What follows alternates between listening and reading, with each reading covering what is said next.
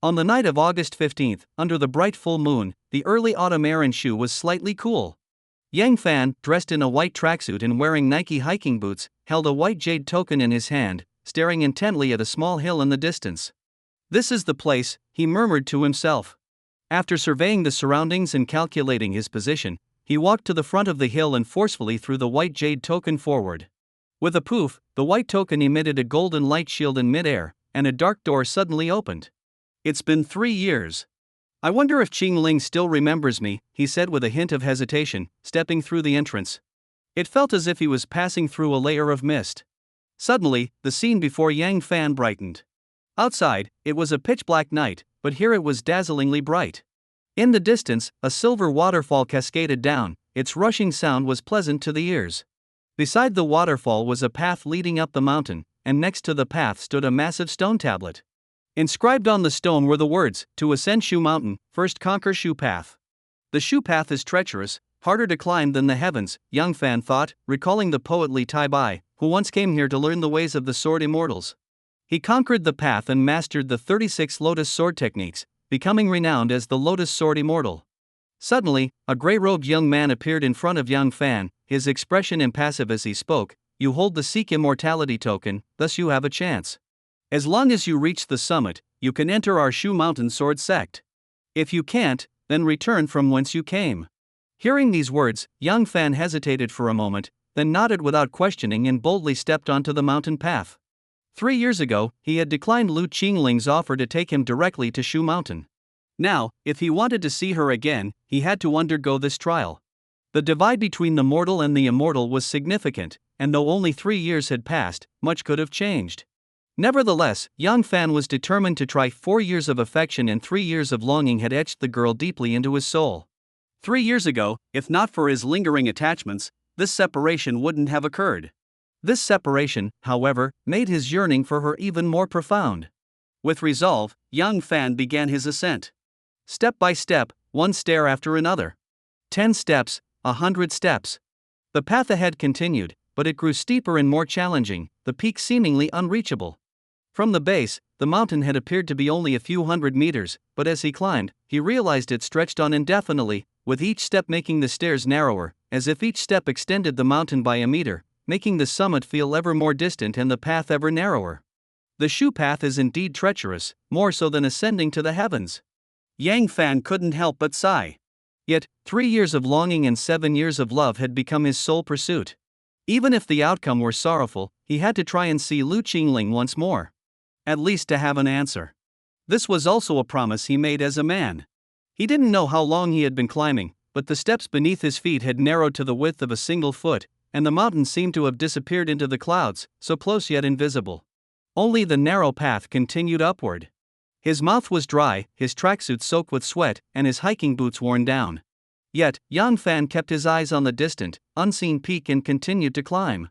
By now, he was using both hands and feet to ascend, but as he climbed higher, even the steps before him were too narrow to set a foot upon. Around him, there was only emptiness, as if stepping off the path would send him plummeting into an endless abyss.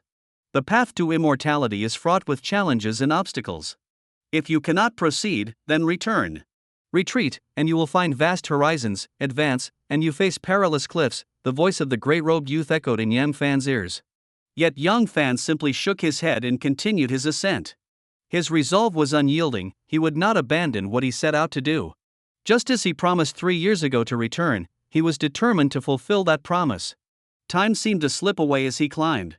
The steps before him were no longer steps but rather seemed like a staircase in the sky, or rather, airborne blades. The sharp stone steps had transformed into knife edges, cutting into his flesh as he climbed. Blood flowed freely, some of it splashing onto his face, some dripping below. Despite the pain, Yang Fan did not give up. His desire to see Lu Qingling outweighed any hardship. Finally, as he reached for the next step, his grip faltered. With a gasp, he slipped, his body sliding downward. Instinctively, he reached out for the steps, but they eluded his grasp, and he plummeted rapidly into the abyss below. "Am I going to die?" Yang Fan whispered to himself. "Do you regret it?" a voice asked, somewhere between reality and illusion. A vivid image of a charming, lively figure flashed in Yang Fan's mind, and a bitter smile touched his lips. This was my choice. How could I regret it? Even in death, you do not regret, the voice pressed. I do not regret. Yang Fan replied firmly. Suddenly, the sensation of falling vanished. He opened his eyes to find himself once again before the waterfall, the stone tablet beside it inscribed with just 2 characters, Shu Mountain. The gray-robed youth stood impassively before the path. Seeing Yang Fan awaken, he said, "Follow me. The sect master is waiting in the grand hall." With that, the gray-robed youth approached Yang Fan, lifted him effortlessly, and with a flash of golden light beneath his feet, they soared through the air. Sword flight. Yang Fan's heart trembled slightly. Although he had witnessed such feats in novels 3 years ago, experiencing it firsthand was an entirely different thrill, novel, terrifying, and exhilarating.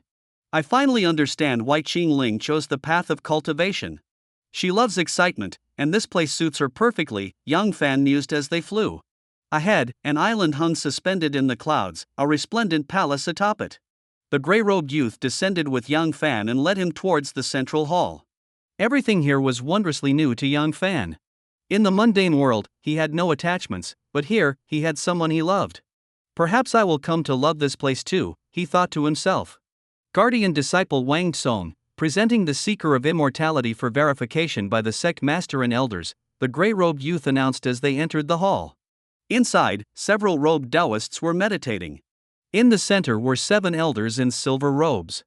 One of them opened his eyes and asked, "Is this the one with the worldly ties to Linger?" "Indeed," replied the gray-robed youth before stepping back. "Come forward," the elder said, his gaze sharp as lightning. Yang Fan felt a tremor in his heart but reminded himself that he had done no wrong. He stepped forward with confidence, earning a glint of approval in the elder's eyes.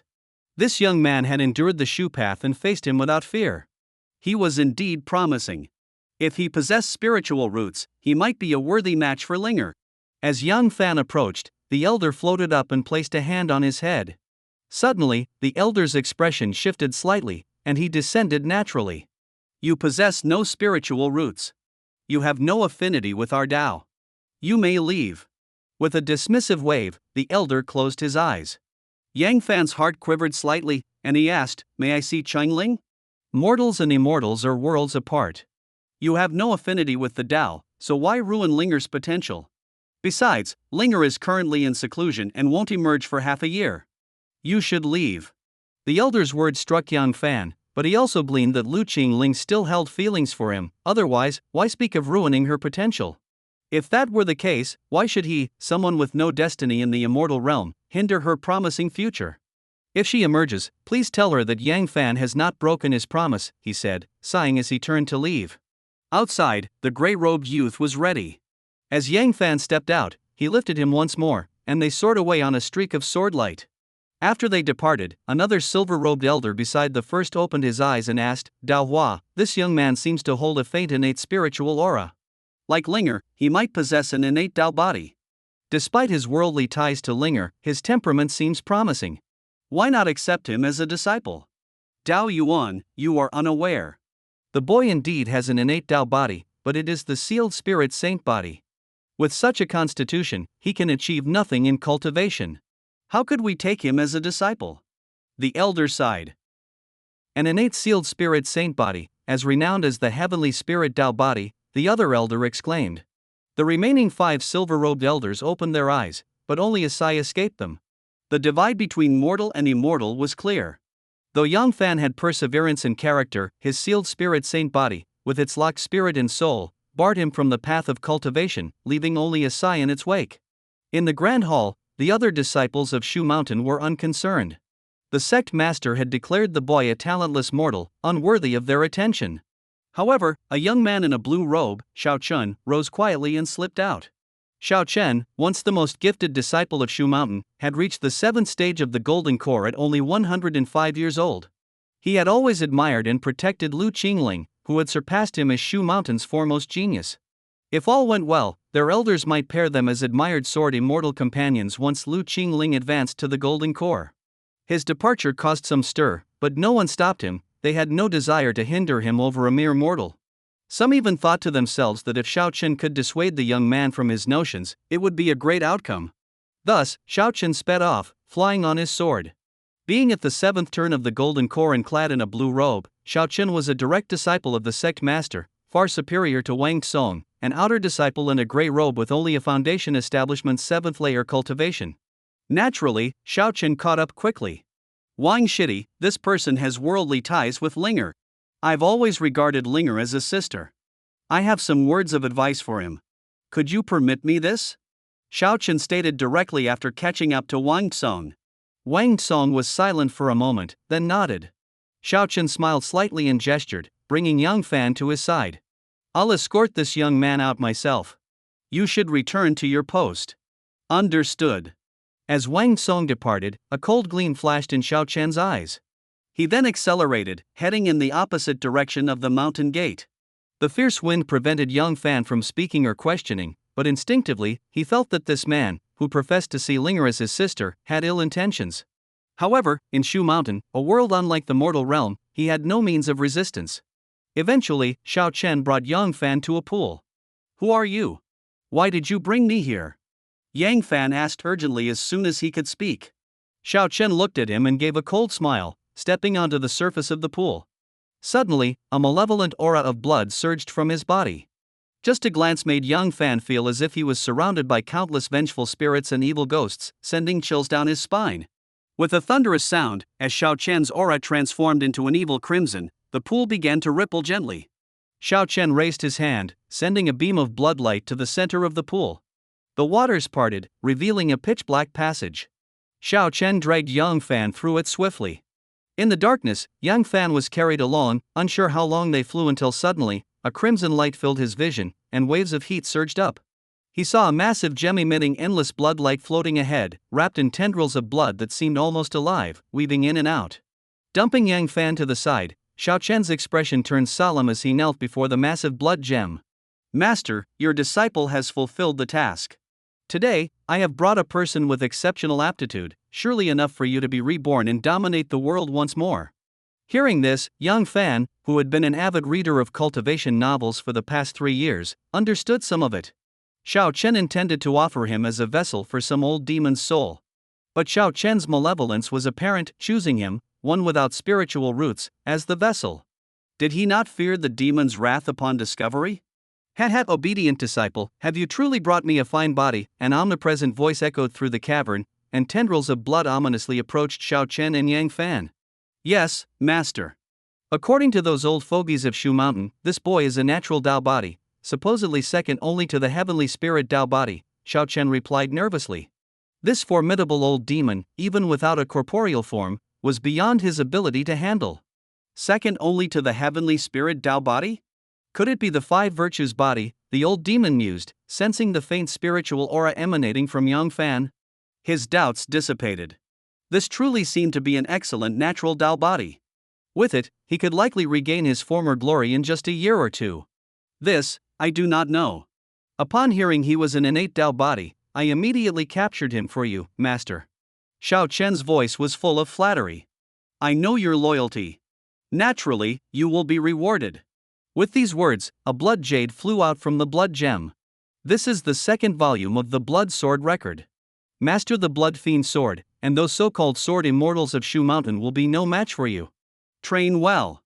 When I am reborn, I shall make you my chief disciple. Thank you, master. Grabbing the blood jade, Xiao Chen, after a quick glance, was overjoyed and began his cultivation. Seeing Xiao Chen's unusual behavior, the old demon was slightly suspicious. In the past, Xiao Chen would never linger in the blood cave after receiving benefits. Yet the unmistakable spiritual aura from Yang Fan indicated a supreme innate Dao body. All the blood tendrils surged towards Yang Fan. A seasoned cultivator would recognize that this old demon was likely a supreme entity in the cultivation world. His soul had long fragmented into tangible blood tendrils, each one a complete primordial spirit. Just one step further, and they could become powerful avatars. The blood tendrils coalesced into a handsome youth of blood hue, who addressed Yang Fan, "Boy, you are about to die. Do you have any last wishes? As you are lending your body to me, I shall fulfill one for you. Anything at all?" Yang Fan asked. Of course. Once I am reborn, what could be beyond my reach? The old demon laughed heartily in his youthful form. Yang Fan pondered, then said, very well, kill Xiao Chen for me. He is my greatest enemy right now. With this statement, Xiao Chen, feigning cultivation, was taken aback, fearing the old demon might heed Yang Fan's request and turn on him. "Fear not, my disciple. This boy's audacity to sow discord between us is truly detestable. I shall refine his soul and seize his body, thwarting any further scheming," the old demon declared, transforming back into blood tendrils and pouring into Yang Fan. As the blood entered, an unbearable heat surged through Yang Fan, as if his soul were being torn apart. In mere moments, he heard another voice in his mind, "Damn, it's the sealed spirit holy body. Shao Chen, I swear I'll ensure you die without a grave." A more intense heat radiated from within, and, as if engulfed in flames, Yang Fan succumbed to the increasing heat and lost consciousness. Watching Yang Fan writhe in agony, bloodlight emanating from his body as if trying to burst forth but being restrained by an unknown force, the scene unfolded. Shao Chen stood up, a smirk playing at his lips as he watched the scene unfold. Inside, however, his heart was anything but calm. Once the old demon took over the young man's body, Shao Chen planned to slay him with a single stroke, eliminating any future threat to his power. He cast a greedy glance at the massive blood-hued gem, licking his lips. The blood demon relic would soon be his. With it, achieving a breakthrough from the core formation to the nascent soul stage or even reaching the higher void refinement stage or the tribulation stage was not out of the question. No, Shao Chen corrected himself with a sly smile. He was no longer just a cultivator, he was the true successor of the blood demon. With the blood demon relic, even if he didn't become as powerful as the blood demon ancestor, reaching the late stage of demonic transformation equivalent to the late void refinement stage would leave him unmatched in the dwindling cultivation world on Earth. And if it came to leaving Earth with those foolish others to enter new cultivation realms, he would still stand as a formidable figure, ready to establish his own sect. Finally, Yang Fan ceased moving. Shao Chen smiled, his flying sword poised to strike. He pierced Yang Fan's body hundreds of times, believing he had thoroughly riddled the form, whether it was now the old demon or still Yang Fan, with holes. Yet what happened next caught him by surprise. Under the intense blood aura, the wounds he inflicted began to heal slowly. This frightened Shao Chen. He raised his sword to decapitate Yang Fan, but as he struck, an even more powerful bloodlight surged from Yang Fan's body. "Boy, I will kill you." The familiar voice of the old demon emanated from a crack in Yang Fan's neck, a wisp of blood aura seeping out. Instantly, Shao Chen stayed his hand, fearing that if he continued, the old demon trapped within Yang Fan might break free. He stared at Yang Fan for a long moment. Then Shao Chen soared up, collected the massive blood demon relic, and left the cave on a streak of swordlight. Breaking through the pool's surface, Shao Chen set up a trapping formation over it. The boy's constitution was indeed extraordinary. As long as the old demon couldn't leave his body, he would never reach beyond the core formation stage. The formation Shao Chen laid was unmovable by anyone without core formation cultivation. Once he refined the blood demon relic and his power greatly increased, even if the old demon broke free, it would be of no consequence to him. With these thoughts, Shao Chen took to the sky, leaving the pool behind. When Yang Fan awoke, he found himself surrounded by an endless crimson hue. The entire space seemed both real and illusory, leaving him unsure of his location. The blood-red young man who had previously spoken to him stood right before him, but now he was bound to a golden pillar, creating an eerie scene. The space was filled with an endless blood mist, yet it seemed to pose no harm to Yang Fan. "Boy, you're awake." The young man lifted his head, and to Yang Fan's shock, his face now mirrored Yang Fan's own. This sudden change made Yang Fan's heart skip a beat. "Ha boy, there's no need to fear. This is your sea of consciousness. I never imagined that what is called the world's most useless body, the sealed spirit soul-locking body, would have a sea of consciousness even larger than the heavenly spirit Tao body. No wonder some refer to it as the sealed spirit sacred body. Truly remarkable. If it weren't for the sealing god pillar, I would say this is the true number one innate Tao body." The young demon's words, though mostly incomprehensible to Yang Fan, left him silent. This unfamiliar environment left him bewildered. Everything around him seemed disconnected from reality, and even Yang Fan himself felt a lack of true presence. So you're just a clueless kid. No matter, you'll soon learn everything. Boy, how about we make a deal? Seeing Yang Fan's confusion, the young man proposed. "What kind of deal?" Yang Fan asked, somewhat awkwardly. "I'll let you devour me, but you must do something for me." The young man spoke without a trace of sorrow, instead displaying a deep-seated resentment. "Devour you? Like what you tried to do to me before?" Yang Fan looked coldly at the young man who now resembled him, and a surge of hatred rose within him. As this hatred surfaced, the surroundings seemed to swirl with a violent wind, causing the crimson to churn. Boy, stop! The young man on the ceiling god pillar showed signs of pain. This was Yang Fan's sea of consciousness, naturally under his control. Coupled with the ceiling god pillar that bound the demon had no means to resist Yang Fan. The proposed deal was merely an attempt to take advantage of Yang Fan's ignorance. Oh, you're in pain. I think I'm starting to understand what your sea of consciousness is. Yang Fan suddenly laughed. He focused on the old demon, and a thought crossed his mind. Immediately, a bloodline appeared on the old demon's body, growing larger and causing the demon's face to pale. Ah, the old demon roared in anger, his eyes reddened. Countless blood tendrils converged on him, causing his originally normal-sized form to swell several times over. Don't force me into a mutual destruction with you. With this shout, the imposing aura he had briefly shown was quickly reined in. A faint golden light emanated from the ceiling god pillar, suppressing the old demon's newly gained power. Ha ha! This is fun. So this is what it's like to have control over everything. Old demon, you mentioned a deal, right? Yang Fan looked at the old demon with a wicked grin, seemingly plotting something. Yes, agree to do one thing for me, and I'll let you devour me without resistance. How about it? The old demon said, panting. Yang Fan sneered, in your current state, do you think you can resist? True, I can't resist. But I can destroy myself. If I do, you'll get my soul power, but none of my memories, knowledge, or the endless secrets I hold. You'll get nothing, the old demon declared, seemingly resigned, watching Yang Fan with an intensity that suggested he might truly self-destruct. Yang Fan paused, weighing his options. After some thought, he asked, what do you want me to do? Kill Xiao Chen? The old demon scoffed, Xiao Chen? No, he's just a pawn.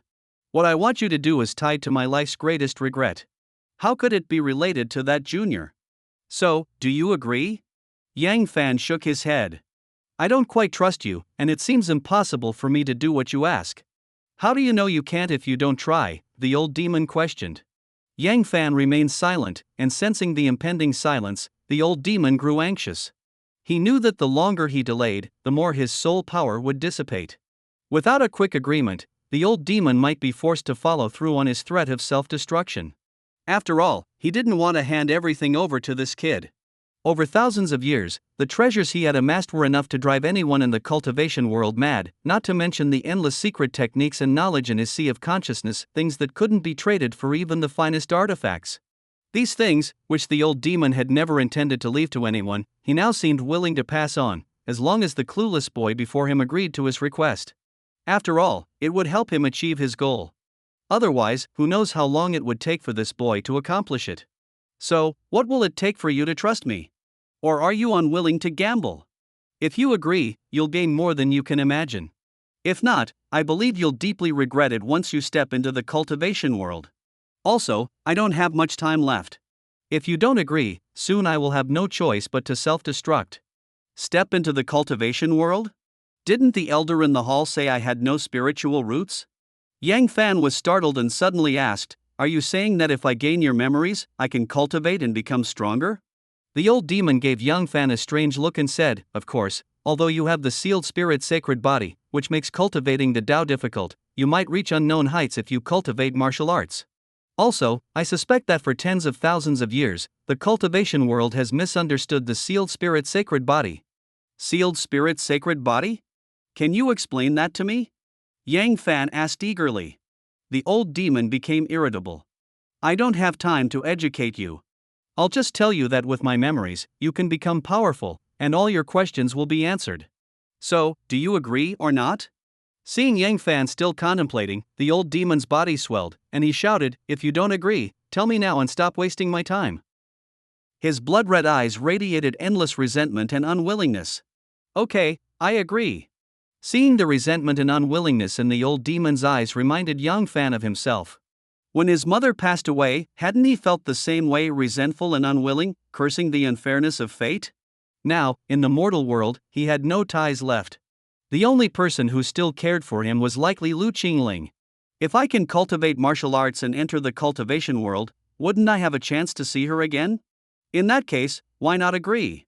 I want you to destroy the Heavenly Sword sect, the old demon's cold voice echoed. Yang Fan was taken aback but then saw the old demon suddenly disperse, flooding him with endless information. In an instant, the overwhelming volume of information pushed Yang Fan's consciousness into a state of unconsciousness. When Yang Fan opened his eyes again, he found himself enveloped in complete darkness. This time, with the memories of the old demon now part of him, he understood that he had returned to reality. In his mind, a complex web of memories intertwined the glory, failures, and endless tales of love and hatred spanning thousands of years from the old demon. He also learned the old demon's name, Li Changfeng. Li Changfeng wasn't originally human. Before becoming known as Li Changfeng, he was a snake demon. After cultivating for tens of thousands of years and on the verge of transforming into a true dragon to ascend, he caught the eye of blood demon Zhong Lai, the master of the blood fiend sect, who sought to make him a mount. Naturally, the snake demon refused. Despite its limited intelligence, it fought Zhong Lai for 3 years, eventually finding an opportunity to swallow him. However, after acquiring Zhong Lai's memories through demonic arts, the snake demon's body was corroded by the blood fiend. Sensing the impending dragon transformation tribulation, the snake demon used the blood fiend's sex techniques to transform its unformed demon spirit into a blood fiend primordial spirit and reincarnated into an infant, Li Changfeng. Transitioning from demon to human while cultivating the blood fiend's sex core techniques, Li Changfeng naturally became a tyrannical and malicious demon cultivator. At the age of 3, to cultivate the blood fiend magic, he turned his entire village into a river of blood, with his mother being the first victim. Over the next 20 years, Li Changfeng's blood fiend magic advanced rapidly. With his inherently powerful demon spirit, he not only cultivated countless blood fiend primordial spirits but also refined his body to a level unmatched by even the mightiest martial saints.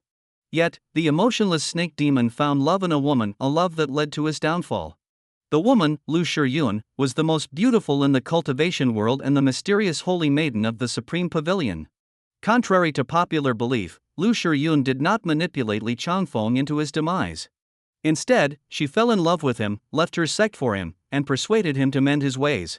The couple planned to retire to a secluded Immortal mountain, away from the cultivation world's affairs. However, Lu Shiyun was captured by Lin Jiannan of the Heavenly Sword sect, who humiliated and threatened her to reveal Li Changfeng's whereabouts, ultimately killing her. In a rage for his beloved, Li Changfeng attacked the Heavenly Sword sect, the premier sect of the cultivation world, resulting in a bloodbath that saw tens of thousands of disciples slain. However, the sect, rich in formidable practitioners, dispatched a supreme elder, a 7 tribulations loose Immortal, who gravely injured Li Changfeng. Ultimately, he escaped with a sliver of his primordial spirit, driven by boundless blood energy, to Earth's cultivation world. There, to restore his strength and seek revenge, Li Changfeng unleashed a reign of blood and terror. He cultivated the blood demon relic and trained the legendary blood demon patriarch, only to be betrayed by his disciple and sealed beneath Mount Shu. After thousands of years, he encountered Xiaochen by chance, who had strayed into the pool, and tempted him into becoming a demon. Ironically, both the blood demon patriarch of old and now Xiaochen, nominally his disciples, betrayed Li Changfeng, each delivering a heavy blow. The blood demon patriarch sealed him away, preventing him from ever using the blood demon relic. Xiaochen went further, bringing Yang Fan, a sealed spirit sacred body, to annihilate Li Changfeng and take the blood demon relic, formed from the blood of millions of slain cultivators. Yet, what Li Changfeng truly despised was not these betrayals, but the Heavenly Sword sect that killed Lu Shiyun. Thus, after acquiring Li Changfeng's memories, Yang Fan, despite his disdain for Li Changfeng's actions, admired his devotion. His disdain for the Heavenly Sword sect, which proclaimed righteousness yet engaged in despicable acts, deepened. As promised, Yang Fan resolved to destroy this sect, which was less honorable than the demon cultivators it claimed to oppose. Besides Li Changfeng's life story, Yang Fan gained much more knowledge of the merits and flaws of various sex techniques, their treasures, and the locations of some of Li Changfeng's hoarded relics. These were the true sources of the overwhelming information now flooding Yang Fan's mind. Fortunately, since Li Changfeng had willingly integrated his memories into Yang Fan's mind, they were somewhat organized. Like data stored in a computer, while Yang Fan couldn't fully comprehend the content, related information was categorized and packaged together. For instance, the sealed spirit's sacred body. According to Li Changfeng's knowledge, only 3 instances had been documented in the cultivation world over hundreds of thousands of years. Its rarity was comparable to the legendary heavenly spirit Dao body. However, while the sealed spirit's sacred body was notoriously unable to cultivate any energy, making it difficult to establish oneself in the cultivation world, the heavenly spirit Tao body excelled in any cultivation endeavor. It was a true genius maker, destined to ascend within a century unless prematurely destroyed. Although the sealed spirit's sacred body couldn't cultivate true energy, it had an absolute advantage in the initial stages, whether in the foundational stage for cultivators or the postnatal stage for martial artists. Unable to cultivate energy, those with this body type exhibited physical strength far superior to typical practitioners. The earliest recorded sealed spirit's sacred body had once refined its physical body to the level of a 7th-level beast. In the cultivation world, beasts were ranked from 1 to 9, with 7th-level beasts equivalent to martial emperors or the void refinement stage of cultivators. This leads to a discussion of the current divisions in the cultivation world. Notably, there are 3 main paths: Immortal cultivation, demon cultivation, and martial cultivation. Martial cultivators are divided into 5 realms: postnatal, prenatal, king, emperor, and martial saint. Breaking through the martial saint realm allows one to shatter the void and become a powerful martial god. Immortal cultivators progress through 6 stages: foundation establishment, core formation, nascent soul, void refinement, tribulation, and great ascension. The first 4 stages correspond to martial cultivation stages, with the tribulation and great ascension stages being equivalent to the martial saint level. Though martial practitioners do not face tribulations, shattering the void is more challenging than overcoming tribulations. A martial practitioner who shatters the void earns the title of martial god, equivalent to the heavenly immortal of immortal cultivators. Demon cultivators share a similar structure with 6 stages: entering demon, demon core, demon infant, demon transformation, tribulation, and ascension. Their power level closely aligns with that of immortal cultivators. Within Li Changfeng's memories, there are 3 cultivation techniques suitable for me. Yang Fan contemplated after reviewing Li Changfeng's memories. The names of these 3 techniques were 7 apertures refinement, extreme body refinement, and Buddha's golden body. Among them, Buddha's golden body was the most challenging to begin with, requiring one to calm the mind and recite the Mahayana scriptures for 10 years until achieving enlightenment before it could be practiced. Naturally, Yang Fan immediately dismissed this option. This left extreme body refinement and 7 apertures refinement. The former was the most common body cultivation method in the cultivation world. It followed a step-by-step process from the outside in first refining the skin, then muscles, internal organs, and bones, making it the most orthodox body cultivation method. The latter took a different approach, focusing on the heart, reconstructing it to cultivate a 7 apertures exquisite heart. This heart would absorb the energies of yin, yang, and the 5 elements, strengthening the heart, which in turn would fortify the entire body from the inside out. If judged purely on the merits of the technique, 7 apertures refinement from an ancient cave far surpassed the commonplace extreme body refinement of the cultivation world. However, it was also far more perilous, with the risk of death and heartbreak if one was not careful. I have no choice, do I? Yang Fan thought, glancing at the faint bloodlight in the cave. He didn't hesitate for long. He stood up and walked towards the place where the blood demon relic had been stored. As he approached, he caught a strong scent of blood, which made him uncomfortable. However, he didn't retreat. Instead, he extended his hands and quietly activated the blood fiend art, Li Changfeng's specialty, to absorb the blood energy into his body. The greatest tragedy of the sealed spirit's sacred body was its ability to absorb spiritual energy at a speed comparable to the heavenly spirit Tao body, yet it couldn't convert that energy into true qi or spiritual power. After absorbing the blood fiend energy, Yang Fan sat down. He had decided to cultivate 7 apertures refinement. Trapped at the bottom of this dark, sunless pool, perfecting 7 apertures refinement was his only hope of escape. Following the technique, Yang Fan quickly directed all his blood energy, blood, and even the vital essence sustaining his body into his heart. Thump, thump, thump. With a series of bursts, the 8 blood vessels connecting his heart to other organs ruptured simultaneously. Yang Fan felt a sharp pain, followed by a sense of life slipping away and a hazy consciousness. But thinking of his mother's tragic death, Xiao Chen's betrayal, his promise to Li Changfeng, and his desire to see Lu Qingling again, he fought to stay conscious, continuously operating the 7 apertures refinement method to break and restructure, to refine his heart into a 7 apertures exquisite heart. At this moment, if there were light in the cave, one would see Yang Fan's face devoid of color, his body shriveled like dry wood, with only his heart showing faint flashes of bloodlight. These lights continuously cut into his heart, bringing endless pain but also causing the heart to undergo inexplicable changes. Break and then establish a 7 apertures heart is formed. As the blood light gradually subsided, 7 colored light emerged from Yangfan's transformed heart. The colors of the 5 elements red, white, black, blue, yellow along with 1 bright and 1 dim light made his heart exceptionally beautiful. 1 aperture, 2 apertures, 3. Yang Fan counted to 7 and smiled, for the 7 apertures exquisite heart was complete. His heart was now covered in dense 7 colored patterns, with 7 differently colored apertures, 1 for each color. These apertures seemed to connect directly with the heavens, able to absorb spiritual energy from the world. Reconnect the vessels. With the 7 apertures exquisite heart formed, the previously severed blood vessels needed to be reattached to nourish the entire body. However, instead of 8 vessels, there were now 49. Yang Fan operated the technique, and one by one, nimble blood vessels emerged from the 7 apertures exquisite heart, connecting to every part of his body. With a pulsing beat, the heart sent the blood, now more concentrated and of higher quality than before, surging through him. This blood, now enhanced, brought astonishing changes to Yang Fan's body. Like an inflatable balloon, his body inflated and deflated with each heartbeat. During contraction, blood returned, and spiritual energy from the heavens entered the heart, refining the blood. When the heart expanded, blood surged out, and spiritual energy merged into the heart. Each beat and each contraction fortified his heart and invigorated his blood, cleansing every part of his body, flesh, organs, even skin, hair, and deep bones of impurities and disease, enhancing his essence of life. Listening to the slow, powerful heartbeat, Yang Fan stood up. The greatest benefit of 7 apertures refinement was that once completed, it required no further cultivation.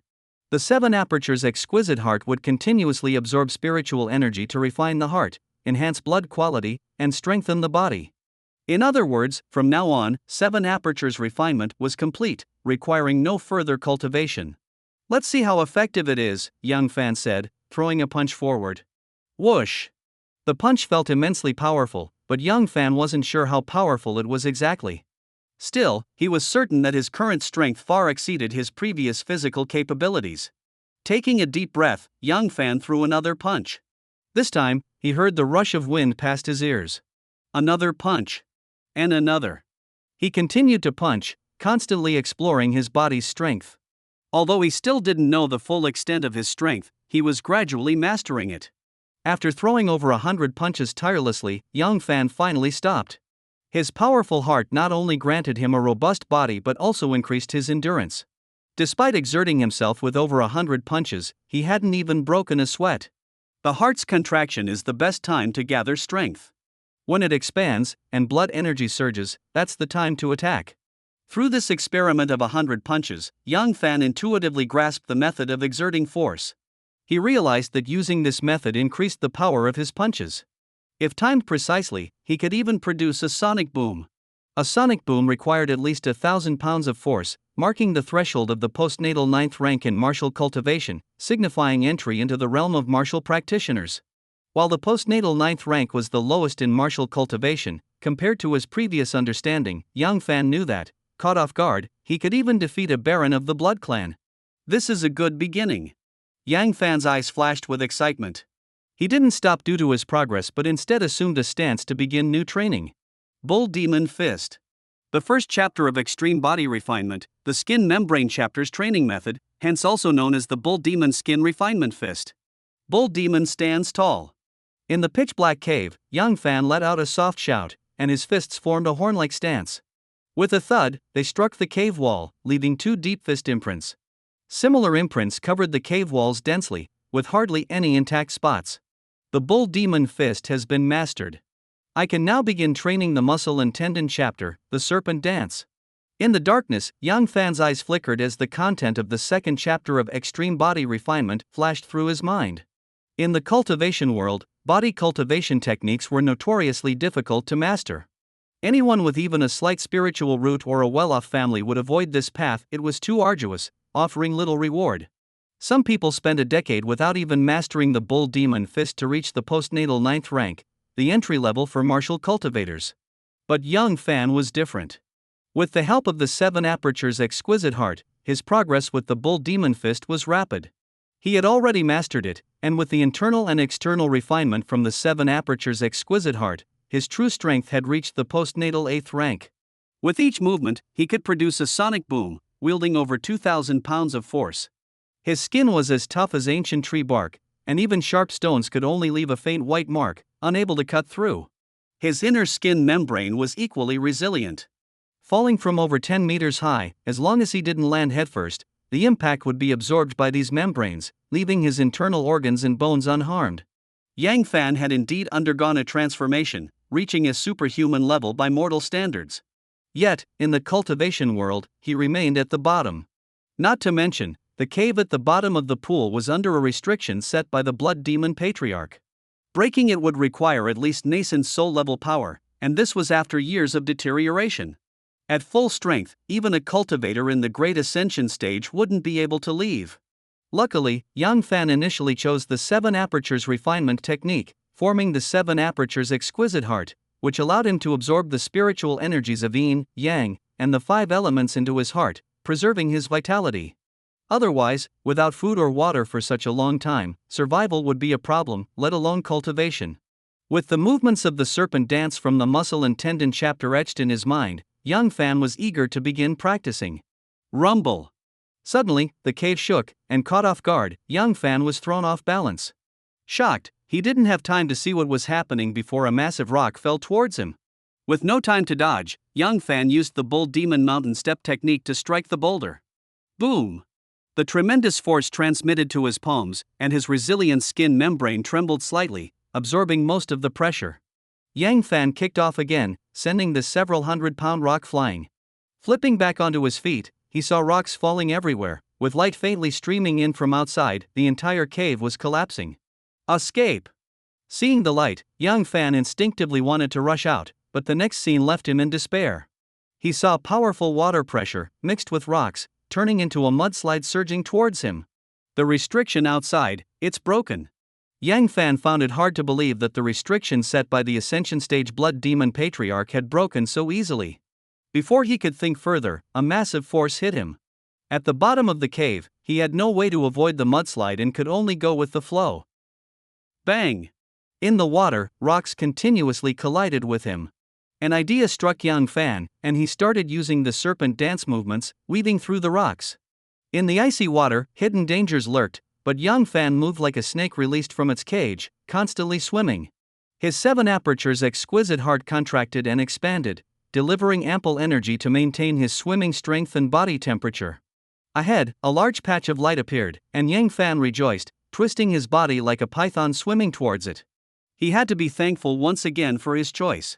Without the 7 apertures exquisite heart, which absorbed the spiritual energies of yin, yang, and the 5 elements, he would have either been crushed by rocks or frozen and drowned in the icy water. Thanks to the 7 apertures exquisite heart, he had a sliver of hope.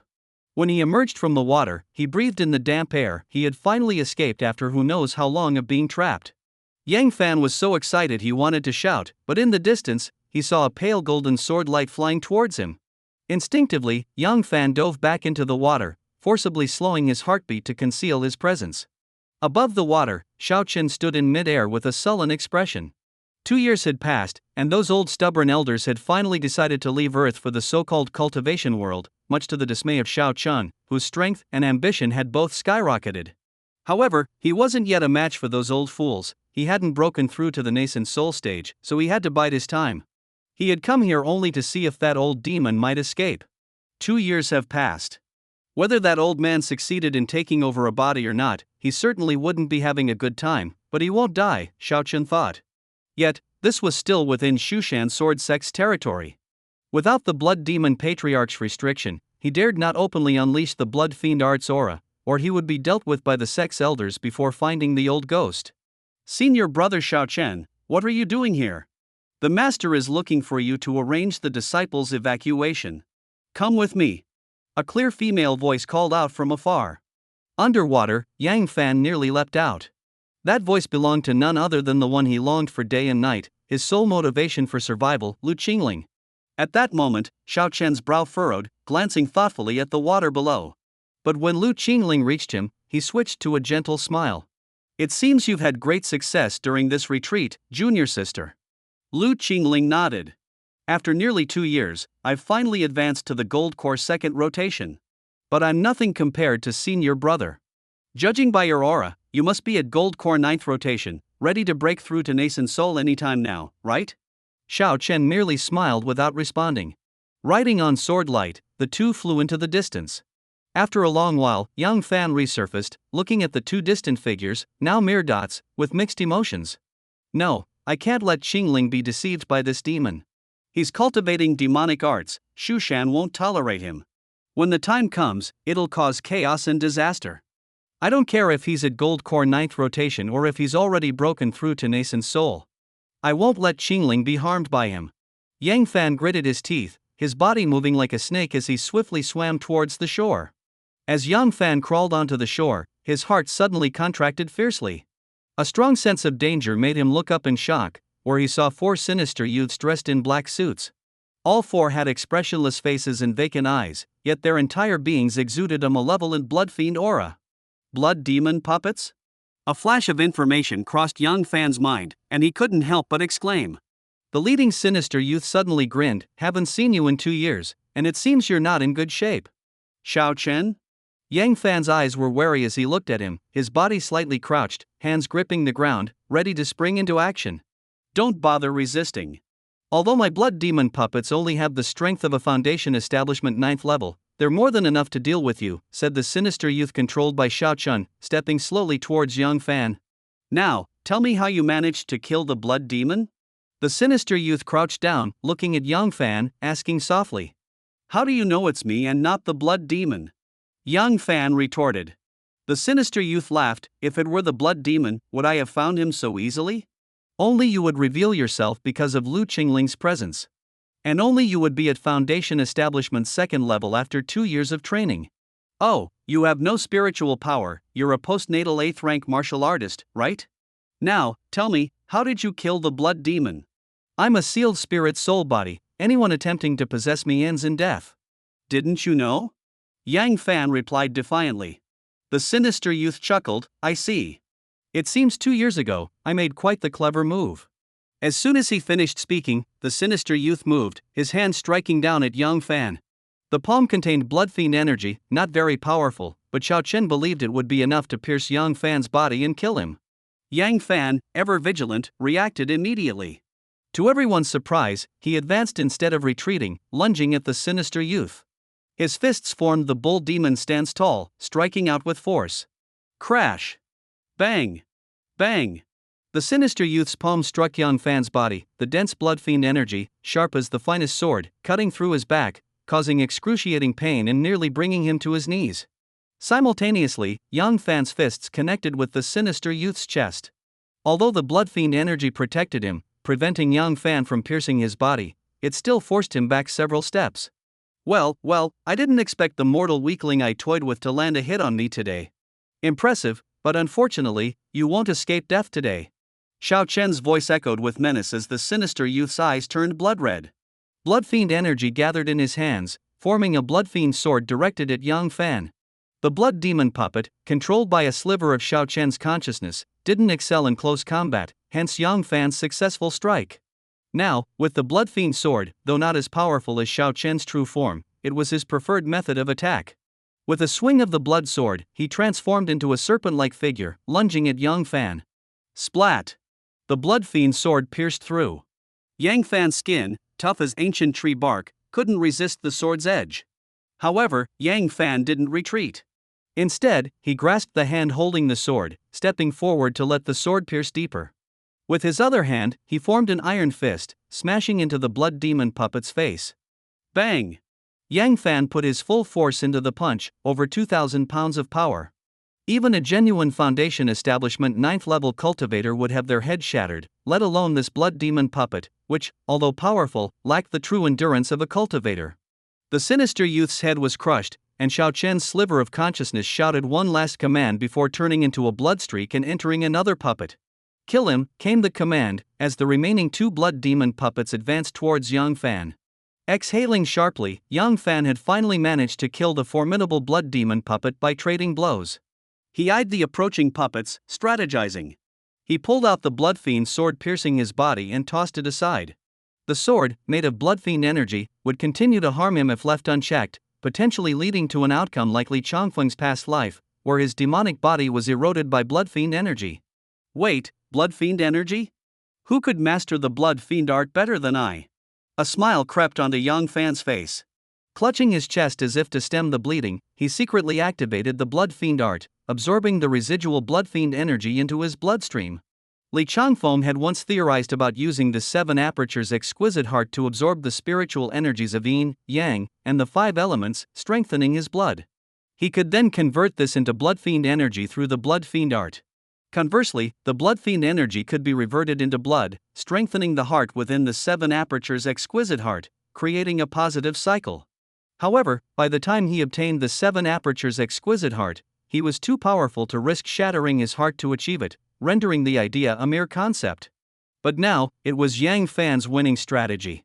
Kill! The command echoed from the blood demon puppets. Transformed into weapons, they unleashed a powerful blood fiend sword aura capable of injuring even a gold core first rotation cultivator. This time, you will die, Xiaochen declared through the puppet, his face dark with malice. Yet, to his surprise, Yang Fan didn't evade. He targeted one of the blood demon puppets and charged.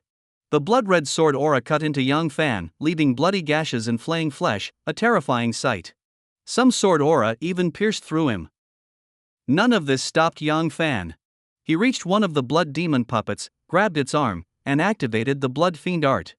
A torrent of blood fiend energy surged from the puppet to Yang Fan. In an instant, Yang Fan's body glowed with a blood-red light. The blood fiend energy converted into pure blood, infused into the 7 apertures exquisite heart, which then circulated throughout Yang Fan's body, visibly healing his wounds. Xiao Chen watched in utter disbelief. He had never imagined the blood fiend art could be so potent. Could this boy become an indomitable force, a being with an undying body? He must have the blood demon's memories. No, I am the blood demon's true successor. I must extract all the techniques he knows, Xiao Chen resolved. Just as Xiao Chen greedily eyed Yang Fan felt a surge of blood energy throughout his body. With just a slight exertion, he could feel the muscles and tendons within him coalescing into thick cords. Is this the manifestation of achieving a minor completion in the serpent dance? Did I just break through from postnatal 8th rank to 7th rank so suddenly? Yang Fan was surprised, but he quickly gathered himself and lunged at the remaining blood demon puppet, landing a punch. Indeed, he found that this punch was much stronger than before, directly knocking the puppet to the ground. Not just strength, but speed too. Roar! The fallen blood demon puppet roared angrily as it climbed back up, its blood fiend aura even thicker, almost tangible. Yang Fan, unfazed, charged forward again, striking the blood demon puppet. The freshly healed body was once again sliced by the blood fiend sword aura. The wounds were deeper than before, nearly exposing the white bone within. Yet, with his speed now greatly increased, Yang Fan reached the blood demon puppet in an instant, employing the same tactic as before. He embraced the puppet, and in a flash, a torrent of blood fiend energy surged into Yang Fan's body. Thump thump. His heart contracted and expanded violently, converting the blood fiend energy into blood, which then circulated through his body via 49 channels. Most of it infused into his muscles, with only a small amount seeping into bones, organs, and skin. When the puppet's blood fiend energy was fully absorbed, Yang Fan felt his muscles tighten. The tendons and muscles that had been like cords now solidified further, transforming into something akin to iron and steel. Another breakthrough. Now I'm at postnatal 6th rank? Yang Fan laughed heartily. He finally grasped the true power of the 7 apertures exquisite heart. In the blood cave at the pool's bottom, deprived of spiritual energy and food, he had used the remnant blood fiend energy from the blood demon's relic to condense the heart, leaving his body weakened. Yet, even so, in 2 years, he had reached postnatal 8th rank, mastering the skin chapter. Now, having just emerged and encountering the 4 blood demon puppets sent by Xiao Chun, he thought he was doomed. In a desperate gamble, he unexpectedly killed one puppet and absorbed the blood fiend energy from 2 others, achieving a minor completion in the serpent dance and advancing 2 ranks. How could Yang Fan remain calm with such rapid advancement? Boy, you're celebrating too soon, Xiao Chen's sinister voice interrupted. Yang Fan sensed something amiss as he glanced over. He found his feet stuck as if mired in a swamp. A formation. I've been careless. The blood demon puppet controlled by Xiao Chen sneered, a sealed spirit body, truly as legendary as the celestial spirit body. Just by absorbing this blood energy, you've naturally advanced 2 ranks. But alas, no matter how fast you advance, it only adds strength, never allowing you to truly enter the cultivation world. What are you trying to say? Yang Fan interrupted Xiao Chen's mockery with disdain. Xiao Chen smirked coldly. What am I saying? You are now a grasshopper caught in my hands, and escaping my grasp is nearly impossible. Reveal everything you know from the blood demon, or I'll make you wish you were dead. You think you can? Yang Fan sneered defiantly. Xiao Chen strode forward. If you don't speak, I'll make you. Suddenly, Xiao Chen's threatening words halted. He watched as Yang Fan stood up. Your greatest mistake was sending those blood demon puppets you created. Had you come personally, how could I have harnessed the blood fiend energy you painstakingly cultivated? Yang Fan chuckled, a victor's laugh. With Xiao Chen's true form called away by Lu Qingling, he had resorted to sending hastily crafted blood demon puppets. However, the blood fiend energy within these puppets was ownerless, toxic to other cultivators but a feast for one who practiced the blood fiend art. Easily appropriating it for personal use explained why Yang Fan could so effortlessly absorb the blood fiend energy from the puppets. Now, he had broken Xiao Chen's formation for the same reason. It was set with the puppet's blood fiend energy, also ownerless. Yang Fan absorbed it and reintegrated new blood fiend energy, turning the formation to his advantage. Now, it was Xiao Chen's puppet that was trapped. Ordinary blood demon puppets can elevate me 1 rank.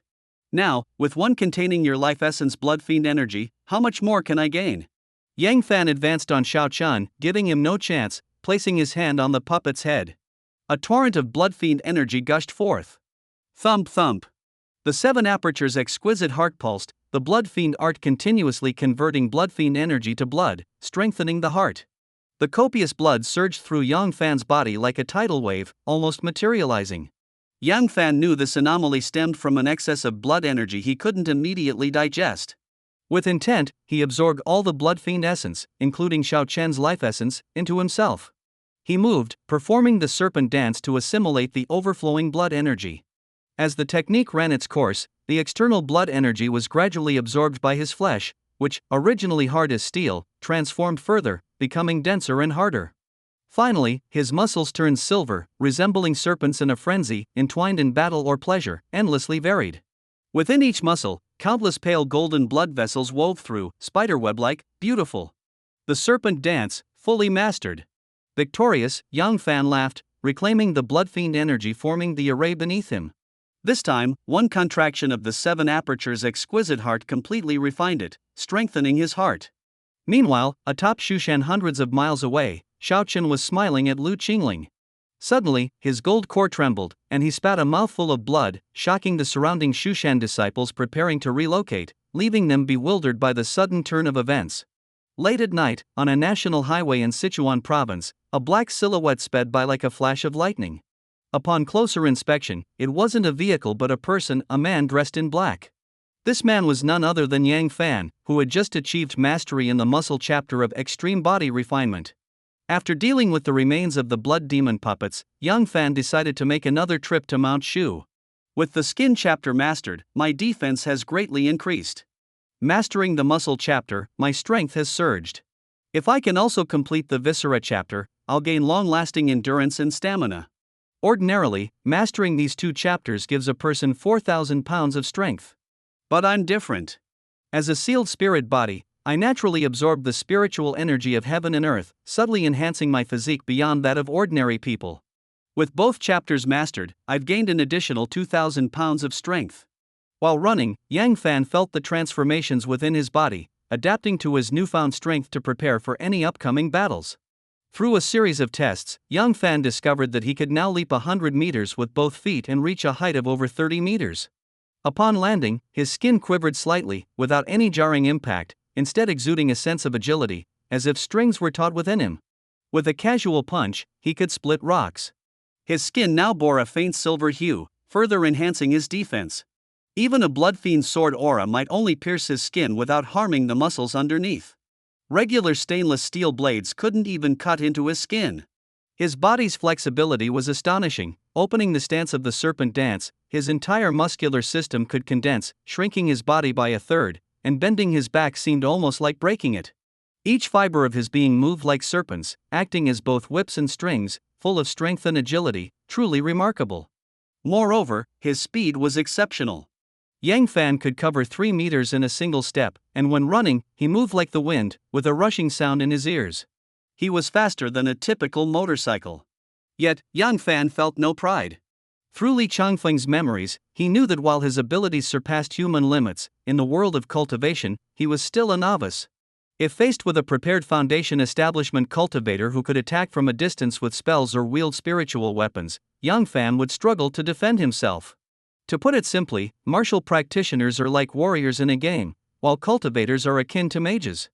However, unlike the physically frail mages, cultivators are generally much stronger, with few obvious weaknesses, Yang Fan assessed, drawing from Li Changfeng's memories and his own understanding.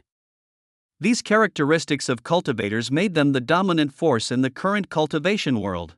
Setting aside those who have formed golden cores in infants, possessing vast powers capable of moving mountains and splitting seas, even the first stage of cultivation, Foundation establishment, was not to be underestimated. From Li Changfeng's memories, Yang Fan learned of the 100 Days Foundation establishment saying, which suggests that for some, reaching this stage takes only 100 days, after which they can succeed in establishing a foundation and forming a golden core.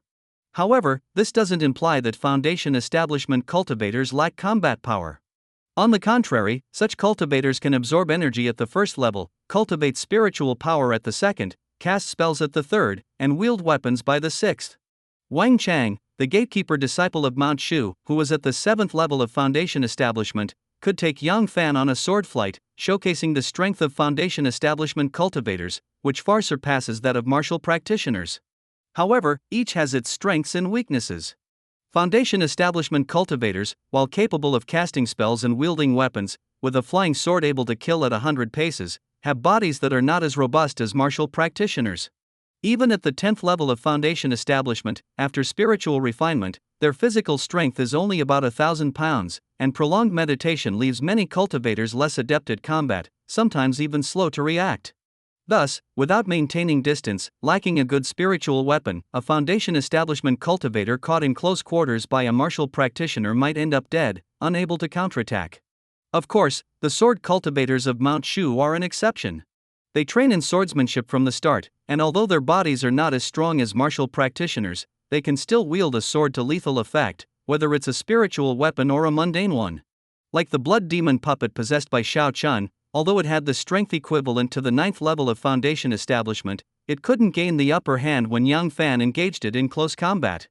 Yet, once it formed the Bloodfiend sword, it could easily strike Yang Fan.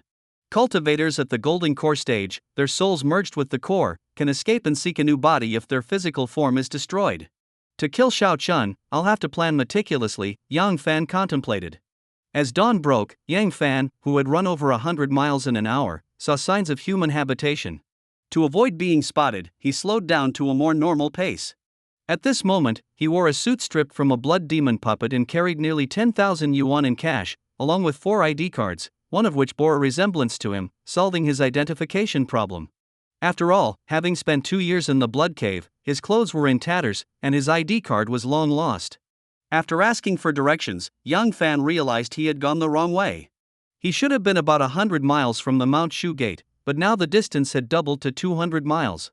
However, in modern transportation terms, 200 miles isn't far. After several changes of transport, Yang Fan arrived at a small town outside the Mount Shu gate. This town, called Changshan Town, was an ordinary little town that Yang Fan had visited 2 years earlier. But this time, he noticed something unusual. The once isolated town now had quite a few foreigners with blonde hair and blue eyes. One of them seemed vaguely familiar to him. However, with his mind focused on Lu Qingling, Yang Fan didn't dwell on it or explore further. Instead, he found a hotel to freshen up and enjoy a hearty meal with the money he had, planning to rest before attempting to breach Mount Shu's gate again that night. This trip to Mount Shu is likely to be fraught with danger. Setting aside Xiao Chun, it's uncertain whether others will let me in or believe my story. But for Qingling, I must go, no matter the risk, he resolved, taking a deep breath and closing his eyes to rest. Late at night, Yang Fan leapt from the window and quietly exited the hotel. Familiar with the route, he quickly located the small hill where the Mount Shu gate was situated. Returning for the second time, although 2 years had passed, for Yang Fan, who had been trapped in the blood cave beneath the pool. It felt like just yesterday. He no longer had the immortal seeking token needed to open the gate, but with the memories of the old demon, Li Changfeng, he had learned a bit about formations. He knew that simply triggering the array base could easily alert those inside. Of course, if he were a cultivator, there would be simpler methods. The fluctuation of spiritual energy would naturally alert those within. However, as Yang Fan tried to locate traces of the mountain gates formation using the methods from Li Changfeng's memory, he was surprised to find that the Mount Shu gate seemed to have been damaged. Has something happened to Mount Shu? Yang Fan's heart tightened. In the cultivation world, the gates of any sect are of utmost importance, especially for an ancient sect like the Mount Shu Sword sect. Such destruction would be impossible unless a major upheaval had occurred. As Yang Fan pondered in uncertainty, a scream echoed from afar. Help! Turning around, Yang Fan saw shadows moving in the distance. His heart tensed, and he leapt towards the sound. Judging by the voice, it's a woman. But why would a woman be here so late at night? Yang Fan wondered, but he didn't slow his pace. Even back when he was an ordinary person, he would have followed up on such a situation. Now that he had stepped into the realm of martial cultivation, how could he hesitate? If he gave up pursuing just because of a little doubt, he knew he would regret it if something truly happened. Please, no.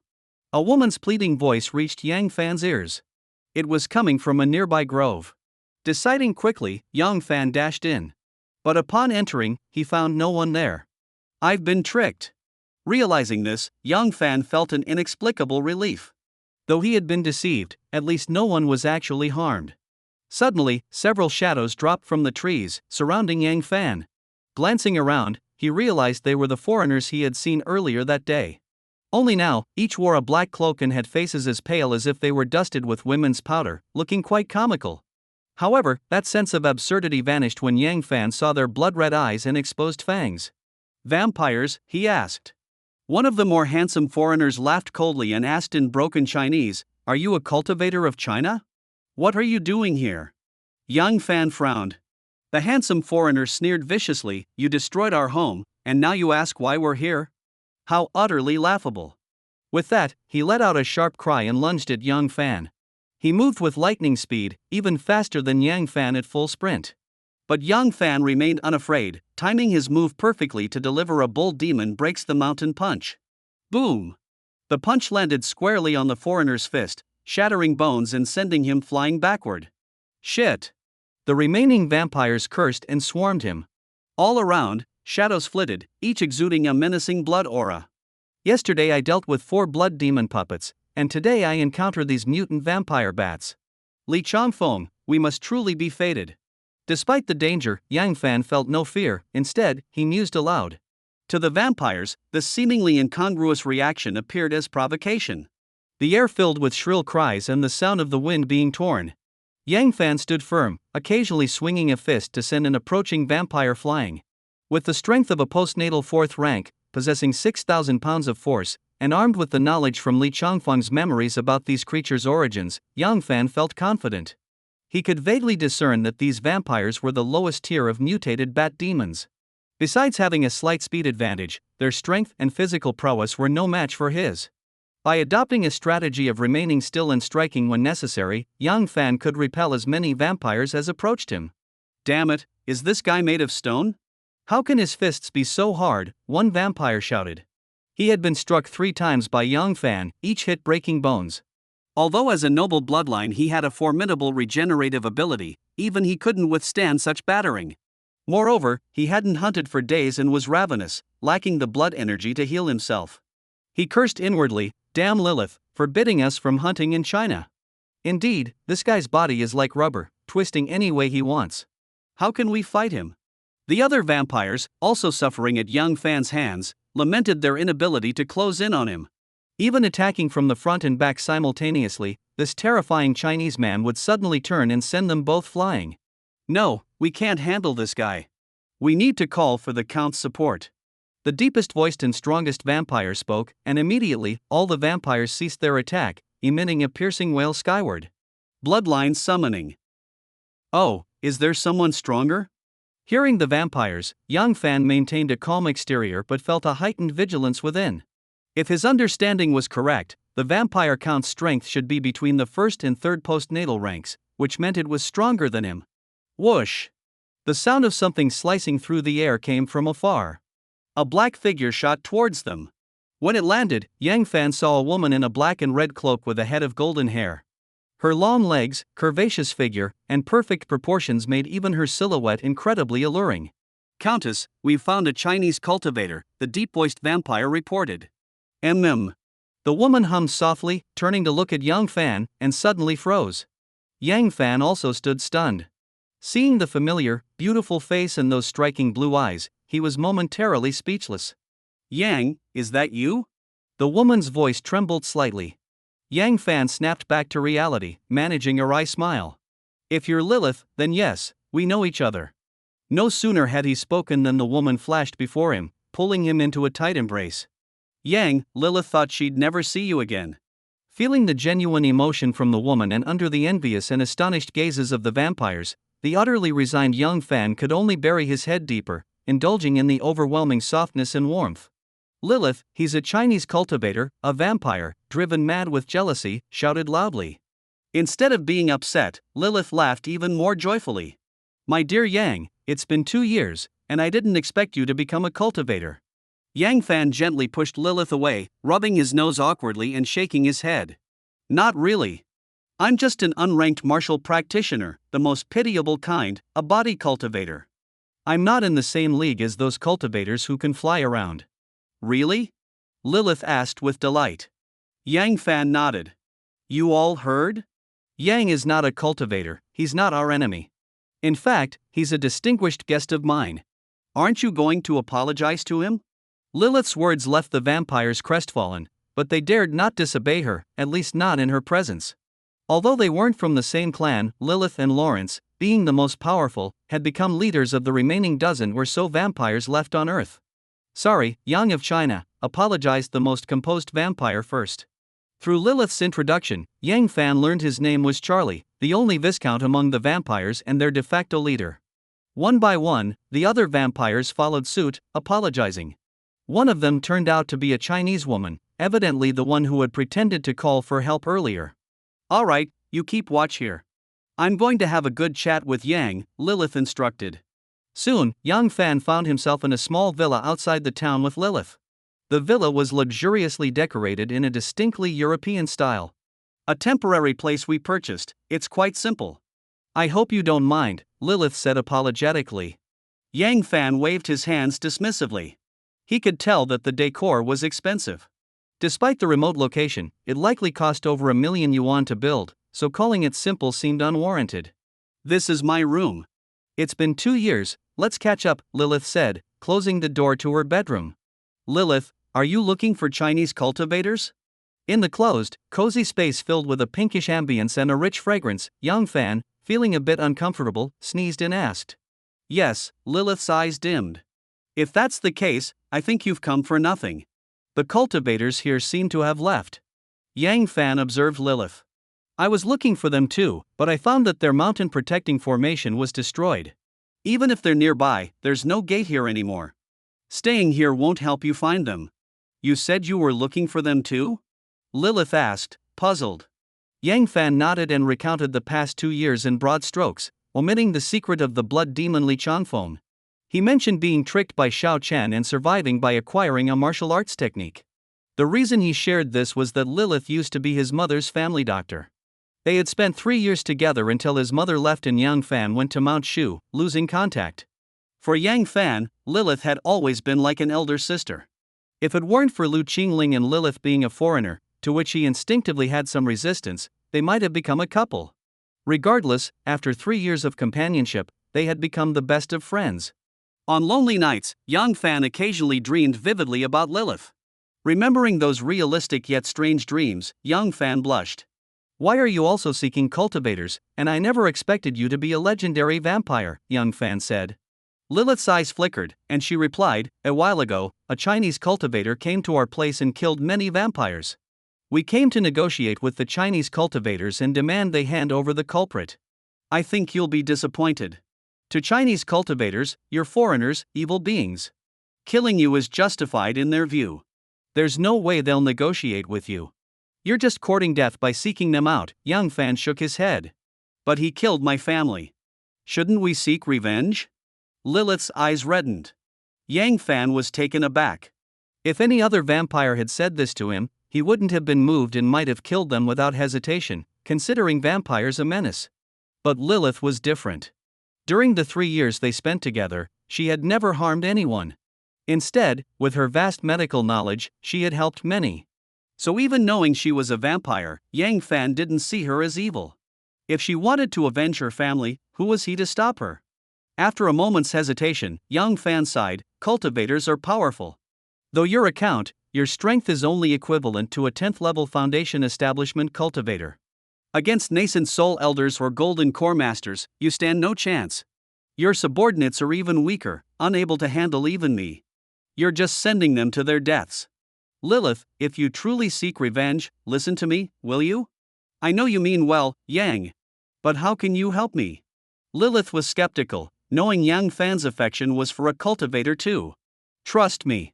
By the way, Lilith, do you know who killed your family? Yang Fan asked. Lilith stared at Yang Fan for a moment, then said, I trust you. The one who killed my family is a cultivator named Zhang Heng. If you can find him for me, I'll be grateful. No need for formalities. You've helped me a lot over the years. It's only right I do something for you. But I still hope you can resolve things peacefully. I'll do my best to find Zhang Heng, but please don't act rashly, okay? Lilith nodded, showing a pitiful expression. Yang, do you really think I helped you a lot? Yes, why? Yang Fan felt uneasy at Lilith's sudden vulnerable demeanor. Then will you do me another favor? Lilith asked softly. Feeling nervous, Yang Fan took a step back, accidentally falling onto Lilith's pink princess bed. To his surprise, Lilith followed, jumping onto him. Her delicate hands pressed against his chest. Lilith is so hungry. Can Lilith have a sip of Yang's blood, please? Yang Fan's heart trembled, but seeing Lilith's pitiful expression, he relaxed and nodded, closing his eyes. Yang, you're so kind. With that, Lilith let out a cheerful cry, and her delicate tongue licked Yang Fan's neck. When her silver fangs pierced his blood vessel, an inexplicable pleasure surged through Yang Fan's body, more intoxicating than anything he'd ever experienced. It was like a forbidden indulgence, leaving him in a euphoric daze. After an unknown amount of time, the sensation of blood loss faded, and Yang Fan regained his clarity. Looking at Lilith nestled against him, sleeping like an innocent girl, he couldn't help but smile. She truly was kind-hearted. Yet being a kind vampire must be a painful existence.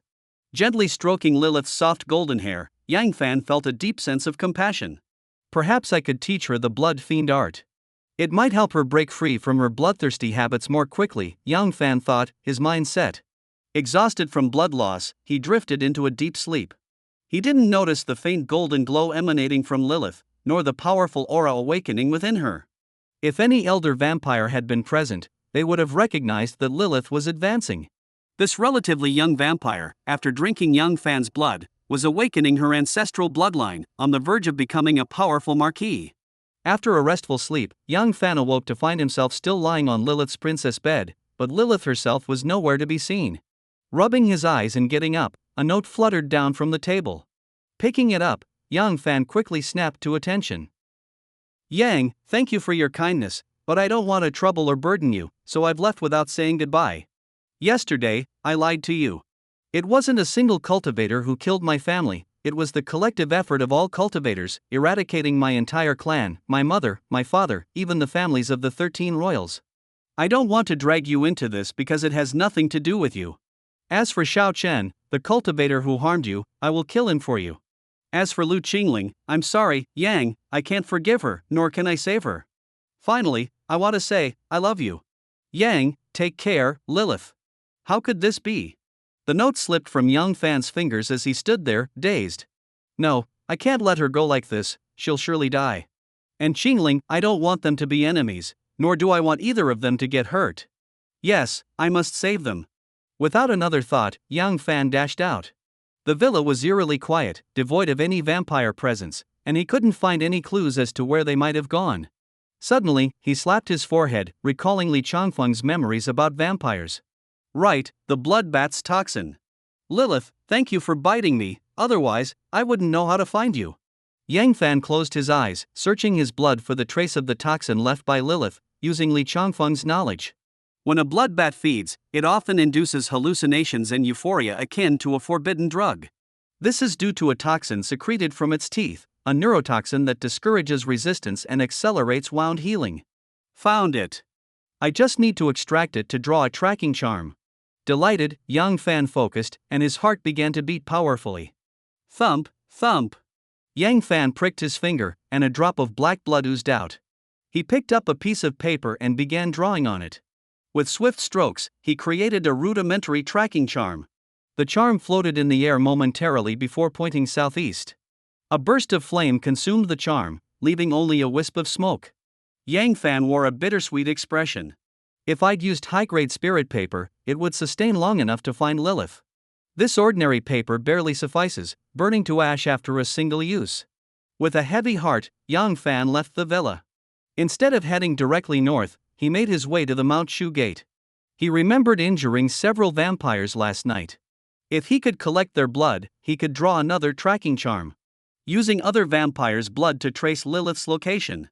Yet as he approached Mount Shu, a sense of danger enveloped him. Who's there? Yang Fan's gaze swept across the area, landing on a familiar figure. I didn't expect you to be so bold, coming back here, a voice he vaguely recognized called out. Yang Fan saw a young man in a gray Taoist robe emerge. Wang Tsong? Yang Fan was startled. Yes, it's me. The gray-robed youth was Wang Tsong, once a gatekeeper disciple of Mount Shu.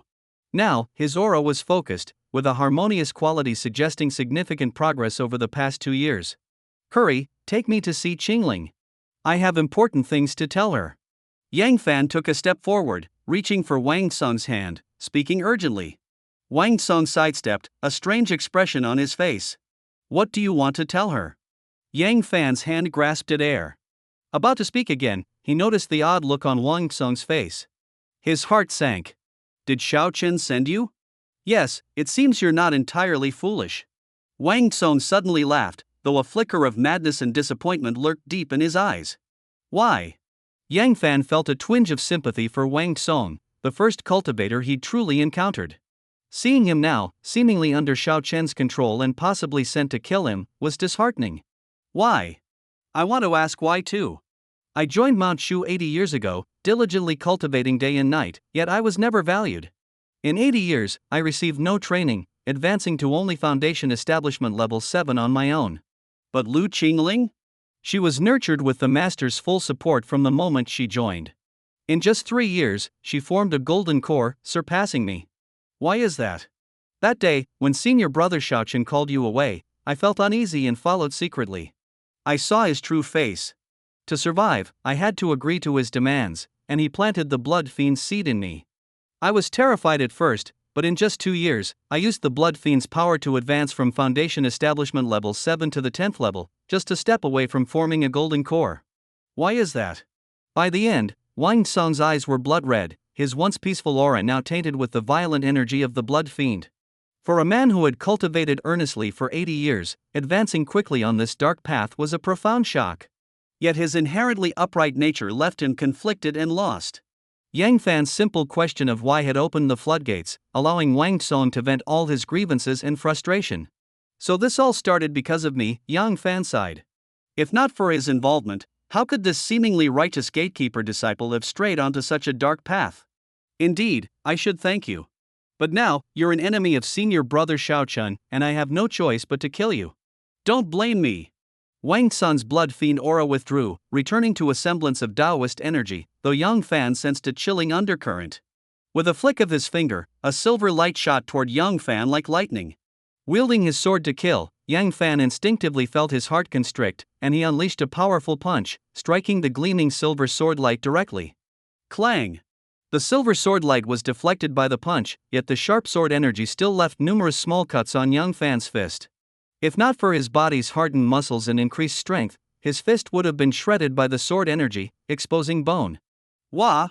Wang Tsong was taken aback. He hadn't expected that after 2 years, a man deemed incapable of cultivation by the sect leader could have come this far. Could his fist really withstand his flying sword? However, his surprise quickly turned to cold determination. So what if you can block one attack? I can unleash countless swords. Let's see how long you can hold out.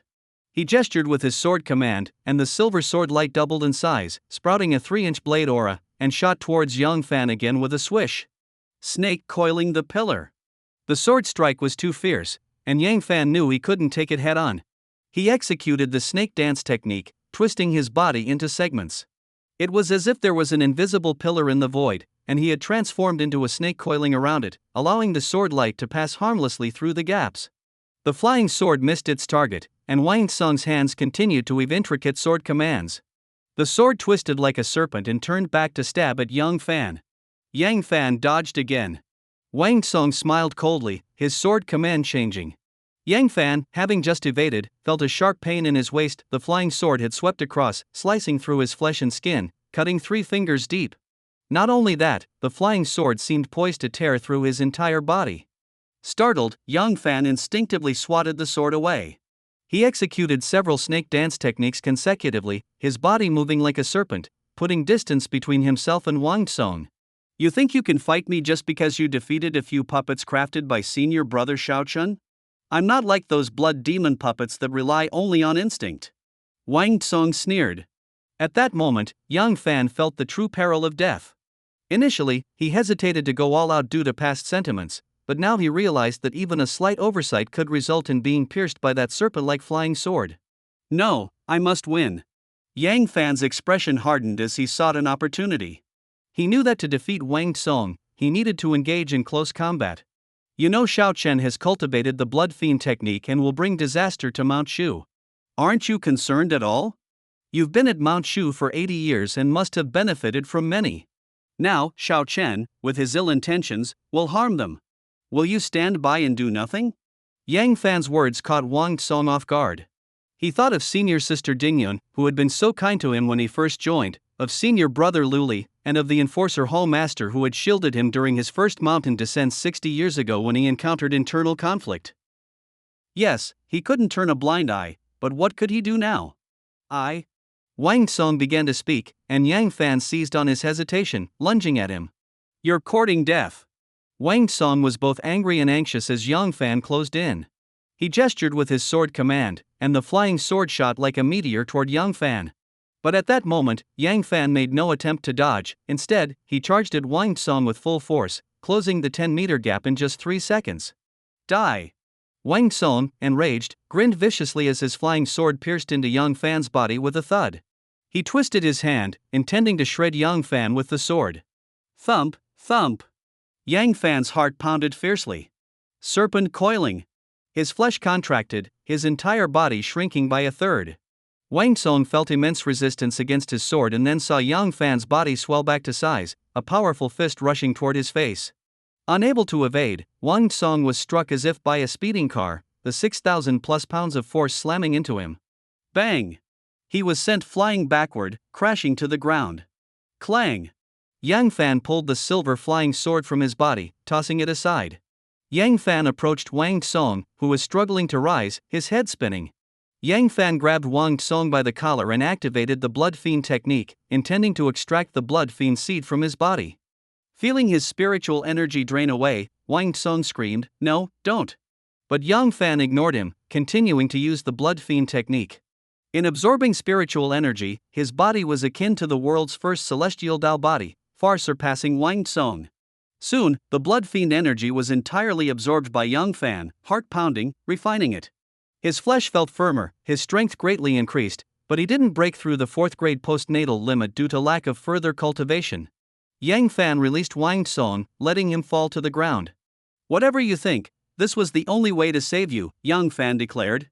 Wang Tsung, with his cultivation severely diminished, was left despondent. Was his golden core out of reach now? In despair, he moved his fingers, the silver sword light flashing again. But this time, it wasn't aimed at Yang Fan, it was directed at himself. Prepared for this, Yang Fan punched the incoming silver flying sword away. Coward! You disgrace the name of a Mount Shu disciple. Wang Tsung snapped to awareness at the reprimand. He stared at Yang Fan, puzzled as to why he had been saved. Then he realized, with the Blood Fiend seed removed, he was free from Xiao Chen's control. Why should he continue down this path? Out of reach for a golden core? So be it. Better than being controlled, a puppet to evil, living a fate worse than death. Having come to terms with this, Wang Sun's expression grew calm. He looked up at Yang Fan and suddenly urged, "Quick, go to Wutai. There's a large teleportation array on Mount Wutai that leads to the cultivation world. Hurry, or it might be too late." Wutai? Due north, slightly east, could it be there? Yang Fan's heart leapt, and he dashed toward the town. "I wonder if I'll make it in time," Yang Fan mused as he finally arrived at the base of Mount Wutai after 2 full days of travel. Looking up at the endless peaks, his heart sank. 5 platforms east, west, south, north, and central, but which one? As Yang Fan pondered which direction to take, his intuition suddenly sharpened. To reach the cultivation world, one must either achieve the void realm to traverse space or use a large teleportation array. Such an array would emit a golden light anomaly, invisible to ordinary eyes, but I might be able to sense it. Understanding this, Yang Fan closed his eyes, adjusted his blood energy, and controlled his heartbeat. Suddenly, he opened them wide, allowing a surge of blood energy to rush to his eyes, casting a faint blood mist over his vision. Pain stabbed his eyes, yet Yang Fan persisted, forcing them open as wide as possible. His field of vision expanded, piercing through clouds and the distance of time and space until he spotted a glimmer of gold within the mist. That's it. Exhaling in relief, darkness clouded his vision. Without stopping to heal his bloodshot eyes, Yang Fan rushed toward the source of the golden glow. At the central peak of Mount Wutai, the exterior was shrouded in mist, while inside, golden light shone brilliantly. In the center stood a massive rectangular array foundation, entirely made of white jade, etched with strange gold and silver patterns.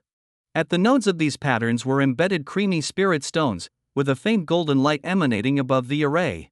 The golden gleam Yang Fan had seen came from this. It's finally complete. Disciples from Mount Shu, Kunlun, and the Wutai Buddhist sect all breathed sighs of relief.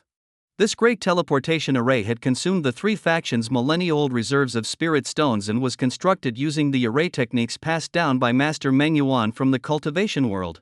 With its success, the disciples were naturally elated. Fellow Taoists, our masters and ancestors have planned for a century, making several journeys to scout the cultivation world. Now, they have achieved their goal. This is truly a great fortune for the Earth's cultivation realm. Our masters and uncles await us in the cultivation world, so let us prepare and proceed in order. The speaker was a monk with a sorrowful expression, clad in a grey robe.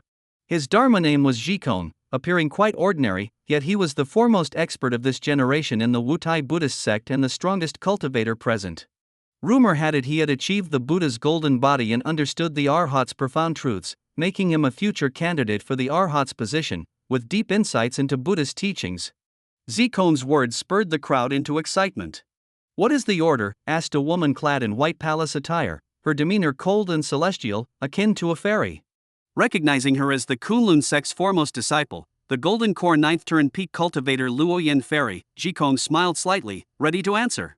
However, a clear voice interjected, "Luoyin Fairy, today, Mount Shu, Wutai, and Kunlun gather to journey together to the cultivation world. This is the greatest fortune our cultivation realm has seen since the end of the Dharma era. Additionally, our sect has many members, and one junior brother has yet to arrive. To avoid delaying everyone, Shaochen volunteers to be the last to leave. Please, Luoyin Fairy, Master Jikon, go ahead." The speaker, Shaochen, was the one whom Yang Fan loathed. He wore his customary azure robe, yet now his body was adorned with rainbow light, and golden light occasionally flashed from within, a sign of a golden core 9th turn at full operation. "Yes, senior brother Wang Song hasn't arrived yet. We should wait for him. Luoyin Fairy, Master Jikong, please go ahead," added Lu Qingling, standing beside Xiao Chen in her green dress, her face showing slight anxiety. Clearly, she was worried about Wang Song's absence since she had entrusted him to find Yang Fan for a farewell, and any delay would weigh heavily on her conscience.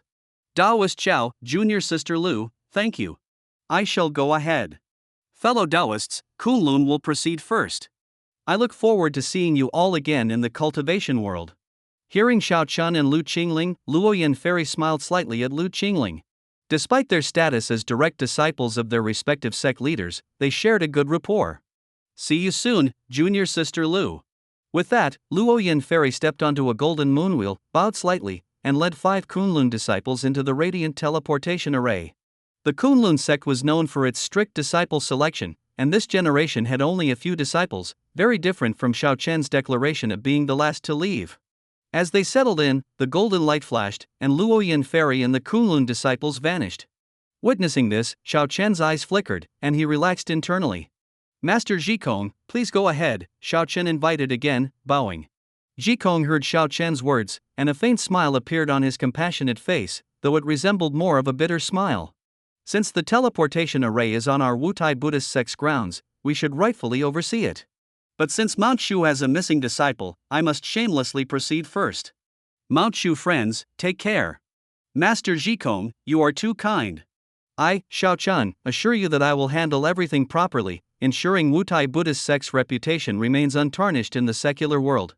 Jikong clasped his hands in a gesture of thanks. Then I thanked Taoist Xiao and the Mount Shu friends. Hearing this, the Wutai Buddhist sect disciples prepared to step forward. Boom! Suddenly, a loud crash echoed from outside the mountain. What happened? Jikong's face changed slightly. Xiao Chen's spiritual sense swept over the area, a flicker of fierce intent crossing his eyes. Unexpectedly, someone has managed to intrude here. Jikong sighed after scanning with his spiritual sense. Xiao Chen stepped forward. Master Jikong, please proceed. Mount Shu will handle this. Jikong's expression shifted. As he looked at Xiao Chen's back, he sensed a hint of killing intent. He gently advised, the intruder may have stumbled in by accident. Taoist Xiao, please don't harm him. Standing beside Xiao Chen, Lu Qingling also spoke, yes, senior brother, we're about to leave. Let's not cause unnecessary bloodshed. Very well, as you and Master Jikong wish, Xiao Chen replied, concealing his murderous intent and regaining a gentle expression. Lu Qingling smiled slightly, but her expression changed drastically when she saw who was approaching the mountain. Yang Fan. Suddenly, she rushed forward. The man who had appeared, nearly knocked over by her enthusiasm, was none other than Yang Fan, who had rushed to the scene. The Mount Shu disciples were stunned, except for Xiao Chen, whose expression turned grim, a faint blood fiend aura seeming to seep from him. This immediately caught Jikong's attention, halting his step toward the array. Lilith! Yang Fan exclaimed, his mind snapping back to the present as he recognized the threat. Yang Fan, where is senior brother Wang Tsong? Lu Qingling, feeling a bit embarrassed under the watchful eyes of her senior brothers, extricated herself from Yang Fan's embrace and asked him directly. Looking at the girl who appeared almost unchanged from 5 years ago, Yang Fan couldn't help but reach out to smooth her mischievous hair away from her face. It's been 5 years. How have you been? Lu Qingling's eyes reddened. I've been well at Mount Shu. My master and senior brothers dote on me, and I even formed my golden core and learned swordsmanship. But I was really unhappy when you didn't come 2 years ago. Pouting playfully, Lu Qingling expressed her grievance. Didn't anyone tell you I came? Yang Fan's expression shifted slightly. Lu Qingling was taken aback. You came to Mount Shu? Yang Fan nodded gently. Not only did I come, but I stayed for 2 years until just a few days ago. How is that possible? Lu Qingling gasped, her mouth agape. Yang Fan then turned his gaze to Xiao Chen. Xiao Chen, you didn't expect me to make it here, did you? You know senior brother Xiao Chen? Lu Qingling was once again surprised. Know him? 2 years ago, he took me to the depths of Mount Shu, to the blood pit, intending to offer me as a vessel for the blood demon. He schemed to acquire the blood demon's relic. Otherwise, how do you think he advanced from needing a century to reach the Golden Core 7th turn to achieving the 9th turn in just 2 years? Yang Fan's words shocked not only Lu Qingling but all the disciples of Mount Shu. One disciple pointed at Yang Fan, while it was wrong of us to hide your visit 2 years ago, isn't it excessive to slander senior brother Xiao Chen like this? Finally, Xiao Chen spoke, his expression calm as he looked at Yang Fan. I know forgetting junior sister Linger is difficult, but 2 years ago, you agreed to it.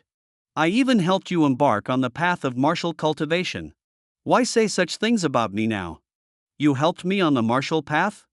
Yang Fan was momentarily stunned by Xiao Chen's brazenness. This guy was shameless. If not for senior brother Xiao Chen giving you a whole bottle of body-tempering pills, could someone with a sealed spirit and soul waste body like yours have reached your current level? The disciple who had earlier accused Yang Fan spoke again. Xiao Chen, however, ignored him and looked at Lu Qingling with a mix of gentleness and guilt. Junior sister Linger, I'm sorry. It was I who asked them not to tell you about Yang Fan's visit. If you must blame someone, blame me. Junior sister Linger, be reasonable. Everyone sees how senior brother Xiao Chen treats you. You promised never to meet young Fan again for a bottle of body tempering pills. Now, you come here to slander senior brother Xiao Chen. What logic is that? He's just a fraud, trying to use this opportunity to enter the cultivation world. Don't be deceived by him. Another disciple from Mount Shu stepped forward to accuse Yang Fan. Lu Qingling looked from Xiao Chen to Yang Fan, her mind in turmoil. She wanted to believe Yang Fan, but after 5 years apart, she couldn't be sure he hadn't changed. Over the years, she had seen how senior brother Xiao Chen treated her, and he was a respected figure, a potential successor to the sect leader. Rationally, he seemed more credible. Yet, Lu Qingling didn't want to believe Yang Fan was the unscrupulous fraud they claimed. Qingling, don't you believe me? Yang Fan asked painfully, seeing the struggle in her eyes and knowing she doubted him. Lu Qingling was at a loss for words. Xiao Chen stepped forward, shielding Lu Qingling. I don't know where you heard about the blood demon, but the blood demon ancestor was expelled from Earth a millennium ago by the joint forces of Mount Shu, Kunlun, and Wutai. If I practiced the blood demon technique, there would be blood energy in me. I, Xiao Chen, promise here that when we reach the cultivation world, I will let the sect leader inspect me. If I have indeed strayed, the sect leader will not spare me. Then, I hope you won't bother Linger anymore. Senior brother, are you taking this fraud to the cultivation world? A Mount Shu disciple exclaimed. Xiao Chen glared at him. That's all he wants. If taking him means he won't harass Linger, I'm willing to take him to the cultivation world. If the sect leader punishes me, I'll bear it alone. It has nothing to do with you. Hearing this, all the Mount Shu disciples glared at Yang Fan with hostility. Even the Wutai Buddhist sect disciples looked at him with disdain. Lu Qingling lowered her head, not meeting Yang Fan's eyes. Yang Fan's heart ached painfully, but to expose Xiao Chen's lies, he pressed on. If you're truly unafraid, why not undergo inspection now? Enough! Stop it! Lu Qingling shouted, interrupting him, tears streaming down her face. I never thought you'd become like this after 5 years. Yang Fan stood frozen, the pain in his heart intense, suffocating. Xiao Chen smiled, content that his plan had succeeded. Then, the moment came for those who dared to challenge him. A rumbling noise echoed from outside. Jikon's expression changed. That's the sound of helicopters. A flicker of intrigue crossed Xiao Chen's eyes, though his face remained calm. Has the secular world been alerted? Impossible. I've already handled all the secular affairs. No one should be investigating here. These people, they probably mean trouble. Master Jikon's brows furrowed in anger, even his calm demeanor shaken by the sudden intrusion. Master Jikon, please proceed. Mount Shu will handle this, Xiao Chen said with formal assurance. Jikon looked at Xiao Chen oddly, shaking his head. No need to persuade further. This is our Wutai Buddhist sect's oversight. We will manage this. Mount Shu friends, quickly enter the teleportation array before it's too late. Xiao Chen felt displeased, a flash of severity in his eyes. Since none wished to leave, then none shall, a sharp voice shouted from outside. The clouds parted as 2 helicopters appeared. In the lead helicopter, a blonde, blue-eyed Western woman stood at the open door, glaring at them fiercely. It's the remnants of Western evil. Master Jikong immediately recognized the intense blood fiend aura emanating from the woman. Yang Fan, regaining his composure, felt a chill tighten in his chest. Remnants? Today, we remnants will capture you all. Lilith, having just advanced to Marquis, exuded a cold demeanor. Clad in tight black leather that accentuated her perfect figure, she was not someone anyone would dare to admire under the present circumstances. What a joke! Mere remnants of Western evil dare to boast so arrogantly? I, Xiao Chen, stand here to see how you plan to capture us all. Xiao Chen laughed heartily. Instantly, the other Mount Shu disciples joined in his laughter. Yang Fan approached Lu Qingling and firmly grasped her hand. Whether you believe me or not, we need to leave now. Lu Qingling shook off his hand. No, I must kill these evildoers. If we leave, won't they harm our Chinese people? With that, she walked over to Xiao Chen's side. Senior brother, let me slay them with my sword, she declared, forming her fingers into a sword gesture. A green sword light flashed, transforming into a green dragon that surged toward Lilith in the air. No! Yang Fan shouted. Lu Qingling trembled and glanced back at him. So, you do know these evildoers? Yang Fan? Lilith, standing on the helicopter, finally noticed young Fan. Her heart skipped a beat, but she bit her lip, refraining from calling out. Sticking to the plan, she shouted, "Even if you kill us, it won't matter. There's already a 2,000 kilogram yield micronuclear warhead aimed at this place. You're all doomed." Lilith's words stirred panic among the disciples of Mount Shu and Wutai. A 2,000 kilogram yield micronuclear warhead was beyond the defense of even Golden Core cultivators. Among those present, only Xiao Chen and Master Jikong had the means to survive, leaving the others with slim chances. "Senior brother Xiao Chen, what should we do?" "Senior brother Jikong, how should we proceed?" Xiao Chen and Jikong remained silent. Yang Fan shouted, "What are you hesitating for? Get into the teleportation array." Though tempted, the disciples dared not move without their leader's commands, especially since the array could only transport 6 to 10 individuals at a time. "Let those with lower cultivation leave first. Here, Xiao Chen and I will hold them off. What do you think, Xiao Chen?" Jikong, facing the urgency of the situation, set aside his prior suspicions and chose to cooperate with Xiao Chen. "Indeed." Xiao Chen responded righteously. Then, a golden spiritual sword flew from Xiao Chen, forming a protective barrier around everyone. "It's useless," Lilith sneered. However, with Yang Fan inside, she hesitated to order an attack. Meanwhile, some lower-level cultivators began moving toward the teleportation array. "Qingling, go now," Yang Fan urged again. Lu Qingling cast a cold glance at him. "If you're afraid of death, you can leave. I'm a Golden Core second-turn cultivator. I won't leave until those with lower cultivation have all gone." At that moment, a fragrant aroma suddenly appeared. Everyone paused, then noticed a faint red mist seeping within the sword barrier. This mist was so subtle it was barely visible. Not good, hold your breath and close your body's orifices. It's the blood soul mist of the blood demon. Inhaling it will make you weak and drowsy, easy prey. Jikong shouted. Having been part of the Buddhist sect for 300 years, he was familiar with the tales of the three sects subduing the blood demon ancestor, recognizing the red mist's similarity to the blood soul mist of old. Alas, it was too late. Many lower-level disciples had already fallen unconscious, while those with slightly stronger cultivation struggled to stay awake, their faces flushed. "O.M." Jikong chanted, his voice shaking the disciples' spirits, momentarily clearing their minds. He recited a mantra of clarity, helping those affected regain some consciousness. "Quick, recite the mantra with senior brother Jikong," the more adept Buddhist disciples called out, starting the chant. Instantly, brilliant Buddhist light emanated from the disciples, forming a shield that blocked the increasingly dense red mist. However, the Mount Shu disciples found themselves in a dire situation.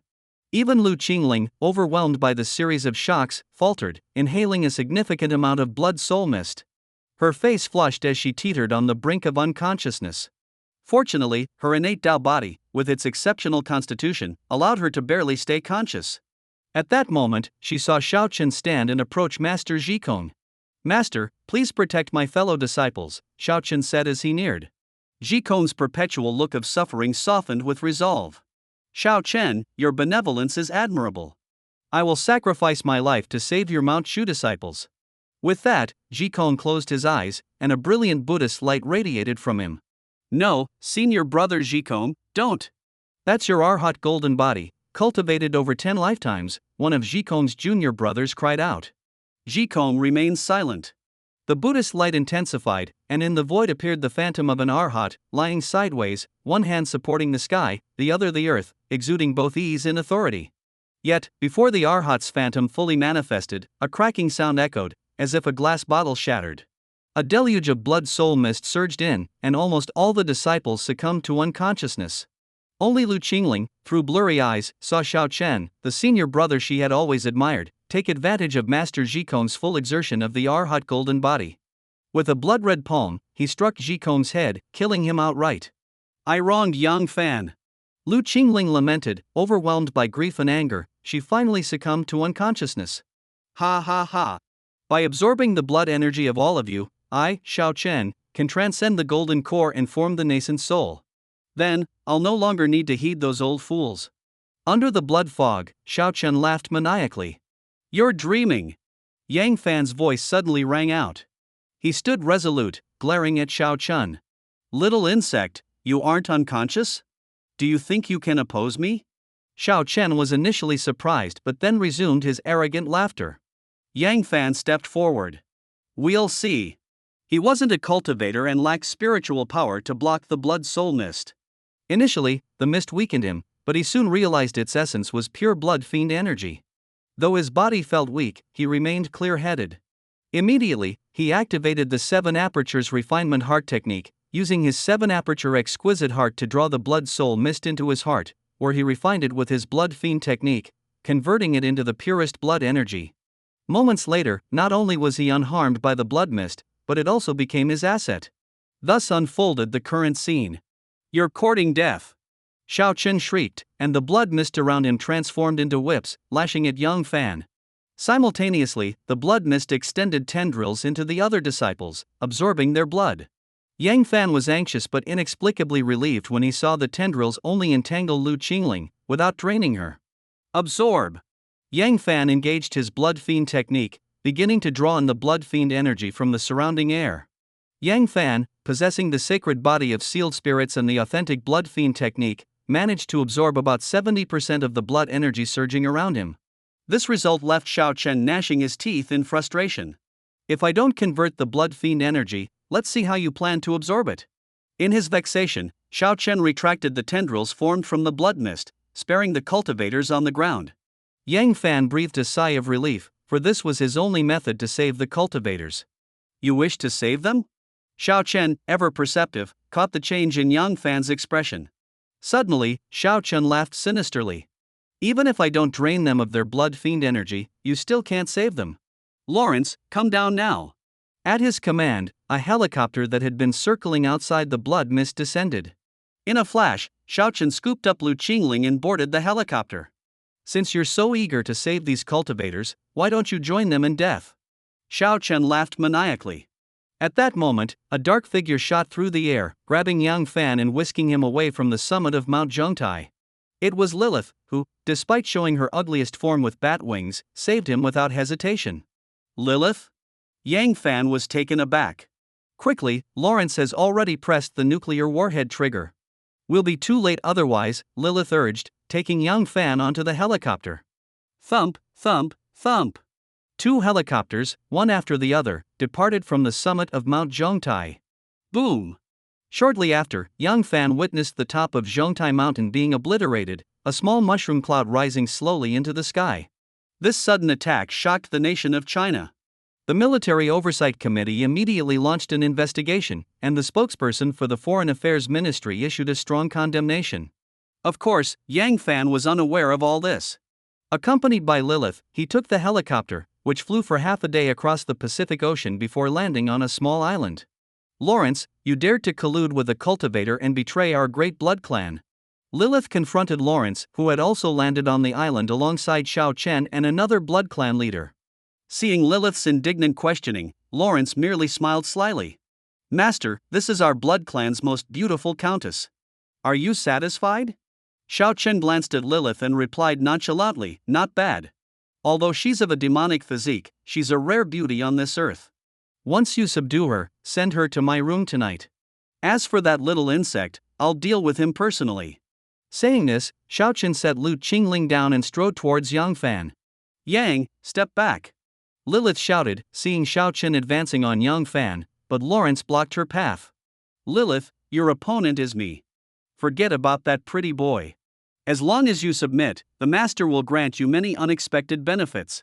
With that, Lawrence's aura changed. His wings unfurled, revealing bat wings of purplish red adorned with countless faint golden patterns. As these wings spread, the faces of the blood clan members behind Lilith changed dramatically. Marquis, a young vampire exclaimed, trembling all over. Lawrence laughed heartily. Yes, if you submit to the master, he will elevate your rank, allowing you to taste immense power and the joy of immortality. Lilith was taken aback but soon coldly smiled. Is that so? I guess you advanced by refining the progenitor's blood. Moreover, you only gained a tiny benefit, otherwise, you wouldn't just be at the initial Marquis stage. You'd at least be at the peak of Marquis, if not a Duke. Lawrence's transformed face showed no expression, but his blood-red eyes contracted slightly, a flash of pain passing through them. Clearly, Lilith's words had struck a nerve. No matter, I've still become a marquis, and you, Lilith, are merely a count. Lawrence's shriek abruptly halted. Because he saw Lilith transform as well, her bat wings also purplish-red with even deeper golden patterns than his. Impossible. How could you also refine the progenitor's blood? Lilith sneered. I didn't refine the progenitor's blood because I'm saving it for advancing to Duke.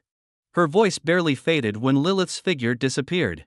She reappeared behind Lawrence, her once delicate white hands now sharp bat claws, slashing fiercely at Lawrence's back. Bang! Lawrence was sent flying.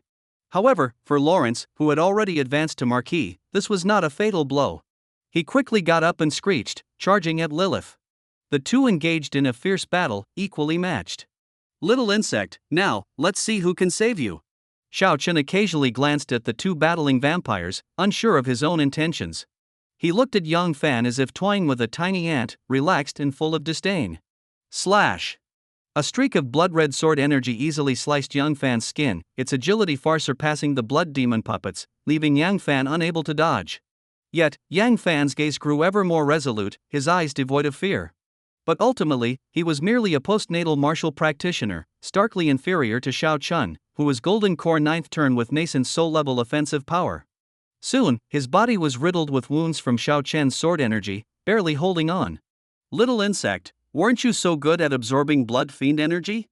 Come on, absorb it now. Another sword energy struck Yang Fan, sending him flying, while Xiao Chen laughed mockingly. Thump, thump. His heart pounded fiercely. Yang Fan used all the absorbed blood fiend energy to heal his body, barely sustaining himself. Gazing at Xiao Chen, a sense of helplessness washed over him. Yet, thinking of Lu Qingling still in Xiao Chen's grasp, Yang Fan couldn't help but step forward again. Though she misunderstood him, Yang Fan still didn't want her harmed by this demon. Huffing heavily, Yang Fan faced the encroaching Xiao Chen. Xiao Chen, full of smugness yet equally bored, finally exerted a fraction of his true power. Countless strands of blood fiend energy transformed into sword energy, weaving a net of death descending upon Yang Fan. Die! Almost simultaneously, a sharp scream echoed from afar. Ah! It was Lawrence. As it turned out, upon seeing Yang Fan in danger, Lilith grew desperate, resorting to a risky trade of blows. She seized the opportunity, tearing Lawrence in half. Roar! Having slain Lawrence, Lilith instantly shielded Yang Fan, roaring at the incoming blood fiend's sword energy, her massive bat wings spread wide, covering Yang Fan completely. Thud, thud. Countless blood fiend's sword energy struck Lilith, shredding her wings, but she didn't retreat an inch. Instead, she pulled out a transparent crystal vial, containing a drop of golden glowing blood. Seeing this blood, a flicker of astonishment crossed Xiao Chen's eyes. Give that to me, he shouted, lunging at Lilith. Lilith smirked coldly, unhesitatingly uncorking the vial and swallowing the golden blood. Instantly, a brilliant golden light enveloped Lilith, an invisible force lifting her into the air. Courting death! Xiao Chen roared, a golden flying sword shooting forth, slicing through the air towards Lilith, as his body surged with endless blood energy, a menacing aura surrounding him. No! Yang Fan shouted, pushing Lilith aside. The golden spiritual sword, charged with destructive power, pierced straight through his chest, leaving behind countless traces of blood fiend energy that continually corroded his body. A feeling of helplessness washed over him as Yang Fan collapsed to the ground. Seeing the furious expression on Xiao Chen's face, Yang Fan smiled. He understood what Lilith held and why Xiao Chen was so enraged. It was the blood of the first bat demon, the so-called progenitor's blood. He knew this because over 3,000 years ago, when Li Changfeng first arrived on Earth, he endured his most challenging times in a bat cave in Europe. There, a swarm of vampire bats attacked, feeding on his demonic body. However, most of these bats, having absorbed Li Changfeng's blood, were poisoned by the blood fiend energy within and perished. In the end, only one large bat and 13 smaller bats survived, undergoing mutations that granted them sentience, transforming into bat demons and escaping the cave. These were the progenitors of the Western Blood Clan, the first-generation vampire Cain and the 13 second-generation vampire emperors. After mutating, these 14 vampire bats reached the stage of demon transformation, becoming human. The largest bat was the strongest, known as the progenitor, Cain, from whom the Blood Clan originated. However, lacking orthodox demon cultivation methods, they learned magic from European sorcerers, giving rise to Blood Clan magic. The progenitor's blood in Lilith's possession was essentially the essence of Li Changfeng's blood fiend energy at its peak. Just one drop could elevate a blood clan member to the rank of Duke, equivalent to the nascent soul stage. Of course, for blood clan members below the rank of Marquis, consuming the progenitor's blood would result in a fatal explosion. Xiao Chen likely knew this and was thus so anxious and furious. Because this drop of blood was equally vital to him, with it, he could complete his previously unfinished breakthrough, breaking from golden core to nascent soul. You've completely enraged me. Xiao Chen's face was ashen. Since the demon cleansing operation half a year ago, he noticed these Western mutated demons possessed blood fiend energy purer than his own. He had been closely monitoring the blood clan since, personally killing nearly 100 blood clan marquises and subduing a descendant of the pure 13 royal clans like Lawrence, from whom he obtained a drop of Cain's blood. This blood was easier to absorb than the blood demon relic, and he unceremoniously absorbed most of it, leaving Lawrence just enough to ascend to Marquis. At the same time, he tasked Lawrence with searching for any more progenitor's blood. As a result, Lawrence found Lilith, luring her into an alliance, bringing the remaining blood clan to China under the guise of revenge, intending to offer Lilith to Xiao Chen. The scene atop Mount Zhongtai was entirely orchestrated by Xiao Chen because he didn't want to go to the cultivation world. He wanted to stay and dominate Earth. To avoid arousing suspicion from those who had gone to the cultivation world, he chose to use a nuclear attack, resulting in the death of everyone. Unfortunately, Yang Fan's presence disrupted his plan, causing Jikong, who should have left, to stay and become an obstacle, which he then killed. This left a hidden danger. If it were merely ordinary disciples, even if many died, those old guys who went to great lengths to leave wouldn't pay much attention. But someone like Jikong, a Buddhist prodigy, might trigger significant actions. Xiao Chen was most relieved that Fairy Luoyan left first, otherwise, with that old woman from Kunlun, she would have surely returned. Even so, Jikong's death and the disappearance of himself and Lu Qingling might still lead to investigations by Mount Shu and the Wutai Buddhist sects, so he wanted to quickly break through to the nascent soul stage. The progenitor's blood on Lilith was the key to his easy breakthrough to the nascent soul stage, but now, that damned blood clan member had consumed it. How could Xiao Chen not be furious? Just enraged? Well, I'm sorry, but I'll make you suffer even more. Though Yang Fan lay on the ground, unable to move, his words remained defiant. Meanwhile, he attempted to absorb the blood fiend's sword energy within him, but these energies differed from the unowned blood fiend energies. They contained Xiao Chen's true spirit. And with Xiao Chen nearby, it was difficult to disperse the true spirit and absorb the blood fiend energies. Fortunately, on Mount Wutai, he had absorbed a significant amount of blood fiend energy, which he hadn't used for advancement and had stored within. It was now coming in handy, otherwise, Yang Fan wouldn't have lasted this long. I'll make you suffer the agony of 1,000 swords piercing your heart. Xiao Chen, face dark with rage, approached. Yang Fan, however, chuckled coldly, aren't you afraid that killing me will release the blood demon? Xiao Chen hesitated. He recalled 2 years ago, when he nearly killed Yang Fan, almost releasing the blood demon, and felt a pang of hesitation. But then he laughed, what do I have to fear? Even if that old demon gets your body, what can he do to me? I'm now at Golden Core 9th turn, possessing the blood demon relic. If he emerges, perfect. I'll extract your soul, search his memories, and claim everything he has for myself. With that, seemingly resolved, Xiao Chen's blood fiend energy surged. His spiritual sword split into 2, then 4, then 8, then 16. In an instant, it multiplied to over 1,000. This is called the 1,000 sword technique. I can let them pierce you one by one, or merge them into one to kill you outright. But I don't want you to die so easily. I want to use these 1,000 swords to dismember you. Do you know what dismemberment is? It's piercing you sword by sword, without letting you die, ha ha ha. Xiao Chen laughed maniacally. 1,000 swords? More like 1,000, not 10,000. If your skills aren't up to par, don't boast. Will you die if you don't brag? Yang Fan's words darkened Xiao Chen's face. Unbeknownst to Xiao Chen, these words struck a nerve. The 1,000 sword technique was one of Mount Shu's most powerful sword arts, taught only to the sect leader. Before Lu Qingling joined Mount Shu, he was the most promising candidate to inherit the leadership, granting him access to the 1,000 sword technique. Although incomplete, he reached a high level. But since Lu Qingling's entry into Mount Shu, the subsequent techniques of the 1,000 sword technique remained unavailable to him. To this day, he could only reach the 1,000 sword level, unable to attain the supreme realm of 10,000 swords as one. If not for those biased old guys, my thousand sword technique would be perfected.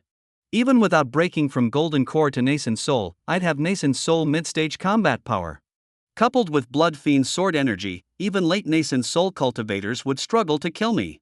But now, at the mere thousand sword stage, I can only augment tenfold damage, and it's unsustainable. Even with blood fiend sword energy, I can only contend with early nascent soul. The gap is so vast. The more Shao Chun thought, the angrier he became, and the denser the blood fiend energy around him grew. Congratulations on changing my mind. Now, I want you dead. Enraged, Shao Chun waved his hand, the thousand swords merged into a massive blood-red sword, which crashed down on Yang Fan, shattering the area around him. Whoosh! At that moment, a piercing whistle sounded from afar. Lilith, bathed in golden light, not yet fully advanced, with blood-red eyes, charged at Shao Chun like a madwoman. I want you dead. Having just opened her eyes, seeing Yang Fan struck down by the giant sword, Lilith's mind went blank, filled only with the thought of killing Shao Chun. Shao Chun showed no fear.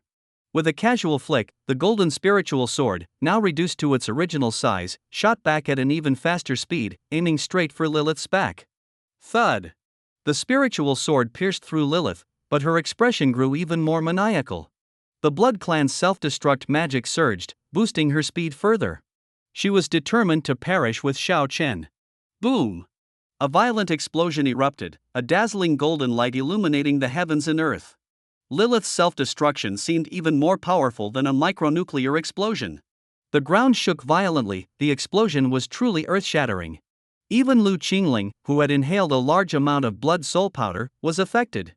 Though she still hadn't awakened, her body was surrounded by a golden glow, seemingly activated by a protective artifact.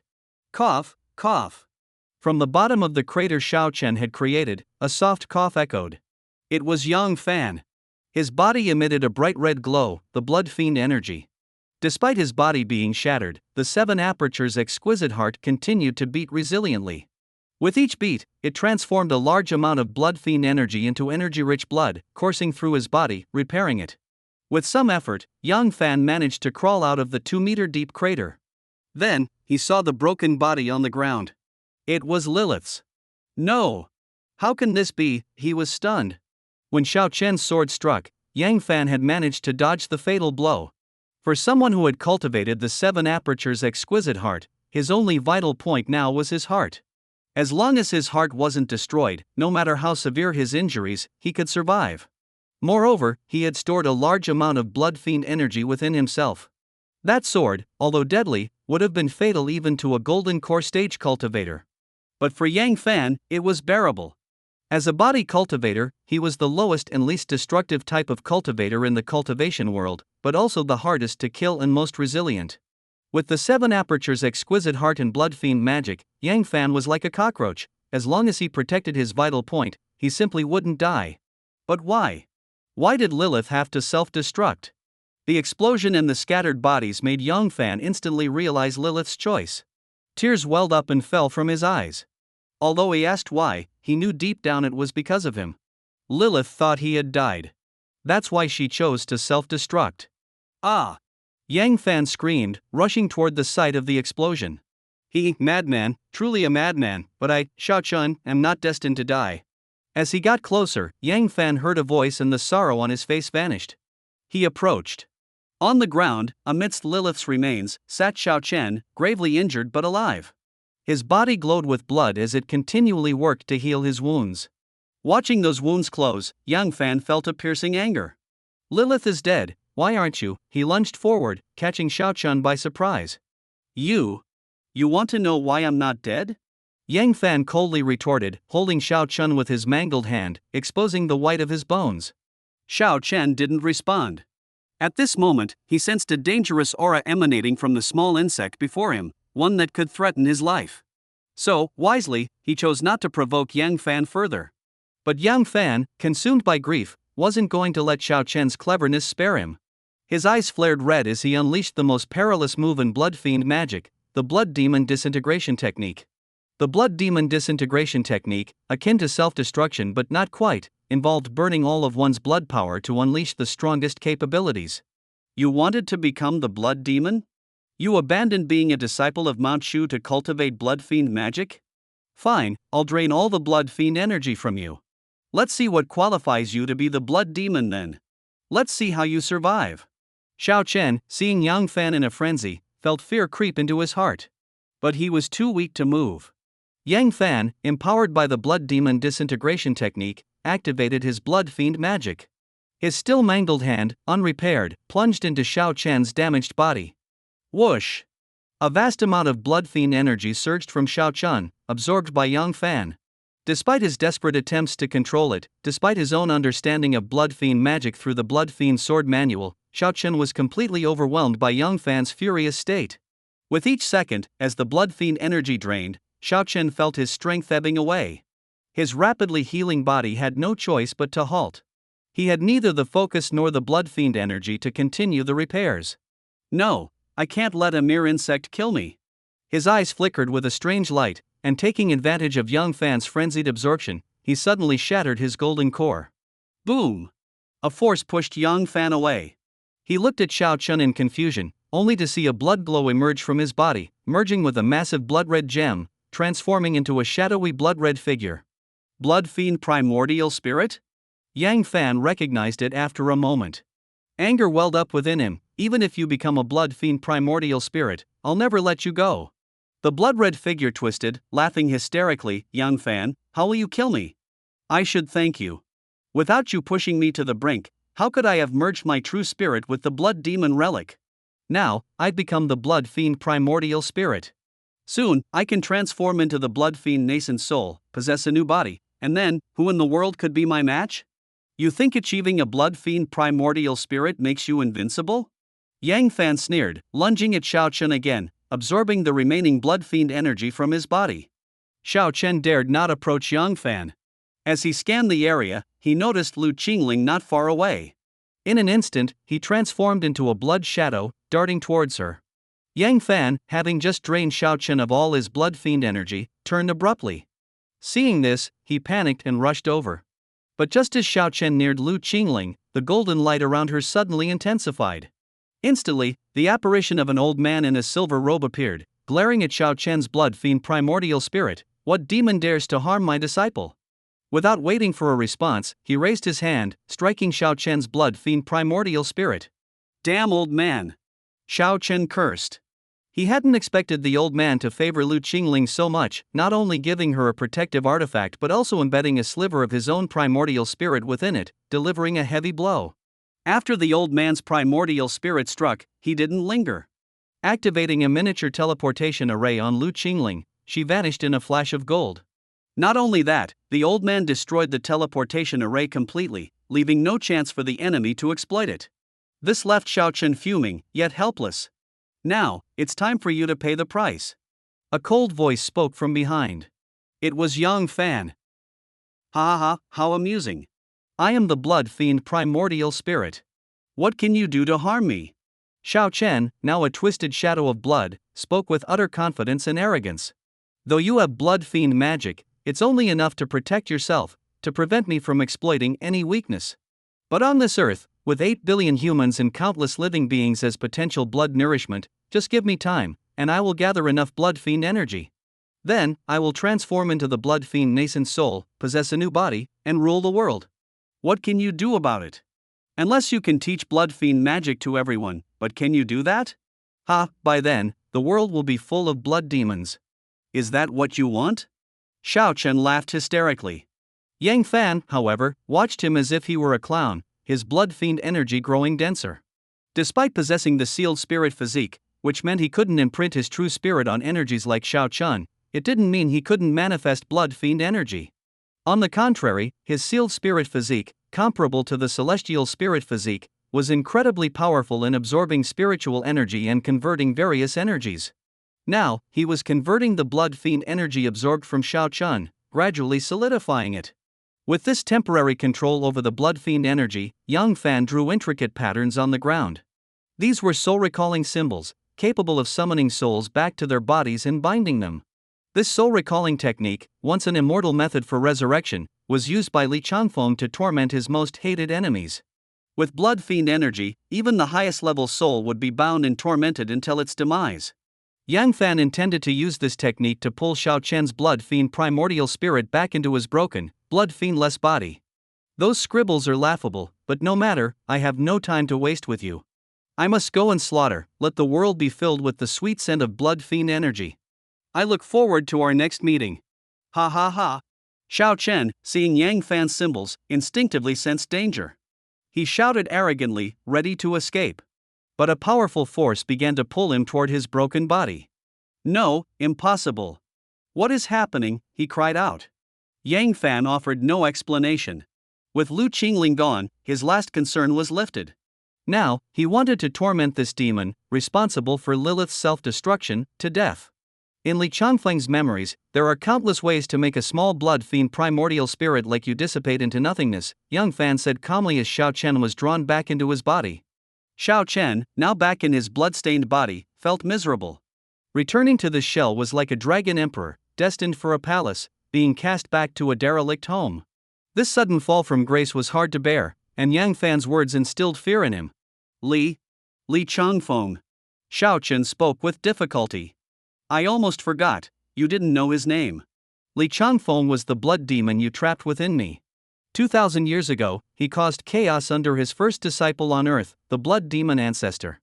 You were his second, but neither of you was loyal. Before gaining all he had, you betrayed him, Yang Fan continued, moving closer. No, you can't kill me. I can serve you, be your most loyal servant, your dog. Together, we can rule the earth. Imagine doing whatever you want under the sky. Isn't it thrilling? Those old guys are gone, the Western demons cleared. Only the two of us remain in the cultivation world. Aren't you happy? I have treasures, beauties more stunning than Lu Qingling, 100 times more. I can bring you thousands. Please, spare me, spare me. Ah! A scream of agony erupted from Xiao Chen as Yang Fan engraved another symbol on him with blood fiend energy and oil frying symbol. This would make him feel as if his entire body was burning, the pain unbearable, and his blood fiend primordial spirit felt as though it was being deep fried, like in the 18th layer of hell. Xiao Chen's spirit struggled to escape but was bound by the soul recalling symbol. As long as it remained intact, he couldn't break free. It's too late to say anything now. Lilith died because of you, and you must pay with your life, Yang Fan said coldly, preparing to engrave more torturous symbols like the mountain of knives and sea of fire on Xiao Chen, to make him endure the pain of hell. Lilith! No, Yang Fan, look, behind you, Lilith has appeared. Xiao Chen, writhing in pain, suddenly shouted. Yang Fan didn't turn. You still try to deceive me? Yang, what happened to me? A familiar voice interrupted Yang Fan's thoughts. He paused, then turned swiftly, freezing in disbelief before joy spread across his face. He slapped his forehead, scolding himself, how could I be so stupid? The soul-recalling symbol can bind Xiao Chen, it can bring Lilith back too. I'm so foolish. Yang, are we dead? Why are we still here? Shouldn't we be in hell? Lilith's spirit asked, drifting with a serene, innocent expression. She reached out to touch Yang Fan but found her hand passing through him like air. How can this be? Lilith was saddened. Seeing Lilith like this, Yang Fan's heart ached again. It was all because of him that she suffered so. Yang, even in death, can we not be together? Lilith's words pierced Yang Fan's heart. He smiled at her, no, I won't let you die. I'll bring you back to life. With that, Yang Fan made a difficult decision. Blood fiend magic began to circulate. The blood fiend energy from Yang Fan surged forth, enveloping Lilith's soul. In an instant, the ethereal Lilith felt a weight dragging her down from the air. Not only that, the blood fiend energy made her feel uncomfortable, even fearful. Endure it, it will hurt a bit. But once you become a blood fiend primordial spirit, there's a chance for you to become a blood fiend nascent soul. Then, you can retain your memories and reincarnate. We can be together then. Yang Fan spoke with a choked voice. He truly didn't want to turn Lilith into a blood fiend primordial spirit, but if he didn't, she would dissipate into nothingness. The soul-recalling symbol, crafted from blood fiend energy, was initially designed by Li Changfeng to deal with enemies. Now, with Lilith having no physical body to anchor to, even breaking the symbol would cause her fragile soul to vanish. Becoming a blood fiend primordial spirit was the only way to preserve her existence. Lilith isn't afraid. As long as I can be with Yang, I'm not scared of anything. Lilith said. Despite the countless tendrils of blood fiend energy invading her, making her feel as though ants were crawling all over her, she managed to smile toward young Fan. But under the blood's influence, that smile was no longer beautiful. However, Lilith couldn't see it, and Yang Fan didn't care. Finally, as the blood fiend energy completely enveloped Lilith, her soul compressed and transformed into a small flame of blood, floating in the air. My blood fiend energy is still too little. I could only refine Lilith to the most basic state of a blood fiend primordial spirit. I need to find more blood fiend energy to help her grow and eventually transform into a blood fiend nascent soul, Young Fan thought with some regret. His sealed spirit physique couldn't extract blood to convert into blood fiend energy. To obtain it, he'd have to kill extensively, creating pools of blood to naturally generate the energy he needed to support Lilith's transformation. However, he couldn't bring himself to do that, regretting only that he couldn't store more blood fiend energy within himself. Wait, doesn't Shao Chun have a blood demon relic within him? If I absorb all the blood fiend energy from it, even if I can't transform Lilith into a blood fiend nascent soul, she can at least reach Shao Chen's level, able to move freely and remain fully conscious. With this thought, Yang Fan's eyes lit up. He turned quickly to absorb the energy from Shao Chen's blood demon relic only to be blinded by a sudden burst of golden light. Farewell. You never realized I had a micro-teleportation array on me, did you? Shao Chen's arrogant voice echoed as the golden light vanished, leaving behind a few broken spirit stones and scattered materials. Damn it! Young Fan's face darkened. He hadn't expected Shao Chen to endure the pain and activate the teleportation array while he was busy transforming Lilith into a blood fiend primordial spirit. Though Shao Chen had escaped in a weakened state, he hadn't died by Young Fan's hand. Now that Shao Chen had fled, there was no point dwelling on it. Yang Fan gently cradled the flame that was once Lilith in his hand, whispering, "I'm sorry. I should have killed him sooner."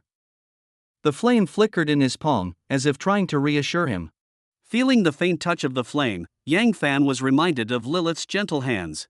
He smiled, "You'll stay with me on my arm for now.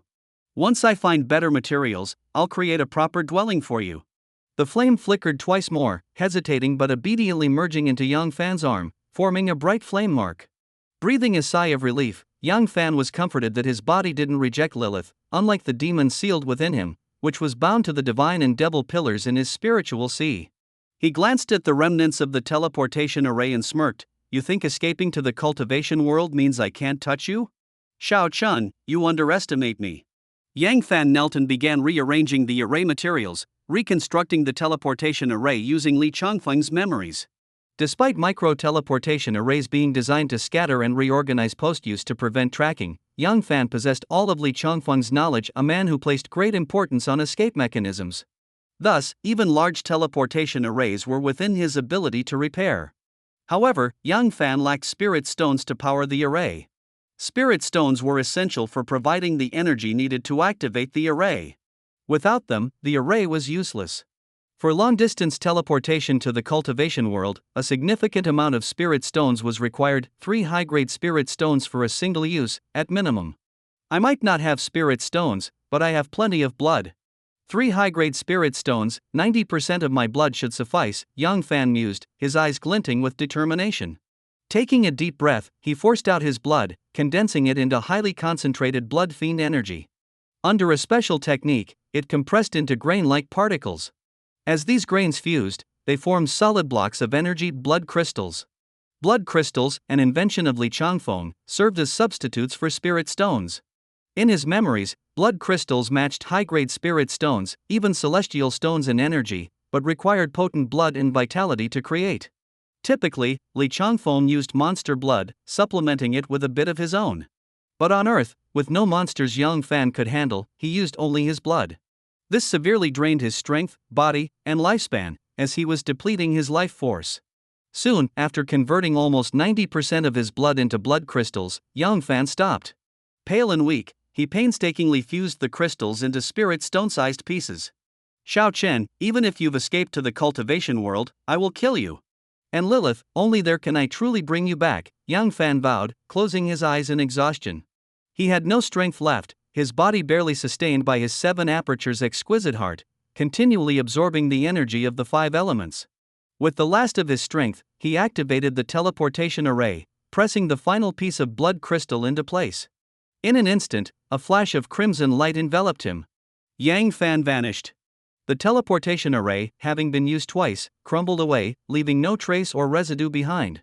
In the cultivation world, within the northern snow plains, the blizzard had finally ceased after a month of relentless snowfall. The villagers of Xiaolong village emerged from their homes, where they had been cooped up for a month. The elderly and children stretched their limbs and gathered firewood to replenish their depleted supplies. Meanwhile, the young men of the village armed themselves for a hunt in the mountains, with some robust women following alone. Although they might not contribute much to the hunt, they could help carry back the food.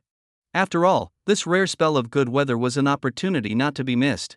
If they didn't hunt enough and stockpile food and firewood, another month of snow could prove fatal. Hey, there's a snowman over there. As the villagers made their way to the village entrance, heading towards the dense mountains, an elderly man and a little girl took the opposite path, heading towards the back mountain. At the entrance to the back mountain, they spotted a snowman. The little girl ran over joyfully, touching and examining the snowman with delight, for it was remarkably lifelike, with clearly defined facial features. "Arya, be careful," the old man with a cane chuckled at his granddaughter's antics.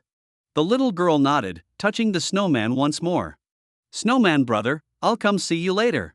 Now I have to go to the back mountain with Grandpa to pick some fruits, or we won't make it back in time." With that, she reluctantly glanced at the snowman one last time before running to support her grandfather. "Grandpa, let's go." The old man nodded, a trace of sadness in his eyes. He was old and could no longer hunt or even gather the carcasses of dead animals. Yet little Arya was so young, and he couldn't abandon her. So, they headed to the back mountain to gather some fruits and wild vegetables. The back mountain was peculiar, with a valley that, sheltered from the wind, often produced fruits and wild vegetables. However, the other villagers didn't favor these plants due to their poor taste compared to game meat. Moreover, the back mountain was not considered safe. Many years ago, an immortal had warned the villagers of a slumbering beast within, advising them to relocate. But upon realizing the difficulties of moving, they stayed, turning the back mountain into a forbidden place, avoided by generations. The old man and the child ventured there out of necessity, having traversed it safely a few times before. They usually did so discreetly, knowing that most villagers would venture out on such days, providing them cover. As the pair walked into the back mountain, the thick snow did not obstruct their path. They carefully collected branches weighed down by snow to use as firewood, essential for survival in this harsh environment. "Grandpa, the snowman seemed to have a heartbeat," Arya mentioned as they walked. The old man paused, glancing back at the snowman before shaking his head and patting Arya's head. "How can a snowman have a heartbeat? You must have been mistaken." "No, I really heard it, thump, thump, thump, very loud," she insisted.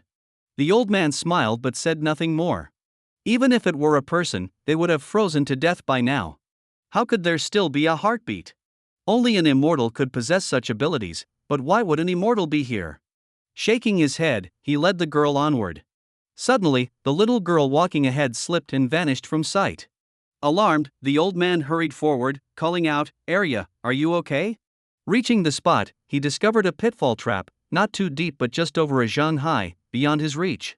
Hearing Arya's cries from the pit bottom, he sighed in relief but quickly grew worried again. "Go back to the village for help?" "No, there's no one there now. But leaving her here isn't an option either. The pit is cold and damp, she won't survive long." What to do?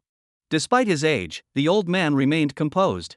He knew jumping in wouldn't help, he couldn't lift her out with his stature. And without him, how would she survive? Yet now, there was no one to call for help. What to do? Even if there were vines or ropes, he lacked the strength to pull Arya up. Besides, nothing like that was nearby. "Arya, don't be afraid. I'll find someone to help you," he shouted down before crawling back toward the village, hoping to encounter a returning villager who could assist. As he crawled, he approached the snowman again. As he drew nearer, he heard it thump, thump, thump. The loud heartbeat resonating from the snowman. Could Arya have been right, he wondered, stunned. It must be an immortal. Only an immortal could do this. I must ask them to save Arya. He knelt before the snowman, kowtowing fervently.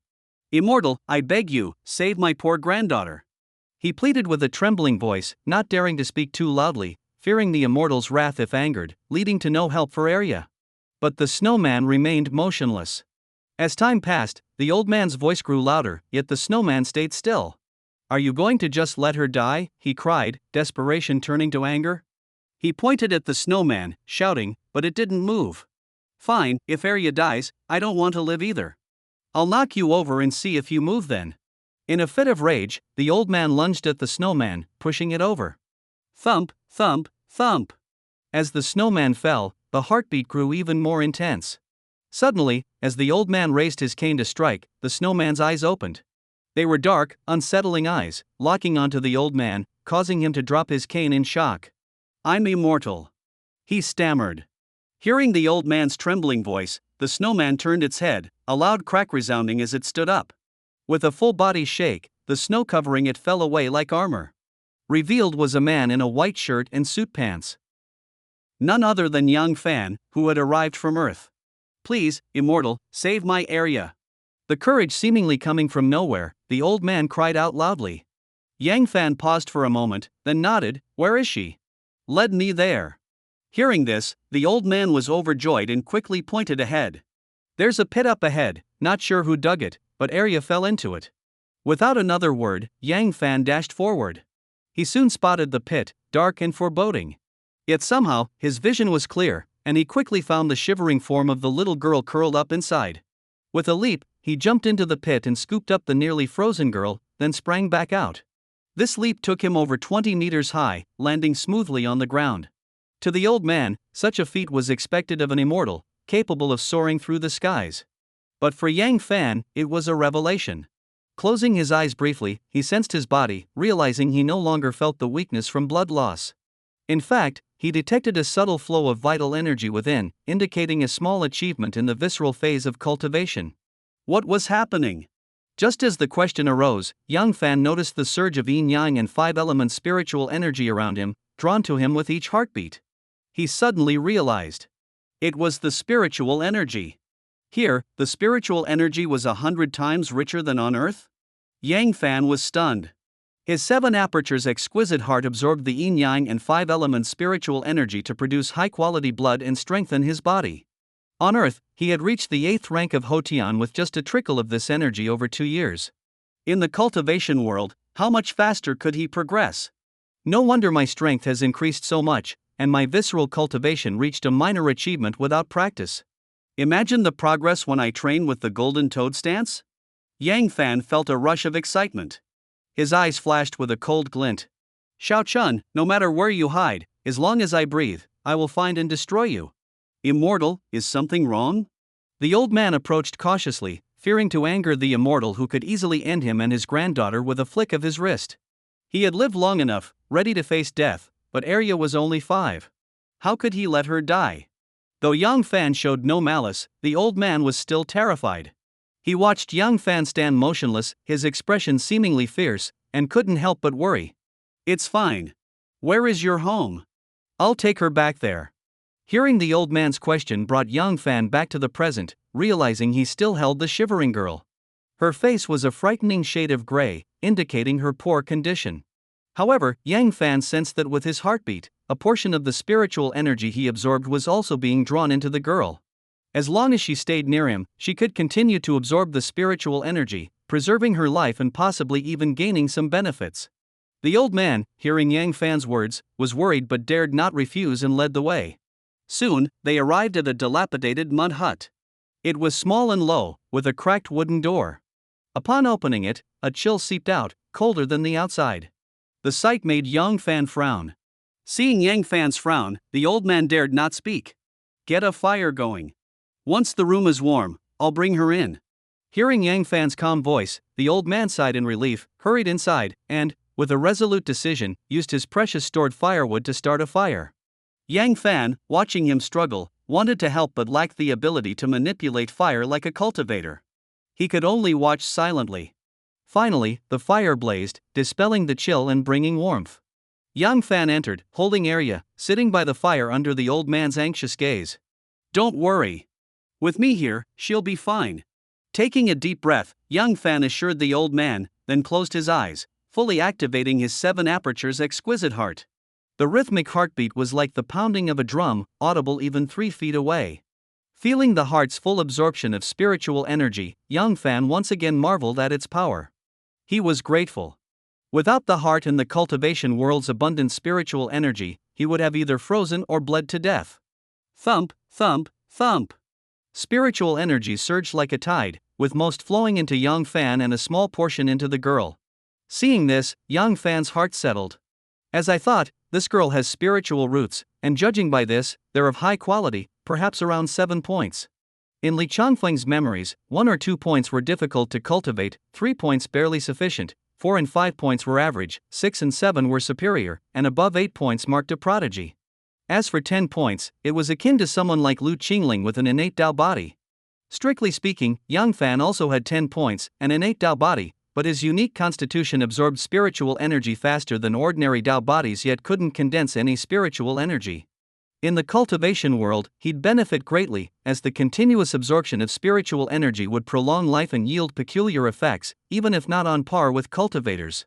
But on Earth, with its scarce spiritual energy, he merely had a stronger body than most, with few extraordinary traits. Now, having reached the cultivation world and practiced the unique body refining technique 7 apertures refining heart, his potential achievements were limitless. After a long while, the girl in his arms gradually warmed, her breathing steadier. Yang Fan relaxed, but his stomach growled audibly. The old man, seeing Yang Fan's embarrassed look, pretended not to notice. Yang Fan glanced around the empty house, his enhanced vision piercing even the darkest corners. Hold her by the fire. I'll step out for a moment. Handing the girl to the old man, Yang Fan stood. Just then, a roar echoed from behind the village. A monster. Roar after roar. The low growl came from the mouth of a snow-white bear. This massive creature, towering nearly 2 meters on all fours and almost 5 meters when standing upright, was rampaging through the village, smashing houses. But when it saw Yang Fan, its eyes gleamed as if it had found a treasure, charging toward him with alarming speed. The fierce momentum startled Yang Fan at first, but as he carefully observed the white bear, he relaxed slightly. It was a first-level demon beast. Given his current state, if he handled it well, he should barely manage to hold his ground. In his previous life, Li Changfeng was a formidable demon, originally a beast himself, able to instinctively gauge the strength of other beasts. Although this instinct wasn't fully transferred to Yang Fan, given some time, he could still determine a beast's power level. After a few glances, Yang Fan confirmed that this white bear was a first-level demon beast, comparable to a martial artist at the peak of Hotian or the early Xiantian stage. Yet, he was puzzled. In Li Changfeng's memories, low-level demon beasts, while not highly intelligent, would naturally seek areas rich in spiritual energy and spiritual fruits or herbs, typically found deep in mountains and forests.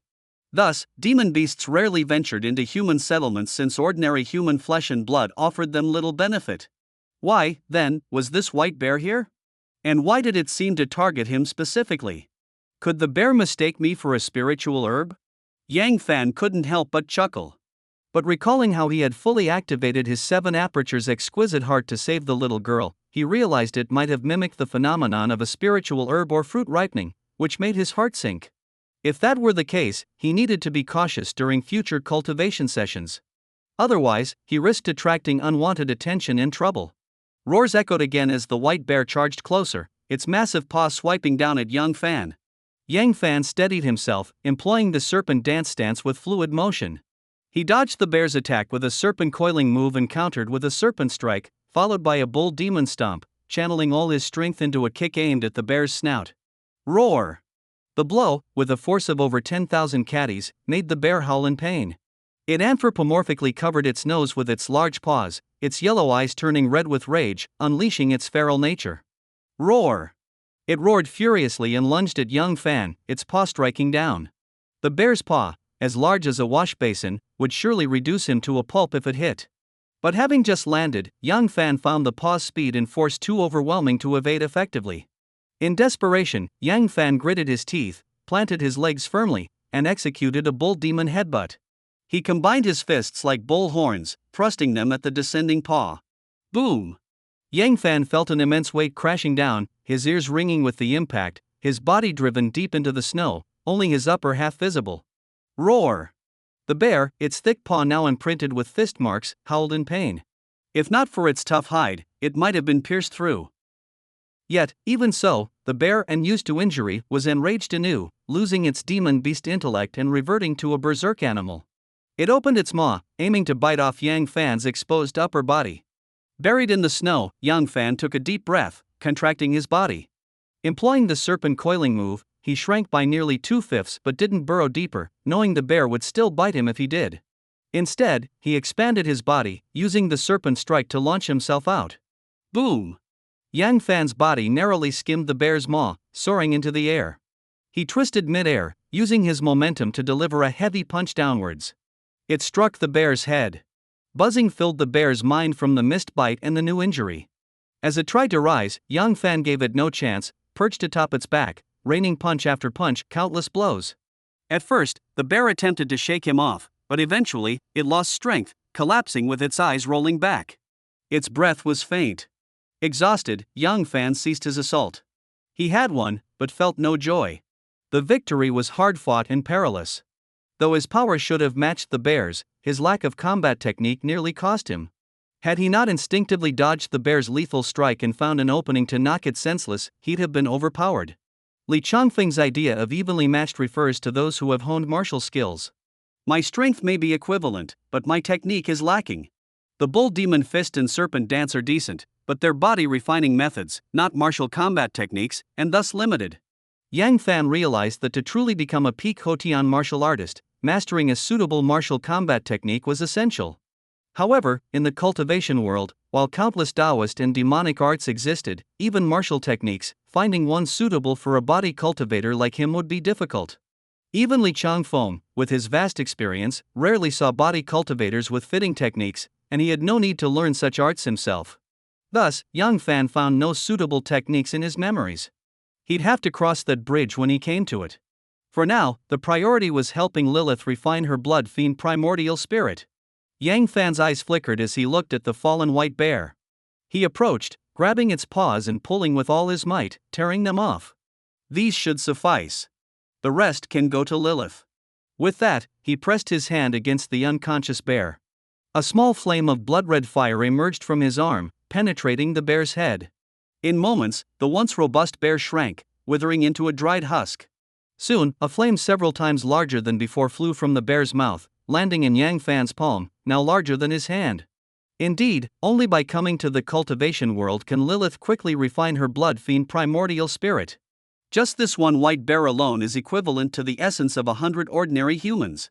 On Earth, it would have taken hundreds of people to achieve the changes Lilith has now. Not to mention, within the blood fiend sect, there is a blood pool that could directly evolve Lilith. With that thought, Yang Fan felt a sense of urgency. If he could get Lilith into the blood pool, she could immediately accomplish her blood fiend primordial spirit. However, with his current strength, not to mention entering the blood pool, he might not even be able to approach the blood fiend sect's mountain gate. This wasn't Earth. The blood fiend sect, as one of the top demonic sects in the cultivation world, was formidable. Even if Yang Fan knew the method to open the mountain gate, he couldn't get in. It's all about strength.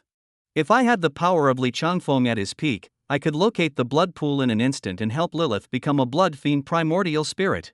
Sighing, Yang Fan retracted Lilith's blood fiend spirit back into his arm, feeling streams of blood energy being transferred to him. No, Lilith. Yang Fan quickly stopped her. But Lilith insisted, increasing the output as if she wanted to transfer all the blood energy to Yang Fan. Helpless, Yang Fan said, you need this blood energy more. If you insist, then let's split it half and half, okay? The blood fiend's spirit trembled slightly, retracting some of the blood energy, seemingly agreeing. Only then did Yang Fan relax, allowing Lilith to share half of the blood energy with him. Though it was blood fiend energy, it was incredibly pure after being refined by Lilith's blood fiend spirit. Even though it was only half of the white bear's essence, it greatly benefited Yang Fan. Especially since he had lost 90% of his blood earlier, despite the spiritual energy supplementing him, his core was damaged. Only by consuming nourishing blood-rich food could he slowly recover. And this blood energy was the most suitable thing. Easily refining the blood energy, Yang Fan felt a fullness within him, unlike the emptiness he felt upon waking. He understood the blood energy's significant benefits and felt even more grateful toward Lilith. Looking at the white bear on the ground, he approached it. Crash! Before he reached it, the dried-up bear crumbled to the ground. He stepped forward, gently shook it, and pulled off a layer of bear skin. Turning it over, he found the skin and fat inside equally dry, like tanned hide ready to be made into clothing. The rest of the bear's body, its organs, flesh, and even bones, had turned into a pile of black debris. That's the power of the blood fiend's spirit, able to absorb all life essence for its use. Although he anticipated this result, seeing such rapid transformation still amazed young Fan. Remembering the 2 bear paws he had pulled earlier, he felt fortunate, as his stomach was indeed rumbling with hunger. Rolling up the bear skin and grabbing the 2 congealed bear paws, young Fan returned to the mud hut. Immortal, have you triumphed? Inside the hut, the old man held the little girl tightly, tension on his face. Yang Fan smiled gently. Elder, there's no need to call me immortal. Just call me Yang Fan. I'm an ordinary person too. This is the hide I just skinned from that beast. You can make it into a blanket for Arya, so you won't have to hold her all the time. Seeing the bear hide and the bear paws in Yang Fan's hands, the old man sighed in relief. Yang Fan's demeanor was warm and courteous, unlike a villain, which reassured the old man. Taking the bear hide, he noticed it seemed devoid of any stench, though he didn't question it, assuming Yang Fan had used some immortal technique. Wrapping Arya and placing her on the bed, he saw her face glistening with sweat and finally felt at ease, returning to the fireside. By now, Yang Fan had picked up a stick and was roasting the bear paw over the fire. The bear's paw weighed over 20 catties each, too heavy for the old man to handle, so Yang Fan decided to do it himself, sparing the elderly man the effort. Watching the bear paw roast over the fire, the old man couldn't help but swallow, but he had more pressing concerns. Thud! The old man knelt to the ground. Please, immortal Yang Fan, take Arya in. Whether as a servant or a maid, I have no complaints, only that she gets enough to eat. Yang Fan was taken aback. Through their interactions, he realized this household seemed to consist of just the elderly man and the little girl. In such a place, with no young adults to support them, survival seemed unlikely. This softened his heart. Please stand up first. We can discuss this slowly. But the old man was stubborn. I won't rise unless Immortal agrees. Helpless, Yang Fan nodded. All right, I agree to take in Arya. Now, please stand up. Imagine what Arya would think if she saw you like this. Hearing Yang Fan's agreement, the old man beamed with joy, repeatedly thanking him. We met by fate, and Arya possesses spiritual roots, with quite good talent. I'll teach her some basic techniques, and once she achieves some success, she can join a renowned sect. As long as she passes the assessment, she can become a disciple, saving me from delaying her potential. The old man felt even more grateful after hearing Yang Fan's words. Though slightly uneasy, fearing it was a pretext, the fact that an immortal capable of slaying beasts was considering his granddaughter's future, even if it were a pretext, was enough to fill him with gratitude. Immortal, do as you see fit. From now on, Arya is at your disposal. The old man's words left Yang Fan a bit helpless, but it was fine. Although most of Li Chongfeng's memories were of demonic techniques, he did have knowledge of a couple of righteous methods. If Arya couldn't join a prestigious sect, he could teach her 1 or 2 of these techniques. Moreover, even in a righteous sect, one might not learn any ultimate techniques, which might be inferior to the methods in his memory. With that thought, Yang Fan decided not to refuse further. By the way, Elder, do you know of any major sects nearby? Yang Fan asked. Though he had Li Chongfeng's memories, the cultivation world was vast, and he wasn't sure of his current location. If he could learn about nearby sects, he might be able to determine his whereabouts. The old man thought for a moment. I've heard there's an immortal sect near the Great Snow Mountain, called the Spirit Sword Sect, with a branch in Shuihua County. When I was young, I went there for testing but had no affinity for the immortal path. Oh, and there's something called the True Martial Sect, which was a major sect centuries ago, but it seems to have declined. It isn't an immortal sect but rather a martial one. Hearing this, Yang Fan's heart lifted. The Spirit Sword Sect wasn't in Li Chongfeng's memories, but the True Martial Sect was. Li Chongfeng had once encountered someone named Feng Wudi, who was at the peak of martial saint, just a step away from the void-breaking realm. This person practiced 5-element true qi and had an unparalleled technique, Hunyuan Wuji Hand, making him a rare master in Li Chongfeng's time. Hence, he was dubbed invincible.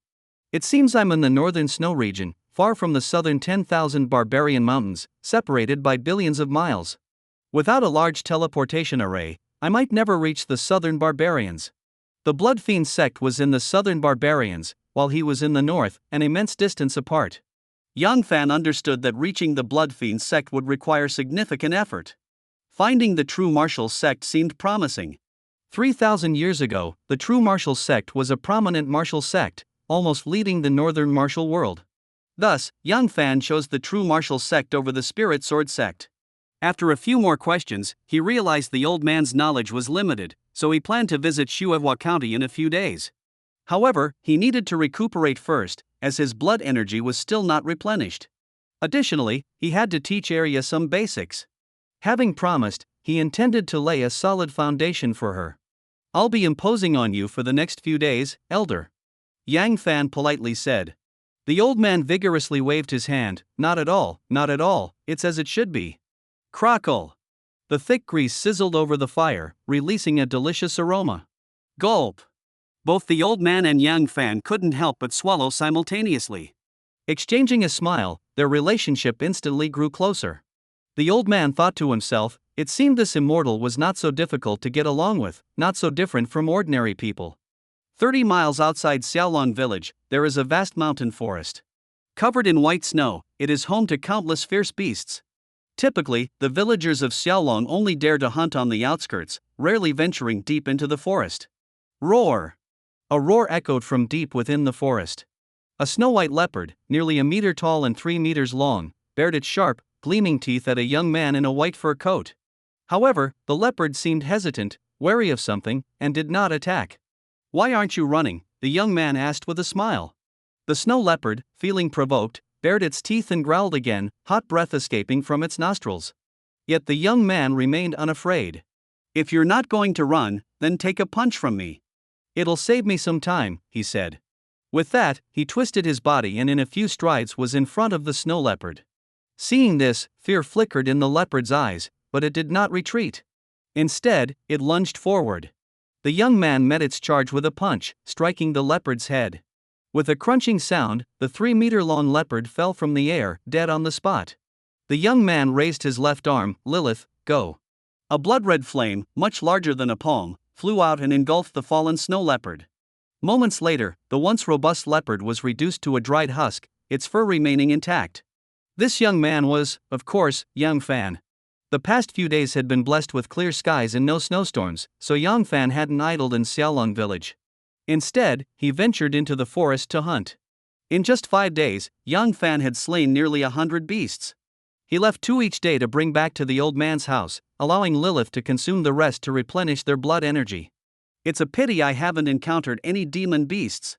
These wild beasts, while full of vitality, are still far inferior to demon beasts," Yang Fan sighed, watching Lilith's blood fiend spirit return, only slightly larger than before.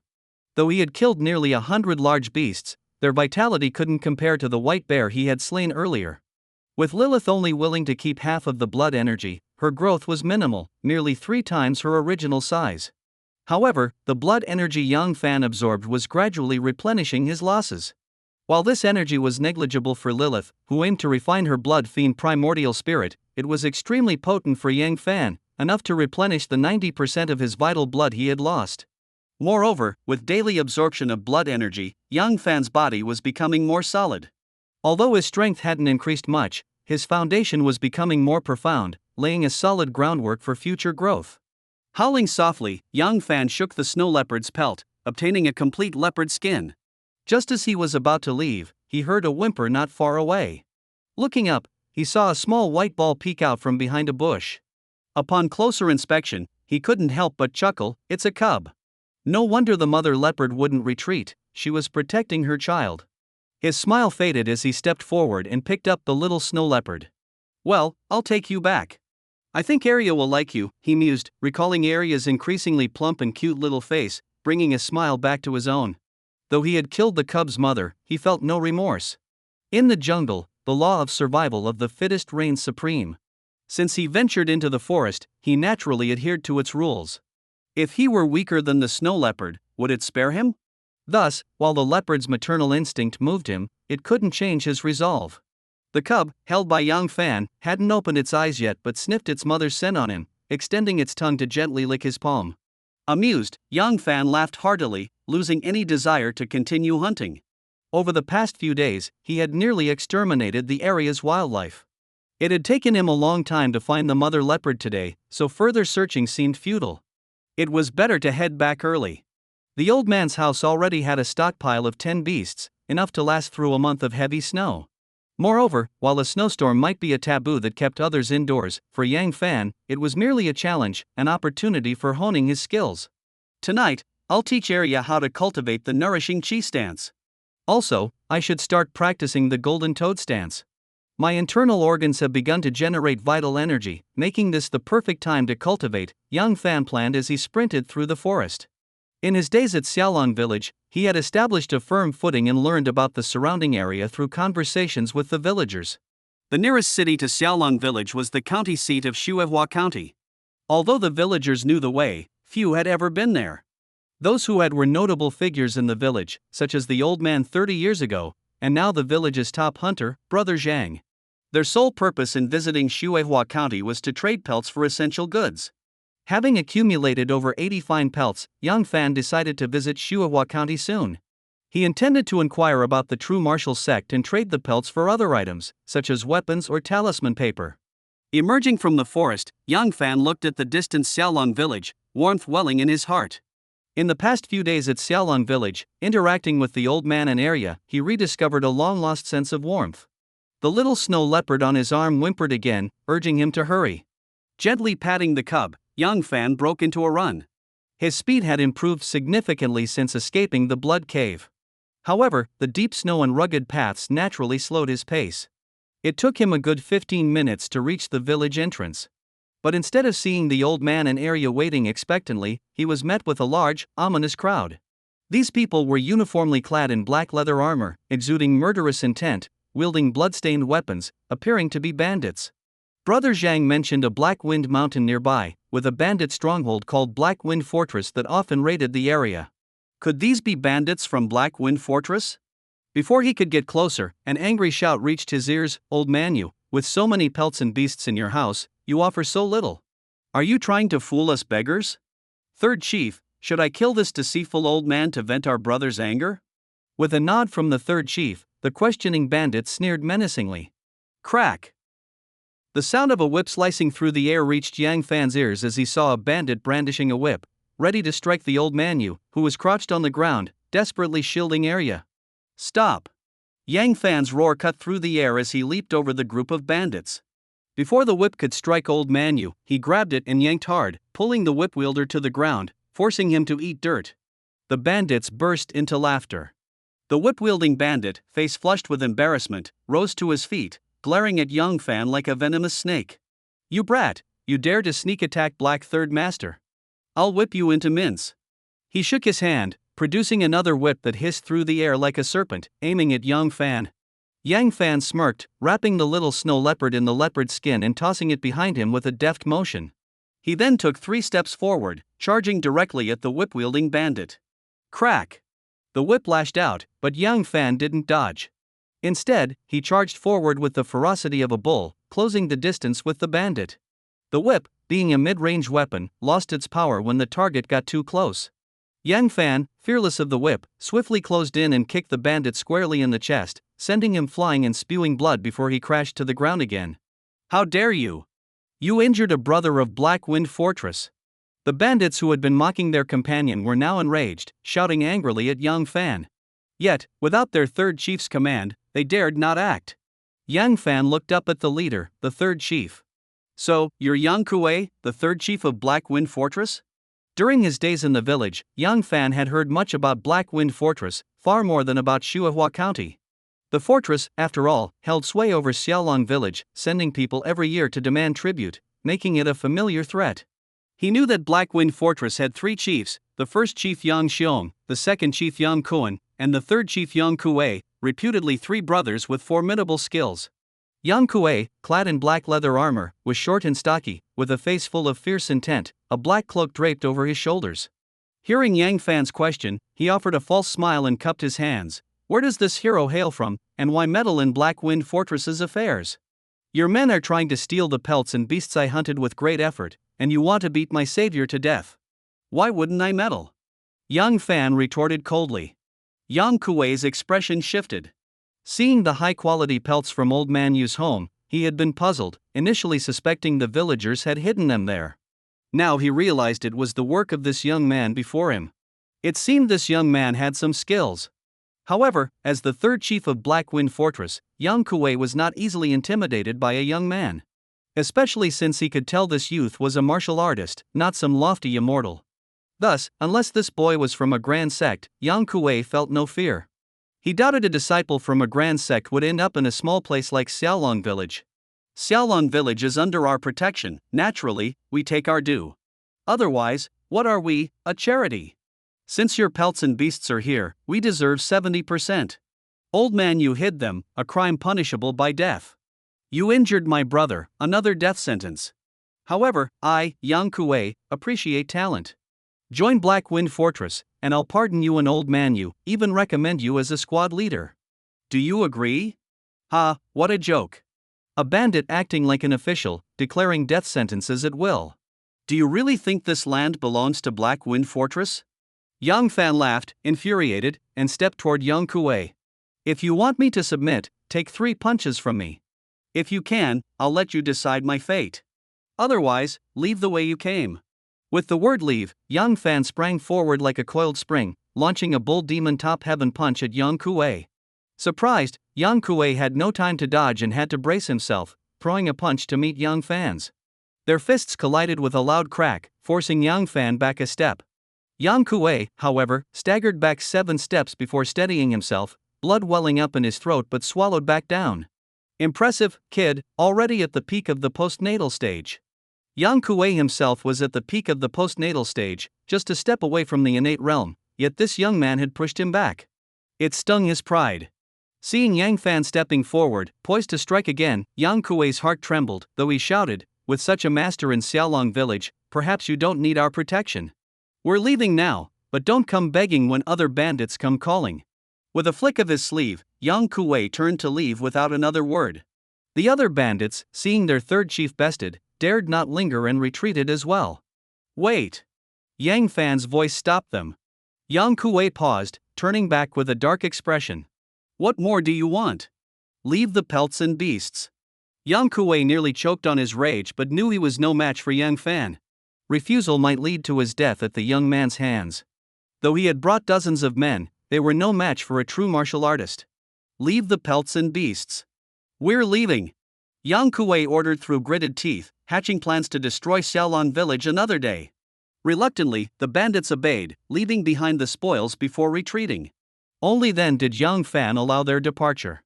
Once the Black Wind bandits were out of sight, the villagers dared to gather around. Ah, Yang Fan, you've brought disaster upon the village, a timid man cried. Brother Zhang glared at him. What are you shouting about? If not for Brother Yang's timely return, would you have your pelts and beasts back? With snow coming, could you survive without them? The Black Wind bandits came today to doom us. Can't you see that? Blaming Brother Yang is sheer ingratitude. The villagers, realizing this truth, fell silent. Though some feared the repercussions of offending the Black Wind bandits, they kept their complaints to themselves. Brother Yang, don't mind them. They're just ignorant folk. But as your elder, there's something I must say, Brother Zhang continued. Yang Fan, though a bit displeased, understood their plight. Nodding, he replied, Speak freely, Brother Zhang. I'm listening. Xiaolong Village has angered Black Wind Fortress. If you're here, they'll hesitate. But if you're not. Brother Zhang trailed off, but Yang Fan understood. After a moment's thought, he said, Rest assured, Brother Zhang. As long as Black Wind Fortress stands, I won't leave the village. Hearing this, Brother Zhang felt relieved. From Yang Kuei's reaction, it was clear Yang Fan was a formidable master. With such a protector, the village had some assurance against the bandits. Yet, he missed the implication in Yang Fan's words. If Black Wind Fortress fell, Yang Fan would leave. With Yang Fan's assurance, the villagers relaxed, dividing the recovered pelts and beasts before dispersing. Meanwhile, Arya, holding the newly-eyed snow leopard, looked at Yang Fan with admiration. Old Manhwa, however, showed both gratitude and concern in his eyes. Come inside, it's cold out, Old Manhwa urged. The 3 returned to the now refurbished earthen house. It had been expanded and reinforced, the wooden door replaced, keeping out the cold and filling the space with warmth. Brother Yang Fan, when I grow up, I want to be as mighty as you and drive those bandits away. Arya declared, holding the snow leopard, her voice full of determination. Yang Fan fondly patted her head, nodding, Arya will be even more formidable than me when you grow up. Arya giggled, pleased. After comforting Arya and watching her play with the snow leopard, Old Man spoke with worry, the 3 chiefs of Black Wind Fortress aren't to be trifled with. Brother Yang Fan, perhaps you should take Arya and leave overnight? Don't worry, Old Man Yu. Tonight, I'll visit Black Wind Fortress and deal with them. Old Man Yu was startled. Though he no longer saw Yang Fan as a celestial being, he realized the young man's strength came from martial prowess, not divine powers. This understanding didn't change his decision to entrust Arya to Yang Fan, given the lack of better options. Brother Yang Fan, don't be reckless. Black Wind Fortress isn't easy prey. They have over 300 vicious bandits, and the chiefs are formidable. You're no match for them. If word gets out, it'll be trouble. Yang Fan paused at Old Man Yu's warning. If the chiefs could slay demon beasts, they were likely at the postnatal peak or innate realm, making them challenging opponents. Rest assured, Old Man Yu. I won't be reckless. Tonight, I'll just scout. If they're too strong, I won't force it. Seeing he couldn't dissuade Yang Fan, Old Man Yu could only sigh. Under the cover of night, Yang Fan lay prone on the ground, controlling his heartbeat to slow to an almost imperceptible pace as he focused his gaze on Black Wind Fortress ahead. The fortress was brightly lit, with a huge brazier in the hall casting light over a radius of more than 10 meters.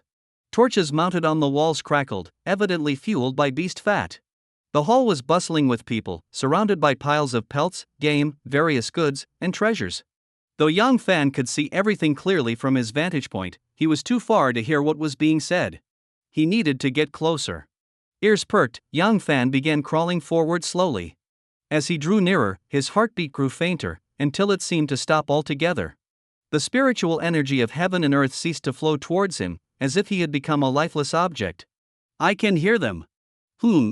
Just as he began to catch the sounds from the hall, Yang Fan noticed a change in his body. While listening to the voices, a strange expression crossed his face. Anyone seeing him lying in the snow might have thought he was insane. To his surprise, when his 7 apertures exquisite heart slowed to a stop, ceasing to absorb spiritual energy, the impurities within his body began to circulate, advancing his golden toad stance to the next level. The reason for his reaction was a breakthrough in his internal organ cultivation, which had been stagnant for days. The golden toad stance, part of the extreme body refinement technique, focused on the balance of the 5 organs to allow the circulation of impurities. Despite the spiritual energy in this realm being far denser than on Earth, the 7 apertures' exquisite heart's overwhelming power had hindered his progress. He nearly abandoned the technique, suspecting it was flawed, especially when compared to the rapid progress he had made with the bull demon fist and the serpent dance. Now, he realized the heart's strength had been suppressing the other organs, preventing the formation of a continuous cycle of impurities. Understanding this, Yang Fan was overjoyed. To advance his golden toad stance, he needed to suppress his heart's dominance during practice to achieve equilibrium with the other organs, allowing the organ energies to merge into a unified primal energy. Xiaolong village dares to defy us, so it has no reason to exist. Second brother, tomorrow you and third brother will level the village, leave no one alive. Just as Yang Fan was contemplating the newfound insights, he overheard these words. Don't worry, big brother. With second brother involved, even if that kid breaks through to the innate realm, he'll die for sure. This boastful voice belonged to the third chief, Yang Kuei. Yang Fan recognized it immediately, confirming that the order to destroy Xiaolong village had come from the first chief, Yang Xiong. Yang Kuei's confidence suggested that the second chief, Yang Kuan, had likely reached the innate realm. If true, the first chief might have as well. 2 innate martial artists and a peak postnatal fighter were formidable foes. Without a significant breakthrough, Yang Fan would stand no chance against them. Could he stand by and watch Xiaolong village fall because of him? No. Even if I die, I can't let Xiaolong village perish because of me. Clenching his teeth, Yang Fan began practicing the golden toad stance in the snow. He controlled his 7 apertures exquisite heart to stop beating, initially causing discomfort akin to suffocation due to the lack of fresh blood circulating through his system. Yet, his robust blood energy prevented him from actual harm. As the heart ceased its function, the energies of his 5 organs gradually balanced, weaving together to form a cycle of the 5 elements, growing stronger through mutual reinforcement and restraint. Yang Fan seized this chance to enhance his strength. Even a slight improvement could increase his odds in the impending confrontation. Moreover, he awaited the right moment to strike. When the bandits were asleep, he might have a chance to assassinate the three chiefs. If the first and second chiefs fell, Black Wind Fortress would pose no threat. By this plan, young Fan focused intently on his cultivation. Perhaps fate smiled upon him, for as he immersed himself in training, snowflakes began to drift from the sky. "Hey, it's snowing?" a bandit exclaimed suddenly. The three chiefs' expressions darkened. "First chief, if it snows heavily, should we still proceed with tomorrow's plan for Xiaolong village?" a minor leader asked the three chiefs. In the northern snowlands, during snowstorms, not only would villagers refrain from hunting, but even bandits would avoid raiding or collecting tributes, preferring to stay indoors by the fire. The harsh snowstorms were formidable, challenging even for martial artists of mid-level postnatal ranks to withstand, let alone ordinary bandits. Despite their strength, the chiefs knew their men were less capable, with the strongest below them being 4 commanders of merely 6th postnatal rank. "If it snows, tomorrow's action is off. We'll settle with Xiaolong village after the storm," Yang Xiong declared, exhaling with mild displeasure. His decision relieved most of the bandits, who feared his stubbornness might force them into a deadly venture against the elements. "Big brother, perhaps I could go alone tomorrow," a slightly effeminate voice suggested. The bandits recognized it as second chief Yang Koan, whose appearance starkly contrasted his brother's. While Yang Xiong was bear-like in stature, Yang Koan's pale face and snake-like eyes gave him a sinister aura, his actions as venomous as his demeanor. Yang Kuei, neither as tall nor as striking, was a rough and stout figure. Despite their differences, all three shared a ruthless nature. Yang Xiong, tempted by his brother's offer, eventually shook his head. "No, the village isn't going anywhere. Wait a few days until the storm passes." Yang Koan nodded in agreement. Relieved, Yang Fan exhaled quietly. Yet, none of them foresaw that the snowfall would last an entire month. A month later. Damn it, the weather's finally cleared up. The snow and wind in the northern snowlands were common yet despised, especially by the ordinary people who hadn't trained in martial arts. When the storms hit, they were confined to their homes, unable to even open their doors. The bandits of Black Wind Fortress, though living more comfortably than the villagers, also disliked the harsh weather. "Second Chief, where are we headed?" As soon as the skies cleared, Second Chief Yang Koan gathered his men. With a cold smile, Yang Koan replied, "To Xiaolong village. Today, let's have some fun. Kill all the men, and do what you want with the women. Just remember, don't touch the young girls. Manager Liu from Shuehua County is paying 10 gold taels for each one. Understand?" Understood. The bandits were elated. Despite their reputation, opportunities to raid a village were rare. Every village was a crucial resource for survival, and losing one was a significant loss. They only attacked those who refused to pay tribute or resisted the fortress, and even then, it was a rare occurrence. Each raid was chaotic, offering a chance to indulge in violence and lascivious acts, something that excited the bandits even more than women. "Move out." Seeing the ferocity in his men, Yang Koan was pleased, leading the charge himself. Normally, he kept a low profile, avoiding the spotlight, but after being cooped up by the snow for over 2 months, he was eager to act. Without even calling on his brother Yan Kuei, he led the group down the mountain. Suddenly, he felt something underfoot, and as he tried to retreat, a powerful force from beneath the snow flipped him over. With a burst of snow, a figure leaped from the ground, lunging at the fallen Yang Kuan. The bandits were caught off guard, but Yang Kuan reacted swiftly, conjuring an ice wall that rose before him. A cultivator? The figure was Yang Fan, hidden beneath the snow. Seeing the ice wall appear, he was delighted instead of alarmed. Without slowing his charge, he smashed through the wall with a bull demon step, reaching Yang Koan in an instant. With a swift strike, Yang Koan's chest caved under his fist, killing him instantly. Indeed, a 10th-level foundation establishment cultivator. Waiting for a moment and seeing no sign of a golden core emerging from Yang Koan's body, Yang Fan confirmed his guess. Initially, he had assumed Yang Koan was an innate martial artist, but this discovery was timely. As for why Yang Kuei had claimed that even if Yang Fan reached the innate realm, he would still die with Yang Koan, it was because Yang Koan could attack from afar while Yang Kuei engaged up close. In this world, cultivators were revered far more than martial artists, and rightly so. Cultivators could use magical tools and spells, making them far superior to martial artists who relied solely on true qi. Yet Yang Fan knew that once he closed the distance, even a golden core expert would fall to his fists. Having dispatched Yang Koan easily, Yang Fan turned his gaze to the remaining bandits. They were still in shock, unable to process what had just happened. When Yang Fan's gaze met theirs, instead of attacking, they scattered in panic. Some fled back to the fortress, while others ran down the mountain. Who dares to kill my brother? A thunderous roar echoed from the fortress as a towering, bear-like man with a blackened face charged out, brimming with murderous intent. Upon seeing Yang Fan, he wasted no time, launching a powerful punch.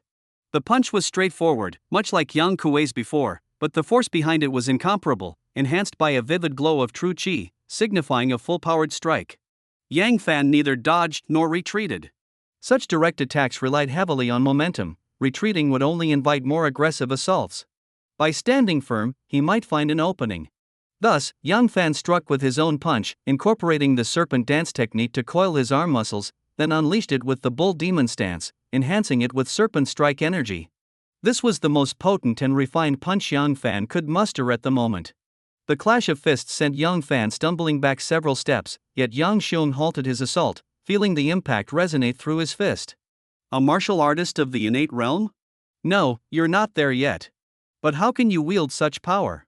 Yang Xiong's astonishment was evident, but Yang Fan gave no reply, adjusting his breath before striking again.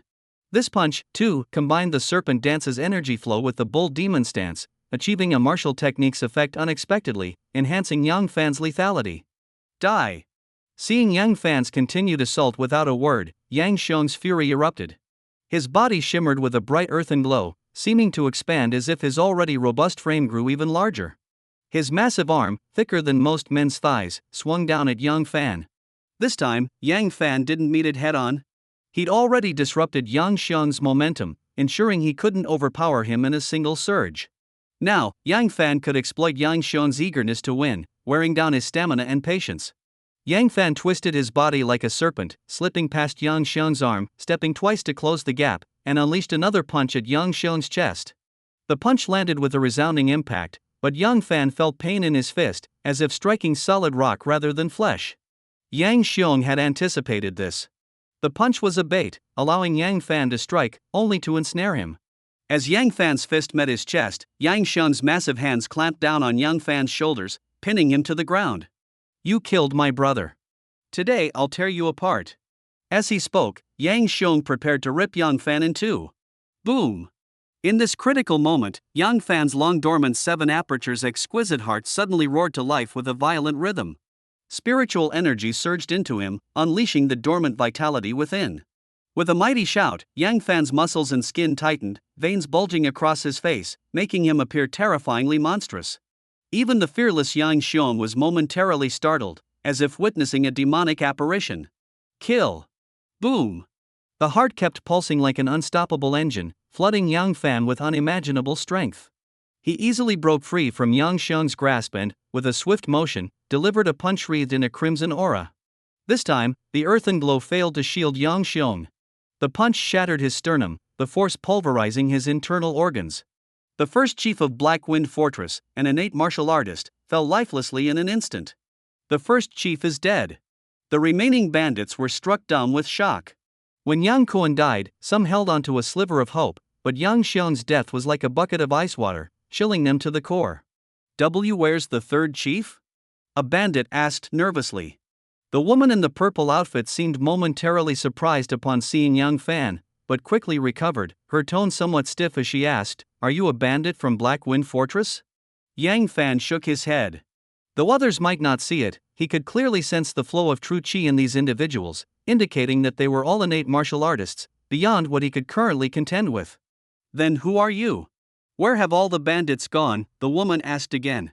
I was originally a villager from a nearby settlement, practicing martial arts from a young age. Recently, the bandits attacked my village, but I managed to scare them off. Fearing they would regroup to harm the village, I followed them and coincidentally witnessed the 3 chiefs of this fortress fighting with some powerful figure, resulting in their deaths. The remaining bandits scattered. Yang Fan concocted a half-truth, as he couldn't explain how someone at his level could have defeated innate experts. To avoid suspicion, he opted for a fabricated story. The woman in purple nodded. On her way here, she had indeed spotted a few fleeing bandits and had captured some for questioning, hearing a similar story to what Yang Fan recounted. Sister Fawn, this fortress had 3 chiefs. We've only seen 2 so far, This man might be the third one, a young man in blue behind the woman suggested, looking at Yang Fan with hostility. Yang Fan, unsure of how he had offended this person, began to protest, but the woman shook her head. Before coming here, I reviewed the intelligence on Black Wind Fortress. The 3 chiefs were brothers, and the youngest is over 30. This man appears just over 20 and bears no resemblance to them. Besides, if I'm not mistaken, that over there is the 3rd chief, Young Kuei. Even so, he must be connected to the bandits, otherwise, why would he be here? The young man persisted. Annoyed by the baseless accusation, Yang Fan retorted coldly, by that logic, aren't you also connected to the bandits? Otherwise, why are you here? The counter-question clearly irked the young man, who sneered, I am Zhang Chufeng of the True Martial Sect. How dare a mere bandit like you speak up? I'll rid the world of your evil today. As he spoke, he pointed, and a beam of icy white true chi shot towards Yang Fan. Startled, Yang Fan immediately employed serpent dance, twisting his body to narrowly avoid the strike. Despite evading it, he felt a chilling cold seep into his bones, mixed with a sharp sensation, a sign of sword chi. It's sword chi. And they're from the True Martial Sect. Yang Fan was both surprised and delighted. Yet Zhang Chufeng gave him no chance to speak, launching another icy sword chi as soon as he missed. Yang Fan swiftly dodged again, using the serpent's glide to create distance from Zhang Chufeng. Interesting, the woman in purple murmured, raising a hand to stop Zhang Chufeng from attacking further. She examined Yang Fan with interest. I didn't expect someone so young to have trained the extreme body tempering to the level of internal organs and evade Zhang's 2 sword chi. Quite impressive. How about joining my True Martial Sect? Zhang Chufeng was shocked. Sister Feng, he's this old and hasn't reached the innate level. How can we let someone like that join the True Martial Sect? The woman glared at him. Not reaching the innate level by this age isn't his fault, he's lacked proper cultivation techniques. You realize he's practicing body cultivation, right? If you hadn't trained in our True Martial Sect soft water technique from a young age, and instead practiced body cultivation, I doubt you'd even achieve the first stage of skin training. How dare you criticize him? Seeing his senior sister genuinely angry, Zhang Chufeng, though resentful, dared not retort and lowered his head. After reprimanding Zhang Chufeng, the woman addressed Yang Fan. The True Martial Sect has a 3,000-year history. Our founding master, Feng Wudi, was unrivaled in the northern snowlands. Our sect's 2 supreme arts, the Samsara Fist and the primordial Limitless Hand, can elevate one to a martial sage. With your physique, joining us would see you reach the innate level in no time, perhaps even becoming a martial king. What do you say? Yang Fan was puzzled by her self-promotion. He wasn't doubting her words, but wondered why such a prestigious sect would need to boast to recruit disciples. If Li Changfeng's memories were accurate, joining the True Martial Sect would be a daunting task, requiring one to seek out the mountain gate and prove oneself. Yet now, it seems so simple? Well, do you not wish to join? The woman's face turned cold at Yang Fan's hesitation. Though we've declined in the past century, the True Martial Sect is no mere second-rate martial school. Today, recognizing your potential, I'm offering you this chance. Reject it, and you may regret it. Realizing she misunderstood, Yang Fan, despite his lingering doubts, quickly replied, joining the True Martial Sect would be an honor. How could I refuse? Then why did you? She began, but stopped midway. Yang Fan awkwardly chuckled. I was just too shocked to respond immediately. Well said. What's your name? Once you're in the True Martial Sect, if anyone gives you trouble, just mention my name, Feng Shuewei. No one will dare bully you. Her exaggerated laughter left Yang Fan momentarily dazed. Meanwhile, Zhang Chufeng's icy glare sent a chill down Yang Fan's spine. When had he offended this person? Today was their first meeting, wasn't it? Why such enmity? Unbeknownst to Yang Fan, Zhang Chufeng was proud and ambitious. He had gathered the information on Black Wind Fortress, yet arrived to find the chiefs already dead, frustrating him. Upon returning, he might be mocked by his peers, so he sought to kill Yang Fan as a bandit leader to save face. When Yang Fan resisted, it only fueled his anger, and his fellow disciples' subtle amusement stoked his murderous intent. But now, his senior sister was inviting Yang Fan to join their sect, meaning they would become fellow disciples. The thought of Yang Fan, a mere villager yet to reach the innate level, joining as his junior disgusted Zhang Chufeng, leaving him with nothing but disdain for Yang Fan. Though we missed the chance to eliminate the bandits, receiving a promising disciple like junior brother Yang is a fortunate event. Let's return to the sect and celebrate. Yang Fan was at a loss. He hadn't expected Feng Shuawei to be so decisive, calling him junior brother after learning his name and even suggesting a celebration. Could he truly possess such exceptional talent, warranting the attention of a prestigious sect like the True Martial Sect? Is this really the True Martial Sect? Yang Fan was surprised as he took in the sight of the dilapidated halls. Though they still bore traces of their thousand-year grandeur and former glory, the place seemed somewhat run down now. Feng Shuawei smiled slightly. Yes, this is our True Martial Sect. Impressive, isn't it? She assumed Yang Fan, being from a humble village, would be awestruck by these once glorious structures. Yang Fan's face twitched slightly, forcing a smile. Yes, very impressive. Truly a renowned sect. Indeed, Feng Shuawei said with pride, 3,600 years ago, my ancestor Feng Wudi established this foundation. Even after millennia of erosion, it still retains its former brilliance, far beyond those small sections. Come with me, I'll take you to meet the outer sect elder. From now on, you're an outer disciple of the True Martial Sect. She added, in our sect, only those who reach the innate stage can enter the inner sect. While your aptitude is remarkable, having reached this level with body refinement techniques, you haven't yet reached the innate stage, so you'll have to endure this for now. Yang Fan nodded, his emotions a complex mix. In Li Changfeng's memory, the True Martial Sect was a place of immense prestige. He hadn't expected it to fall to such a state after over 3 millennia. It seemed even less than some third-rate sects, or even the Shushan Sword sect on Earth. If not for its long history, it might have already crumbled. I just hope the True Martial Sect's teleportation array is still intact, Yang Fan sighed quietly, following Feng Shuawei. His intent in joining the sect was to journey to the southern barbarians' vast mountains and learn advanced martial techniques. Though joining the sect was easier than anticipated, reaching the southern barbarian mountains might prove challenging. As for advanced martial techniques, who knew how many the sect still retained? The decline of a sect wasn't just in its physical decay, it often signaled a break in traditions and teachings. Otherwise, Yang Fan couldn't comprehend how a sect once unrivaled in martial prowess could fall so far. Uncle Chang, Shuawei has brought back a promising candidate. Take a look, Feng Shuawei announced as they entered a side hall where a middle-aged man in gray was reviewing accounts. His eyes lit up briefly upon seeing her, and after her introduction, he turned his attention to Yang Fan. Has extreme body tempering reached the third stage? Uncle Chang asked, surprised. Feng Shuawei smiled proudly. Yes, I've personally tested him. If you don't believe it, you can test him again. The gray-clad elder shook his head. No need for that. But body cultivation emphasizes strength. Have him test his strength first.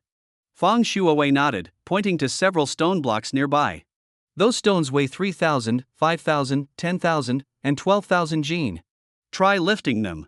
Yang Fan nodded, setting aside his complex thoughts. Since he had agreed to join the True Martial Sect, he needed to dedicate himself fully, not entertain other thoughts just because of its decline. At his core, Yang Fan was a traditional young Chinese man, valuing loyalty and respect for teachers. The saying, once a teacher, always a teacher, resonated with him. Though he wouldn't go as far as treating a teacher like a parent, lifelong respect was a given. In the realm of cultivation, teachers often had a more significant and intimate influence than even family. Though aware of his own strength, Yang Fan first approached the 5,000 jin stone block. With ease, he lifted it over his head, not finding it too difficult. Not bad, Uncle Chang said with a hint of challenge in his voice. I'll add another 3,000 jin block. Do you dare try? Yang Fan nodded silently. With a gesture, Uncle Chang lifted the 3,000 jin block, placing it atop the one Yang Fan held. Yang Fan felt the added weight but managed to hold it. Impressive. How about one more? Uncle Chang suggested, clearly astonished. He knew he hadn't added any force to the block, but the downward pressure during its descent increased its weight. Yang Fan still managed to lift it, hinting its strength surpassing 8,000 jin. If so, he might reach the Force Realm with sheer physical power alone. The Force Realm was unique to body cultivators, lying between the postnatal and innate stages. Ordinary martial artists progressed from the postnatal stage by circulating true qi, opening various acupoints, and channeling the qi of heaven and earth to enter the innate stage, transforming true qi into innate qi, greatly enhancing power. Body cultivators, lacking true qi, had to break through continuously until their acupoints opened naturally, driven by blood and qi, to reach the innate stage. Thus, after achieving 10,000 gene of strength but not yet reaching the innate stage, body cultivators were said to be in the force realm.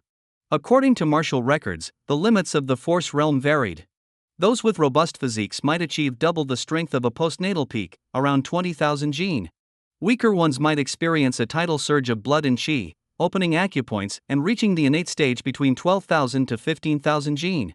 A body entering the innate stage held benefits comparable to, if not exceeding, those of true chi opening acupoints. There were even tales of body cultivators reaching the innate stage and gaining innate divine abilities. Yet, in recent times, entering the innate stage through true chi was more common, while achieving it through body cultivation was exceedingly rare. While Chang Guyue contemplated this, Yang Fan nodded again, prompting the elder to recall his previous statement. Intrigued, Chang Guyue didn't add another stone but instead stepped onto the block himself. "Kid, I'll keep adding force. If it becomes too much, just say the word, and I'll stop," Chang Guyue said. Yang Fan understood the elder intended to gauge his limits with his own strength and nodded in agreement. With Yang Fan's consent, Chang Guyue increased the pressure 1,000 gene, 1,500 gene, 2,000 gene, 2,300 gene. When Chang Guyue heard nothing at 2,300 gene, he was astonished. Had Yang Fan already broken through to the force realm?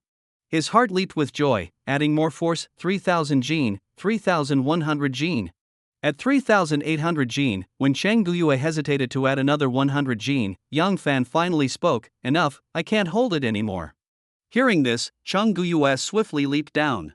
With a thud, Yang Fan dropped the 2 stone blocks to the ground. "How is he, uncle?" Fang Shuowei, silent until now, asked eagerly. Chang Guyue nodded in approval. "Very impressive. I can't wait to see what happens when he fully masters all 4 stages of extreme body tempering.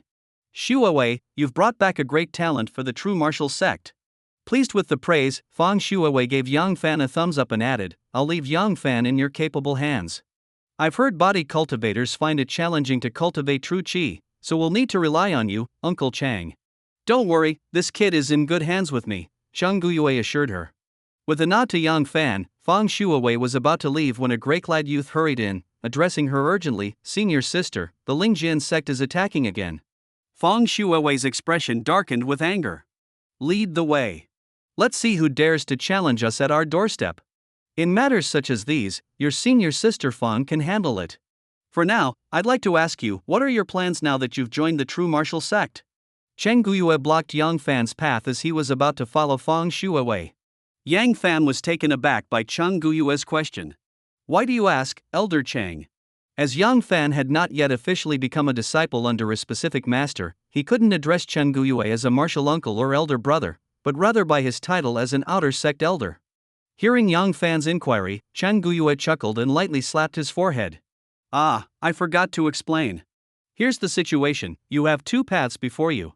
The first is to abandon body cultivation and pursue the path of true chi. Given your current physical condition, cultivating true chi might be challenging, but if successful, the quality will be excellent, and it won't take long to reach the innate stage. The second option is to continue with body cultivation and complete the extreme body tempering. If you can achieve innate status with your physical body, not only will you be able to cultivate innate true chi directly, but the true chi you cultivate will be much stronger than average. However, body cultivation is exceedingly difficult, becoming more challenging the further you go. If you reach perfection but still can't attain the innate stage, you'll still need to cultivate true chi, which may end up wasting a lot of time and making true chi refinement even harder." After listening to Chang Guyue's explanation, Yang Fan asked, "Elder, which path do you think I should take?" Yang Fan didn't immediately opt for the second path, sensing that Chang Guyue's mention of it suggested a preference. Thus, he played ignorant, not wanting to risk revealing his inability to cultivate true chi, which might lead to disfavor from the true martial sect. Even if the sect was in decline, Yang Fan didn't want to invite trouble, especially since he was eager to explore the legendary techniques of Fang Wudi. Revealing his shortcomings could mean losing that opportunity. In my view, the first path is the most stable. Although you might still grow into a martial king and become a mainstay of the sect, the second path is far more exciting. It offers the potential for you to break through to the martial king stage like a hot knife through butter, perhaps even becoming an inner sect elder. You might even rise to the position of sect master. So, consider whether you prefer stability or the pursuit of greatness through risk.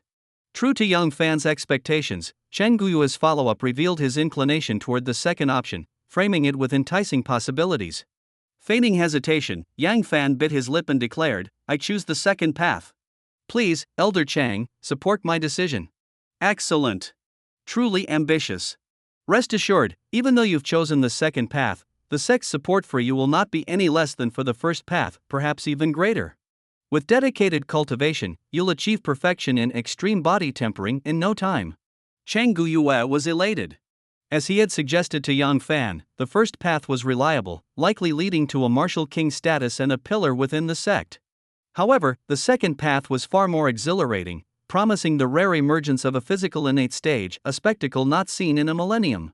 If Yang Fan succeeded, becoming a martial king would be a certainty, with greater strength than typical kings, and a higher chance of reaching the martial emperor level.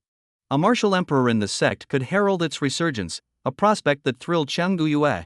Without further ado, he led Yang Fan to the pill room, where he enthusiastically gathered 4 types of pills for him. Strong tendon pills, Yuan transformation pills, blood chi pills. These 3 will nourish your body and enhance your chi. I'll give you 3 bottles of each, 10 pills per bottle. Take them as needed.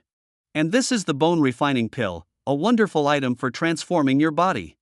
You'll get 3 bottles of these too, but it's best to use them during the final stage of your training. Taking them now would be effective but extremely painful, beyond what most can endure. After generously providing Yang Fan with these pills, Chang Guyue took him to the martial arts pavilion. Although you can't cultivate true chi, these martial techniques can be learned early.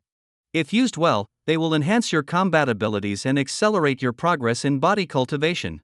Look here, the soft water fist, activated with the soft water skill, is excellent for regulating kidney chi. And the rolling stone fist, delivering punches like rolling stones, significantly benefits spleen chi. With a collection of pills and 5 basic martial techniques, Yang Fan left the inner hall. Chen Guyue then called for a disciple to guide Yang Fan to his quarters for rest. Due to Yang Fan's choice and the potential of his body cultivation reaching the innate stage, Chen Guyue arranged for him to receive exceptional treatment, not only providing pills and techniques but also housing him in one of the best small courtyards reserved for the top 10 outer sect disciples. The disciple leading him there couldn't help but be envious. Despite not knowing Yang Fan's background, the disciple refrained from making snide remarks, though he didn't offer a friendly demeanor either. Yang Fan didn't mind, closing the courtyard door behind him and eagerly studying the 5 martial techniques. Each technique was a fist method corresponding to an element of the 5 elements, intended to be used with specific basic skills for remarkable effects, a testament to the sect's prestigious martial heritage. Through this, Yang Fan began to understand the sect's decline.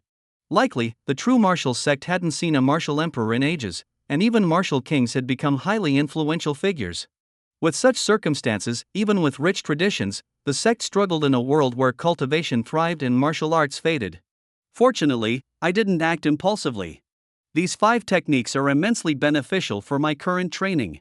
Each fist method, even without the accompanying heart techniques, can still mobilize elemental energies to strengthen the organs.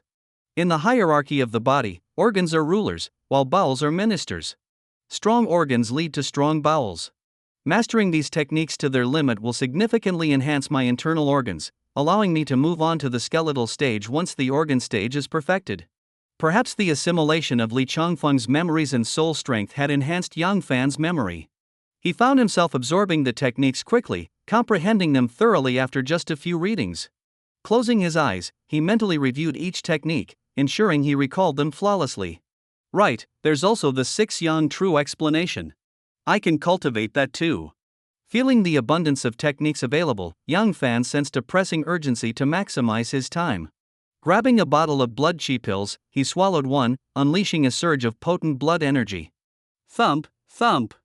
With a contraction of the 7 apertures exquisite heart, the powerful medicinal essence was absorbed, transforming into blood and integrating throughout his body. Ha!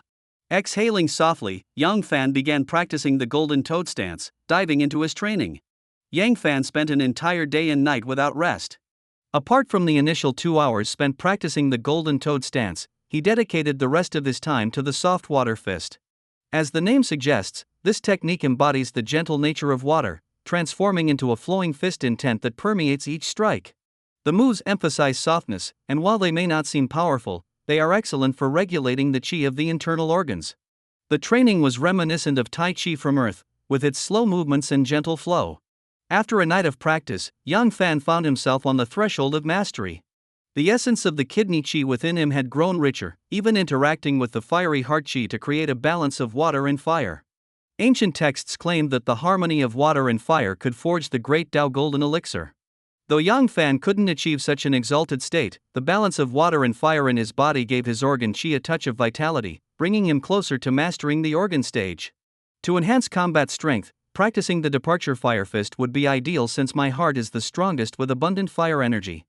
But to accelerate progress in the organ stage, the soft water fist is the best choice. Practicing the departure fire fist would only create obstacles, Yang Fan mused. Since realizing the drawback of his heart's overpowering influence during his snowy training, Yang Fan had been vigilant, ensuring his already dominant heart didn't upset the balance of his other organs. He also understood that without advancing in the organ stage, no amount of blood chi would benefit him significantly.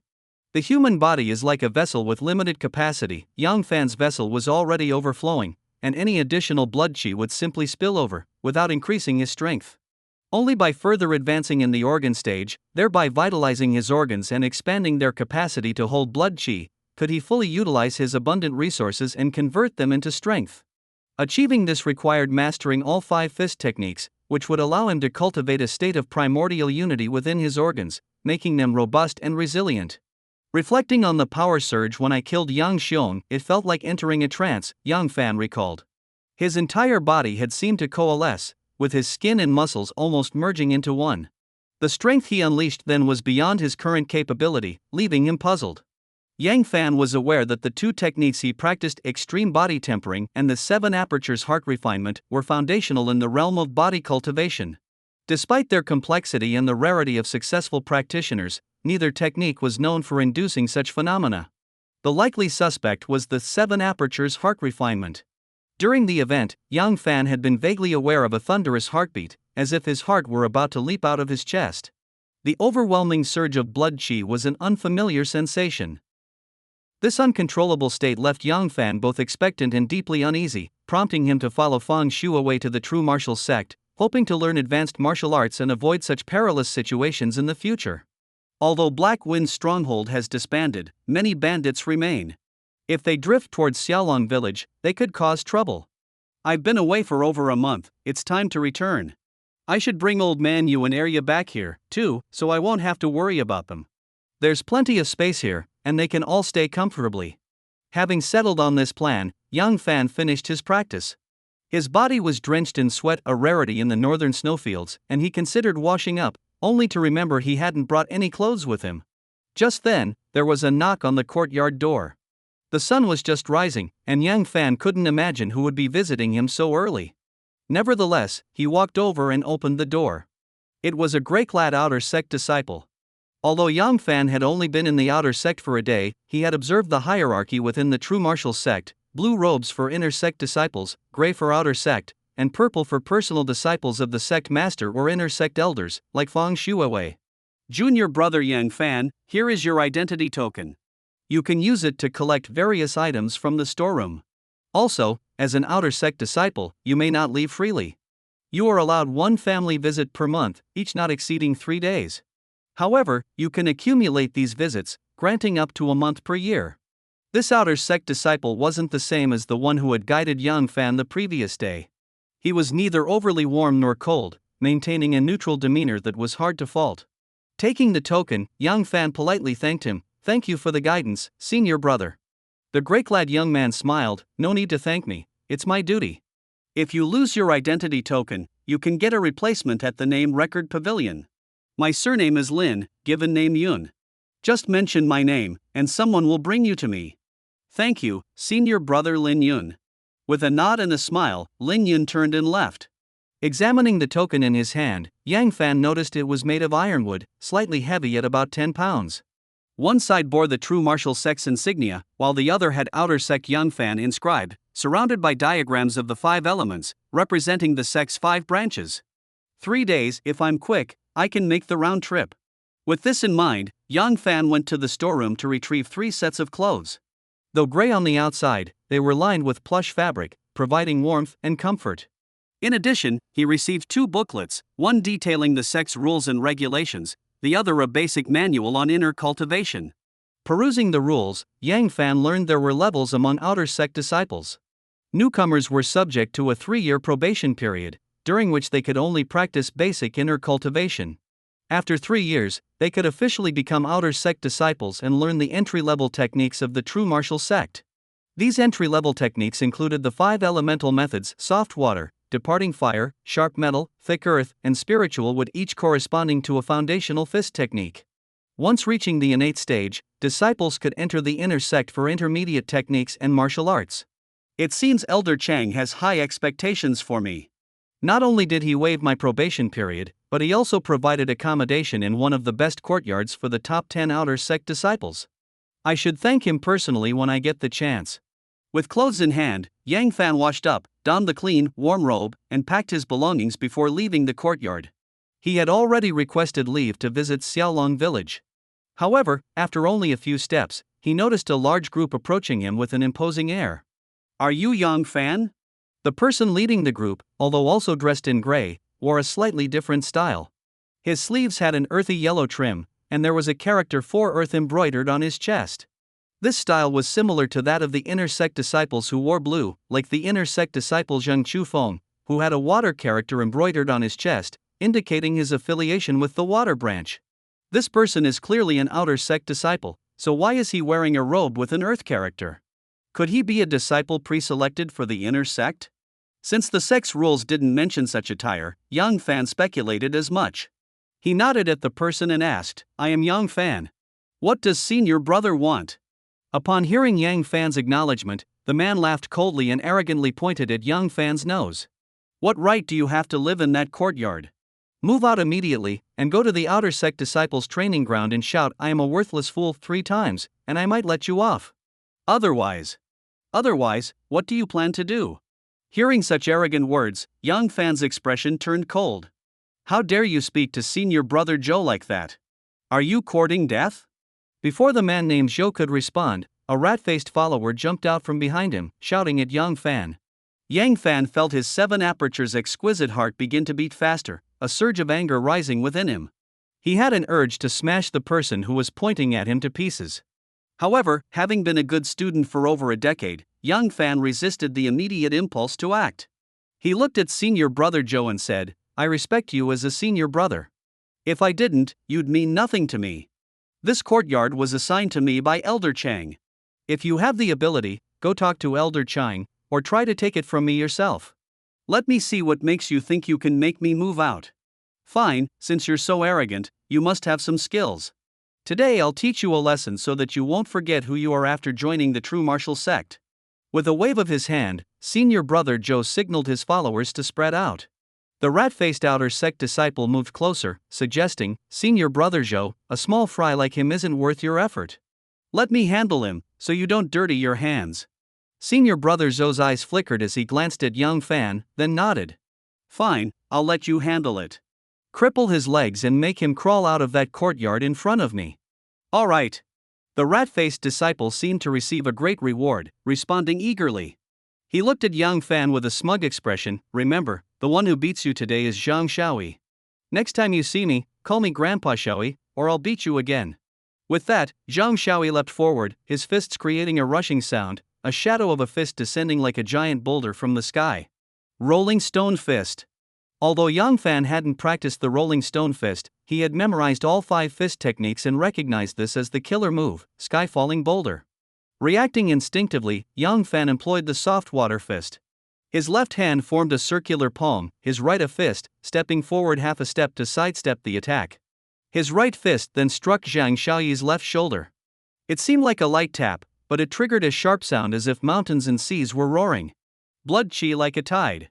Hearing this, senior brother Zhou's face darkened. Zhang Xiaoyi, hit by an invisible force, retreated several steps and tumbled to the ground, rolling a few meters before stopping. Gripping his painfully numb shoulder, he looked at Yang Fan in shock. "You actually mastered the soft water fist to such an extent?" Yang Fan remained silent. It wasn't that he had mastered the soft water fist to a high level, but rather, he had a sudden inspiration to use his blood chi in place of the soft water chi described in the technique. Unexpectedly, It worked remarkably well. The punch wasn't particularly strong, only about 6 or 7,000 pounds of force, but the continuous pushing force was startlingly enduring. I didn't expect you to be a skilled fighter. Fine, today let me test you myself. Senior brother Zhou, with a serious expression, stepped forward.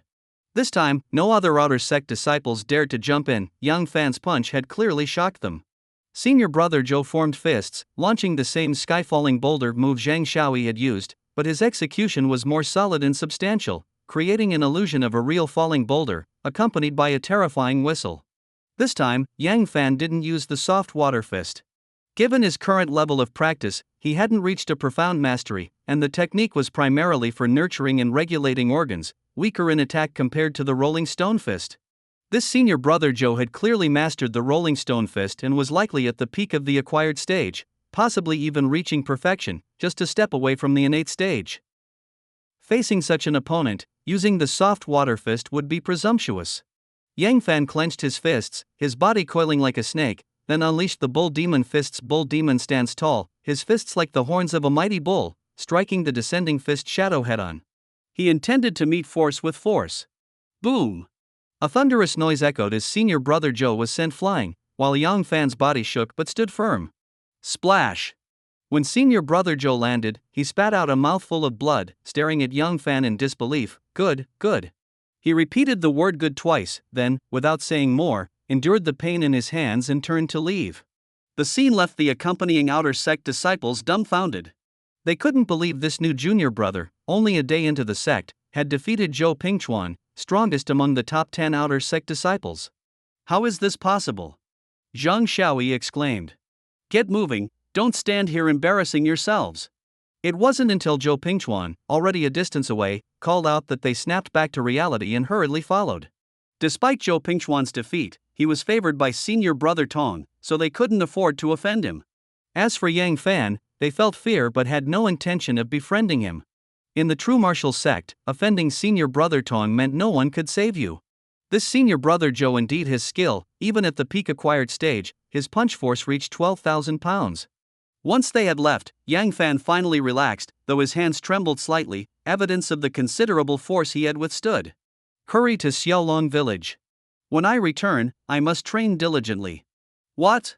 You said that yesterday an immortal who could ride a sword came and took Arya and old Manhwa away? Xiaolong village was over 300 li from the true martial sect, but Yang Fan, with his speed, managed the mountain path in just half a day. However, upon returning to Xiaolong village, he discovered that Arya and old Manhwa were no longer there. Brother Zhang nodded. You've been gone for over a month. Arya waited for you outside every day in the snow until she finally collapsed yesterday. Unexpectedly, it drew the attention of an immortal who said Arya had great potential and decided to take her as a disciple, bringing old Manhwa along as well. Do you know which sect this immortal is from? Brother Zhang shook his head. I don't know. The female immortal was very beautiful, and we common folk didn't dare to look at her too much, let alone ask about her background. Hearing this, Yang Fan was concerned but not overly worried. He knew Arya possessed a 7-part spirit root, considered excellent aptitude in the cultivation world. Coupled with the basic chi nurturing techniques she had been practicing with him, it made sense for someone to notice her potential. Since Arya has joined an immortal sect, I should return to the true martial sect. After bidding farewell to brother Zhang, Yang Fan hurried back to the true martial sect. But about 30 li from the sect, he encountered a group of young people dressed differently from the true martial sect disciples, blocking the way. These young people wore uniforms with a small sword emblem embroidered on their chests. Most wore green robes with silver swords, but one wore a white robe with a golden sword. The young man in the white robe sat lazily in a wide chair, surrounded by the others who stood with a mix of awe and flattery on their faces. Originally appearing bored, his eyes lit up upon seeing Yang Fan rushing back to the mountain. He clapped his hands lightly and said, "Finally caught one. Which junior brother will go and capture that guy for me?" "Senior brother Jean, I'll go. I'll go." At the white-robed young man's command, 2 green-robed youths stepped forward eagerly. With a casual wave from the white-robed youth, the two advanced side by side. Without a word, they pointed their swords, and a flash of green light shot from each, heading straight for Yang Fan. Seeing the sword lights, Yang Fan was alarmed and quickly dodged the 2 attacks. However, the sword lights pursued relentlessly.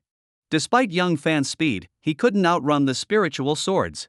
Damn, who are these people? Why attack me without a word? Fortunately, Yang Fan noticed that though they released spiritual swords, they didn't aim for his vital spots, indicating they didn't intend to kill him. Familiar with cultivator attacks, he managed to hold on, seeking an opportunity to close in on them. Even if I get close, with so many of them, unless I strike with overwhelming force, escaping will be difficult. Yang Fan pondered, unsure of what to do.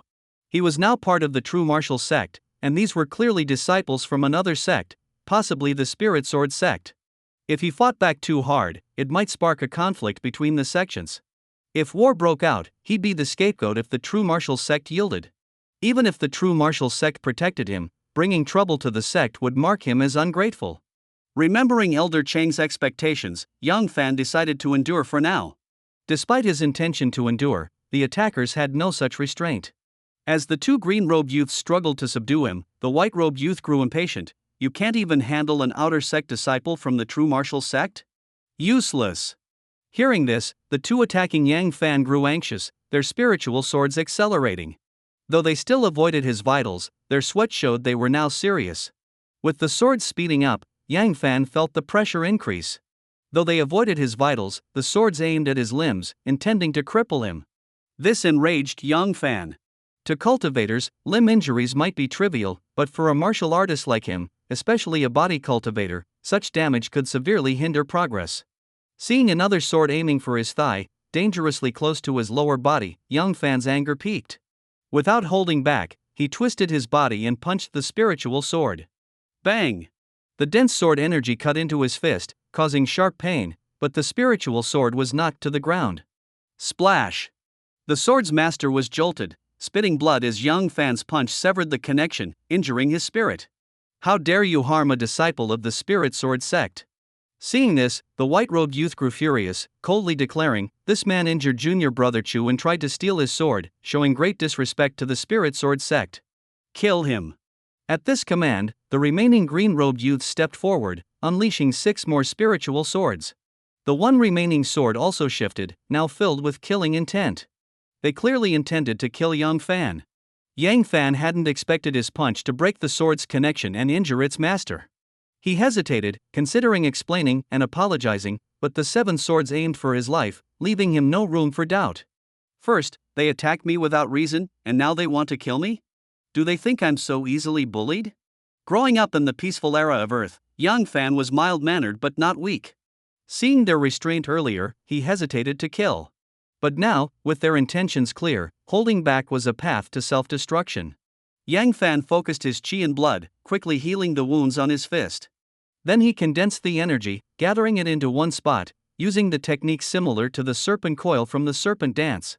This time, however, he applied it only to his arm, causing it to shrink by a third, but greatly enhancing its strength and defense. Over time, Yang Fan's use of the serpent dance had evolved beyond its traditional form.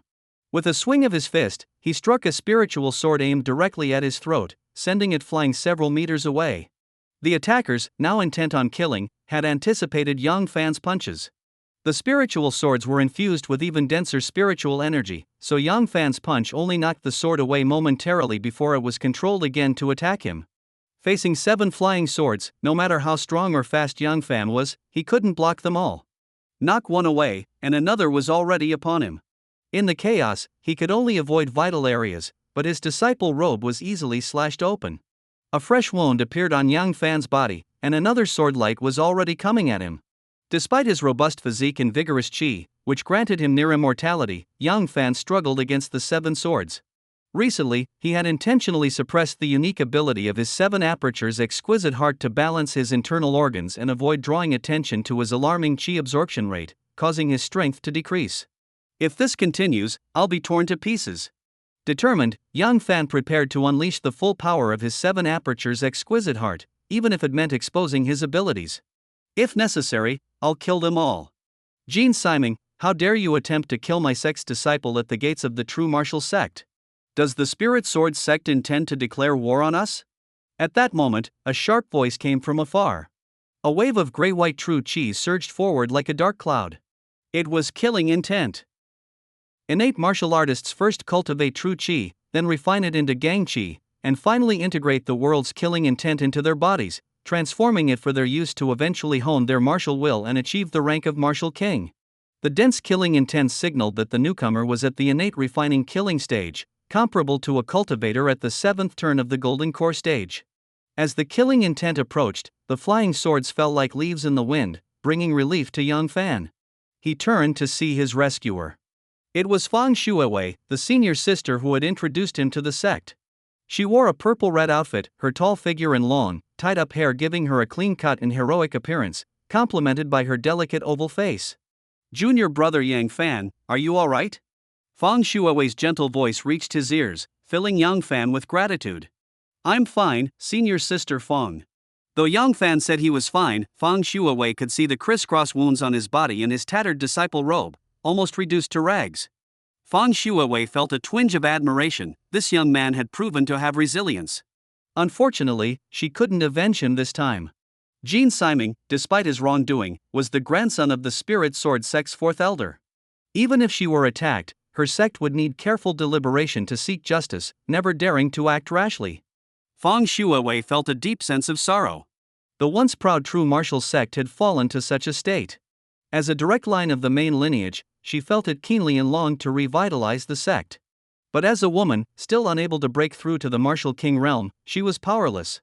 Instead, she traveled widely, hoping to make a name for the sect and recruit talented disciples to restore its glory. That's why she had ventured to Black Wind Village and brought young Fan into the sect upon meeting him. Miss Fang, you finally appeared. Amidst the endless killing intent, Jin Siming's voice rang out. He remained in his chair, surrounded by a golden glow that shielded him from the killing intent. The others weren't so fortunate, sitting cross-legged and struggling to fend off the encroaching killing intent. Fortunately, Fang Shuawei didn't intend to kill them. Otherwise, merely increasing the killing intent would have been enough to end them all. A group of 10th-level Foundation establishment cultivators was no match for Fang Shuawei. You wanted to see me? Fang Shuawei glanced at Jin Siming coldly.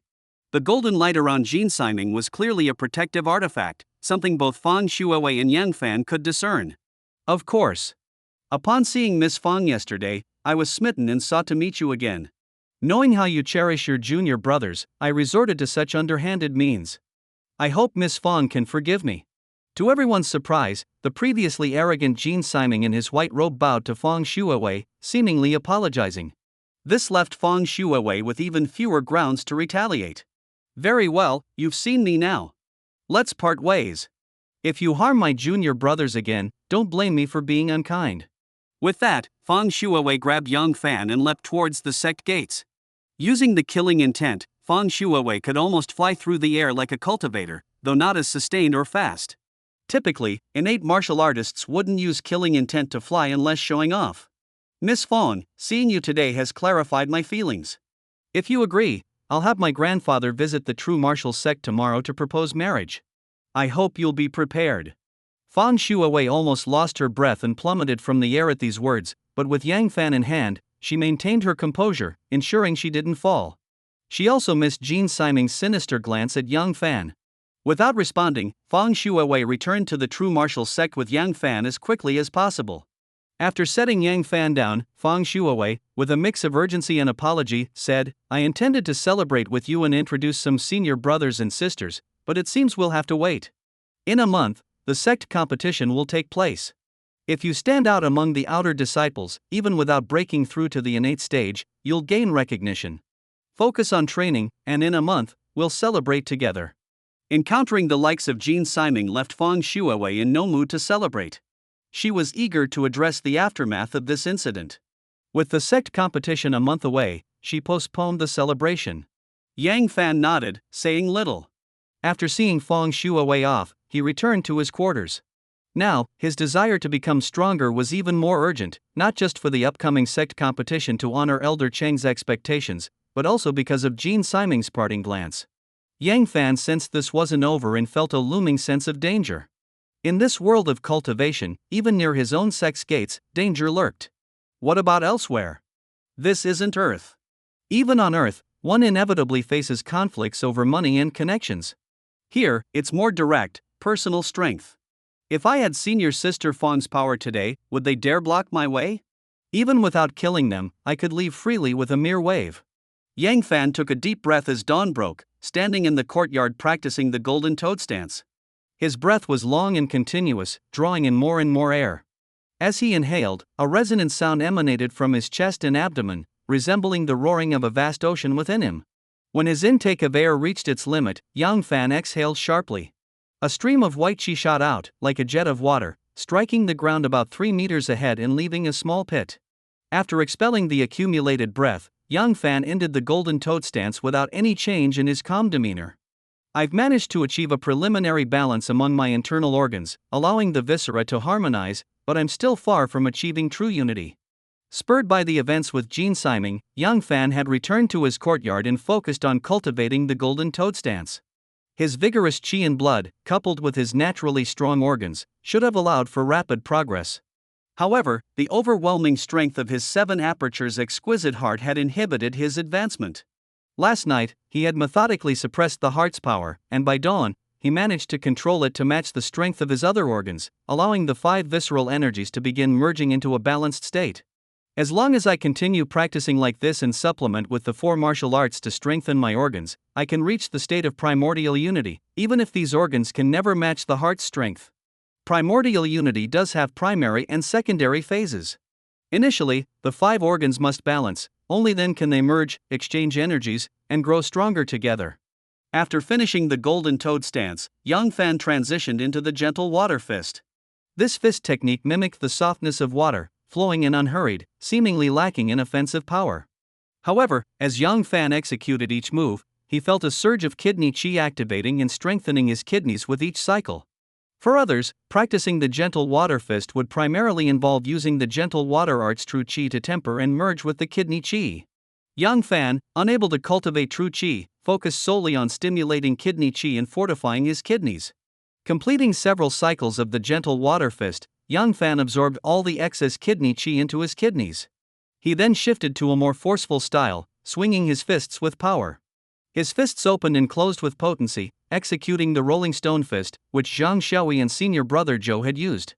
Being an earth element fist technique, it was the most powerful among the 5, demanding full exertion with each punch. Yang Fan's strength surpassed 10,000 jin, and even without the thick earth arch qi, the rolling stone fist struck with the force of a massive boulder, showcasing formidable power. Simultaneously, his spleen qi increased and solidified, eventually infusing back into his spleen.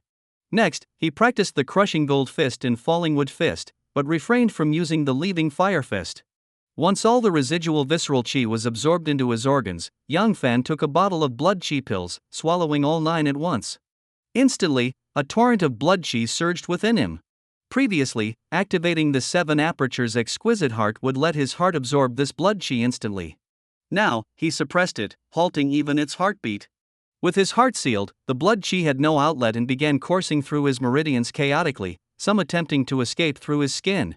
But with his mastery of the skin and muscle techniques, Yang Fan easily blocked these routes, forcing the blood qi to flow toward his internal organs.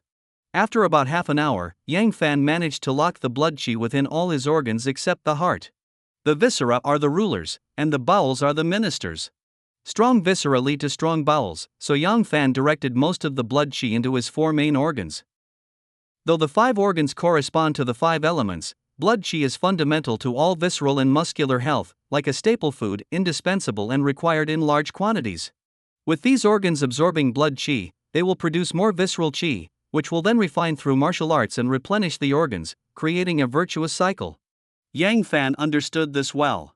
The challenge, however, was that a single bottle of blood qi pills, with his methods, would have greatly enhanced the strength of the 5 organs in an ordinary person, but for him, it was insufficient. To match his heart's strength, he estimated needing at least 100 bottles. 1 bottle is equivalent to the blood qi of a white bear beast, 100 white bears. Yang Fan's eyes shone with determination. The sect's rules state that both outer and inner disciples can take on sect tasks. These tasks vary widely, from basic chores for apprentice outer disciples in their first 3 years, to herb gathering and mineral hunting, which are the most common sources of contribution points for outer disciples. But the highest contribution points come from high-risk tasks like hunting beasts. Contribution points are essentially the currency within the true martial sect. With enough points, anything can be acquired, such as the blood chi pills Elder Chang had given Yang Fan, which required a large number of points. Furthermore, elder guidance, lectures, and learning new techniques all depend on contribution points. Even elders must adhere to this system. Thus, Yang Fan hadn't asked Elder Chang for more blood chi pills, knowing they likely came from Elder Chang's personal contribution points. Yang Fan disliked owing personal favors. If the sect provided resources, he accepted them, but he wouldn't ask for personal gifts. If he unknowingly received them, he would repay the favor later, but actively seeking them was out of the question. Tomorrow, I'll visit the task hall and see if there are any suitable tasks.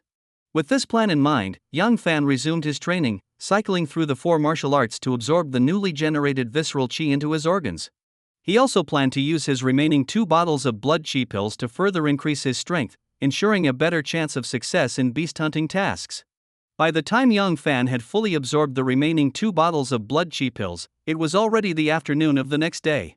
Perhaps due to his previous experience in the blood cave at the bottom of the pool, Yang Fan had not consumed any food during these days. Now, having exhausted his blood chi and suppressing the absorption of spiritual chi by his 7 apertures exquisite heart, he was feeling extremely hungry. Resisting the urge to release the control over his heart to absorb spiritual chi, Yang Fan took the strengthening tendon pill and the transforming essence pill, both of which were useless to him, and headed toward the task hall. After asking a few senior brothers for directions, Yang Fan quickly found the location of the task hall. The task hall, like the main hall, had a history of several thousand years and was one of the best preserved buildings in the true martial sect, aside from the main hall itself. It also had 2 side halls. The main hall was for task announcements, the left side hall for task completion, and the right side hall for contribution point exchange.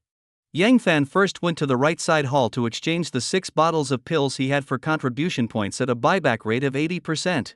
A bottle of strengthening tendon pill sold for 50 contribution points, a bottle of transforming essence pill for 100, blood chi pills for 300, and the most expensive, bone quenching pill, required a whopping 500 contribution points per bottle. After exchanging the 6 bottles, Yang Fan had a total of 360 contribution points, just enough to exchange for 1 bottle of blood chi pills. Let's see if there are any suitable tasks available first. Just as he entered the main hall, he saw a group of people surrounding a young man in purple robes who had just walked in. "Look, it's Senior Brother Tong," a disciple nearby whispered excitedly. "I wonder why Senior Brother Tong is here," a disciple beside him asked curiously. The disciple chuckled. At the task hall, what else but to take on a task? A task? Could it be one of those impossible tasks? The outer disciple exclaimed in surprise. Impossible? That's only impossible for us outer disciples. For a true disciple like Senior Brother Tong, what task could be impossible? I heard from my cousin. You know my cousin, right? He's one of the top 10 outer disciples, Qin Wushuang. The disciple cast a proud glance at his companion, continuing only after seeing admiration and respect in his eyes. My cousin told me, "Come closer, and I'll tell you quietly." The outer disciple leaned in, but the first disciple's voice remained unchanged in volume. My cousin said Senior Brother Tong has invited 8 inner disciples, gathered the top 10 outer disciples and several elite outer disciples to head to Baimo Mountain to hunt a level 4 demon python. A level 4 demon python? My goodness, that's a beast capable of contending with a martial king. The companion was shocked.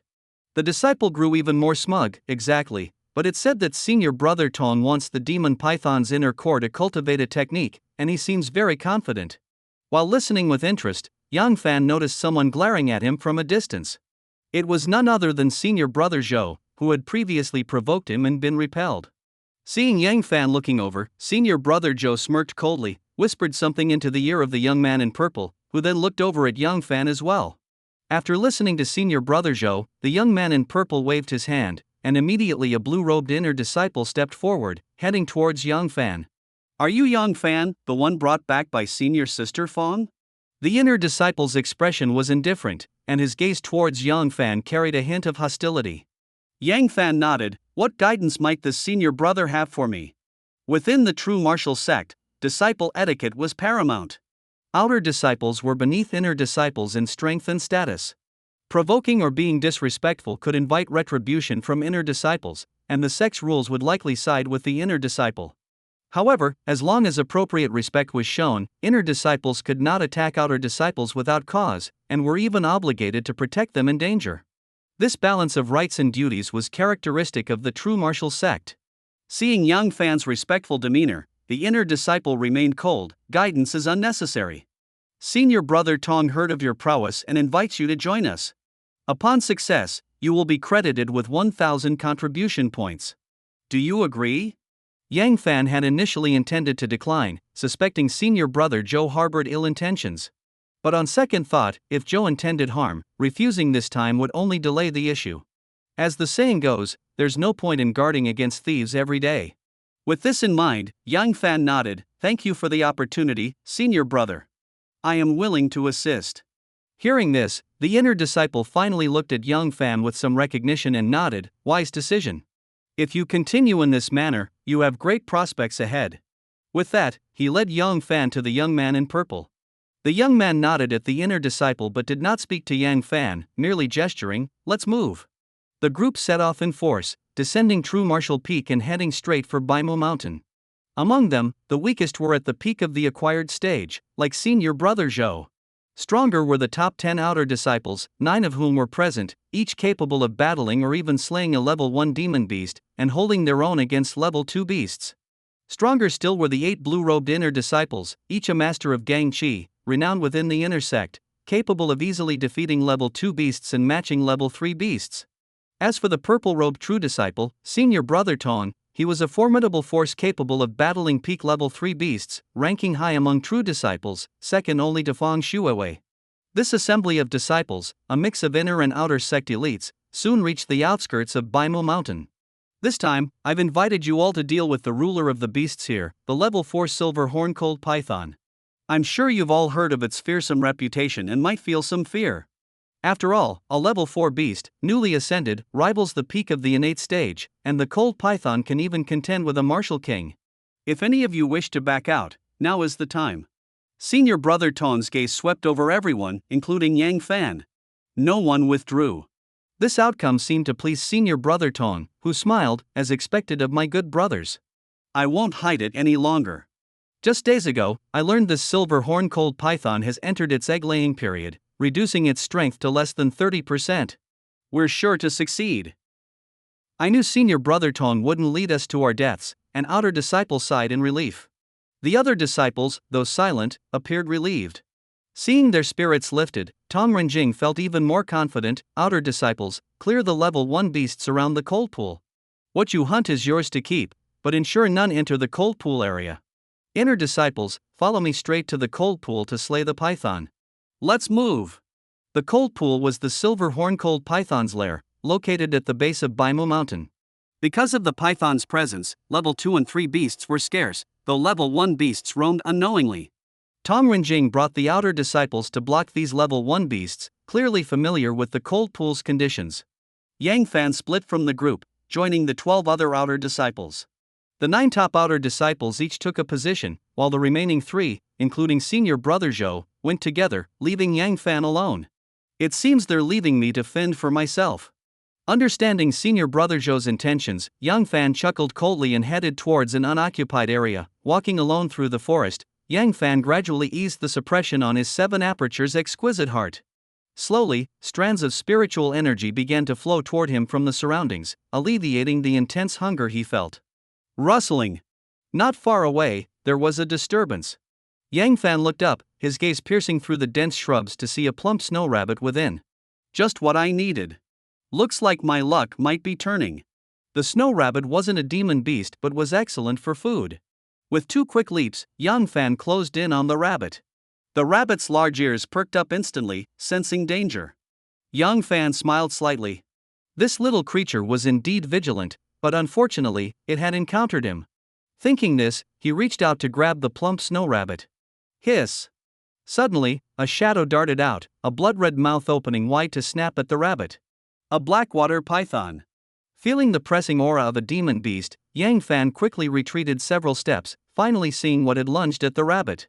He was slightly taken aback. Unexpectedly, the first demon beast I encounter is a level 2 blackwater python. No wonder senior brother Zhou was confident enough to leave me here to fend for myself. While pondering, the blackwater python, having bitten the rabbit, turned its attention to Yang Fan. It tossed the rabbit aside, hissing softly with its blood-red tongue aimed at young Fan. Yang Fan dared not move, and so they stood in a standoff. Thump, thump. Noticing the blackwater python's growing impatience, young Fan suddenly released the suppression on his 7 apertures exquisite heart. Instantly, his heart thumped violently, and spiritual energy from the heavens and earth surged toward him like a tide. The commotion startled the somewhat intelligent blackwater python, causing it to recoil instinctively, seemingly considering retreat. But a glance at the rabbit on the ground seemed to make it hesitant. This blackwater python has such intelligence, it's likely not far from becoming a level 3 demon beast. In Li Changfeng's memories, the greatest challenge for demon beasts advancing was intelligence. If a beast possessed intelligence, even with lowly bloodlines, it could refine itself through consuming spiritual objects and energy, purifying and even elevating its bloodline. This blackwater python wasn't of lowly lineage, it was an exotic species among pythons, sharing its lineage with the silver horn cold python, descended from the ancient Huangquan cold serpent king. With such intelligence, Yang Fan couldn't guarantee it would transform into a level 4 silver horn cold python, but ascending to a level 3 beast was a certainty. However, this intelligence could work to Yang Fan's advantage, as it meant the python could be intimidated. Stealing his mind, Yang Fan's heart beat even faster, and he feigned a step forward, as if to approach the python. This movement startled the hesitant blackwater python further, its yellow vertical pupils clearly showing retreat. Just a bit more pressure, and it might retreat. With this thought, Yang Fan's aura became more imposing, aligning with the nascent vortex of spiritual energy, creating a rather intimidating presence. The python's intent to retreat grew stronger. Whoosh! At this critical moment, a branch shot out from the python's left side, imbued with immense force, striking the blackwater python, whose attention was entirely on Yang Fan. Clang! The branch didn't harm the python, but it infuriated it. The ambushed python, its beastly nature overcoming its intelligence, opened its mouth wide and lunged at Yang Fan. Damn it! Caught off guard, Yang Fan couldn't dodge. He had to tense his muscles and twist his body to barely evade the python's strike. However, this attack revealed to the python that this human wasn't as formidable as it had feared. Its fear dissipated, and its massive body coiled tightly around Yang Fan. Let's see how you escape this time, Yang Fan. The one who had ambushed the python emerged openly. It was senior brother Zhou, accompanied by 2 other outer disciples. Their expressions towards Yang Fan were filled with schadenfreude. But now, with the blackwater python coiling tighter around him, Yang Fan felt his body being crushed, reminiscent of the snake wrapping the pillar technique he practiced, except this time he was the pillar, and the snake was a real demon beast. If I survive, I will kill you all. Yang Fan bowed silently, but the python's tightening coils blocked his body in view completely. Eventually, his entire body was enveloped by the python's massive coils. The sound of cracking came as the pressure reached his bones. Let's go, this guy's done for. Opposing the disciples of the Earth sect leads to this. Right, before the python turns on us. We don't want to end up as collateral. Seeing Yang Fan completely engulfed, senior brother Zhou was in high spirits. With his junior's reminder, he dared not linger, knowing they were no match for a level 2 demon beast. Nodding, the 3 of them quickly left. Thump, thump. Meanwhile, Yang Fan was suffocating. While suffocation alone wasn't a threat, his 7 apertures exquisite heart allowed him to withstand such conditions as long as there was spiritual energy. The python's constriction threatened to crush him entirely. His toughened skin split, muscles twisted, and most critically, his bones, the hardest part of the human body, were on the verge of breaking. Am I going to die? Yang Fan felt dazed. Thump, thump. He could hear his heartbeat, offering some comfort. As long as his heart beat, there was a glimmer of hope. But where was that hope? Before him, a light seemed to appear. He wanted to reach for it, but couldn't grasp it. Thump, thump. The heartbeat grew louder, its rhythm quickening, but the consciousness fading Yang Fan didn't notice. Nor did he notice his other organs releasing endless visceral and blood qi, channeling it all to his heart. Normally, he would have stopped this, fearing his body would be left with only the heart functioning. But now, in his dazed state, Yang Fan couldn't sense this, allowing the essence and blood qi from his organs to flow continuously into his heart. With this infusion, the 7 apertures exquisite heart began to transform subtly. Originally, the 7 apertures varied in color, but they gradually shifted to a 7-colored hue. The previously white aperture now encompassed white, black, yellow, green, red, along with silver and black, symbolizing yin and yang. Yin and yang is the base, 5 elements as the pattern, all 7 apertures transform to this form. Heart belongs to fire, if one becomes a sovereign, they can be the Red Emperor. This phrase suddenly emerged in Young Fan's mind for reasons unknown. Following this, it felt as if a refreshing spring had poured over his soul, and he snapped back to awareness. Thump, thump. The sound of his heartbeat echoed clearly in his ears. Though the beats were slow, they filled Young Fan with an unprecedented sense of vitality and strength. Ah! At the same time, excruciating pain surged through him, reminding him that he was still entwined by the Blackwater python, his body on the verge of being crushed. No, I can't just die here. A strong unwillingness surged within Young Fan. Perhaps responding to his thoughts, his 7 apertures exquisite heart began to beat faster. Subsequently, streams of blood energy emanated from his heart, enveloping his entire body with warmth. Break free! Gritting his teeth, Young Fan roared inwardly, using all his strength to escape the python's coils. To his delight, his exertion caused the previously airtight grip of the python to loosen slightly. Thump, thump. Though only a slight gap, it gave him hope. Realizing that his heart's pace hadn't reached its limit, Young Fan urged it to beat even faster. This time, Young Fan noticed his heart felt much heavier, its thumping slower than before, yet the effect was far superior. Just a slight increase in pace brought a significant boost in strength. Break! With another exertion, a blinding light flickered into his eyes. He saw the sky. Hiss! At this moment, feeling its body being pried open, the Blackwater python hissed in shock, trying to retighten its grip while its massive head leaned over, tongue flicking as if to investigate. Splat! A foul-smelling snake secretion dripped onto Young Fan's face, intensifying his revulsion and causing his heartbeat to quicken slightly. Sensing his surroundings loosening, Young Fan instinctively performed his snake constriction technique, launching himself upward and striking the underside of the python's jaw. Hiss! The tremendous force sent the python's head reeling backward. Thump, thump. Fueled by the surging blood energy, Young Fan wasted no time, clutching the python's head and bringing it down with him. Bang! He delivered a punch to the Blackwater python's pupil. Bang, bang. Before the enraged python could react, 2 more punches landed on its eye. Blood gushed out. Desperately, the Blackwater python writhed, attempting to retaliate, but Young Fan held its head tightly with one hand, while the other relentlessly pummeled down, mostly hitting its pupil, with some strikes landing on its forehead. Gradually, under Young Fan's relentless assault, the level 2 demon beast Blackwater python began to lose consciousness. After an indeterminate number of punches, it fell silent, its body occasionally twitching reflexively. Whew! Exhausted, Young Fan collapsed like a heap of mud, panting as he gazed at the python he had just defeated. As he lay there, the sky slowly darkened. Roar! Suddenly, a distant roar echoed, reminiscent of a dragon's cry. Could it be the silver-horned cold python? Young Fan's heart tightened. He extended his left arm, and a basin-sized scarlet flame surged forth. Go, Lilith! Forcing a smile, Young Fan could say no more. The flame, Lilith, circled anxiously around Young Fan before diving toward the Blackwater python's corpse. Sizzle! In its eagerness, the transformation of the python's body was rapid, shrinking from a massive form to a desiccated husk in mere moments. The scarlet spirit, Lilith, emerged larger, now 4 to 5 times its original size, enough to envelop Young Fan entirely. Who would have thought a level 2 demon beast would contain such immense blood energy? Despite his condition, Young Fan found himself pondering this. Yet, the next moment, the scarlet flame entered his body, unleashing an enormous surge of blood energy. Though less pure than the blood fiend energy he absorbed from Shao Chun, its sheer volume eclipsed anything he had absorbed before. Of course, had he absorbed the blood energy of all the disciples on Mount Wutai's central peak, it would have surpassed this, but that attempt was interrupted early by Shao Chen. As this massive blood energy flowed into him, Young Fan felt his body gradually revitalizing. Skin, membranes, muscles, and even his nearly depleted organs and fragile bones began to swiftly regenerate. Moreover, his newly repaired body seemed tougher and stronger than before, with a greatly increased capacity for blood energy. Reconstruction from destruction.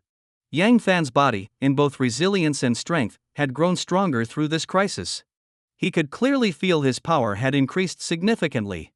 Previously, after Elder Cheng's test, I had about 13,000 gene of strength. Though it grew slightly, it wasn't significant. Now, I probably have around 17,000 gene of strength. He waved his arm lightly, satisfied with the newfound power. What pleased him more was that his internal organs seemed to have reached the pinnacle of the organ refinement stage. With the 7 apertures exquisite heart at the center, the other 4 organs surrounded it, and the 6 viscera served it, akin to stars encircling the moon, fully integrating their energy into the heart. The heart's primordial energy, in turn, nurtured the organs, enhancing their growth. This was a realm more profound than the primordial unity state recorded in the organ refinement stage. If it needed a name, it would be the unity of the 5 organs and 6 viscera, with the heart as the sovereign. No wonder that phrase flashed through his mind earlier, to rule with the heart as the Red Emperor. The Red Emperor. Oddly, Yang Fan found himself fond of this title. However, he knew it was too presumptuous to claim such a name now. Even for a martial cultivator, the title of Emperor required reaching an imperial realm at the very least. And the Red Emperor, one of the 5 emperors of heaven, was a name that came with great taboo. If I become powerful, what is there to fear? Having faced near death, Yang Fan's mindset seemed to have broadened and become more untamed. The constraints formed during his time on Earth seemed to be peeling away. Collecting his thoughts, Yang Fan glanced at the snow rabbit, killed by the python and now frozen stiff. It no longer tempted him, especially with his hunger satiated by the blood energy. Recalling the dragon-like roar from earlier, Yang Fan's eyes flickered. Lowering his body, he moved swiftly and silently, his mastery over his newfound strength allowing him to glide effortlessly through the terrain. The emerald cold pool, nestled against the main peak of Bai Mountain and surrounded by dense forests, was usually shrouded in chilling air, rarely visited by anyone. But now, the air was thick with the scent of blood. 8 inner disciples of the Zhenwu sect had all met their demise here, their bodies scattered and incomplete. Among the carnage lay numerous blackwater python corpses, their massive bodies segmented into a total of 35 pieces, suggesting the death of at least 17 or 18 snakes. Silver horn-cold python. Now that your kin have all perished, what more can you do to fight against me? Tong Rinjing's purple robes were stained with blood, yet his face was filled with excitement, even a sickly flush. The mission had seen all the inner disciples he brought along killed, which was a grave failure. But if he could slay the silver horn-cold python, refining its blood essence and demon core to temper his body and martial will, he could transcend the innate stage and become the new Wu King. Wu King! Once he ascended to Wu King, the loss of a mere 8 inner disciples would be insignificant. Roar! The level 4 demon beast, the ruler of the beasts under Bai Mountain, the silver horn-cold python, roared again. Its partially revealed body stretched over 10 zhang long, showing no sign of weakness, yet its sun-like silver eyes held an inescapable sadness. It twisted its body slightly, feeling the weight and swelling in its abdomen, growing increasingly anxious. If only it had a little more time, it could have birthed its offspring. Even in death, its bloodline would continue. But these damned humans arrived too quickly and too conveniently, leaving it no time to give birth. Ha ha! Today, I, Tong Rinjing, will use your essence and blood to become the Wu King. Your spirit will also be refined into my martial will, becoming part of my strength. Seeing the silver horn-cold python's sad eyes as it twisted in pain, Tong Rinjing knew he had the upper hand. He stepped forward, releasing a torrent of earth-yellow fiendish energy. He was already in the late stage of innate fiend refining, comparable in realm to Fang Shuowei, though lacking slightly in power depth. The earth-yellow fiendish energy billowed out, obscuring the sky, a magnificent sight. Roar! The silver horn-cold python, though affected by the offspring in its belly and only possessing 30% of its full strength, refused to yield. It roared and expelled a breath of icy air to fend off the approaching fiendish energy. Refusing to submit? I'll beat you into submission. Tong Rinjing laughed heartily, unleashing his meticulously refined earth-vast yellow fiendish energy, overwhelming the icy breath with its sheer dominance. Earth overcomes water. If the silver horn-cold python were at full strength, the elemental advantage wouldn't mask the vast power disparity. But now, it was being completely suppressed. Seeing the earth-yellow energy about to overwhelm the icy breath, the silver horn-cold python's silver eyes flashed with a desperate crimson. Roar! It howled at the sky, lamenting its fate. Having cultivated for thousands of years to form a demon core, awaken its bloodline, and ascend to a level 4 demon beast, it now faced subjugation by a mere human. After a brief vent of its frustration, its blood-tinged eyes pierced through the layers of cold and fiendish energy to gaze at the human it despised. Even in death, you won't gain anything from me. With one last look at its unborn children, the silver horn-cold python mustered all its strength to force them out prematurely, staining the emerald water with endless red. Roar! With its essence and blood expelled along with its offspring, the silver horn cold python soared, as if granted wings, its 20 zheng body hurtling towards Tong Renjing at the pond's edge. Not good. In his moment of triumph, a premonition of doom flickered in Tong Renjing's heart. The enormous silver horn cold python charged at him in fury, its dragon-like head and sharp silver horn commanding a strange reverence.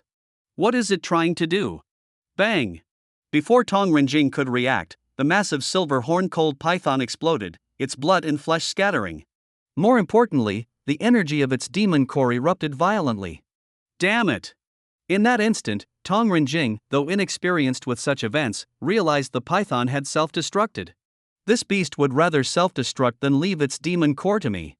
Anger surged in his heart, but it was quickly replaced by an overwhelming sense of danger. The energy wave from the demon core's self-destruction was upon him. Tong Renjing, abandoning all distractions, forced out all his earth-vast yellow fiendish energy. But unprepared in facing such immense explosive force, his fiendish energy was easily dissipated, unable to shield him from the self-destructive blast. No! Tong Renjing's cry was cut short as the endless energy wave engulfed him, as if trampled by countless gigantic beasts. Blood spurted from his body uncontrollably. The force carried him hundreds of meters before finally dissipating. The entire emerald cold pool area was left in shambles, the once lush forest by the pond reduced to stubble, the foliage and trunks seemingly vanished, likely blown away or completely disintegrated by the blast. Yang Fan had just arrived, unable to determine whether Tong Renjing was alive or dead when a streak of blood-red light flashed from the sky, hurtling toward him. What is this? The blood-red light moved too swiftly for Yang Fan to react. He watched as it shot straight into his forehead. A sense of intrusion washed over him. Yet his expression turned oddly amused. The silver horn python's demon spirit? Yang Fan almost laughed. For others, being invaded by the demon spirit would invoke panic. Even a cultivator at the nascent soul stage would hurry to their sea of consciousness to combat the spirit. But Yang Fan had no such need. His soul-locking body, which even the powerful Li Changfeng couldn't escape from, would easily trap this mere level 4 beast spirit on his divine pillar. He had no interest in checking his sea of consciousness. The spirit would dissipate soon enough. Sure enough, within the time it takes to drink a cup of tea, Yang Fan's mind surged as a flood of memories from the silver horn cold python poured in. Most of these memories were chaotic and vast, making his head throb. But having endured Li Changfeng's memory transfer, Yang Fan's capacity to process them far exceeded that of ordinary people, even accomplished cultivators, allowing him to remain conscious. Closing his eyes, he carefully sifted through the memories, discarding trivial ones like survival and hunting, until he uncovered something intriguing. So, the cold pool has such wondrous properties. As Yang Fan opened his eyes, he gazed at the bloodstained cold pool, a glint of eagerness and excitement shining in his eyes. Better to first examine the surroundings. Although eager to explore the depths of the pool, Yang Fan wasn't a reckless person. The silver horn cold python's body had been obliterated by its self-destruction, and the blood mist from other creatures was too dispersed to condense into blood fiend energy for Lilith to absorb. Meanwhile, Tong Renjing lay nearby, his life or death uncertain. How could Yang Fan simply ignore this? Approaching Tong Renjing, Yang Fan checked for breath and found him still alive. He breathed a sigh of relief. As he stood up, his eyes caught a glint of silver nearby, a sharp horn embedded in the ground. Is that the silver horn cold python's horn? Seeing the shimmering horn, Yang Fan felt a rush of joy. He had assumed nothing useful would remain after the python's self-destruction, but now it seemed the horn had survived. Indeed, this horn is the hardest part of the silver horn cold python, containing the essence of its bloodline demon energy. Even a self-destructing demon core might not damage it. Walking over, Yang Fan collected the 3-foot-long horn and immediately noticed its peculiarity. As he touched it, he felt an overwhelming coldness, but once it was in his hand, it radiated warmth. The interplay of cold and warmth hinted at profound principles of yin and yang. This horn is truly a treasure.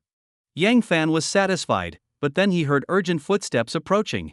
His eyes flashed, and with a leap, he submerged himself in the pool. As he entered the water, he felt a chill envelop him, but the silver horn in his grasp grew warmer, gradually dispelling the cold. Look, it's Brother Tong. A loud shout from the newcomer was audible even to Yang Fan at the pool's bottom. The voice belonged to the same Zhou-named outer disciple who had previously ambushed him. Following the shout, the sound of hurried footsteps approached. Brother Tong, wake up! Someone shouted urgently. He's still breathing. Quickly, let's take Brother Tong back to the sect for the elders to heal. The Zhou-named disciple was most concerned about Tong Renjing. Realizing he was still alive, he loudly urged action. But why haven't we seen any of the other inner disciples? Another outer disciple wondered aloud. We can't worry about that now. We must save Brother Tong first.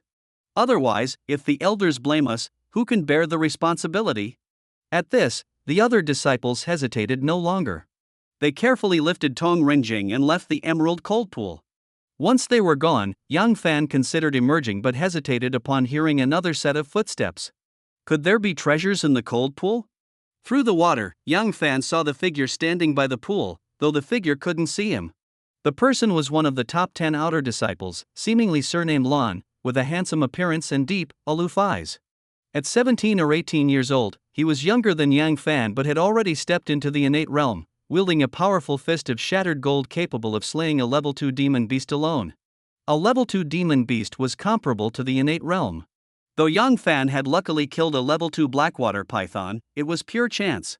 Facing such a beast head-on, even with his recent strength growth, he had little chance of winning. Thus, this person's strength was currently beyond Yang Fan's. Brother Lan, what are you doing by the pool? Another person arrived. Also one of the top 10 outer disciples, this newcomer was tall, with a contrasting open and cheerful personality, always laughing heartily and attracting attention. His arrival caused Brother Lan to frown inexplicably. Are you planning to explore the pool's depths? With a few steps, the 9 outer disciples arrived at the pool, all unharmed. This water is so cold, and we don't know the silver horn-cold python's fate. Who dares to enter? Brother Lan spoke, then turned to leave. Initially, he did want to take a chance. If Brother Tong hadn't exaggerated, the silver horn-cold python must be severely injured or dead, and the earlier loud noise resembled a self-detonating demon core. However, with so many people present, even if there was something at the bottom of the pool, he couldn't keep it for himself. Moreover, with Brother Tong injured, gaining a treasure might bring trouble, even if handed over to the sect. Concluding this, Brother Lan decided to leave. The other outer disciples exchanged glances. The tall youth who had arrived after Brother Lan laughed heartily. Wait for me, Brother Lan. He chased after him. Shall we leave too? An outer disciple asked. Yes, let's go. Though spoken reluctantly, they dared not linger under the circumstances, lest they incur someone's wrath. Once everyone had left, Yang Fan finally relaxed. Still wary of their potential return, he did not immediately surface. Instead, he surveyed the area and noticed something at the pool's bottom, faintly absorbing the cold air. After a moment's hesitation, Yang Fan sank deeper. His mastery of the internal organ refinement allowed him to hold his breath for extended periods. Activating the 7 apertures exquisite heart meant he could sustain himself indefinitely as long as spiritual energy entered his body. The cold pool was no challenge. However, the deeper he went, the colder the water became. Eventually, the chill seemed to penetrate his body. Although the silver horn radiated warmth, it couldn't keep his entire body warm. In this situation, Yang Fan relaxed his heart's restraint, allowing the 7 apertures exquisite heart to beat. Descending so deep into the pool, any fluctuation should be harmless, right? He thought to himself. Thump, thump. With each beat of the 7 apertures exquisite heart, the cold air surged toward him. Initially startled, Yang Fan soon realized that the cold air, upon entering his body, transformed like 5 elemental spiritual energy, integrating into his heart and nourishing his blood. Unexpectedly, this cold air is also a form of 5 elemental spiritual energy. Relieved, Yang Fan looked ahead to see the source of the cold air, a large, oval egg, slightly bigger than a basketball. Isn't this the egg the silver horn-cold python forced out before self-destructing? Delighted, Yang Fan reached out. The egg seemed to have a spirit, quivering slightly in his hand. Though initially agitated, it calmed upon sensing the bloodline aura from the silver horn. Holding the egg, Yang Fan pondered. Unable to cultivate, nor generate true qi through martial arts, the egg offered 2 potential uses: nourishment through consumption to enhance his vitality, or forming a blood contract to raise it as a pet. The first option was wasteful, as the egg's nutrients were insufficient for significant benefit. The second option promised a monster companion, enhancing his safety. However, the growth of demon beasts was slow, and it was uncertain when it would become useful. While Yang Fan could accelerate its growth with spiritual energy, Lilith also required blood energy, and his own cultivation demanded it. With already limited resources, sharing them further would slow his progress. After a moment's hesitation, Yang Fan gritted his teeth and placed the egg back. Unexpectedly, the egg trembled violently, seemingly yearning to return to him. A sudden wave of compassion swept over Yang Fan. Fine, fine. Having consumed your mother's demon spirit, I'll take you in. With that, Yang Fan retrieved the egg, which immediately settled. He could only smile wryly. Looking up, he noticed a deep cave not far from the pool's bottom. That's it. I must see what enabled the silver horn-cold python to become a level 4 demon beast and mysteriously conceive its young. Yang Fan plunged into the tunnel, realizing it was longer than he had anticipated. After a moment's thought, he attributed this to the significant difference in size between himself and the silver horn-cold python, which had created a perceptual misjudgment in distance. However, for someone with the 7 apertures exquisite heart and the ability to see in the dark, no tunnel was endless. After half an hour, he finally emerged from the tunnel and surfaced from the water. In front of him was a broad stone wall, upon which were carved several humanoid figures. At first glance, Yang Fan found them familiar, but his attention quickly shifted to a large sword in front of the wall. The sword was entirely black, appearing unremarkable at first. Yet Yang Fan sensed it was as heavy as a mountain. Without even touching it, he felt its weight in his heart. At the same time, the egg he carried trembled slightly, as if recognizing the sword. Yang Fan approached, placed the egg down, and examined the sword closely. Upon closer inspection, the mountain-like weight seemed to vanish. Puzzled, Yang Fan reached for the sword's hilt. Despite exerting all his strength, he couldn't unsheath it, and realized it might just be an ordinary greatsword with no extraordinary features. With this realization, he looked up at the stone wall. The humanoid figures caught his eye. Aren't these the patterns from the 6 Yang True explanation? He was taken aback, hastily pulling out the small booklet from his pocket. Before he could open it, the patterns on the booklet began to move. Simultaneously, the figures on the stone wall animated as well. The movement accelerated until all the figures merged into one, and the booklet in Yang Fan's hand crumbled to dust. The stone wall in front of him slowly opened. What is happening? Yang Fan was stunned. He never imagined that a mere booklet of the 6 Yang True explanation could open a stone wall. 6 Yang True explanation. Could this be the secret abode of pure Yang Sword Immortal Li Daotong? In an instant, Yang Fan's eyes burned with excitement. Without hesitation, he stepped forward but stopped shortly after. He steadied himself and examined the now open cave within the stone wall. Inside, a faint yellow glow emanated, accompanied by a bone-chilling cold that seemed to freeze everything, tangible and intangible, to the core. Huangquan warm jade. Yang Fan was shocked. The floor inside the cave was covered with a layer of faint yellow Huangquan warm jade. This jade, originating from the netherworld of Huangquan, contained infinite Huangquan cold energy within even a small piece. No wonder the silver horn-cold python had ascended to the 4th tier after entering here. It was the Huangquan cold energy from these jades that had awakened the latent bloodline of the Huangquan cold snake king within it. Understanding dawned on Yang Fan, but he was simultaneously more astonished. If this cold energy could stimulate the bloodline of the python outside the cave, what transformation might occur here? Would he become an ice corpse, or ascend directly to become the Huangquan cold snake king? As he pondered, Yang Fan noticed a thread of Huangquan cold energy being drawn towards the egg, the one the silver horn-cold python had desperately given birth to. The egg, in the python's memory, had appeared mysteriously. It hadn't mated with any other python since it was the only silver horn-cold python in the area, uninterested in the lower-ranked blackwater pythons. The first awareness of the presence of its progeny had come after a visit here. That time, having reached the threshold of a 5th-tier beast, the python had come to undergo a transformation. Instead, it failed and lost power, discovering the unborn offspring in its belly. Though intelligent, the python's wisdom was inferior to humans, making it curious about the sudden conception. Yet, its maternal instincts didn't resist the presence of the child. As time passed, its motherly love grew, intensifying its desire for the child's safe birth. This was why the python, before self-destructing, had harmed itself again to forcibly lay the egg. Now, the egg's peculiar ability to attract Huangquan cold energy piqued Yang Fan's curiosity even more. What was this egg, some ancient demon spirit reincarnated? Approaching the egg, Yang Fan contemplated. No matter how you came to be, since you've chosen to follow me, I'll accept you. With a decisive slice, Yang Fan cut a wound on his arm, letting blood flow over the egg until it was fully covered. Only then did he stop the bleeding. Luckily, I absorbed the blood energy from an entire blackwater python earlier, otherwise, I wouldn't have enough now. Feeling slightly faint, Yang Fan began inscribing mysterious runes on the egg. Without true chi or spiritual energy, he could only form a blood contract, the most primal and unbreakable bond in existence. The egg trembled violently, sensing the change. Simultaneously, the large sword before the mountain wall vibrated in resonance, as if eager to break free. Startled, Yang Fan hastened his work. Fortunately, with Li Changfeng's memories, he was skilled in crafting blood contract runes. Soon, the runes solidified. The egg calmed immediately, and so did the sword.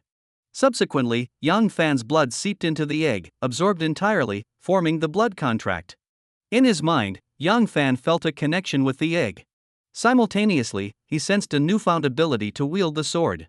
Could the egg's formation be linked to the sword? Even with his current awareness, Yang Fan sensed a connection between the egg and the black sword. However, he refrained from jumping to conclusions and approached the sword. As soon as his hand neared, the sword leaped into his grasp. The sword was heavy, likely weighing over 1,000 pounds. Despite Yang Fan's nearly 20,000-pound strength, wielding the sword was challenging. Each swing required full exertion. Yet, the sword's weight compensated for his lack of true chi, capable of overwhelming even innate martial cultivators. A fine sword. After a few swings, Yang Fan praised with a smile. Returning the sword to the ground, he immediately felt a profound sense of loss, as if parting with a precious treasure. Looks like I'll be spending a lot of time with this sword, he mused with a wry smile, before securing the sword to his back with a strip of cloth. Feeling lighter, Yang Fan turned his gaze once more to the cave, potentially the secret abode of pure young sword Immortal Li Daotong, lined with Huangquan warm jade. Surely, this must be the abode of pure young sword Immortal. Who else could lavishly cover an entire cave with the rare Huangquan warm jade from the underworld? He chuckled at himself. Why speculate? I'll know once I step inside. Bracing against the encroaching cold, Yang Fan entered the cave. The pervasive cold seemed capable of freezing everything, making each step for Yang Fan a grueling endeavor. Every move forward felt as if he were pushing against an immense force. Only by continuously activating his 7 apertures exquisite heart to absorb the chill and convert it into energy could he barely advance. Nevertheless, Yang Fan was not one to shy away from difficulties. Eventually, he managed to step onto the Huangquan warm jade. Upon contact, a warm current surged from beneath his feet, similar to the warmth emanating from the silver horn he carried, providing a continuous, albeit subtle, warmth that was tenacious and unmistakable. So this is the essence of Huangquan warm jade. Despite exuding endless Huangquan cold energy, it paradoxically emits a warm vitality upon contact.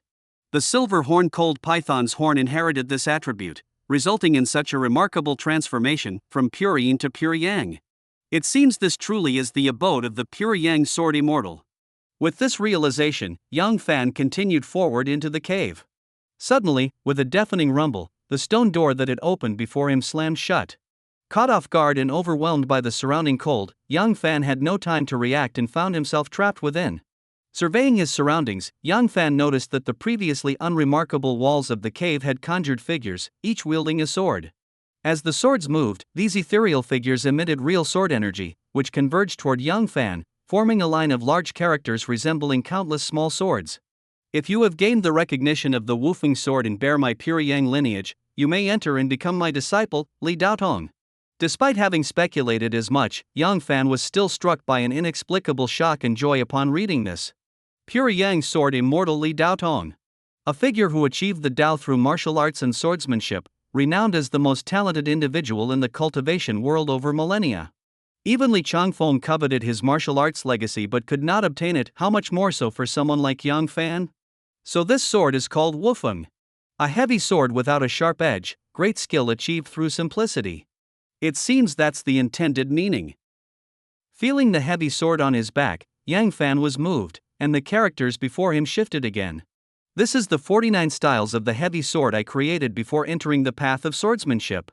If you can master them, I will grant you foundational techniques. If not, remain here, lest you bring ridicule upon yourself outside. This line only slightly changed Yang Fan's expression, but he had anticipated such a possibility when the doors closed, so he wasn't overly surprised. He focused his mind, eager to continue reading. The large characters dispersed, and endless sword energy transformed into a shadowy figure. This figure, unremarkable and faceless, wore a blue robe and wielded a heavy sword that seemed a replica of the woofing sword. The shadow began to move. Slash, chop, thrust, block, each move of the sword seemed simple and unremarkable, yet Yang Fan sensed profound principles and immense power within them.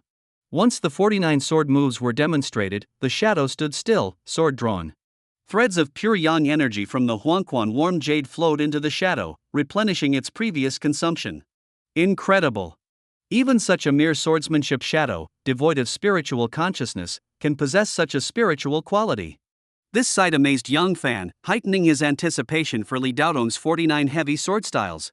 Closing his eyes, he recalled the shadow's moves but found that, despite his near-photographic memory, he had only retained 3 forms. All 3 were slashing moves, their large arcs leaving a deeper impression. Opening his eyes to see the shadow remaining still, Yang Fan raised his heavy sword and began practicing the 3 heavy sword techniques. Dragging slash. The first and most memorable move for Yang Fan, dragging slash, involved dragging the sword before a full-force slash, as if cutting through everything before him. Though it resembled a saber move, it was well suited to a heavy sword. Swish. 1 slash yielded no results. 10 slashes in, Yang Fan remained clueless, unable to grasp the essence of dragging slash. 10 slashes won't do, then 100 will.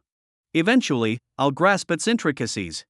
The continuous failure only fueled Yang Fan's determination, making him forget the other 2 slashing techniques as he focused solely on this one. Each slash consumed significant physical strength. However, with the 7 apertures' exquisite heart-absorbing Huangquan cold energy, and the pure yang energy from the warm jade entering his body, the interplay of yin and yang, being fundamental unbeknownst to him, began to refine and strengthen Yang Fan's body. He was inadvertently embarking on the path of bone refinement and marrow transformation. The bone transformation chapter of the Extreme Body Refinement Manual was the 4th and final chapter, but its difficulty meant few achieved it. True transformation altered one's constitution at the core. Successful bone transformation would renew the entire body, changing one's acquired constitution. For a body cultivator, stepping into the innate physical realm depended on this step. If bone transformation was pure, orifices would naturally open, and an innate physique would be within reach. If incomplete, no matter how diligent prior cultivation was, innate physicality would remain unattainable, barring intervention by a peerless expert to change one's fate. Yang Fan, without consciously practicing bone refinement techniques, was inadvertently refining his bones through the cold energy and pure yang energy, thanks to the 7 apertures' exquisite heart, a serendipitous benefit. Engrossed in sword practice, Yang Fan remained unaware of this development. Since embarking on the path of cultivation, his first training was in the blood cave beneath Mount Shu, dark, enclosed, and devoid of food. To survive, he trained with all his might, forgetting hunger and feeling his body strengthen. 2 years of this forged his training attitude, absolute focus and single-mindedness. Thus, as time passed unnoticed, a moment of clarity struck Yang Fan's mind. Suddenly, he clearly envisioned the shadow executing the move, each motion slowed and analyzed, revealing its mysteries. So that's it. The key lies not in the move but in the intent. Yang Fan burst into laughter, having seen the decisive intent in that slash, beyond the faceless shadow's expressionless demeanor. Dragging without return, advancing fearlessly. After laughing, Yang Fan closed his eyes. Upon reopening them, they brimmed with a murderous intent. He paid no mind to specific moves, instead focusing on the intent. With a single slash, he cut through the surrounding Huangquan cold energy, the sword's momentum extending several meters. Were it not for his inability to generate true qi or spiritual energy, this slash might have led him to comprehend converting them into sword energy. Now that's a true heavy sword. Laughing, Yang Fan continued his practice, determined to fully master this heavy sword form. Meanwhile, outside the mountain wall, an elderly figure suddenly appeared, an elder with white hair, a ruddy complexion, and an aura of cold, clearly having just emerged from the cold pool. Scanning the surroundings, he noticed the large egg Yang Fan had left outside. With a flash, he was beside it. The egg trembled at his presence. A fine egg, with such spiritual quality, it could well compensate for my grandson's loss and protect him for life. With these words, the elder picked up the egg and leaped into the water. Jinwu's sect. Have you heard the news? In the gathering place for outer sect disciples, one disciple whispered to a close companion. Are you talking about Brother Tong? The other disciple nodded in agreement. Recently, a major incident had occurred in the Jinwu sect. Tong Renjing, ranked second among the true disciples, had accepted a mission to lead a team to the Bihue cold pool to slay the silver horn cold python. The mission resulted in the deaths of 8 inner sect disciples and the disappearance of 1 outer sect disciple. Even Tong Renjing, hailed as the most likely to become a martial king, suffered irreparable injuries, rendering him useless. If it were anyone else who made such a grave mistake, even if they became a cripple, they would face punishment from the Jinwu sect. But Tong Renjing was no ordinary person. He was a direct descendant of the Earth Vein lineage and the beloved grandson of Elder Tong Shanyue. In the Jinwu sect, he was akin to a crown prince. Since the sect leader Fong Tongyue failed to advance to martial emperor 3 years ago and lost significant power, Elder Tong Shanyue became the foremost expert in the sect, holding all authority. Who would dare punish his grandson? Even discussions about the matter were conducted in hushed tones. Meanwhile, at the Tong family estate, Tong Renjing lay slumped on his bed, his face pale, eyes lifeless, devoid of any vitality. The white-haired elder, cradling a large egg, entered the courtyard. Seeing Tong Renjing's state, a flicker of disappointment crossed his eyes.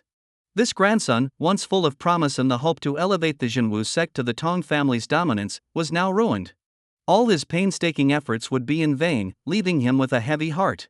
Although disappointed with Tong Renjing, he was still his only grandson. Considering the entire sect was abuzz with gossip about the incident, a sense of pity welled up in his heart. It wasn't Renjing's fault, he hadn't done anything wrong, just fallen victim to misfortune. With this thought, the elder managed to smile and approached Tong Renjing. Renjing, look at what Grandpa brought you. The white-haired elder, who had returned from the cold pool, was none other than Tong Renjing's grandfather, Elder Tong Shanyue of the Jinwu sect. At the sound of his grandfather's familiar voice, a glimmer of hope sparked in Tong Renjing's otherwise lifeless eyes. He struggled to sit up, but Tong Shanyue stopped him, then produced a large egg from his arms. Renjing, this is the egg of that beast. It harmed you, but it could never have imagined that its offspring would become your slave. Once you form a spirit contract, not only will this beast protect your status, but it will also allow you to vent your grievances by tormenting it to your heart's content. Upon hearing this, Tong Renjing felt a twinge of disappointment. He had hoped his grandfather would bring him a miracle medicine to heal his wounds. But after listening to his grandfather's words, his spirits lifted. But the spirit contract method is a secret of the Beast Master sect. How could we learn it? Tong Shanyue smiled faintly. Grandpa has his ways. You're injured, but no matter what, you're the most outstanding descendant of our Tong family. Grandpa won't let you become a waste. This last remark clearly targeted the outer sect disciples' gossip when they entered the sect. Hearing this, a tear glistened in Tong Renjing's eyes, and a hint of resentment flickered in the depths, recalling those who had treated him as a cripple lately. After comforting his grandson, Tong Shanyue departed, intending to visit the Beast Master sect. As Tong Renjing mentioned, the spirit contract and beast mastery technique was a secret of the Beast Master sect. Moreover, to hatch the beast egg into a spirit beast swiftly, their assistance was essential. Time flowed like water, a month passing unnoticed. Inside the cave, the Huangquan warm jade continued to emit its faint yellow glow. Unaware of the upheavals in the Jinwu sect, Yang Fan focused intently on practicing the 49 heavy sword styles. He swung the heavy sword with precision, each slash and chop executed with solemnity, varying in speed, his eyes reflecting evolving meanings. The Shadow's teachings of the 49 heavy sword styles were now aptly mirrored in Yang Fan's hands, the sword cutting through the air with the swiftness of a storm, returning with lightning speed. He had mastered the form perfectly and grasped a portion of the essence. Over the past days, the Shadow would occasionally demonstrate the 49 heavy sword styles, standing still afterward to absorb yang energy from the Huangquan warm jade to replenish itself. Through hundreds of repetitions, Yang Fan gradually grasped the style of the 49 heavy sword moves, committing all the techniques to memory. Each of the 49 moves carried a different sword intent. Comprehending this intent meant mastering the styles. But while the techniques were easy to remember, the intent was elusive. For ordinary martial artists, grasping a single sword intent was immensely challenging, let alone 49. Only a prodigy like Li Daotong could comprehend 49 sword intents before entering the immortal path, and those were just the ones suited to a heavy sword. Including other types, there would be even more. Naturally, only such a person could later achieve Dao through the sword, becoming the most gifted figure in millennia. Fortunately, Yang Fan didn't need to comprehend all 49 sword intents independently. He merely needed to recognize them, imprint them in his heart, and slowly understand them. By integrating the intent into the moves, he could unleash 70% of the sword style's power. Just like the initial dragging slash, which contained a fearless, decisive intent, he hadn't truly grasped it, but it didn't hinder him from incorporating the intent into the move, wielding formidable power. He just couldn't yet achieve the shadow's effortless, unpredictable fluidity. Over the month, Yang Fan became familiar with the 49 sword intents, understanding them well. Although he hadn't truly mastered any one intent, his execution of the 49 heavy sword styles was impressive. A casual slash would cause the surrounding Huanquan cold energy to recoil, allowing him to imagine how formidable these styles would be against opponents, even innate martial cultivators. Suddenly, as Yang Fan practiced with the heavy sword, his expression changed abruptly. He halted the sword's momentum with a swift hand motion, standing still and focused. His expression turned peculiar. Closing his eyes, Yang Fan seemed to probe something. After a long while, he slowly opened his eyes, his face even more peculiar. Someone actually helped me hatch the silver horn-cold python's egg? This discovery left Yang Fan momentarily stunned. But soon, he was filled with immense joy. Didn't this mean he could skip the extensive blood energy required for hatching? Who was so kind-hearted to perform such a helpful deed? Truly a good person. I must meet them.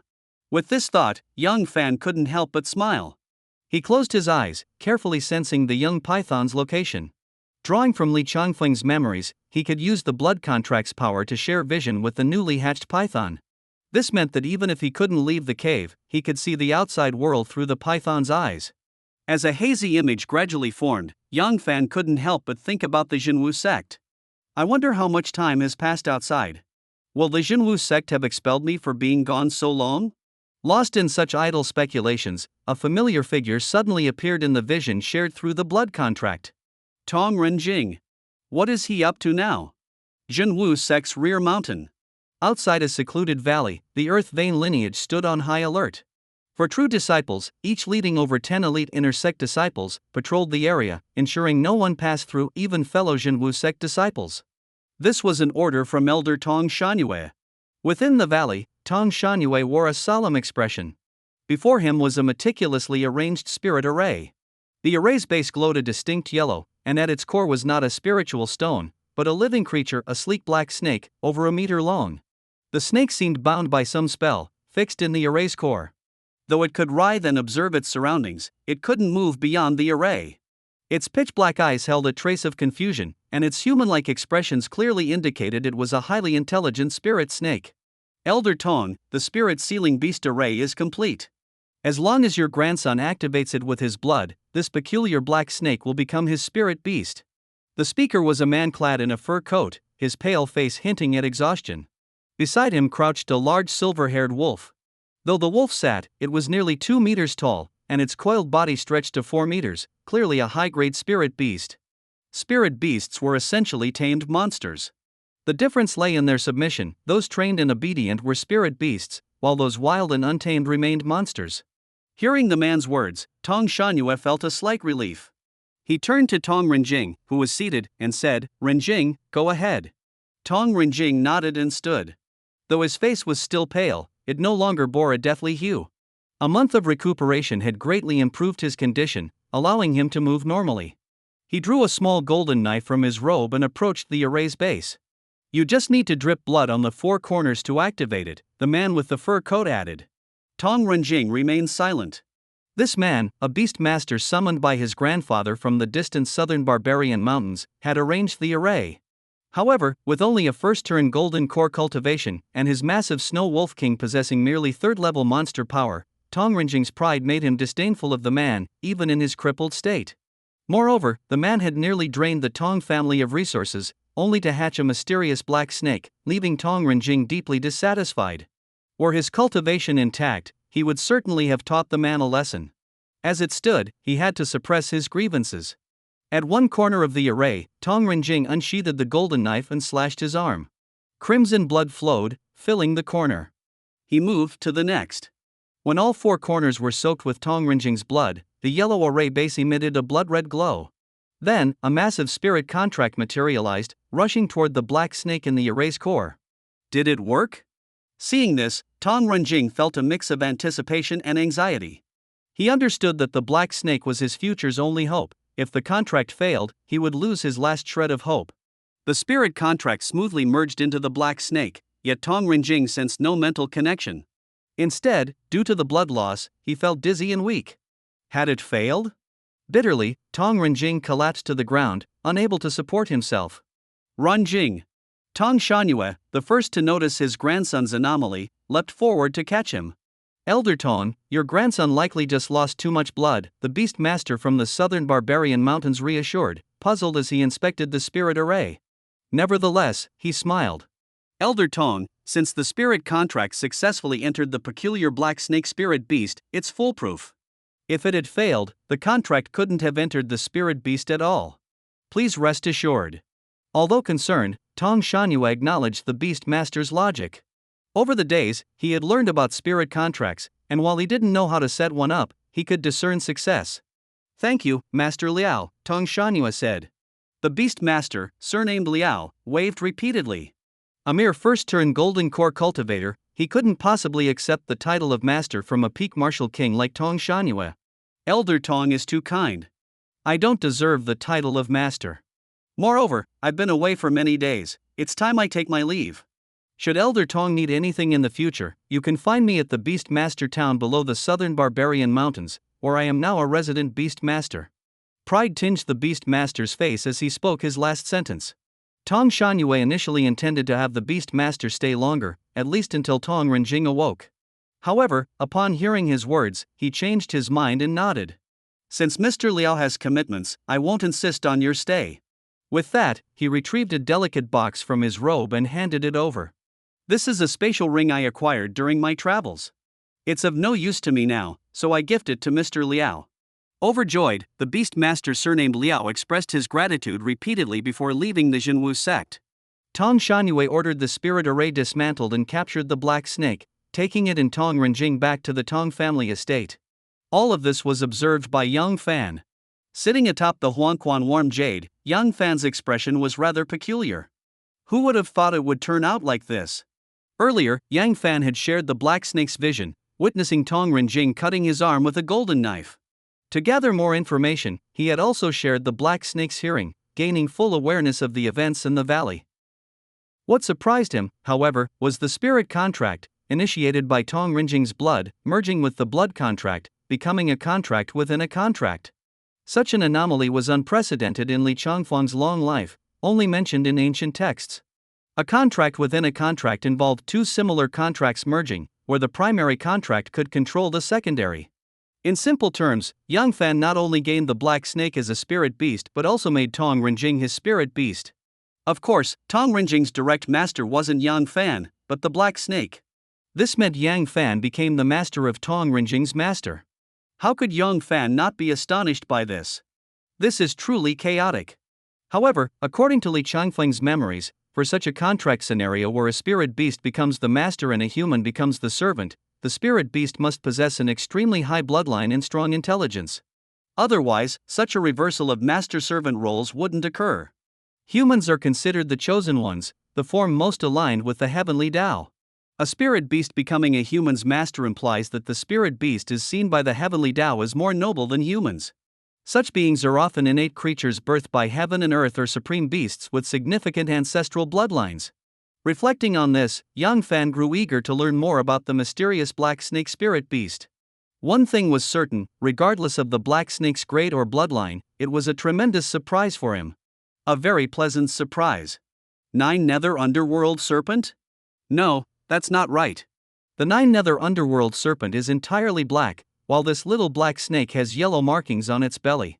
Its aura is similar to the 9 Nether Underworld Serpent, yet it closely resembles the Huangquan Cold Serpent, and it even carries a faint dragon's might. I don't understand, truly puzzling. No wonder the Beast Master called it a peculiar black snake. After the little black snake and Tong Renjing were placed in a room, Yang Fan controlled the black snake to approach a nearby bronze mirror to inspect its form. Yet, even after examining it, Yang Fan still couldn't determine the snake's species. It looked 70% like the Nine Nether Underworld serpent, but its aura was 90% akin to the Huangquan cold serpent. More strangely, deep within its aura, there was a hint of dragon's might. It's known that all snakes are descendants of dragons, so having dragon's might isn't unusual. However, the little black snake's aura was that of a Huangquan cold serpent, which originates from the Huangquan earth vein, a few pure innate snake species, absolutely untainted by dragon blood. This was why Yang Fan found it strange that this little black snake bore the aura of a Huangquan cold serpent and also had dragon's might. This left him utterly perplexed. Well, as long as I know the little black snake is of a high grade, that's enough. The most important thing now is to leave this cave. Retracting his attention from observing the little black snake, Yang Fan opened his eyes. Looking at the Huangquan warm jade scattered around, a thought occurred to him: if he brought the little black snake into this cave, it might grow significantly with little effort. With this in mind, Yang Fan grasped the massive sword behind him and swung it out. The sword's slash produced an astonishing gust, compressing countless invisible cold energies into streams that shot out. Although the sword lacked sword energy, these air currents momentarily possessed the qualities of sword energy. Yang Fan was momentarily stunned. He hadn't expected such power from a casual swing. Just as he intended to close his eyes and comprehend the mystery of the strike, he saw a sword light suddenly thrust towards him. It was the shadow, wielding its sword at him. Apparently, as Yang Fan's previous sword stroke was executed, the shadow, originally standing by, suddenly emitted a glimmer from its eyes. Then, its sword moved, directly thrusting at Yang Fan. What's going on? Startled, Yang Fan instinctively retreated, swinging his heavy sword in response. The shadow's seemingly ethereal sword shimmered and, in the next instant, struck the heavy sword. A tremendous force transmitted through the sword, pushing Yang Fan back several steps. But it wasn't over. The shadow, having succeeded with one strike, immediately followed with another. The sharp sword intent bore down on him, dispelling any last illusions he harbored. Yang Fan concentrated, fully focused, raising his heavy sword with a clang to block the shadow's attack. Again, an overwhelming force surged through, pushing him back. Even prepared, Yang Fan couldn't dissipate the energy from the sword. And then, another strike came. Yang Fan steadied himself just enough to block again. Thus, the shadow attacked relentlessly. Yang Fan blocked repeatedly, retreating step by step. Gradually, he began to adjust to the shadow's sword techniques, occasionally finding opportunities to counter. In the blink of an eye, dozens of exchanges passed.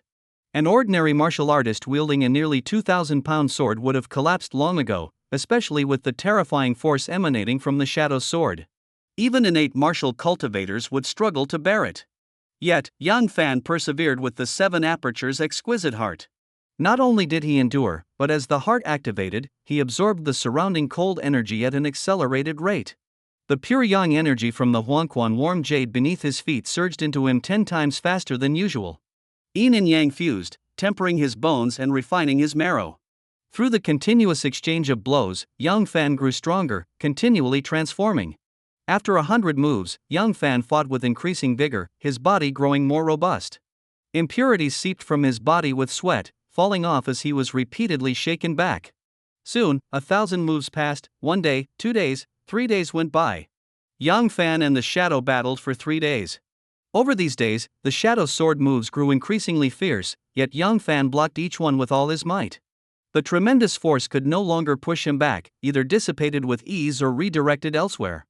The 49 heavy sword styles became second nature to Yang Fan. Although he hadn't fully grasped the true sword intent, he captured 7/10 of its essence. Embedding sword intent into his moves came naturally, effortlessly. Conversely, the shadow grew fainter, evidently struggling to sustain itself after absorbing vast amounts of pure yang energy from the Huangquan warm jade. At that moment, the shadow halted. Yang Fan, sensing something, also stopped his sword and eyed the shadow. Is it going to absorb pure yang energy? Just as he speculated, the shadow performed a sword stance he had never seen before.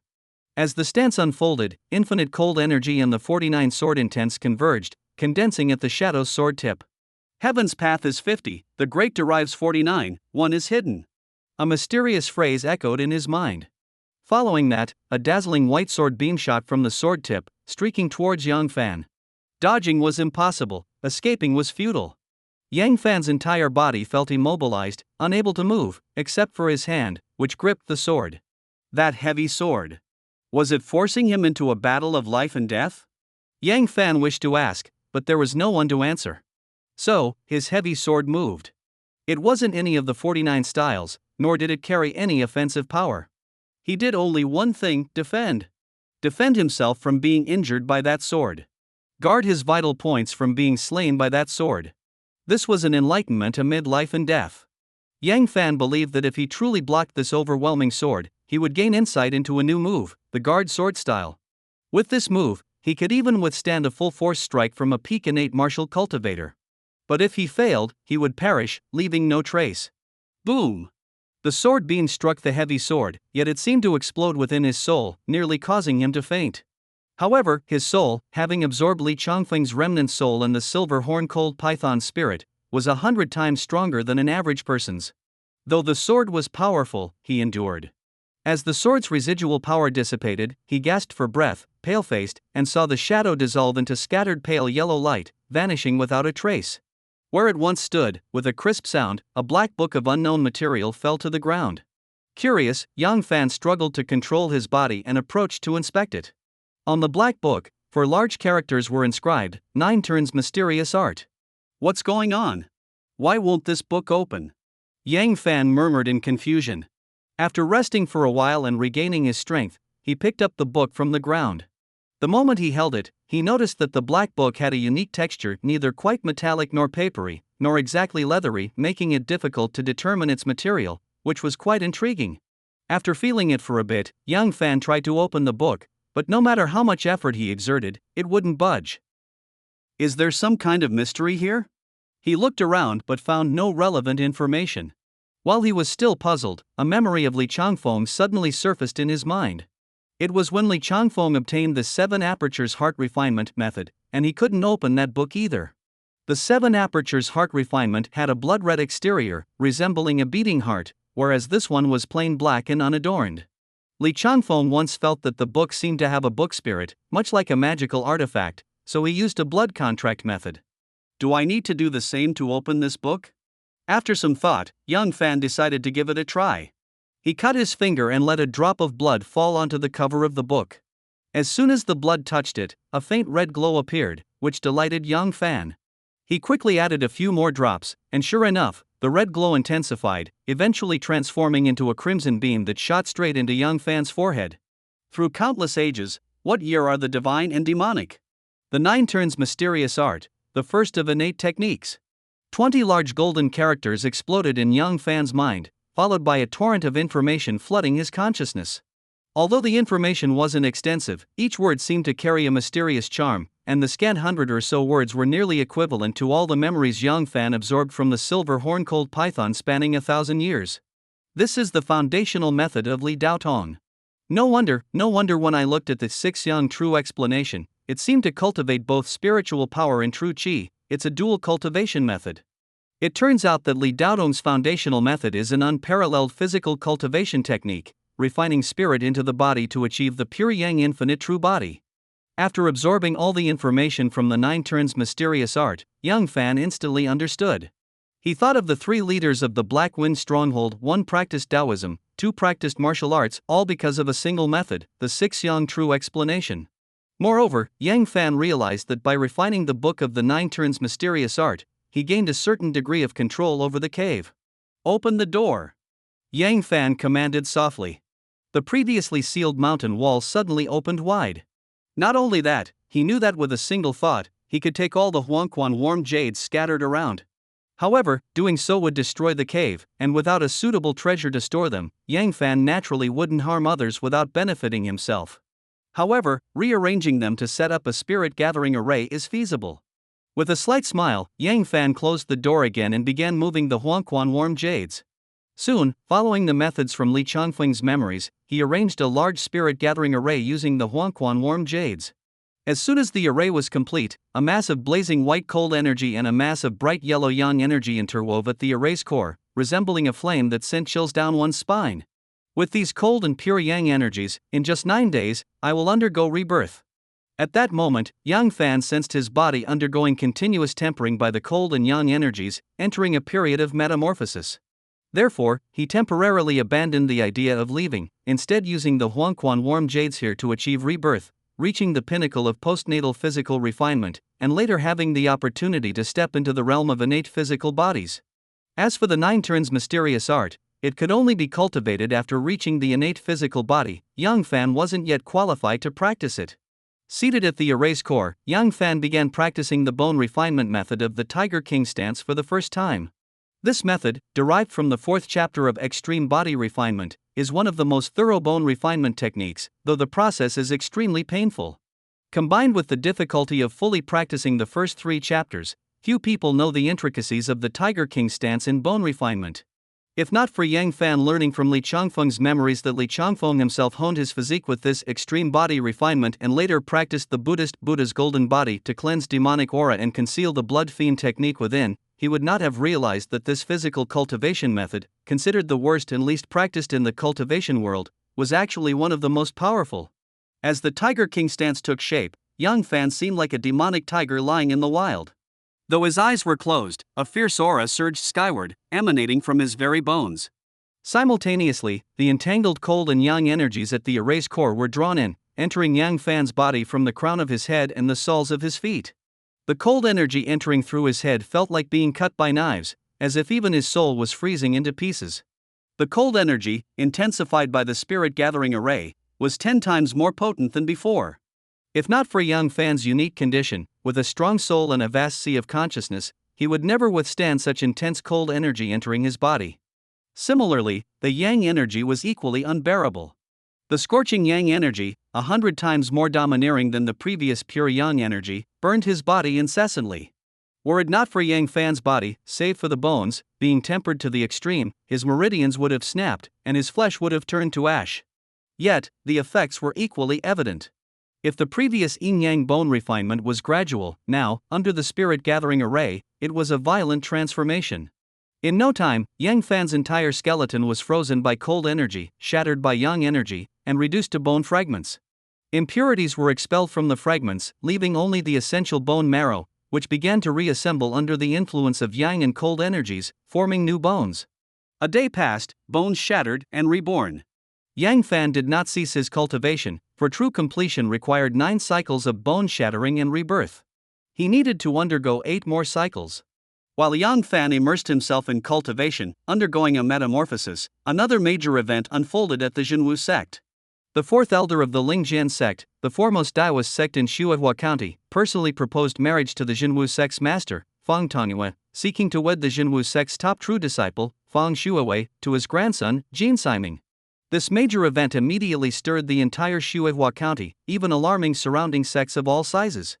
Sects allied with the Lingjian sect, such as the Beast Master sect from Little Southern Barbarian Mountain, Tiani Pavilion from Yuehua County, and Yuehan sect, even sent congratulatory gold letters in advance, putting great pressure on the yet-to-consent Jinwu sect. "I refuse to marry," declared Fang Shuiwei, her expression icy as she stood in the grand hall of the Jinwu sect, clad in her purple combat attire. The 4th elder of the Lingjian sect, who had been having a pleasant conversation with Tong Shanyue, frowned slightly. "What? Do you think my grandson, Siming, is unworthy of marrying the eldest daughter of Jinwu sect? Calm down, Elder Jin. This girl is a bit stubborn." "Allow me to speak with her," Tong Shanyue interjected, placating the elder. Only then did the elder's expression soften slightly. "I refuse to marry," Fang Shuiwei reiterated when Tong Shanyue looked her way. Tong Shanyue's face darkened. The Lingjian sect and our Jinwu sect have been allies for generations. Marrying into the Lingjian sect is a beneficial alliance for our sect. As a member of the main lineage, do you not have even this bit of awareness? Fang Shuiwei bit her lip in defiance, refusing to speak.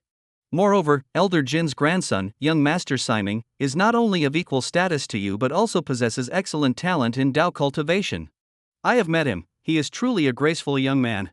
Many women wish to marry into the Jin family but cannot. Why must you be so stubborn and invite ridicule upon yourself? Let those who want to ridicule do so, and let those who want to marry him do it. I won't marry him. Besides, Elder Tong, this is a personal matter concerning me, Fang Shuiwei. Why have you brought it to the council hall? Even if we take a step back, though you are an elder in the sect, my father is still alive. How can you make decisions on his behalf? Hearing Tong Shangyue praise Jin Siming, Fang Shuawei could no longer hold back. That wastrel, after over 40 years of cultivation, was barely at the first rotation of the Jindan stage. How could he be considered a worthy match? Ridiculous. Fine. Since you claim I have no right to decide your marriage, let's call the sect master here. Tong Shangyue was angered as well. He summoned a disciple to invite sect master Fang Tongyue. Over the past 3 years, ever since Fang Tongyue's attempt to ascend to the martial emperor failed, he had been secluded in healing. He had not been involved in sect affairs for a long time. In the first year, he occasionally made appearances, but for the past 2 years, he had not shown up at all. Even Fang Shuawei had no way to see him. This time, given that it was a request from the great elder and concerned his daughter's lifelong matters, Fang Tongyue should have come by all accounts. However, after a stick of incense's time, the disciple returned with this message: the affairs of Jinwu's sect are entirely entrusted to the great elder. The sect master is unwell and cannot come. Upon hearing this, Tong Shangyue frowned slightly. Did you mention that it concerns the eldest daughter? The disciple nodded. The sect master said that the matters concerning the eldest daughter are also entrusted to the great elder. He believes the great elder will make the most reasonable arrangements. Tong Shangyue smiled. Fang Shuawei's face turned pale. Her lips, bitten through, bled a bitter taste into her mouth. You heard that, didn't you? Elder Jin, we must discuss this matter thoroughly, don't you think? Tong Shangyue addressed Fang Shuawei with the first part of his statement, and then looked at the fourth elder of the Lingjin sect. His eagerness was evident, even to a fool, and it was clear that the matter was already decided. Of course, this is a major issue and must be handled with due consideration. Elder Jin laughed heartily. Tong Shangyue waved his hand, about to dismiss everyone, when Fang Shuawei spread her arms, blocking the doorway. Doesn't the great elder care about my personal opinion? She asked. Being repeatedly refused and questioned by a young girl, Tong Shangyue's expression darkened. The sect master has entrusted this matter to me, so there's no need to ask for your opinion. Someone, take Fang Shuawei away. She is not to leave until the marriage is complete. I dare anyone to try. Fang Shuawei had resolved herself not to back down. As the only member of the Fang lineage left, marrying into the Lingjian sect would leave the Fang family without successors in Jinwu sect. She would become the Fang family's traitor if she relented. Since her father wouldn't intervene, Fang Shuawei decided she absolutely could not give in. Her heart was filled with despair towards the father she hadn't seen in 2 years, and she resolved to rely on her own strength to fight back. Rebellious. Truly rebellious. How dare you, a mere true disciple, be so insolent? Tong Shangyue could not let this go, especially in front of the fourth elder of the Lingjin sect. Just as he was about to explode, Fang Shuawei spoke up. According to the sect's rules, Chapter 3, Article 97, all sect disciples have the right to freely choose their partners. Elders and the sect master must not interfere in the slightest. Tong Shangyue was taken aback by this rule. He knew well the origins of this rule. It was jointly written into the sect regulations by his great-grandmother and Fang family's ancestor. At that time, the Tong family wanted to marry their daughter to the Fang family's son, but the two were like brother and sister and loved others. After resisting, they were finally allowed to follow their hearts. Later, both became high-ranking members of Jinwu sect and inscribed this rule to prevent future injustices. Tong Shangyue hadn't expected Fang Shuawei to use this rule against him now. The sect rule refers to relationships between sect disciples. Do you have a secret relationship with a disciple in the sect? Admitting to having such a relationship was a serious matter in the cultivation world, but for Fang Shuawei, it was her last lifeline. She was about to nod when a man behind the fourth elder of the Lingjian sect changed his appearance, transforming into another person. He spoke coldly. I want to see who has the audacity to compete with me, Jin Siming, for a wife. This unexpected change shocked everyone in the council hall. So, young Master Siming is here as well, Tong Shangyue reacted quickly, laughing to ease the tension. Elder Jin also laughed. My grandson is an impatient person. I hope Elder Tong won't hold it against him. Not at all. Young Master Jin is truly a man of deep feelings, a rare and excellent match. Shuawei, since young Master Jin has come personally, don't cause any more trouble and risk our sect's friendship, Tong Shangyue advised.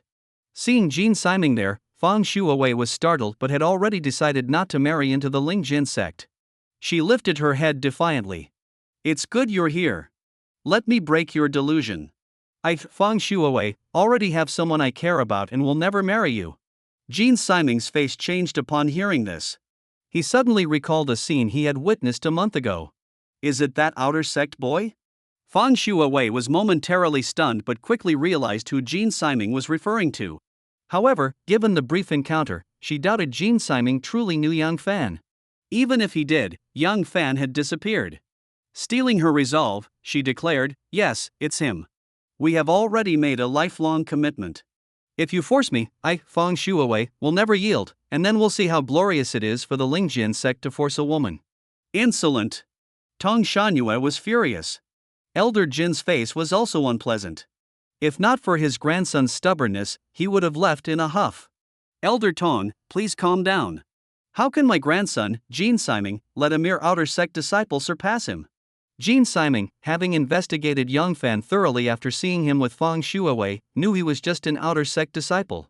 In terms of status, background, and strength, Yang Fan was no match for him. With a plan in mind, he stepped forward and addressed Fang Shuawei directly. Bring out that Yang Fan. I want to challenge him. Fang Shuawei's face changed. Yang Fan had gone missing a month ago, with no trace left. She had even questioned returning outer sect disciples and confronted Tong Renjing about it. Where could she find Yang Fan now? Even if she did, she couldn't let him fight. Although Jean Siming was a wastrel, he was a solid first-rotation Jindan cultivator. Yang Fan, despite his talents, hadn't broken through to the innate stage and might not be a match for him. She was about to refuse but had no reasonable excuse. She could only try to stall. Yang Fan is away and will return in 3 days, no, 10 days. Come back then. Jean Siming's eyes flickered, but he magnanimously smiled. Very well, in 10 days, I will return to Jinwu sect. By then, I hope your so-called lover, Yang Fan, will dare to stand and fight me fairly. If he wins, I, Jean Siming, will not utter another word and won't bother you again. But if he loses or cowers away, it won't be the Lingjian sect forcing a woman, but you, Fang Shuawei, who placed your trust in the wrong person. With these words, Jean Siming returned to Elder Jin's side. Grandfather, let's leave and return in 10 days. Good. Elder Jean was delighted at his grandson's decisiveness and proper handling of the situation. If not for the harm done to him in his youth, Jean Siming would not have only reached the first rotation of Jindan by now. Elder Tong, arrange for the duel in 10 days. We shall take our leave, said Elder Jean as he departed. Tong Shangyue nodded with a forced smile. Meanwhile, Fang Shuawei's mind was in turmoil, growing more chaotic with each thought. From today, you are not allowed to leave Jinwu sect until this matter is resolved. Tong Shanyue's words dropped Fang Shuawei's heart into an abyss. Unbeknownst to him, 100 miles away, Yang Fan was undergoing a transformative rebirth in the cave beneath the lake, unaware that he had inexplicably become the young lady's purported lover and would face a challenge from Jean Siming in 10 days. As night descended, Beihu Mountain's cold pond lay silent and still. Since the silver-horned cold python had self-destructed its inner core over a month ago, the area had become a no-man's land, seldom visited by any beasts. The moonlight cast a cold glow over the pond, and wisps of chill emanated from its surface. Suddenly, faint ripples appeared on the water, followed by a loud splash as a figure emerged. Landing on the ground was a young man in a gray robe, carrying a dark greatsword on his back. Finally, I'm out, said Yang Fan, his presence now exuding a heavy aura as if he were a mountain in human form. His 7 apertures exquisite heart pulsed, absorbing the cold emanating from the pond. A vast amount of spiritual energy from the environment surged into his body, disappearing as if swallowed by the sea.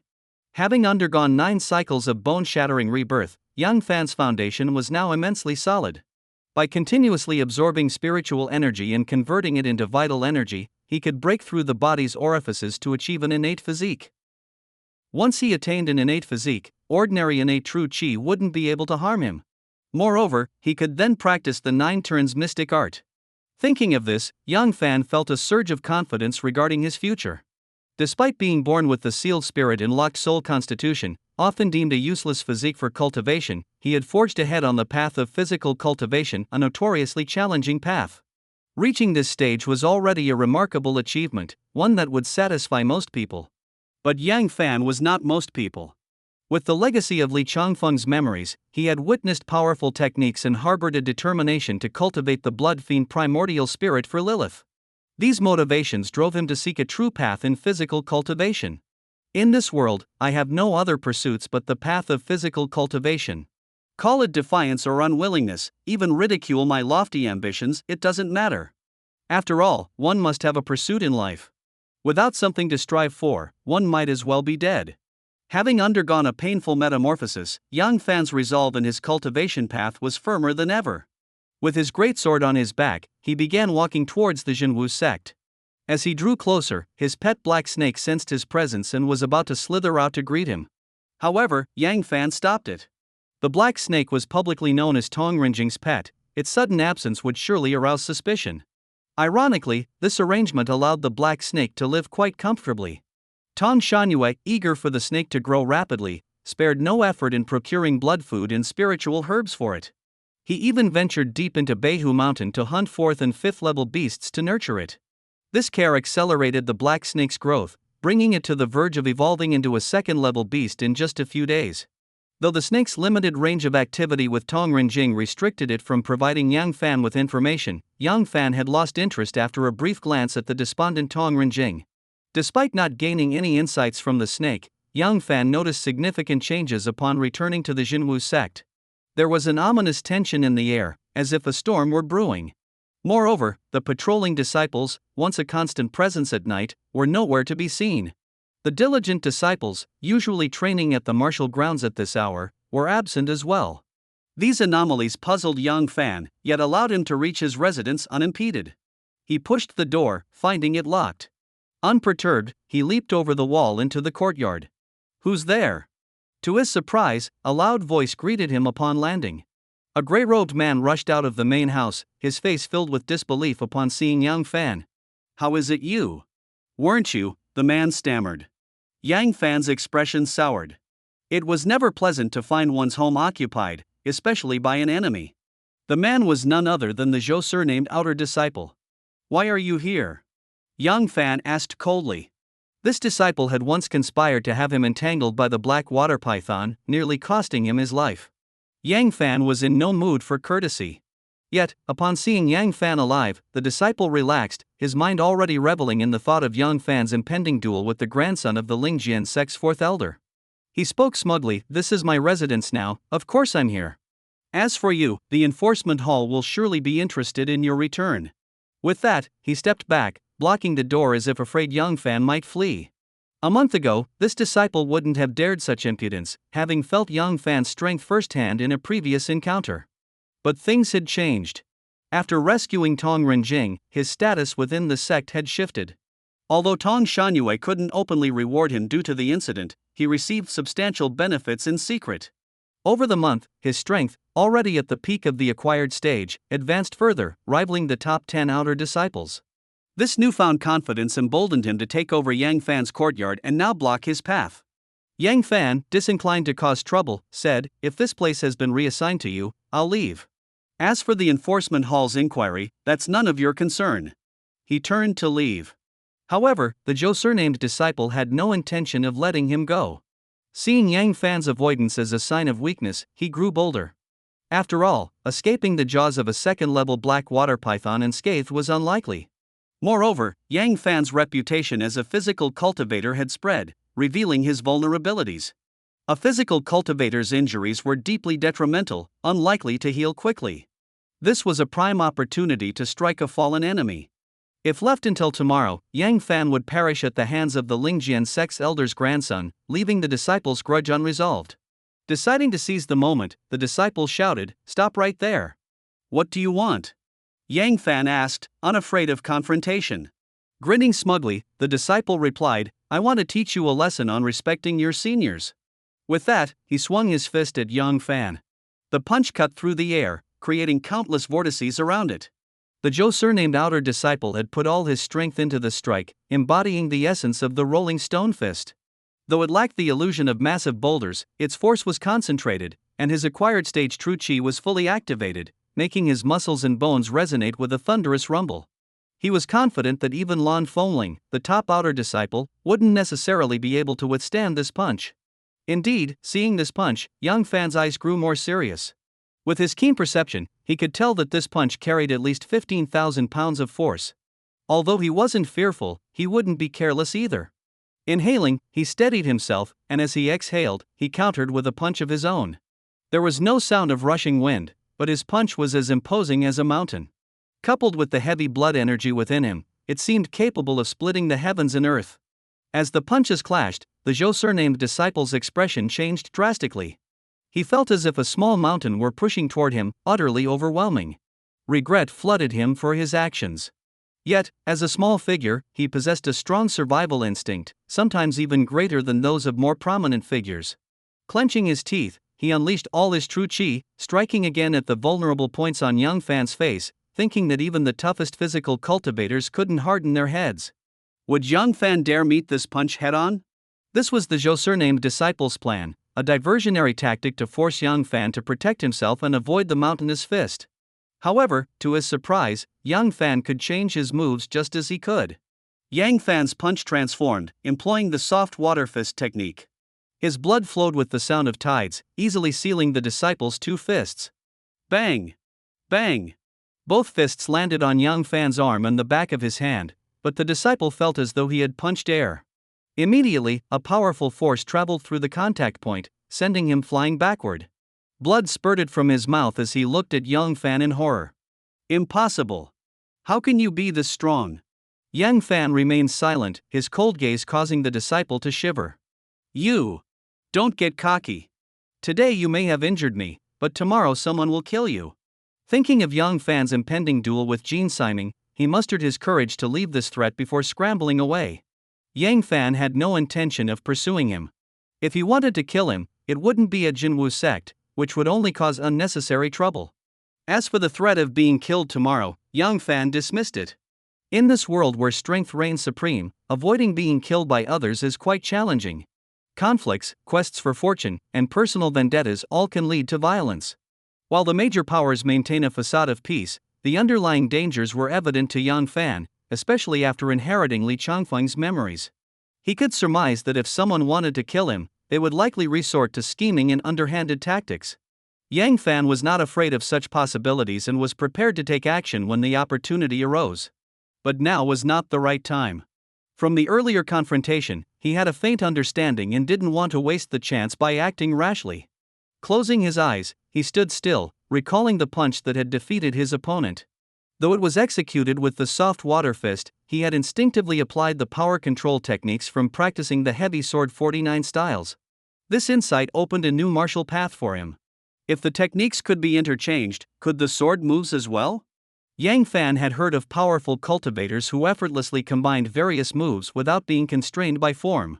Previously, he felt at a loss, even with Li Changfeng's memories, which offered little in martial techniques. But now, he felt he could perhaps start with the heavy sword techniques. Feeling optimistic, Yang Fan decided to try it out. He had developed a good habit of immediate action when it came to martial arts. With a movement of his fist, he unleashed a punch, the momentum creating a terrifying force. The air around was drawn into countless sharp gusts, but Yang Fan shook his head. No, that's not it. It lacks the essence. He punched again, causing the surrounding air to explode once more, but it still wasn't the transformation he sought. Thus, Yang Fan didn't return to rest in the main house, now occupied by someone else. Immersed in cultivation, he remained focused, which explained his rapid progress. Dawn broke. A hint of pale light appeared on the horizon, followed by the sunrise's glow, bringing life to the earth. Yang Fan had stopped punching and stood quietly. The essence of the heavy sword 49 styles lay in the 49 sword intents, but fists were not swords. He could integrate sword intent into his moves but couldn't yet embody it. Unless I can truly grasp these sword intents, my heavy sword fist technique will be form without substance. Understanding this, Yang Fan withdrew from his cultivation state. The knight's insights were not in vain, he had opened the door to connecting fists and swords. If he ever comprehended sword or fist intent, he would have no psychological barriers in applying it to either. Reaching a level where techniques were unrestricted and freely applied was the greatest challenge. As he relaxed, Yang Fan realized his energy was thoroughly depleted. The knight's insights and attempts to integrate sword intent into punches had drained him mentally. Unlike physical exhaustion, spiritual fatigue couldn't be remedied by absorbing spiritual energy alone. Just as one couldn't replace sleep with continuous eating, Yang Fan couldn't rely solely on his 7 apertures exquisite heart to remain in constant cultivation. Of course, with the nourishment of spiritual energy, a strong body also benefited the spirit. This allowed Young Fan to endure prolonged periods at the Blood Cave Lake and the pure young sword Immortal's abode for over 2 years and a month. Daybreak. I'll stand in the Tiger King stance to restore my spirit. The Tiger King stance no longer served to temper bones, as Young Fan had completed his transformation. However, it still calmed the mind and spirit, benefits common to all stance and meditation practices. Unable to cultivate true chi or deeply versed in inner meditation techniques, Young Fan found few alternatives aside from the Tiger King stance. Assuming the stance, he activated his 7 apertures exquisite heart, though not at full strength, to avoid causing a large disturbance in the spiritual energy around him. Yet trouble often finds you, rather than the other way around. As Young Fan practiced the Tiger King stance, the Lingjian sect's wedding procession, complete with all the pageantry of a mortal marriage, was making its way to Jinwu sect with much fanfare. Jean Siming, dressed in festive red, was radiant with joy. This time, he was determined to bring Feng Shuawei back as his bride. As for the one rumored to have disappeared, should he dare to show up, Jean Siming intended to kill him. If not, then it would save him the trouble of spilling blood on his wedding day. Present Miss Feng. By noon, outside Jinwu sect, Jean Siming rode atop a massive one-horned frost rhinoceros beast. With a wave of his hand, the prepared disciples behind him shouted in unison, their voices echoing throughout the sect. "Shameless scoundrel, who wants to marry you?" It was Feng Shuawei who had heard the commotion and stormed out, followed by core disciples of the main branch and some from the other 3 branches who usually supported her. Jean Siming, others might fear your Lingjian sect, but I, Lin Aoyu, do not. Dare to touch the young lady, and I'll cut you down right here. A purple-clad true disciple stepped forward from behind Feng Shuawei, his face full of anger. Judging by the patterns on his attire, he belonged to the wood branch. Like Tong Renjing, he was also the grandson of a wood branch elder. Unlike the ambitious Tong family, who showed little respect for the main branch Feng family, the Lin family followed the Feng family's lead, which naturally made Lin Aoyu close to Feng Shuawei. Oh, when did Jinwu sect become so bold, daring to casually threaten a true disciple of our Lingjian sect? Although Elder Jean didn't come in person this time, several of his true disciples were present. The speaker, with a sinister look, wore a golden robe and had a pair of triangular eyes filled with malice.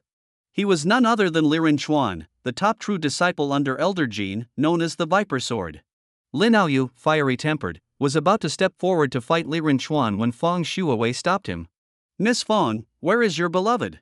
Liren Chuan sneered. Feng Shuawei was furious but found no outlet for her anger, as she had initiated this matter, and she truly didn't know where Yang Fan was now. "Miss Feng, as I mentioned 10 days ago, if Yang Fan does not dare to fight today, or if he loses, you must marry into my Jean family as per the wager." "Where is Yang Fan now?" Jean Siming dismounted from the frost rhinoceros beast and walked to the front, addressing Feng Shuawei. Behind Feng Shuawei, some began to stir restlessly. "I am Yang Fan, and I'll fight you today." An inner disciple stepped forward. Jean Siming glanced at him, waved his hand, and Liren Chuan suddenly acted. A flash of sword light pierced through the inner disciple's throat, killing him instantly. The speed was such that even Feng Shuawei, standing nearby, couldn't save him in time. Everyone was shocked. "Why did you kill him?" Feng Shuawei shouted in anger. Jean Siming smiled slightly. "Today is a joyous day for me, Jean Siming, and I naturally do not wish to see bloodshed. But some people insist on causing trouble. If I don't teach them a lesson, wouldn't that tarnish the Jean family's reputation? Miss Feng, if Yang Fan does not appear, you must come with me. If you resist, I believe our sect's grand elder would not mind us employing some methods." His words carried a heavy threat. Feng Shuawei's disciples dared only to be angry but not speak, even the fiery Lin Aoyu showed fear.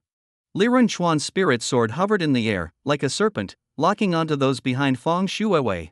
Especially Lin Aoyu, who was under Liren Chuan's gaze, knowing that any movement would provoke the spirit sword to strike. Lin Aoyu, although an innate martial artist, was far less talented than Feng Shuawei and Tong Renjing, barely entering the innate tempering fiend realm, far from its peak.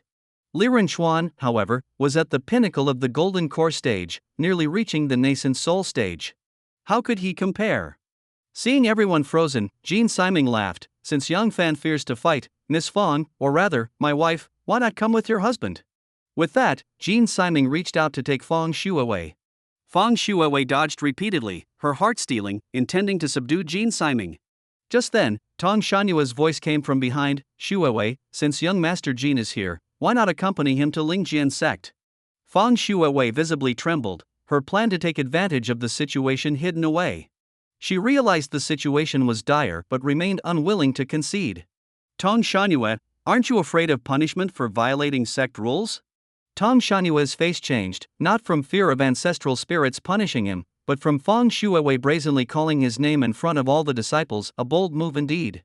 Sister Fang, I know where Yang Fan is. At this moment, a voice suddenly rang out, slightly easing Tong Shanyue's thunderous anger. Looking over, it was a pale-faced, injured outer disciple, but Tong Shanyue recognized him as the one who had brought back Renjing. Speak! Tong Shanyue said darkly.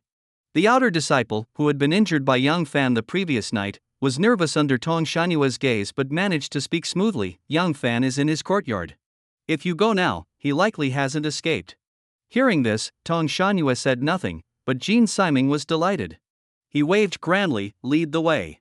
Let's see what this boy, whom Miss Fang fancies, is capable of. The Zhou surnamed outer disciple glanced at Tong Shanyue, who nodded, allowing him to lead the way. Soon, the group, including the hesitant Fang Shuewei and others, arrived at Yang Fan's door. The courtyard gate was tightly shut. A disciple from Lingjian sect casually slashed, shattering the thick, century-old snow cedar gate. Everyone saw Yang Fan standing in the courtyard, practicing Tiger King stance. How is this possible? Tong Shanyue was startled. Liren Chuan's expression also shifted slightly, clearly recognizing the technique Yang Fan was practicing. In the cultivation world, extreme body refinement was widely circulated, available at any major bookstore. Yet its ubiquity meant that sect disciples rarely cared to study it, unaware that Yang Fan was practicing its final chapter, the Tiger King stance. But who was Tong Shanyue? As Jinwu sect's grand elder, at the pinnacle of martial king level, he had dabbled in this body refining technique to enhance his physical cultivation and deepen his martial foundation. Similarly, Liren Chuan had used this method before joining Lingjian sect, only abandoning it later. Both were well aware of the difficulty in reaching the Tiger King stance stage with this technique. However, shock was only momentary. Even if body refining reached this level, it was merely the pinnacle of the acquired stage, nothing to fear. Who are you? Yang Fan opened his eyes, asking with a hint of curiosity. Jin Siming laughed heartily. Boy, don't you remember me? Yang Fan, of course, remembered this man, the one who had once looked at him with venomous eyes. Realizing the potential for trouble, he understood somewhat. He had come seeking trouble. Yet, even if seeking trouble, coming so boldly seemed unreasonable. After all, despite its decline, Jinwu sect wouldn't let outsiders bully them so openly, would they? At that moment, a purple figure flashed, and Fang Shuewei stood in front of him. In his ear, Fang Shuewei's voice came, "Don't panic. Let me handle this. Just stay silent and follow my lead." Her words, spoken through true chi transmission, were meant only for Yang Fan. Slightly stunned, he nodded silently. Miss Fang, even now, you protect him? Jin Siming's jealousy flared at Fang Shuewei's actions, eager to kill Yang Fan on the spot. If I don't protect him, should I protect you? Fang Shuewei retorted defiantly. Jin Siming's jealousy burned hotter as he looked at Yang Fan. Yang Fan, if you're a man, don't hide behind a woman. Fight me openly. If you win, I'll leave. If you lose, never bother Fang Shuewei again. Do you dare to fight? Hearing this, Yang Fan finally understood. He stepped forward. All right, I'll fight you. No, I won't allow it. Fang Shuewei was shocked to see Yang Fan stepping forward to confront Jin Siming. Yang Fan turned back and gave her a reassuring smile. Let us men handle this kind of matter. Fang Shuewei was momentarily taken aback, then felt her face flush with heat, embarrassed and at a loss for words. This boy, could he really be taking this seriously, she wondered, momentarily forgetting the vast difference in power between Yang Fan and Jin Siming, and failed to intervene. Seeing Fang Shuewei's blushing face and her demeanor like that of a shy young woman, Jin Siming was filled with jealousy, nearly driven mad. He looked at Yang Fan with a chilling gaze. Boy, you might have some backbone, but today, you are doomed.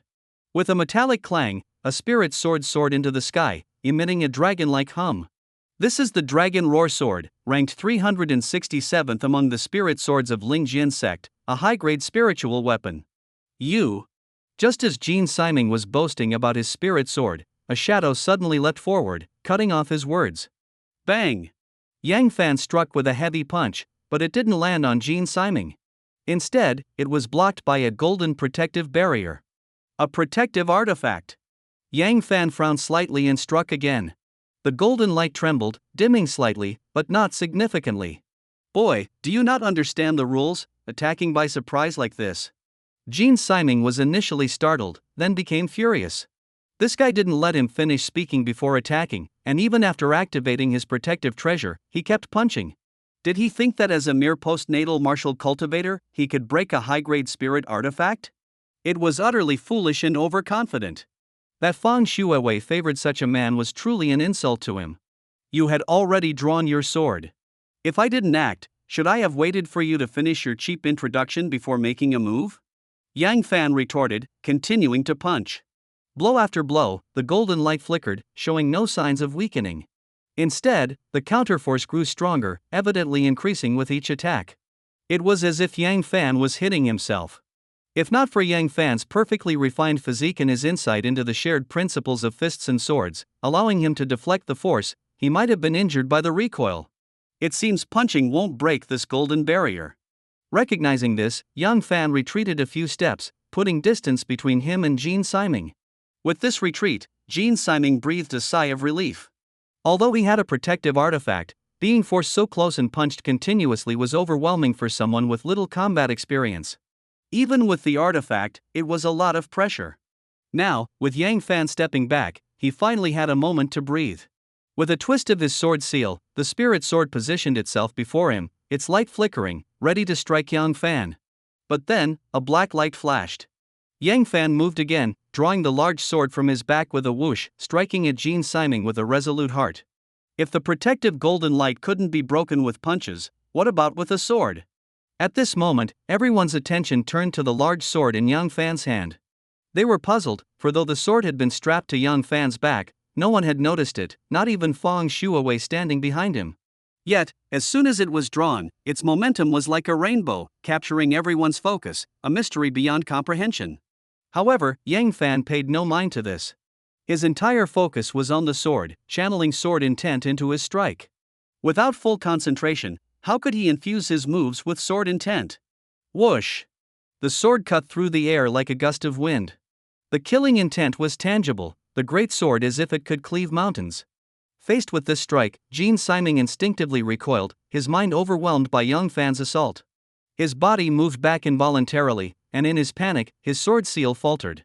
The Dragon Roar sword, erratic and uncontrolled, missed Yang Fan by several feet, flying off to the left.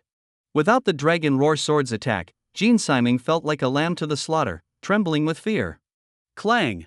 The sword finally struck the protective golden light in front of Jean Siming. The air swirled into vortices. The black blade pressed deeply into the golden barrier, as if it would slice through. But moments later, a tremendous force repelled it. This immense force pushed back against Yang Fan, stopping his forward momentum and sending him flying backward. Seeing this, Jean Siming finally regained his composure. So it was all show and no substance. Boy, if you can't even break my protective artifact, how do you plan to hurt me? Jean Siming stood confidently, mocking Yang Fan who had been flung away, brimming with self-assurance. Despicable. If you have the guts, remove your protective artifact. Fang Shuawei shouted. Some disciples of Zhenwu's sect looked on with disdain.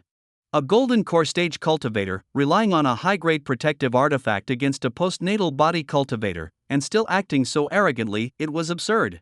Had he fought Yang Fan fairly, that last sword strike would have cleaved him in two. Seeing the scornful looks, Jean Siming felt a surge of anger, tempted to remove the artifact and battle Yang Fan. But recalling that sword strike, he hesitated.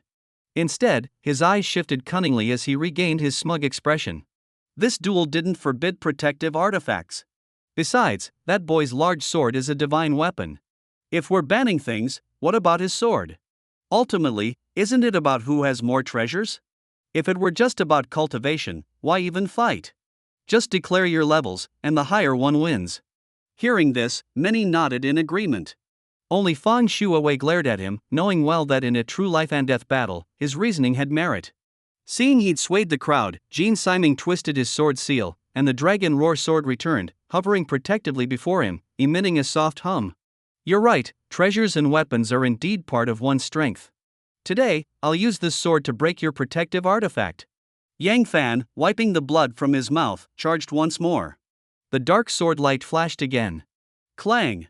The sword struck the golden light, and Yang Fan was pushed back, but this time, he stopped after retreating just over 10 steps, unlike before when he was sent flying dozens of meters. Clang! Another strike. Yang Fan retreated, stopping after 7 or 8 steps. Strike after strike, Yang Fan faced less and less counterforce, while Jin Siming felt the pressure on his protective barrier growing stronger, panic rising within him. However, having just boasted, he was no longer as timid as before, but rather clung to a slim hope that Yang Fan wouldn't break through. Damn, if only I could control the Dragon Roar sword, the outcome would still be uncertain. Clang! Another strike. Each sword fall made Jin Siming's heart tremble. Raised in a sheltered environment, he'd killed and seen blood, but always under protection, dispatching enemies from afar. Or facing weak opponents, even ordinary people, never experiencing such an intense confrontation. Despite the protective artifact, he was filled with anxiety, unable to focus on controlling his flying sword. His cultivation wasn't high, nor was his control over high-grade artifacts strong, leaving him with no countermeasures. Yang Fan, however, grew bolder with each clash, though he remained wary of the Dragon Roar sword hovering nearby. As a high-grade spirit sword, it posed a threat, and without a protective artifact, a single strike could be fatal. Even with his 7 apertures exquisite heart granting near immortality, should someone shred his heart or decapitate him with a weapon, no amount of blood energy could save him. Unaware of how many strikes he'd delivered, Yang Fan found himself increasingly at ease, unconsciously mimicking the Shadow's attacks. Sword after sword. 49 strokes repeated back and forth. At last, Yang Fan executed the Shadow's final move. The Vanishing One, the ultimate killing sword. Swoosh! As the sword was unleashed, it seemed to change the very color of the world. To the onlookers, nothing else existed but that sword. Jin Siming sensed the looming threat of death and, in desperation, managed to control the Dragon Roar sword. Attack! With a flick of his sword seal, the Dragon Roar sword shot towards Yang Fan. Yang Fan's sword momentum was unstoppable, striking the golden barrier. With a shattering sound, the barrier cracked like broken glass. Simultaneously, the Dragon Roar sword pierced Yang Fan's back. Crack! The high-grade protective artifact shattered. Jin Siming stood frozen, not daring to move a muscle, as Yang Fan's heavy sword was poised at his throat, ready to end him with a slight push. Yang Fan, however, was not in great shape either. The Dragon Roar sword had pierced through his back, nearly impaling him, but he had managed to grab it with his other hand, holding it firmly. Blood dripped down, dark red and unusually heavy, forming small craters where it hit the ground. This was a peculiar phenomenon that occurred only after achieving a transformative breakthrough. His blood, dense and heavy as a mountain, was potent beyond measure. Each drop of Yang Fan's blood now equaled that of an ordinary person, a trait that even most martial kings couldn't match. Only those at the peak, on the verge of breaking through to the martial emperor realm, could rival him. Clang! Yang Fan forcefully dislodged the Dragon Roar sword from his body, sending it flying 100 meters away. In that moment, Jin Siming, finding himself in dire straits, attempted to control the Dragon Roar sword again, only to discover it now felt as heavy as a mountain, far from its previous agility. He stared at Yang Fan in shock. This was, of course, Yang Fan's doing. When the Dragon Roar sword had entered his body, he had infused it with his blood, turning it into a blood fiend's aura that tainted the sword's spirit, preventing Jin Siming from using it against him again. Yang Fan, possessing a unique physique that sealed spirit and soul, could transform his blood into a blood fiend's aura but couldn't imprint his spirit on it. Thus, even if someone investigated, they wouldn't detect any demonic cultivation techniques, merely attributing it to his exceptionally dense blood. Reflecting on this, Yang Fan smiled wryly. Perhaps this was the only advantage his body offered. "What did you do to my Dragon Roar sword?" Jin Siming asked, trembling. His question snapped everyone back to reality. Yang Fan's previous strike hadn't just seized Jin Siming's attention, but it also captivated everyone present, including Tong Shangyue and Li Renchuan. This was unrelated to cultivation level and entirely about the realm of understanding. That strike, executed through the shadow, contained the principles of the Tao, reflecting the pure understanding of swordsmanship from the pure young sword Immortal, Li Daotong. Although Yang Fan hadn't fully grasped its essence, it was beyond what the others could withstand. As for why he wasn't affected by his own strike, it was due to his unique body. His sealed spirit and soul created a closed space, reducing the external Dao principle's impact by 99%. The remaining fraction was manageable due to his strong soul. Seeing Jin Siming speak, everyone regained their senses. Yang Fan steadied his large sword. "You've lost." Jin Siming was stunned, his face quickly turning bitter. "Impudent! Release young Master Jin!" Tong Shangyue erupted, his true energy surging as he prepared to pull Yang Fan away. "If you make a move, I can't guarantee my hand won't slip," Yang Fan said calmly. His words halted Tong Shanyue's energy in its tracks. He had intended to use his energy to pull Yang Fan over and kill him with a palm strike, channeling all his energy into the attempt. Now, retracting it left him feeling unwell, his face paling despite his peak martial king status. Li Renchuan's eyes flickered, but he remained still. Firstly, he didn't believe Yang Fan would truly kill Jin Siming. Secondly, he feared that if he intervened and something went wrong, he'd face severe consequences. Despite his high talent and reputation as the top disciple of Ling Jiansec's fourth elder, his status was far below Jin Siming's, who was the fourth elder's direct grandson and blood heir. Though valued by the fourth elder, Li Renchuan couldn't compare to Jin Siming in the elder's eyes. Seeing Tong Shanyue unable to save him, Jin Siming resigned himself to his fate, admitting defeat. He glanced longingly at the still surprised Fang Shuowei and said, "I lost." Yang Fan nodded, sheathing his heavy sword. This time, no one ignored the giant sword on his back. Its power was undeniable, having shattered a high-grade spiritual protective artifact. It could likely disperse even the true energy of a martial king, leaving no room for underestimation. Unbeknownst to the others, Yang Fan himself was also captivated by his sword, realizing its weight seemed to be increasing. Initially, when he first obtained the sword, it weighed just over 1,000 pounds, manageable with his 17,000 pounds of strength. After extensive practice, he wielded it smoothly. Now, after his transformative breakthrough, Yang Fan's strength had significantly increased. Although he hadn't tested it to know the exact increment, he had at least surpassed the 20,000-pound mark, reaching the limit of the strength realm mentioned by the Grand Elder. Yet the sword felt heavier, as if he was back to when he first picked it up, leading him to suspect it grew heavier with his increasing strength. Indeed, Li Daotong's heavy sword is extraordinary. I should have realized sooner. In truth, Yang Fan was unaware of the sword's complexity. Had it not been for certain circumstances, acquiring Li Daotong's sword legacy with just a small booklet of 6 young true solutions would have been out of the question. Of course, he was oblivious to this now. Jin Siming, along with the people from Ling Jian sect, left dejectedly. On this note, despite his arrogance, Jin Siming wasn't entirely unreasonable. Had he been more of a rogue, backed by Ling Jian sect's dominance and Tong Shanyue's support, even if Yang Fan won, he could have forced his hand, making it difficult for Fang Shuowei to escape unscathed. "Come with me." Just as Yang Fan thought everything had settled, Tong Shanyue's voice reached his ears. Seeing Tong Shanyue's gloomy expression, Yang Fan felt a sudden unease. This old man likely intended to settle scores from earlier. However, Yang Fan didn't regret speaking out against him. Tong Shanyue's actions indicated his allegiance lay completely with Ling Jian sect, making him a traitor to the sect. Even with Yang Fan's usually mild temperament, he couldn't muster any goodwill for such a person. "No, I'm taking him to see father," Fang Shuowei exclaimed, stepping protectively in front of Yang Fan. She had sighed in relief when Jin Siming left but clearly understood Tong Shanyue's malicious intent. She wouldn't let the Grand Elder have his way. Impudent! How can a lowly outer disciple have the right to meet the sect master? Tong Shanyue roared, angered by Fang Shuowei's defiance. This day, he'd been offended by these juniors multiple times, something his temperament couldn't tolerate. Why not? He's my beloved, it's only natural for him to meet my father.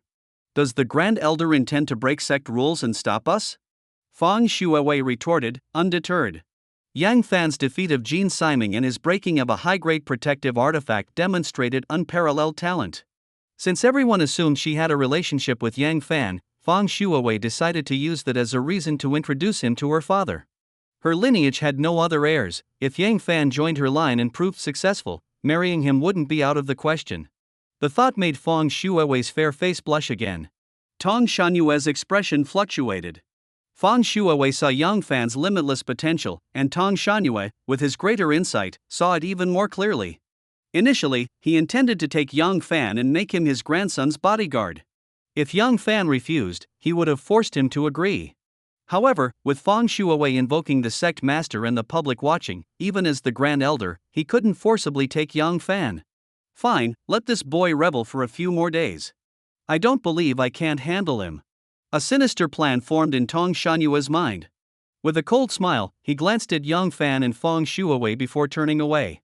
As Tong Shanyue departed, both Fang Shuawei and Yang Fan breathed a sigh of relief. Come, I'll take you to see father. Just when Yang Fan thought everything was settled, Fang Shuawei grabbed his hand and led him towards the inner hall. This left Yang Fan, who thought Fang Shuawei was just making an excuse, feeling unexpectedly intrigued. Could it be that this girl truly had feelings for him? The invincible hall at the True Martial Main Hall. This was the residence of the master of the Fang family lineage. When Fang Shuawei was a child, she also lived here. It was only after she turned 12 and became a true disciple that she moved to the Qianlong Hall at the front. Therefore, Fang Shuawei was very familiar with everything in the Invincible Hall. As the eldest lady, no one dared to stop her. Soon, Fang Shuawei led Yang Fan into a side hall in the Invincible Hall. Father, I have something I need to discuss with you, Fang Shuawei called from outside. The side hall was silent, with no response. Under normal circumstances, if Fang Shuawei didn't get a response, she would leave on her own. But this time, she didn't. She called out again. Still no answer. Biting her lip, Fang Shuawei strode forward and pushed open the door to the side hall. Inside, it was dim, but a figure could be seen slumped on a dark green bamboo bed. The bamboo was made of rare snow bamboo, scarce in the northern regions. Yang Fan stepped forward slightly and saw the man. He had handsome features, somewhat resembling Fang Shuawei, but his face was pale, and his eyes carried a sense of desolation. When the door opened, a flash of anger crossed his face, but it quickly faded. Father!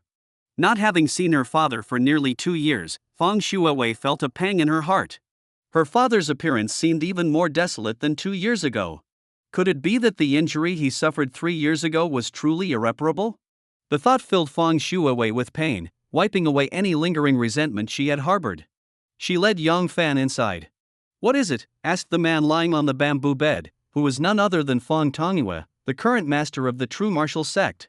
Fang Shuawei felt a tightness in her chest, finding her father unfamiliar, but she still respectfully replied, Father, I have found someone who can carry on the Fang family's legacy.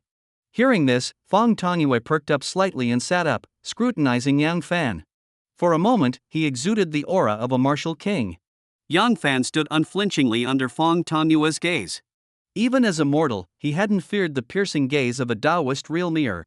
Now, having reached the peak of the strength realm, one step away from achieving an innate physique, he naturally wouldn't fear Fang Tongyue's scrutiny. Good, excellent, a fine talent. Blood energy condensed like a mountain, bones and flesh refined to the utmost. Young man, have you perfected the extreme body refinement? Fang Tongyue was astonished. He hadn't expected that the young man before him, who appeared as young as his own daughter, had mastered the extreme body refinement, a technique even he hadn't perfected. Had he heeded his father's advice and mastered it before his breakthrough, perhaps he wouldn't be facing his current plight. Indeed, father, not only has Yang Fan mastered this body refinement technique, but his strength has also reached the peak of the strength realm. Just now, he shattered the protective barrier of a high-grade protective artifact with one sword strike. His strength and potential are limitless. Once he condenses true energy, he might even bring prosperity to our true martial sect. Fang Shuawei introduced, relieved that Fang Tongyue approved of Yang Fan. Fang Tongyue remained non-committal to her words. Having once been extremely confident himself and as the master of the true martial sect, he wouldn't be easily swayed by mere words. After a moment's thought, he made a decision. All right, strike me with your full strength. If I'm satisfied, I'll take you as my last disciple. Hearing this, Fang Shuawei was both shocked and delighted. Shocked because her father was still recovering from severe injuries, how could he withstand Yang Fan's strike? Delighted because her father valued Yang Fan, proving her judgment correct. If Yang Fan truly grew strong, he could share her burdens, and if they married, the true martial sect would still belong to the Fang family. Thinking it over, she said, Father, since you're still recovering, why not let me test him for you? Fang Tongyue frowned but then nodded. Fang Shuawei was overjoyed. She looked at Yang Fan with an encouraging smile. Junior brother Yang, give me your best punch. Saying that, she didn't lower her guard and enveloped herself in a layer of pale gray cold aura.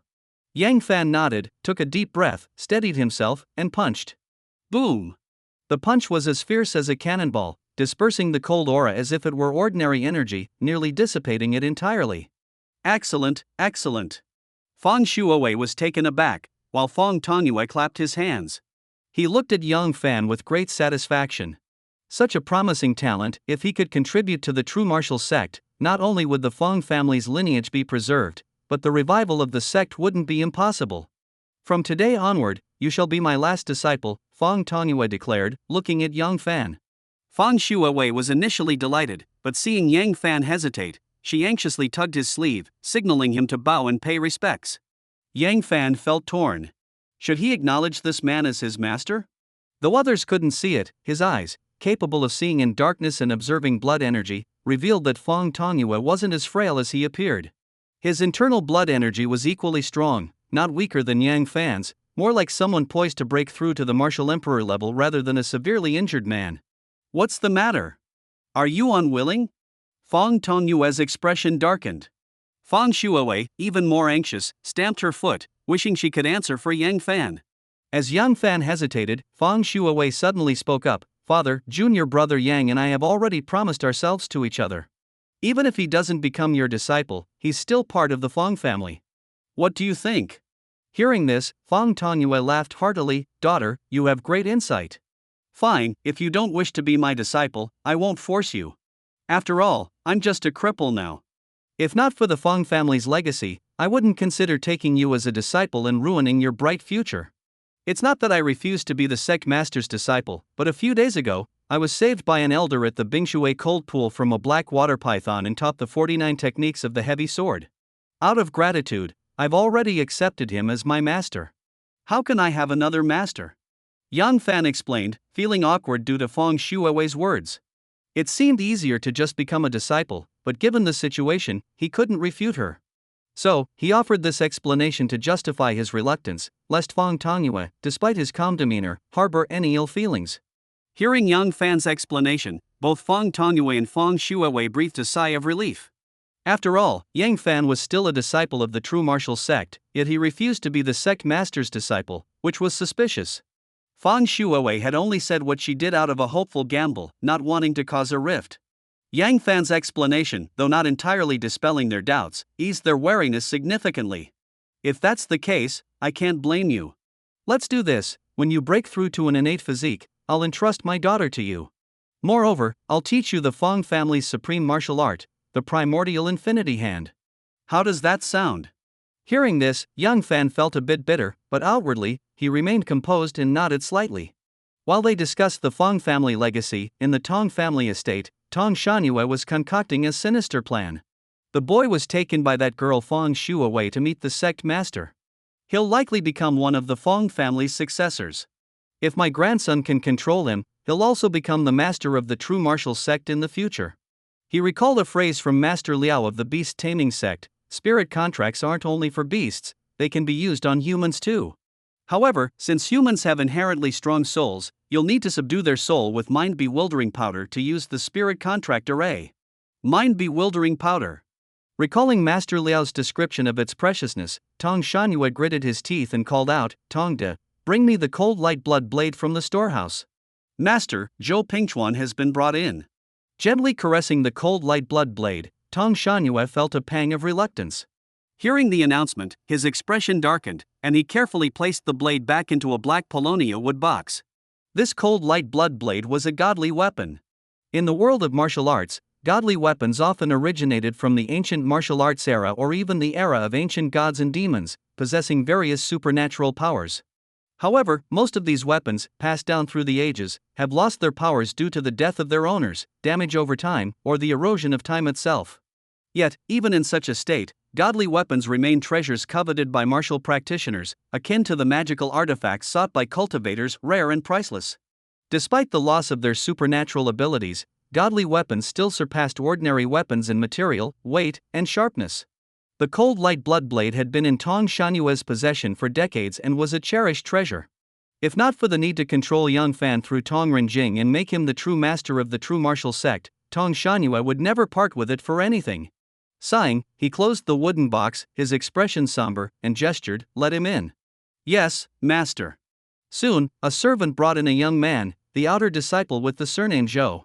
Having been severely injured by Yang Fan the previous night, Zhou Pingchuan looked unwell and immediately knelt when he saw Tong Shanhua. "Zhou Pingchuan, at your service, Grand Elder." Tong Shanhua said nothing, merely observing him with a cold gaze until Zhou Pingchuan felt a chill in his heart, then finally spoke, "You have a good relationship with Yang Fan?" Hearing this, Zhou Pingchuan felt a jolt of panic. Realizing that his actions had led to a misunderstanding with the Grand Elder, he broke out in a cold sweat and quickly explained, No, I have no relationship with Yang Fan whatsoever. In fact, we have a grudge. I revealed his whereabouts intending to use another's hand to kill him, but I didn't expect him to be so strong." Tong Shanhua scrutinized Zhou Pingchuan, noting his nervous demeanor, which seemed genuine.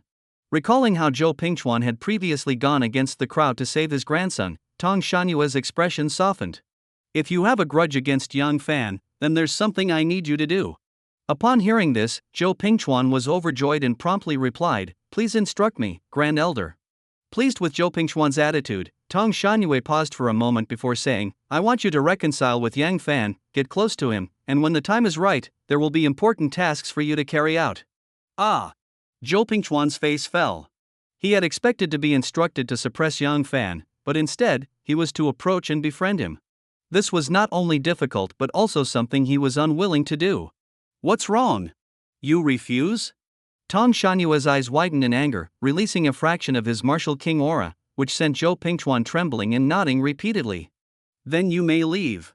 In 3 days, I expect to see you and Yang Fan as close as brothers, no matter how you achieve it."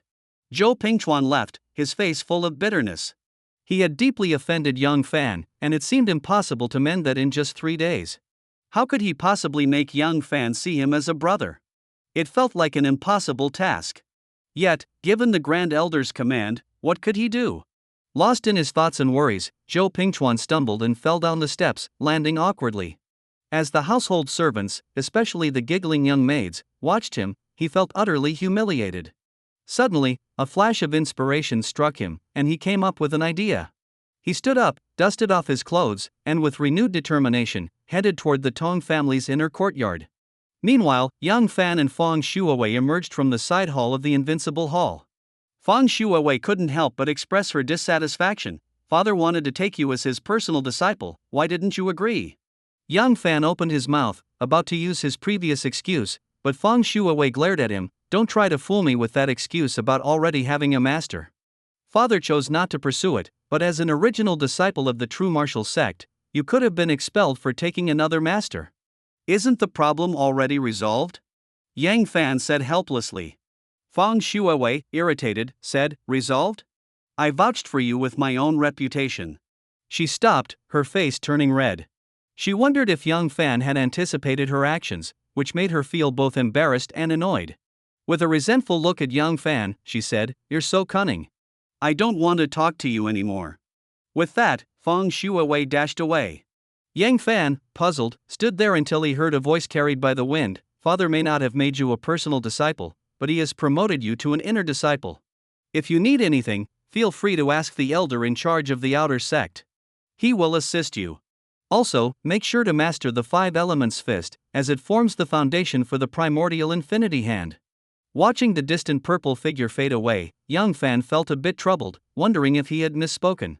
However, his focus quickly shifted to Fang Shuawei's words. His primary goal in coming to the true martial sect was to travel to the southern wilds, while his secondary goal was to learn about Fang Wudi's martial art, the primordial infinity hand. While his primary goal remained unachieved, progress on his secondary goal was already underway, which excited him. After all, even if he could go to the southern wilds now, his current strength wouldn't allow him to infiltrate the Blood Fiend Demon sect, let alone enter the Blood Pool Forbidden area.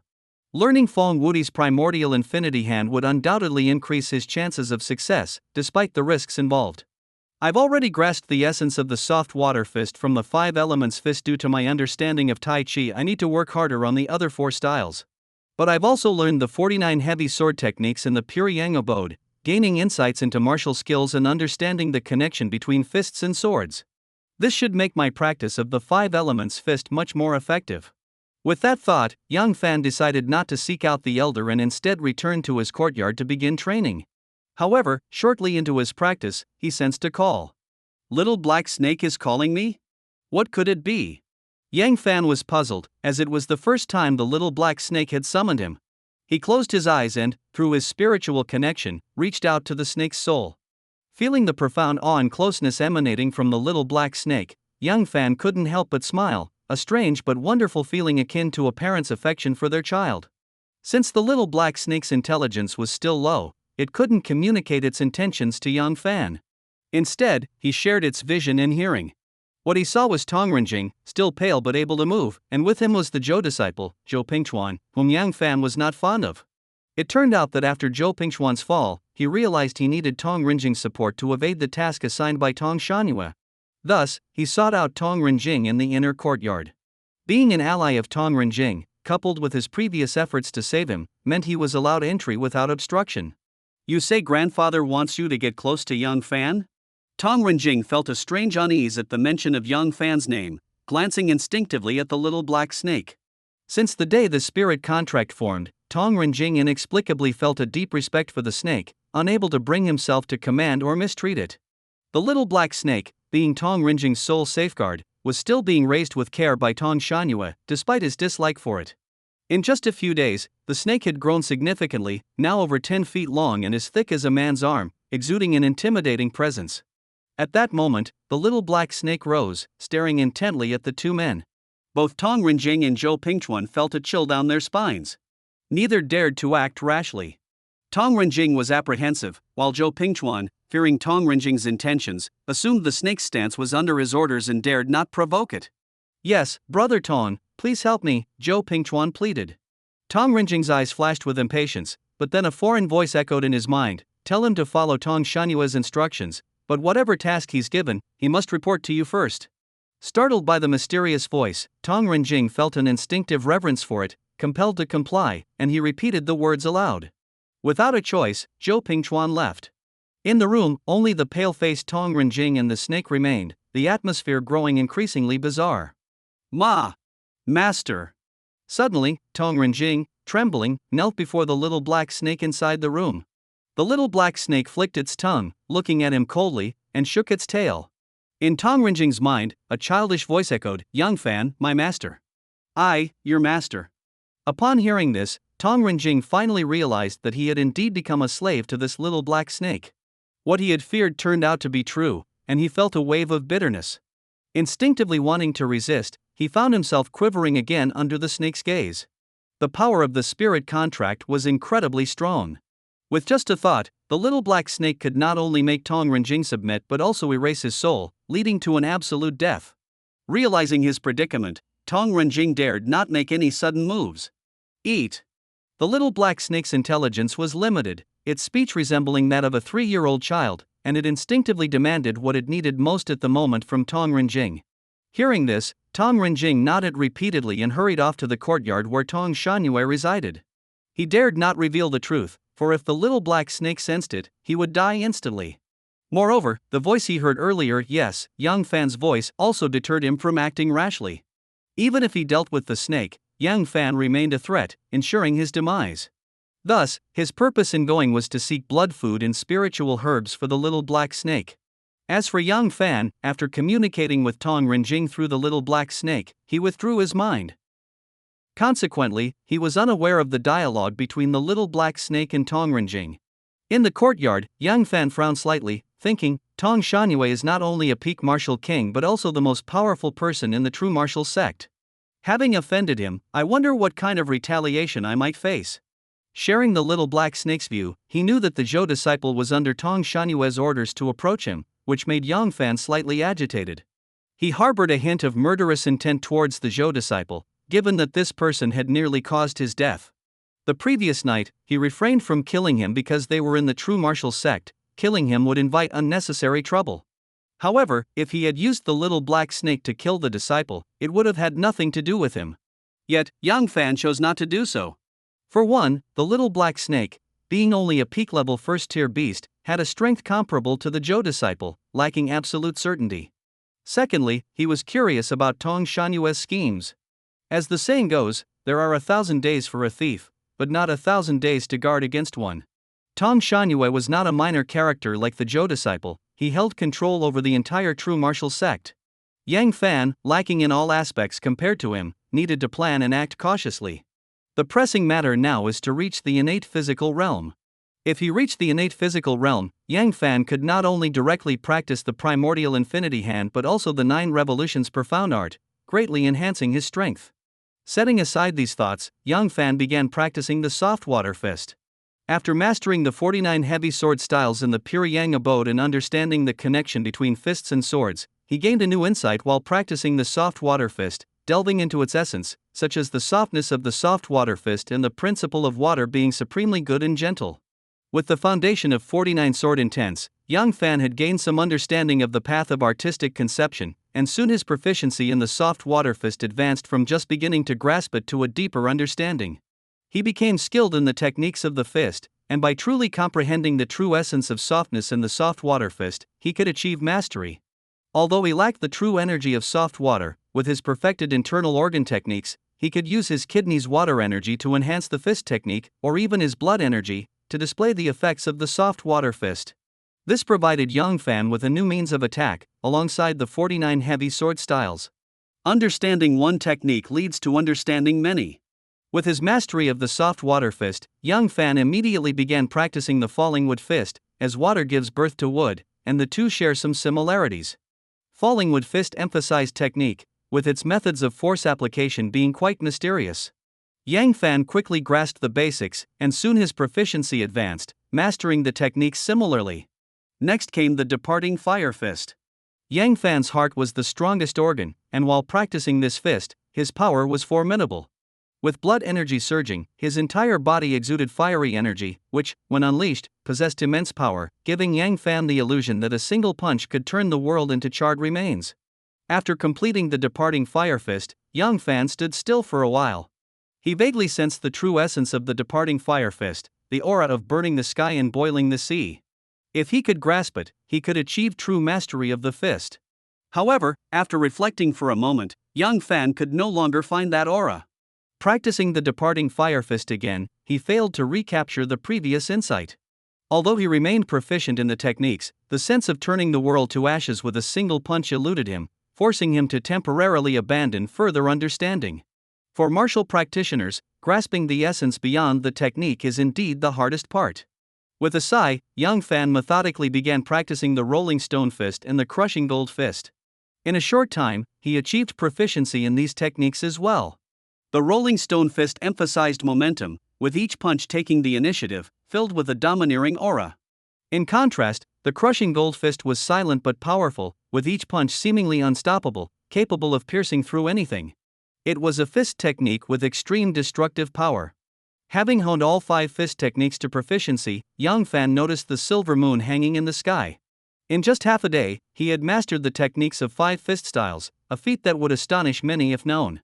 Thinking of this, Yang Fan felt a sense of pride. However, he understood that without the month's training in heavy sword techniques, which gave him a complete understanding of sword moves, and the realization of the connection between fists and swords, achieving such progress in a short time would have been impossible. Even so, without understanding the essence of the sword or fist, he could only halt his progress, unable to truly master the 49 heavy sword styles and the 5 fist techniques. With such rapid progress, I find myself without anything to practice. Yang Fan sighed, both helpless and somewhat self-satisfied. Perhaps tomorrow, I should venture out to hunt beasts? Now, with his extreme body refinement technique perfected, and without understanding the essence of the 5 fist techniques or the 49 heavy sword styles, he could make no further progress. Moreover, without entering the innate physical realm, he couldn't practice the 9 revolutions profound art, leaving him with nothing to train at the moment. At this stage, whether a cultivator or martial practitioner, the best solution was to venture out, face enemies, and hone their skills and mindset through combat. This might lead to a breakthrough in understanding, and currently, his extreme body refinement was complete, yet he faced obstacles in advancing to the innate physical realm, unable to mobilize his blood energy to impact the acupoints within his body. As he pondered this dilemma, a series of peculiar movements suddenly flashed through Yang Fan's mind. The 6 Yang True Solution? How could I have forgotten it? Yang Fan's heart stirred, and he immediately began practicing the movements of the 6 Yang True Solution. This technique, passed down from Li Daotong, was an ultimate foundation building method realized after practicing the 9 revolutions profound art, encompassing the principles of cultivating both martial and Taoist paths, making it perfectly suited for his current practice. As he began, Yang Fan immediately felt its unique qualities. The blood energy within him, previously as heavy as a mountain, suddenly surged. It seemed poised to impact his acupoints, signaling a breakthrough to the innate physical realm. Realizing this, Yang Fan couldn't help but feel elated. Under the descending silver moon, as the dark night sky began to unveil the first light of dawn, Yang Fan opened his eyes. The 6 Yang True Solution is indeed marvelous. If I had an ordinary physique, this attempt might have already broken through, achieving the innate physical realm. He steadied his mind, watching the sunrise emerge on the horizon. Although the breakthrough attempt wasn't successful, it revealed his potential. He recalled hearing from a senior that if a body cultivator's strength exceeded 10,000 pounds, they reached the realm of strength. If one could reach 20,000 pounds without breaking through, they were considered exceptionally gifted. Currently, Yang Fan's strength was certainly above 20,000 pounds, and he sensed that his body hadn't yet reached its limit. Another surge of strength awaited him. His gray robe was slightly damp, so Yang Fan changed into fresh clothes and prepared to head out. Hearing heavy footsteps outside, he was somewhat surprised. Who would come here so early in the morning? After waiting for a while without hearing a knock, Yang Fan was certain the person hadn't left. With curiosity, he walked to the courtyard entrance and opened the door. Creak! As the door opened, Yang Fan saw the visitor, Zhou Pingchuan, the outer sect disciple, kneeling with a 1,000-pound stone on his back in front of the courtyard gate, still dusted with snow. Please forgive me, brother Yang Fan. Hearing the door open, Zhou Pingchuan quickly raised his head, pleading with Yang Fan. He had wanted to come the previous night but feared that Yang Fan might kill him with a single punch. Additionally, his injuries hadn't healed enough to carry the heavy stone, which delayed his visit by a day. So, he's come to bear the stone and beg for forgiveness. Yang Fan chuckled. This Zhou disciple seemed to have some cunning, managing to think of such a method. If Yang Fan hadn't known Zhou's ulterior motives beforehand, he might have been somewhat moved by the gesture. Even though Yang Fan had decided to let Zhou achieve his aim, pondering over it a bit more wasn't excessive, was it? Seeing Yang Fan's silence, Zhou Pingchuan's face turned ashen. To seek forgiveness, Zhou had come without an outer garment, wearing only his inner shirt, and refrained from circulating his internal energy. Although his physical condition was decent, the bitter cold, combined with the heavy stone and his unresolved injuries, was overwhelming. Yet, remembering Tong Shanyue's instructions, Zhou had no choice but to persist, aiming to appear as pitiful as possible. Otherwise, how could he become like a brother to Yang Fan within 3 days? I just hope this kid softens quickly. Once he does, I'll have my chance, and then, Zhou Pingchuan mused to himself, trying to distract from the discomfort, though the effectiveness of this was debatable. As the sky brightened, other outer sect disciples began to pass by. Witnessing the scene, they stopped to watch. Some had specifically come to see Yang Fan, while others were merely passing by. Yet, all were taken aback by the sight before them. Isn't that Zhou Pingchuan, the Earth Vein's chosen disciple? Why is he kneeling in front of Yang Fan's courtyard? As people gathered, discussions naturally arose. A rather young outer sect disciple couldn't resist asking. Seeing the inquiry, someone claiming to know the inside story eagerly stepped forward. You don't know? I've heard that when brother Yang Fan first joined, Zhou Pingchuan came with others to provoke him, trying to seize his courtyard, but was driven away with a single punch from brother Yang Fan. If he was driven away, why is he now begging for forgiveness with a stone? Is brother Yang Fan so domineering that he beats people and then demands an apology? The young disciple seemed indignant at this. The insider disciple shook his head, replying righteously, "Of course not, this is Zhou's own doing." After a pause, he continued, "Do you know why brother Yang Fan disappeared for a month?" "Why?" Seeing the crowd's interest piqued, the insider motioned for the inquirer to come closer, then loudly declared, "Over a month ago, when Tong Renjing went to the mission hall to take on the task of killing the silverhorn cold python, Zhou Pingchuan schemed to involve Yang Fan. I was there." Zhou humiliated brother Yang Fan to the extreme, forcing him to join. It was later reported that he further trapped brother Yang Fan in a deadly situation, nearly leading to his death. It took a month to recover before he returned. You see, now Brother Yang Fan is formidable. Isn't Zhou Pingchuan afraid? Now you know. So that's how it is. This is a deep-seated grudge. Zhou Pingchuan is truly despicable. No wonder he's here to beg for forgiveness. If I were Brother Yang Fan, I wouldn't forgive him and would take him to the disciplinary hall. The questioning disciple expressed with righteous indignation. Most of the surrounding disciples shared similar expressions, their initial sympathy for Zhou turning to disdain. Even Yang Fan couldn't help but glance curiously at the informer. Though some details were exaggerated, the main events were accurate. Could this person have been present with Zhou that day? Recognizing the informer, Yang Fan chuckled. This individual had indeed been seen once at the mission hall, employing the same tactic of having someone lean in only to speak loudly about Tong Renjing taking a mission. He seemed to have a cousin or relative among the top 10 outer disciples, Qin Wushuang. Whether Qin Wushuang participated in the mission against the silver-horned cold python remained unknown, but if he had, the rumors likely originated from him. Thanks to the informer's account of Zhou Pingchuan's misdeeds, those who initially sympathized with Zhou and viewed Yang Fan as arrogant shifted their stance, now gazing at Zhou with contempt. Sensing the timing was right, Yang Fan decided not to torment Zhou further and approached him. Stand up. Although you plotted against me, I gained a fortuitous encounter as a result. Since you sincerely repent, let's consider the matter settled. But if I find you harming others again, I won't spare you. With a righteous tone, Yang Fan finished and pretended to leave. After a few steps, not hearing Zhou's gratitude, he hesitated, just as Zhou's voice called out from behind, Brother Yang Fan, no, Brother Yang Fan, your magnanimity is truly admirable. I, Zhou Pingchuan, am willing to follow you, to accompany you day and night. If you command me east, I'll never go west. If you catch me erring again, take my life, and I will have no complaints. Here it comes. Yang Fan paused, feeling pleased internally but turning back with a hesitant expression. Are you truly willing to follow me everywhere? Seeing Yang Fan's apparent hesitation, Zhou nodded eagerly.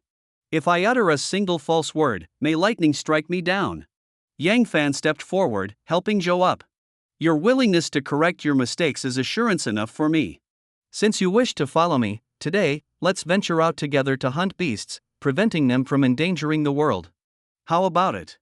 Hearing this, Zhou felt a pang of bitterness. His injuries were still not fully healed. But opportunities were fleeting. His face, however, showed unwavering resolve. Of course, such an important task, I should accompany you. Good, let's go. Yang Fan laughed heartily, leading the way with great zest. This demeanor earned the admiration of many true martial sect disciples, who felt that a true man should possess such magnanimity and responsibility. With Zhou Pingchuan following, Yang Fan headed towards the mission hall. The hall offered numerous tasks involving the slaying of beasts, allowing Yang Fan to gather intelligence on them and earn contribution points, an opportunity not to be missed. Zhou Pingchuan found this quite reasonable, as a seasoned outer disciple familiar with such missions. He understood that even strong inner disciples needed to prepare by purchasing pills or equipment before venturing out to hunt beasts. Soon, the two arrived at the mission hall. First, they visited the side hall on the left, where Yang Fan exchanged the unused bone tempering pills for 1,200 contribution points. Now, with a total of 1,560 points, he considered his options. Choosing not to purchase blood chi pills, which would only buy 5 bottles, he decided to see what else might be worth exchanging. Are you contemplating what to exchange for, brother? Zhou Pingchuan inquired. Though he had gained initial approval from Yang Fan, Zhou knew he still needed to work hard to become truly close to him. Seeing Yang Fan's hesitation, he sensed an opportunity to offer assistance. Yang Fan nodded, indeed, I'm unsure how best to spend 1,500 contribution points. After some thought, Zhou suggested, for us martial practitioners, nothing is more essential than medicine, equipment, and techniques. Since you sold the bone tempering pills at an 80% price, it's clear you have enough medicine, perhaps even surplus. As for equipment, it includes defensive gear, common tools, and weapons. With a heavy sword, you likely need no other weapon. Regarding techniques, given your talent, the sect surely provides suitable ones, leaving defensive gear or common tools. Why not exchange for a protective soft armor or a storage ring? A storage ring? Can we low-level martial practitioners use such a ring? Yang Fan's interest was piqued. From Li Changfeng's memories, he knew storage rings were the most basic storage tools, generally divided into 3 categories, Na, Shuming, and Qiankuan, with Na rings being the lowest and Shenkuan rings the best. Each category further subdivided into 9 grades. Zhou Pingchuan nodded. Brother, you might not know, but 300 years ago, the artifact refining sect crafted special storage rings for martial practitioners. They can be used with a blood essence guide, though much smaller than those for cultivators. The largest first-grade Na ring spans less than 3 zhang square, a tenth of a cultivator's ring. Each use requires blood essence, which is inconvenient, but due to their utility, many capable disciples have one. Hearing Zhou's explanation, Yang Fan understood. Martial practitioners didn't cultivate their primordial spirit before reaching the martial king realm, lacking the mental power to use storage tools. However, if the space was small and blood essence was used as a guide, their mental strength could barely suffice. The artifact refining sect must have inscribed soul guiding formations using blood essence on these rings. Yet, this meant that using these rings would continually drain the user's mental energy, weakening their soul's essence and making it difficult to step into the martial king realm later. What's the value of these rings? Yang Fan's heart sank at the thought, prompting his question. Seeing his suggestion taking effect, Zhou explained enthusiastically, due to their limited space, these Na rings aren't expensive.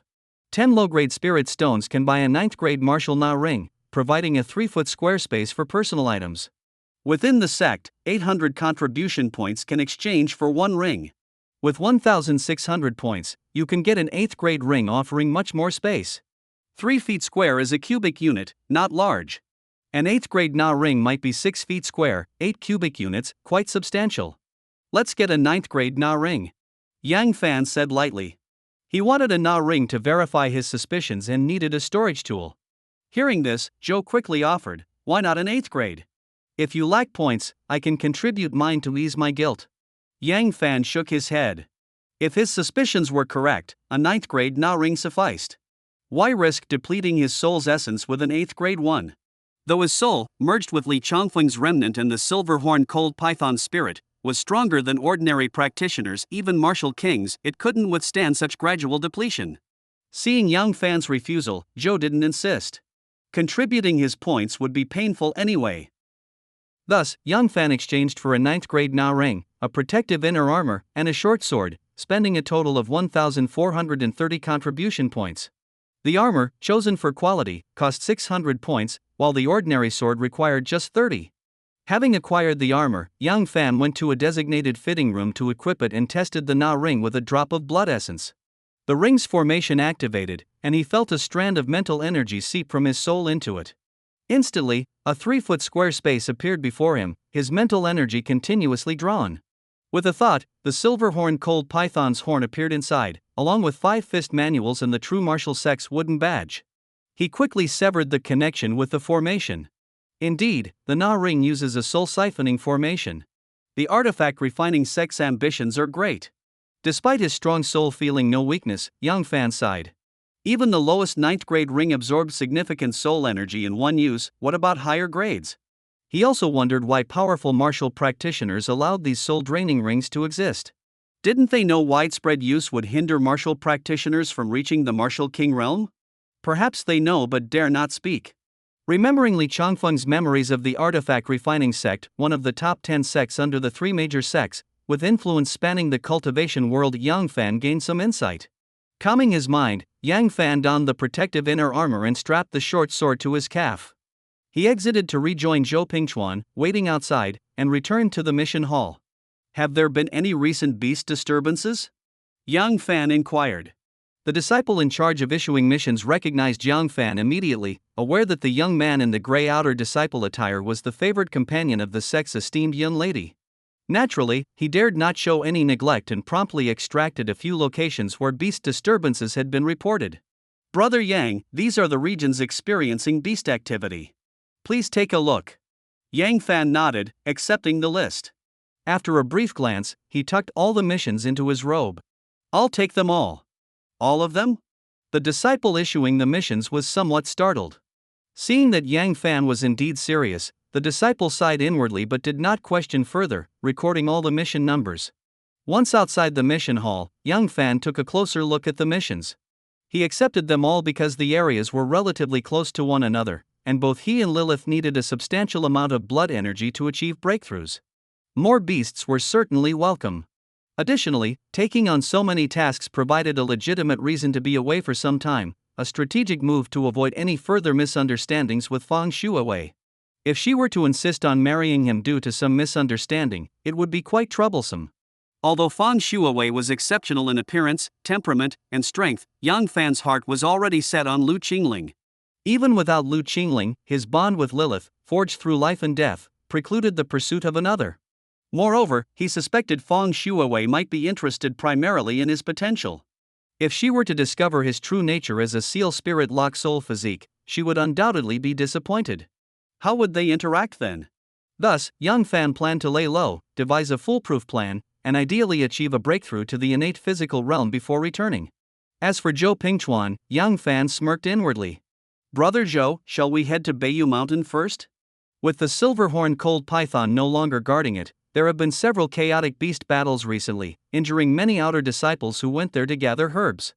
We must address this. Hearing Yang Fan, Zhou Pingchuan felt a twinge of bitterness but outwardly agreed without hesitation, even coughing violently to display his lingering injuries. Yang Fan paid no attention, pretending not to notice. Thus, the two left the mission hall, heading north. By the time they reached the outskirts of Beiyu Mountain, Zhou Pingchuan was already gasping for breath. Additionally, the surrounding beast roars, echoing from time to time, made him jumpy. "Brother, I am incapable of proceeding further," Zhou admitted.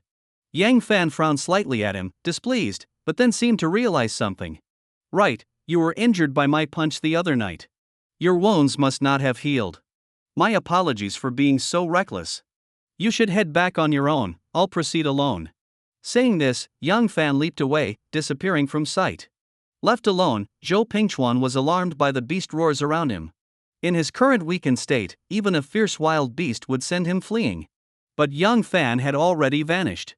He had no choice but to cautiously make his way back to the true martial sect, anxiety-ridden yet unable to move quickly for fear of attracting beasts, thoroughly frightened in the process.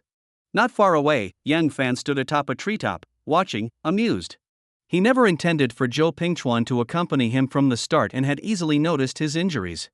The objective was simple, to give Zhou a scare while taking him around the sect to report back to Tong Shangyue, gaining trust. Once Zhou Pingchuan was safely distanced, Yang Fan descended from the tree. Had he lingered and enhanced his vision with blood energy, he might have noticed a group of true martial sect disciples hastily approaching Beiyu Mountain. Leading them was Lin Aoyu, whom he recognized as the grandson of the Wood Element Elder, followed by inner disciple Zheng Chufeng and the outer disciple Lin Yun from the name Record Pavilion, who had previously given him a wooden badge, leaving a favorable impression. This group, led by Lin Aoyu, exuded hostility, clearly not coming with good intentions. Unaware of this, Yang Fan quickened his pace into Beiyu Mountain after descending from the tree. His presence, making no attempt at stealth, soon attracted a beast, drawn by the scent of his blood energy. It was a white crocodile, 3 zhang long. Hiss! The creature's presence stopped Yang Fan in his tracks. Realizing it had been spotted, the white crocodile bared its sharp, dagger-like teeth and lunged. A first-level peak beast, with blood energy comparable to a second-level one. Pity its low intelligence, or it would have advanced long ago. Yang Fan sidestepped effortlessly, ignoring the enraged beast's charge, calmly critiquing its form. Having undergone a metamorphosis and wielding a heavy sword, Yang Fan's power rivaled that of a second-level peak beast. Even a third-level beast posed little threat, making this first-level peak creature no concern. Angered by Yang Fan's dismissive attitude, the crocodile lashed its tail. With a crashing sound, the thick tail swept like a sharp blade, severing snow-laden trees in its path without slowing, intent on bisecting Yang Fan. Yang Fan ceased his game with the beast. Needing much blood energy, he leaped behind the crocodile. With a clang, the heavy sword without a blade was in his hand, and he struck down. The sword, swift as lightning, seemed no heavier than a flimsy stick in Yang Fan's hand, despite its over 2,000-pound weight. The sword cleaved into the crocodile's armored back, releasing a torrent of blood that nearly splattered Yang Fan's face. Roar! The crocodile writhed in agony, attempting to roll, but Yang Fan held it firm with the sword. This scene, if witnessed, would astound onlookers. Beasts possess tremendous strength, often surpassing even martial king-level warriors in raw power. Though such warriors could slay a first-level beast with a thought and a wave of true energy, in terms of sheer strength, they were sometimes outmatched. Only those nearing the Emperor realm possessed comparable might. Yet here was Yang Fan, not only matching but seemingly with strength to spare, using only 80% of his power. Alas, there was no one to witness this astonishing feat. After struggling for some time, the crocodile sensed its inferiority in strength against the human. It paused briefly. Yang Fan awaited this moment. With a powerful pull of his sword, the crocodile was sliced in two. Lilith, go. Yang Fan exhaled lightly, and Lilith, transformed into a blood flame, surged forth, expanding rapidly to human size, swiftly devouring the beast's blood energy. Surpassing 20,000 pounds of force is remarkable, comparable to a second-level beast. No wonder Li Chongfeng's memories state that reaching this strength is akin to a second-level beast's physique. Yang Fan murmured with a faint smile. The strength of a beast's body was immense. An ordinary first-level beast, exerting full power, could reach tens or even hundreds of thousands of pounds. More formidable beasts could move mountains and overturn seas. However, such beasts were typically massive, dispersing strength throughout their bodies. In localized strength, a first-level beast equaled 10 to 20,000 pounds a human could muster. Thus, in the cultivation world, surpassing 10,000 pounds marked equivalence to a first-level beast's physique, 20,000 to a second level, with each level doubling the requirement. A third-level beast required a human physique of 40,000 pounds to match. This doubling was not trivial. A fourth-level beast's body demanded a human possess 80,000 pounds of pure physical strength, a nearly unattainable feat. Even achieving this did not guarantee victory over a fourth-level beast. For at the fourth level, beasts formed a demon core, gained innate divine abilities, and possessed intelligence comparable to humans, though slightly less wise. These beasts transcended their kind, wielding abilities that, without similar means, rendered equal strength futile. Thus, in the cultivation world, it was understood that physical strength alone was unreliable. Only true energy, spiritual power, and soul-formed primordial spirit or martial will could contest such beasts.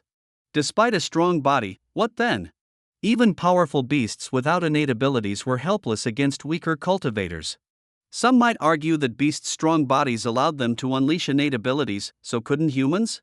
Indeed, in ancient martial times, people with strong physiques and divine bloodlines manifested innate abilities, dominating all realms. But in today's world, divine bloodlines are diluted, bodies weakened, and reaching physical extremes to awaken ancestral bloodlines and abilities is nearly impossible. Many ordinary people never achieve 10,000 pounds of strength, let alone divine abilities. Hence, the path of physical cultivation is arduous. Even true energy martial practitioners must reach the martial king realm and refine their bodies with inner energy to attain pure 10,000 pound strength. How many martial kings would pursue such an unprofitable endeavor? Why not break through energy barriers and advance to martial emperor? Only those like Yang Fan, unable to harness true energy or spiritual power, choose this challenging path, hoping to reach physical limits, awaken divine bloodlines, and realize innate abilities. Sizzling sounds filled the air as Lilith consumed the blood energy from the white crocodile beast. In mere moments, only a pile of shattered bones and charred leather remained on the ground. Witnessing the blood-red flames hovering in midair, now expanded to the size of two people, Yang Fan felt a surge of excitement. It seems Lilith is not far from her first stage of forming the primordial spirit. The blood fiend primordial spirit requires 7 transformations to become a true primordial spirit, hence the name 7 Slaughter Primordial Spirit. Each transformation demands a massive amount of blood energy, necessitating slaughter to obtain it, thus earning its ominous title. Once transformed, the blood fiend primordial spirit enhances significantly in both intelligence and capability. Currently, Lilith leaves behind some leather and bone fragments after absorbing blood energy, but as a one-slaughter primordial spirit, she would devour everything, leaving nothing to waste. Yang Fan raised his arm to recall Lilith, but he suddenly sensed a disturbance behind him. I knew this kid was up to something, a voice rang out from behind. Yang Fan turned sharply to see a familiar face, Zhang Chufeng, whom he had encountered at Black Wind Stronghold. Zhang Chufeng was now fawning over a disciple in purple attire, clearly a true disciple. The purple-robed true disciple wore an arrogant expression. Upon meeting Yang Fan's gaze, he merely snorted dismissively, saying nothing, his disdain for Yang Fan apparent. However, it was the grey-robed outer disciple behind him who spoke. I never expected this, Brother Yang. You've resorted to such demonic methods. This grey-robed outer disciple was Lin Yun, the one who had given Yang Fan the wooden token. It seems I can no longer stay at the true martial sect, Yang Fan realized. With Lilith exposed, he knew his time at the sect was limited. He could eliminate these witnesses to protect his secret, But Yang Fan was not yet at the point where he could kill indiscriminately like Li Changfeng. Besides, he had a favorable impression of Lin Yun. With his mind made up, Yang Fan recalled Lilith. As before, she transferred half of the absorbed blood energy to him. Though it was somewhat frustrating, Yang Fan accepted it without complaint. He understood that even as a blood fiend primordial spirit, Lilith desired his respect and acknowledgement of her contributions. This time, the blood energy was particularly potent, equivalent to about 30% of Yang Fan's own. As it surged into him, he emitted a blood-red glow, causing the true martial sect disciples to pause, further convinced that Yang Fan practiced demonic arts. No wonder you could shatter a superior spiritual weapon. It's all due to this demonic art. It's shameful. Sister Fong truly misjudged you. Today, we rid the world of this demon. Attack! Lin Aoyu shouted, waving his hand. Zhang Chufeng and 3 other inner disciples charged forward, leaving only Lin Yun and Lin Aoyu behind. Yang Fan's expression shifted, his 7 apertures exquisite heart pounding, channeling the abundant blood energy from Lilith into his heart, transforming it into blood to enhance his strength. We have no grievances. Why resort to killing? Yang Fan protested as Zhang Chufeng's sword, glinting with a deadly cold light and infused with chilling true energy, thrust towards him. All must eradicate demonic arts. Zhang Chufeng sneered coldly. Left with no choice, Yang Fan raised his sword to block Zhang Chufeng's strike. Though he could parry the sword, he couldn't prevent the true energy from creeping along his weapon towards him, sending a chill through his body, as if even his blood might freeze. Thump, thump. The 7 apertures' exquisite heart pulsed again, blood energy surged, enveloping and neutralizing the invading chill within his heart. Zhang Chufeng's expression changed. He truly is a demon, even able to siphon true energy. His words alarmed the other 3 inner disciples, who quickly unleashed the true martial sect's wood element's signature technique, the entangling sky whip. 3 whip-like energies lashed out like serpents towards Yang Fan, 1 black, 2 white, all possessing impressive craftsmanship and infused with substantial wood element true energy, capable of shattering even boulders. Zhang Chufeng's swordplay shifted too, the icy aura intensifying, showcasing another of the sect's renowned techniques, the Frostblade sword dance. Yang Fan had heard of these techniques but had never witnessed them firsthand, as he hadn't yet joined the inner sect. Although Fang Tongyue had elevated him to inner disciple status, he hadn't been taught their techniques, leaving him aware of them in name only. Even if he had learned them, he likely wouldn't have practiced them, given the incomparable Hunyuan Woji hand he possessed. These techniques, though formidable, paled in comparison to his ultimate art. Currently, however, he found himself overwhelmed by these techniques. Each of his 4 opponents was a true inner disciple, having reached innate levels of cultivation. Though none had advanced to the fiend refinement stage, they were genuine innate cultivators, unlike Jean Siming, who, despite the title of a 1 Revolution Golden Core, lacked both the heart and combat prowess to match it. Thus, Yang Fan had been able to use his heavy sword's ultimate move against Jean Siming. Now, facing 4 inner disciples, each experienced in combat and adept at slaying beasts, he found himself outmatched. Their familiarity and coordination as fellow disciples left no openings for Yang Fan to exploit. Even with my abundant blood energy, I can't handle attacks from all directions for long. Yang Fan recognized that against a single opponent, he could stand his ground. Against 2 or 3, he could maneuver and stall. But with 4, and 2 more observing from the sidelines, ready to intervene, he was forced to divide his attention, making such a battle untenable. Moreover, their murderous intent was evident. His initial reluctance to kill had given them the upper hand, putting him at a disadvantage. Dragging the fight out would not benefit him. He needed to break through. Determined, Yang Fan focused on Zhang Chufeng, the weakest link. The other 3 showed greater coordination and strength, but Zhang Chufeng's Frostblade sword dance was somewhat out of sync with their entangling sky whip.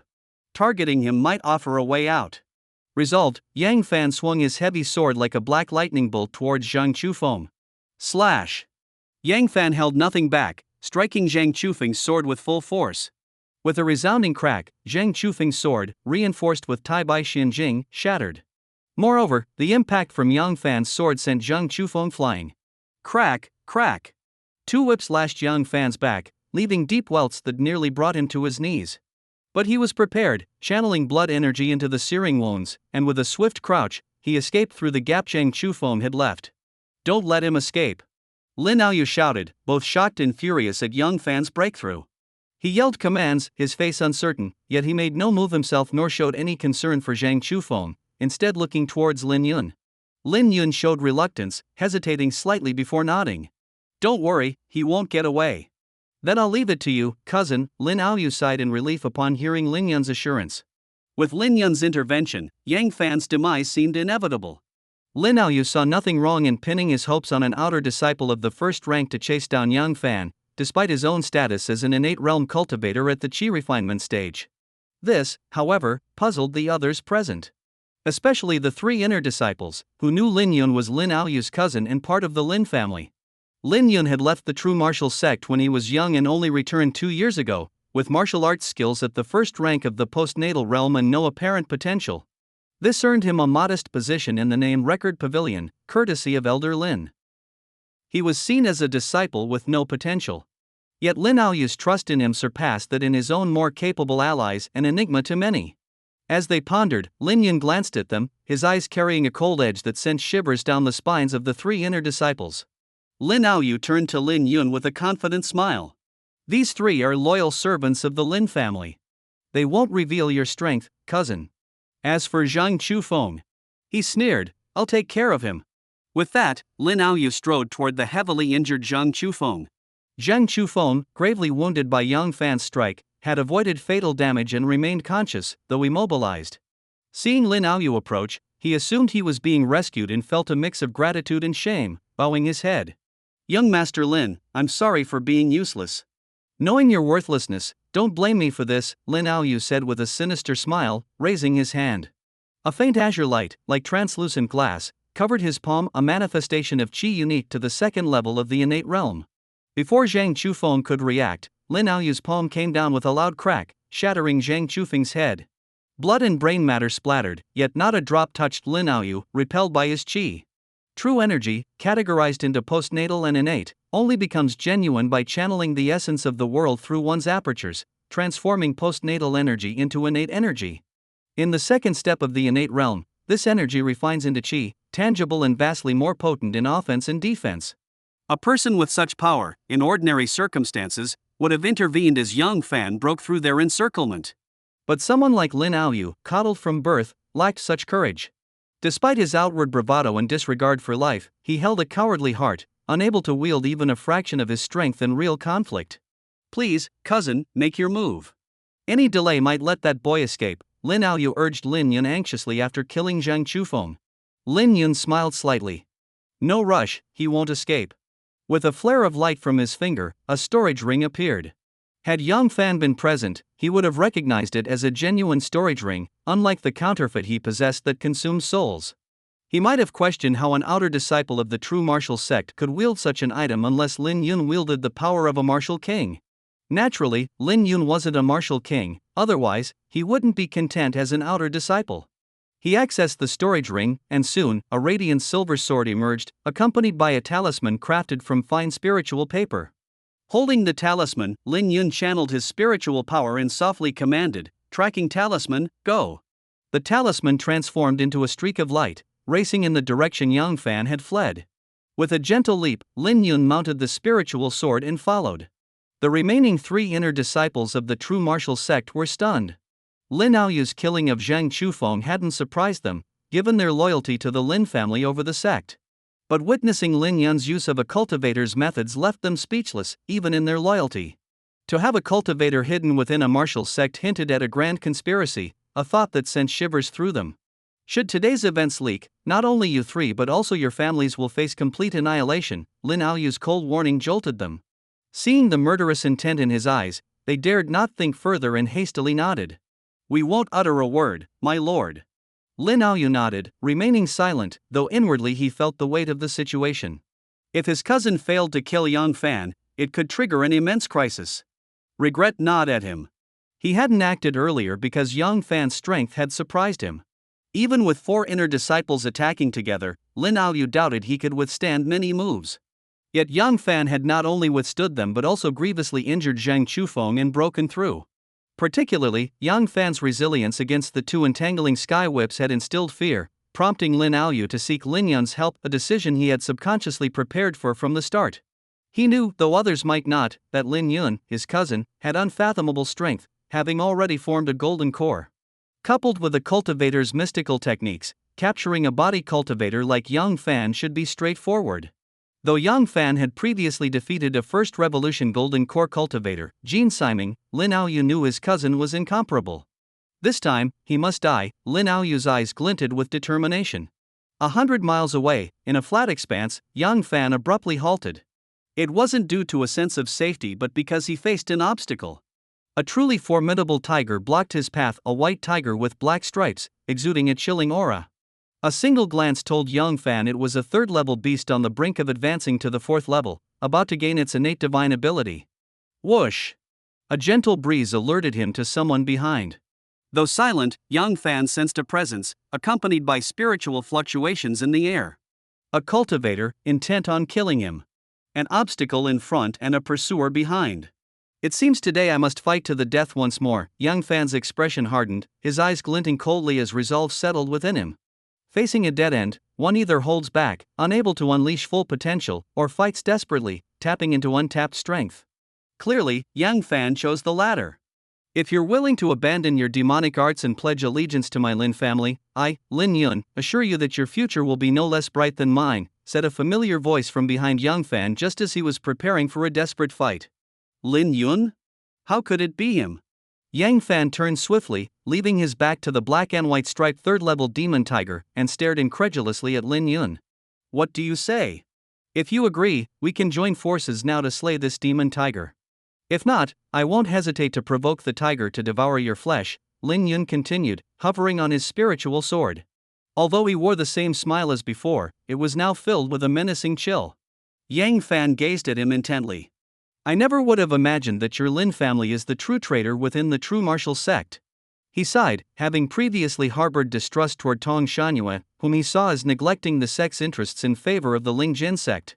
He believed that if the Lingjin sect decided to destroy the true martial sect, the Tong family would be their internal ally. But now it seemed that the Lin family, perceived as loyal to the Feng family, was the deeper hidden threat. Lin Yun being a cultivator suggested they had already aligned with cultivation sects. Upon hearing Yang Fan's words, Lin Yun's expression changed, and he coldly retorted, "What do you understand? The tides of this world are changing, with the cultivation realm destined to be dominated by cultivators.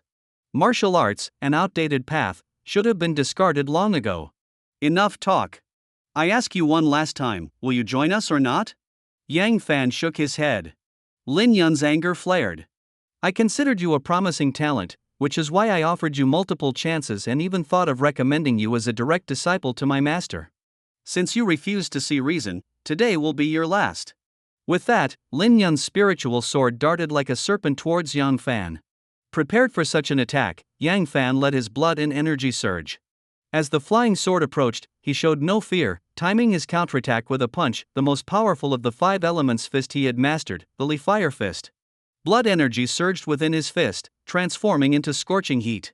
Although not innate true chi, its power rivaled or even surpassed it. Lin Yun was taken aback, recalling how Yang Fan had previously shattered a superior spiritual weapon with a single strike. Fear crept into his heart, prompting him to redirect his sword towards the amused black and white demon tiger. "If you want to fight me, defeat that tiger first," Lin Yun thought smugly. Roar! The demon tiger, engrossed in the spectacle, was suddenly attacked and erupted in fury. With intelligence akin to an 11 or 12-year-old human child, its preferences were clear. It raised a massive paw and swatted at the spiritual sword.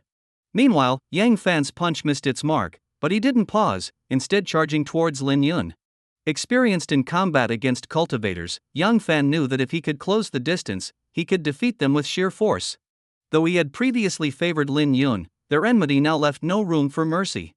Within moments, Lin Yun found himself besieged, caught between Yang Fan and the demon tiger.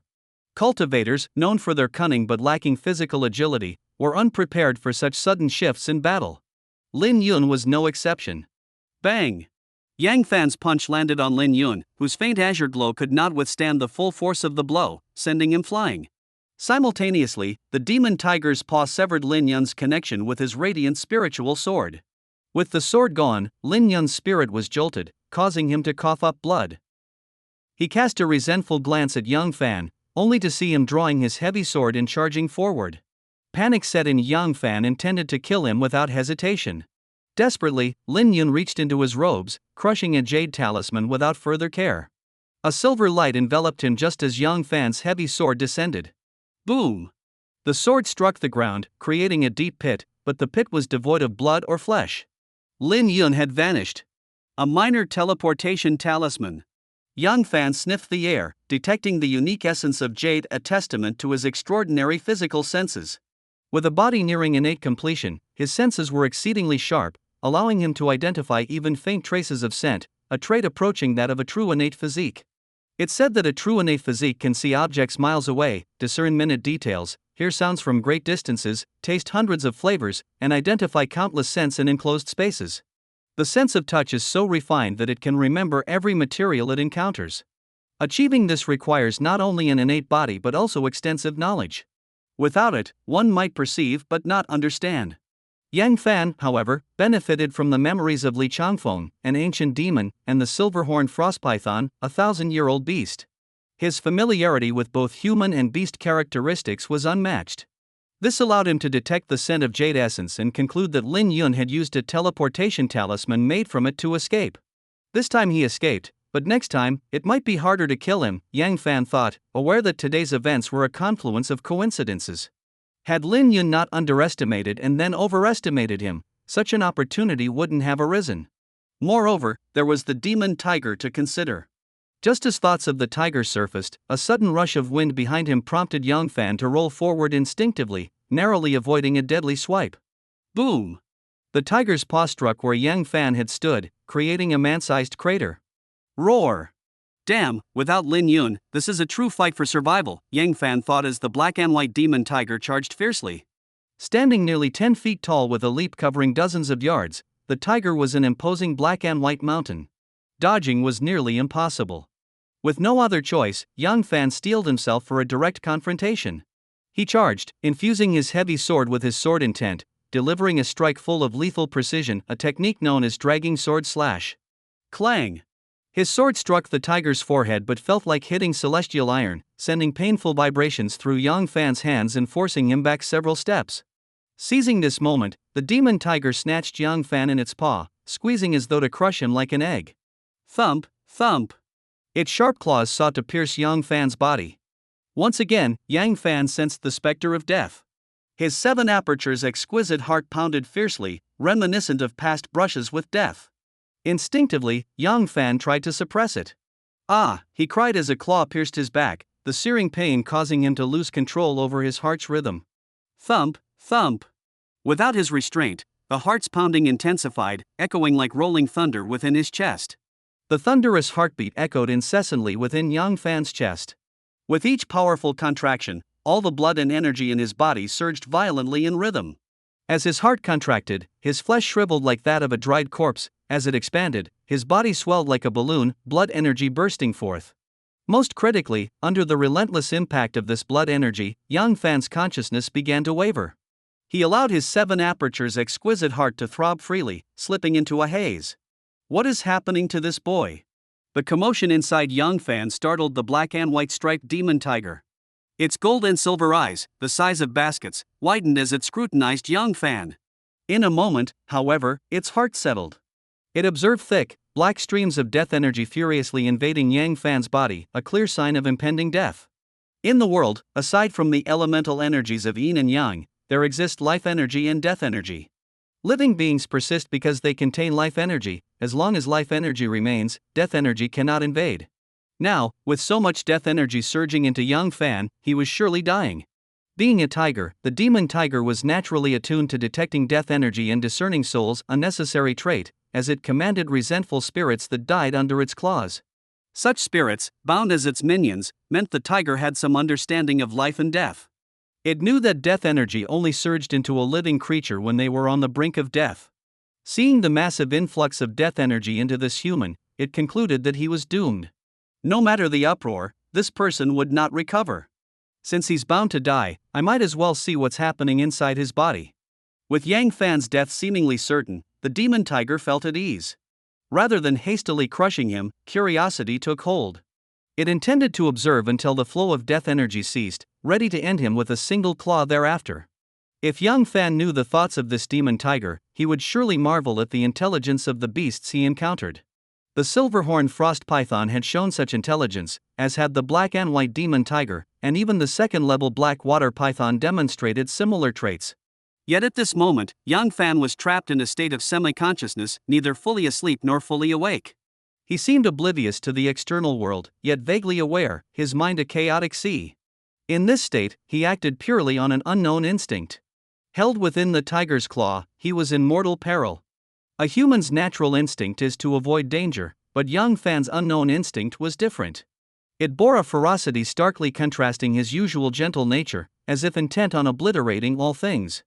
Untouched, this instinct lay dormant, but under the threat of the demon tiger, it surged forth, filling Young Fan with a destructive impulse. As this impulse arose, his bodily changes intensified. Previously, his heartbeat caused his body to shrivel like a corpse and expand like a balloon. Now, his muscles tightened like ropes, his skin first relaxed then tightened, and his entire body underwent a profound transformation, reminiscent of when he killed the bandit chief Young Xiong in Black Wind Village. This time, however, the transformation was more complete, affecting even his bones, which sprouted fine, unnatural spikes. The demon tiger, startled by these changes, instinctively sensed something amiss and considered crushing Young Fan. Yet, curiosity compelled it to watch a while longer. The death energy hasn't stopped, it's increasing. This boy is doomed, I need not worry. Despite its reassurances, unease lingered in the tiger's heart. It pressed his sharp claw against Young Fan's crown, ready to kill him at the slightest movement. But this act unwittingly triggered Young Fan's latent ferocity. As soon as the tiger's claw touched Young Fan's crown, his entire body contracted by a third, transforming into a fearsome, godlike figure. Bang! A powerful punch struck the tiger's forehead. Previously, Young Fan's sword had failed to penetrate the tiger's skull, leaving his hands aching and forcing him back. Yet now, his instinct-driven punch smashed through the tiger's head, reducing it to pulp. Death! Yang Fan's next punch aimed to obliterate the tiger's demon spirit. A third-level beast had already formed its demon spirit. Once its spirit and internal demon energy merged, it could forge a life essence demon core, possibly gaining innate abilities. The black and white demon tiger, an unusual breed, had a high chance of gaining such abilities upon reaching the 4th level. But now, its life extinguished by Young Fan's punch, its vitality vanished.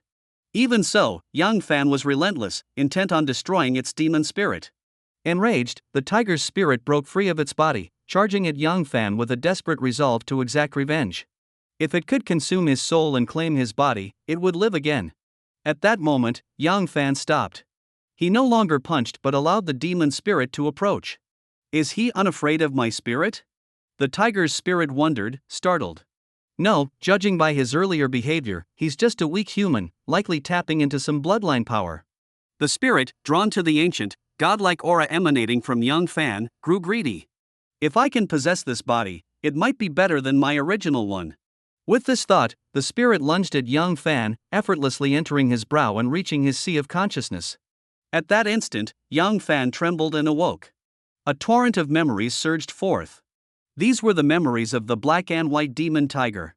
Within Young Fan's mind lay the divine and demon pillars, imprisoning even powerful souls like the ancient demon Li Changfeng. Creatures like the black and white demon tiger and the silver-horned frost python had no chance. Bathed in the golden light of the pillars, they turned to ash, becoming nourishment for Young Fan's soul. As Young Fan regained consciousness, his body reverted to normal. Simultaneously, his eyes underwent a transformation, granting him the ability to see death energy. This newfound ability was inherited from the demon tiger, and Young Fan saw the series of transformations he had undergone, sending chills down his spine. What is happening? Why did I change like this? How am I alive despite being tainted with death energy? He clutched his head, unable to comprehend his anomaly. Suddenly, he approached the demon tiger's corpse, where a dense cloud of death energy lingered. Inhale. Activating his blood fiend demonic art, he attempted to draw the death energy in, but it remained unmoved. Thump, thump. To Young Fan's surprise, as his 7 apertures exquisite heartbeat, the death energy stirred. Though only a trace, he clearly saw it flow into his body, entering his heart, and then vanish. Could it be that the death energy was the cause of his transformation? Lilith, devour it. Unconsciously, the 7 aperture's exquisite heart had absorbed all the death energy from the demon tiger. Suppressing his doubts, Yang Fan summoned Lilith to consume the tiger's blood essence. This black and white striped demon tiger, at the peak of the 3rd level, possessed immense blood energy, comparable to a 4th level beast, far surpassing the creatures Lilith had previously absorbed. Yang Fan understood that tigers, the kings of beasts, naturally had abundant blood energy. Furthermore, this black and white demon tiger was an anomaly. If it had broken through to the 4th level, it would have had a 90% chance of comprehending its life essence abilities, becoming an even more formidable beast overlord than the silver-horned frost python. It was extraordinary. If not for his body's strange transformation allowing him to slay the beast, Yang Fan was certain he wouldn't have survived this encounter. As he contemplated this, a profound fatigue washed over him from all directions. Unsteady on his feet, Yang Fan nearly fell to the ground. The weakness period has come again. Indeed, this transformation has its side effects. The onset of weakness surprisingly reassured Yang Fan. It was akin to being bitten by a small insect. If there was no pain, the bite could be venomous and potentially life-threatening. However, pain indicated the absence of poison or at least a manageable injury. Pain often acts as a bodily protection mechanism, signaling self-preservation. Similarly, the side effects of his transformation indicated that this change was a manageable and recoverable damage to his body. If there were no weakness and only sustained strength, Yang Fan would have to be cautious. It might mean an unknown part of his body had undergone essential changes and damage, accumulating over time and leading to irreversible harm if it erupted. This episode of weakness was far more intense than when he was at Black Wind Village.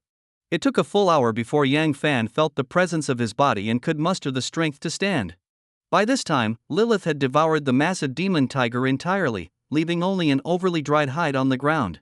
Fortunately, this was the demon tiger's territory, with its lingering influence.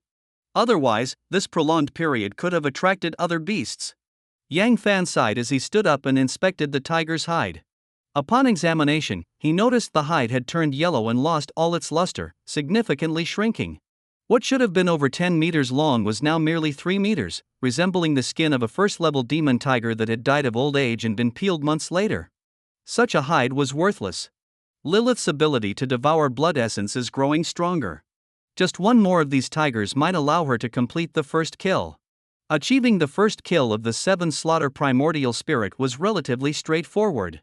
Yang Fan knew Lilith's blood energy was sufficient, but the killing aura was evidently lacking. The best solution would be to kill ordinary people in large numbers, amassing the necessary killing aura to complete the first kill. But Yang Fan couldn't bring himself to do that, which slowed the process. However, he also knew that as long as he continued to absorb blood energy, surpassing the limit of what he could bear, he could still complete the first kill.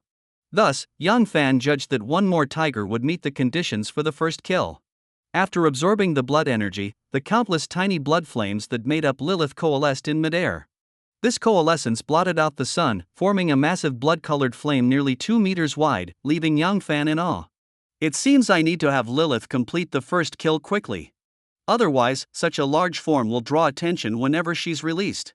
Without delay, Yang Fan summoned Lilith back into his body. With her increased size, Lilith took longer to return, transforming into a thread of blood that entered Yang Fan's body, taking 3 full breaths to fully integrate. Whoosh! A surge of blood energy erupted. This was Lilith's feedback.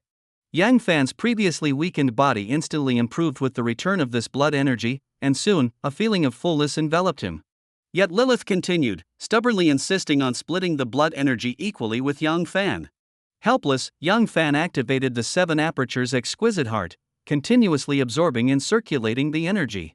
Despite this, his body seemed enveloped in a blood-red flame. Anyone witnessing this would undoubtedly conclude, like Lin Aoyu and others, that he was practicing demonic arts. Thus, 3 more hours passed, and darkness fell. When Yang Fan had refined half of the demon tiger's blood, his body underwent another transformation. Not only did it completely negate his previous weakness, but his blood energy became even more dense and refined. His aura now resembled a heavy mountain. With such dense blood energy, it's becoming increasingly difficult to mobilize it. I wonder if the 6 Yang Divine technique will still be effective. With a thought, Yang Fan began to move. He confirmed that this area was the demon tiger's territory, unlikely to attract other beasts soon. Moreover, his current blood energy was too overwhelming, and the 7 apertures' exquisite heart could only absorb and refine it without regulating it.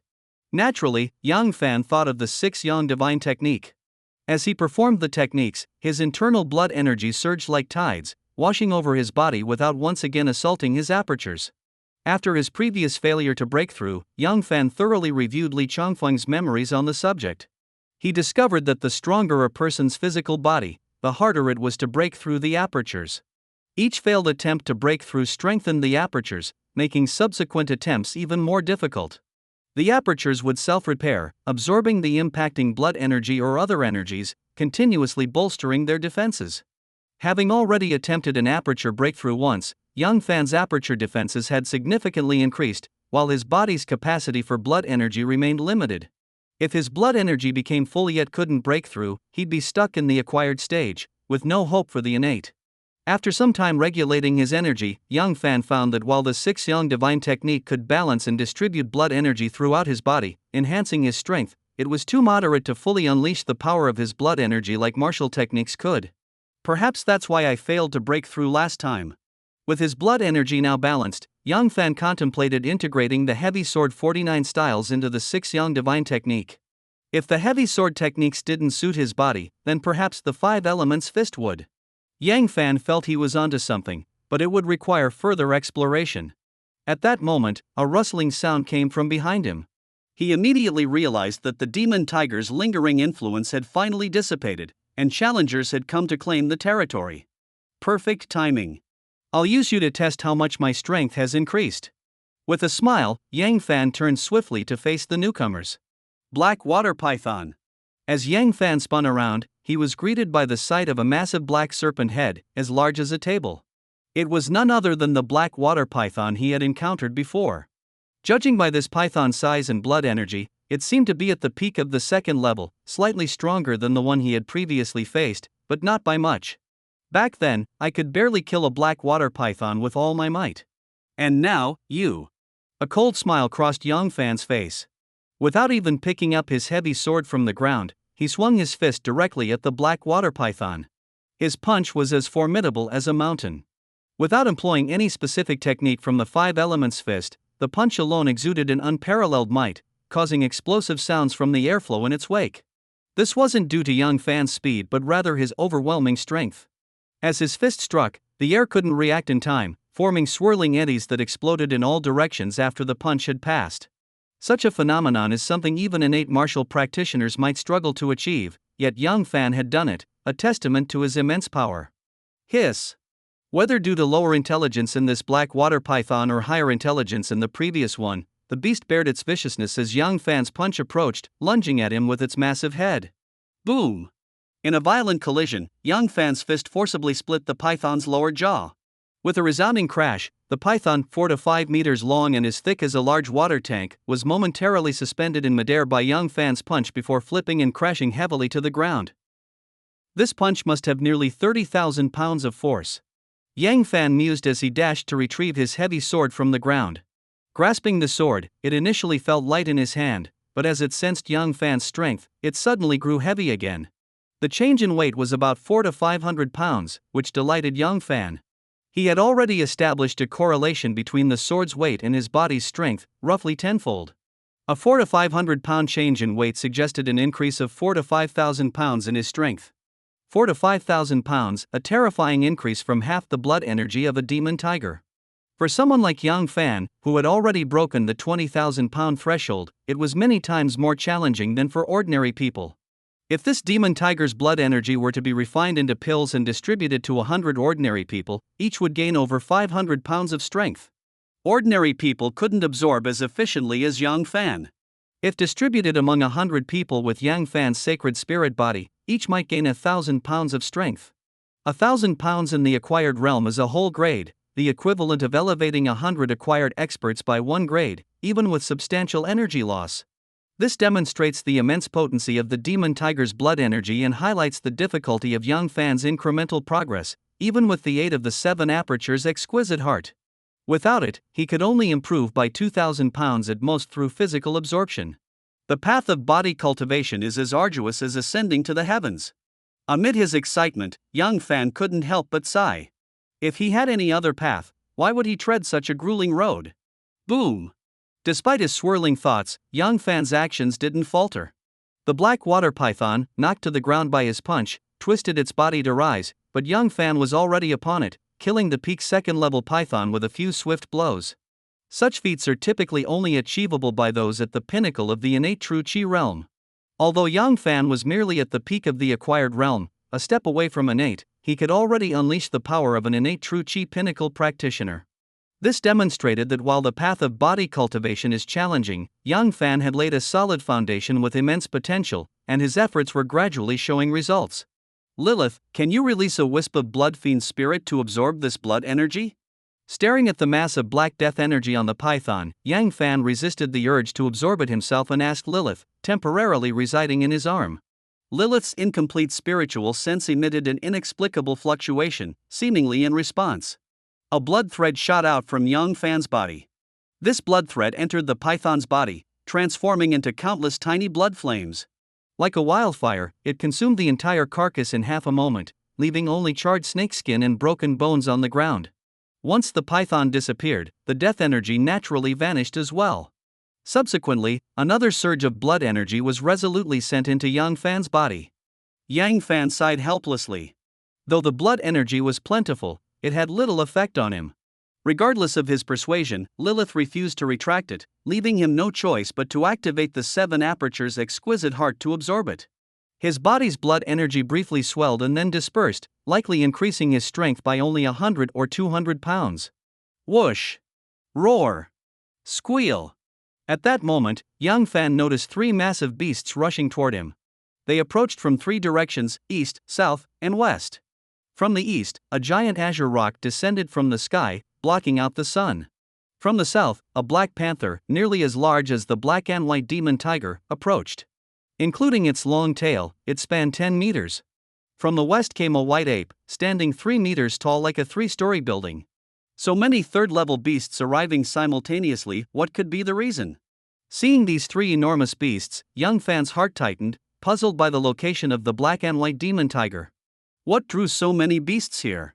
I writes, third-level beasts should have a basic territorial instinct and wouldn't easily leave their domains. There must be a reason for these 3 beasts to gather here. Yang Fan's mind raced as he sprinted toward the only direction without an approaching beast, north. Whoosh! Roar! Squeal! Almost simultaneously, Yang Fan's actions infuriated the 3 great beasts. They had come here for a reason. 100 meters north lay a valley with a 1,000-year-old yin-yang immortal herb. This herb bore only 2 leaves, one yin, one yang, and gathered the essence of heaven and earth. When mature, it would produce a life-spirit fruit. If consumed by a human, it provided the purest yin and yang energies, brimming with vitality, greatly benefiting cultivation. Even non-cultivators could gain 300 years of life. A person with a perfect spiritual root consuming it might even become an innate yin-yang Tao body, with limitless potential. For beasts, consuming the root and leaves as the spirit fruit formed could enhance their bloodline and physique. The fruit's formation birthed a primal life essence beneficial to beasts. If the fruit were consumed whole, it could grant understanding of yin-yang transformations, awaken intelligence, and ease future shapeshifting, with yin-yang energies even concealing demonic aura. Naturally, nearby third-level beasts would compete for such a prize. Previously, the demon tiger's presence deterred them. Its strength and unique nature made it a formidable opponent, even against ordinary 4th-level beasts. But as the tiger's aura faded and vanished, the 3 beasts grew ambitious. The white ape, the most intelligent, even sent a black water python to scout. Finding the tiger's aura truly gone, leaving only 2 lesser presences, they could no longer restrain themselves. Had Yang Fan fled east, south, or west, the 3 beasts, wary of each other, might have let him go. But by heading north, he triggered their instincts. Almost in unison, the 3 beasts charged toward Yang Fan's direction. Damn it! Why are they all chasing me? Unaware of his misstep, Yang Fan sprinted with all his might. As he ran, he suddenly spotted a valley ahead. His nose twitched as a fresh spiritual energy wafted over him. It's a heavenly spiritual item. No wonder these beasts are after me. In truth, Yang Fan had acquired the memories of the black and white demon tiger and should have known about the spiritual treasure here. However, his mind had been preoccupied with his own mutation, leaving him no time to explore this, only now realizing the reason for the beast's pursuit. Roar! At that moment, the massive black panther from the south had already closed in, roaring as it swiped its giant paw in a powerful attack. Simultaneously, the azure rock circling above swooped down, placing Yang Fan in a pincer attack, leaving him no chance to escape even if he wanted to. All or nothing. Once again in a dire situation, Yang Fan ignored the black panther behind him and leaped towards the descending azure rock. Choosing the azure rock wasn't because Yang Fan considered it the weakest. On the contrary, the rock was certainly more formidable than the panther, especially with its imposing dive. Typically, one would avoid the rock and choose the panther instead. Yang Fan made this daring choice because he recognized the creature as a green-scaled rock, a variant among eagles that favored devouring snakes. Its body, beyond its diamond-hard azure feathers, was covered with snake scales, except for a vulnerable spot under its belly where its heart lay. If hit, the rock would die instantly. This vulnerability motivated Yang Fan to take a risk on the green-scaled rock. His leap soared over 20 meters high, easily dodging the panther's swipe and meeting the green-scaled rock mid-air. Whoosh! The rock, seeing Yang Fan approaching, extended its sharp talons in an aggressive strike. But Yang Fan was prepared. With a swift maneuver, he slipped through the gaps between the talons, striking the talon with his heavy sword, and used the recoil to twist his body and grab the rock scales at its ankle. Glancing up, Yang Fan spotted a crimson mark not far away, surrounded by no scales, its fatal weak spot.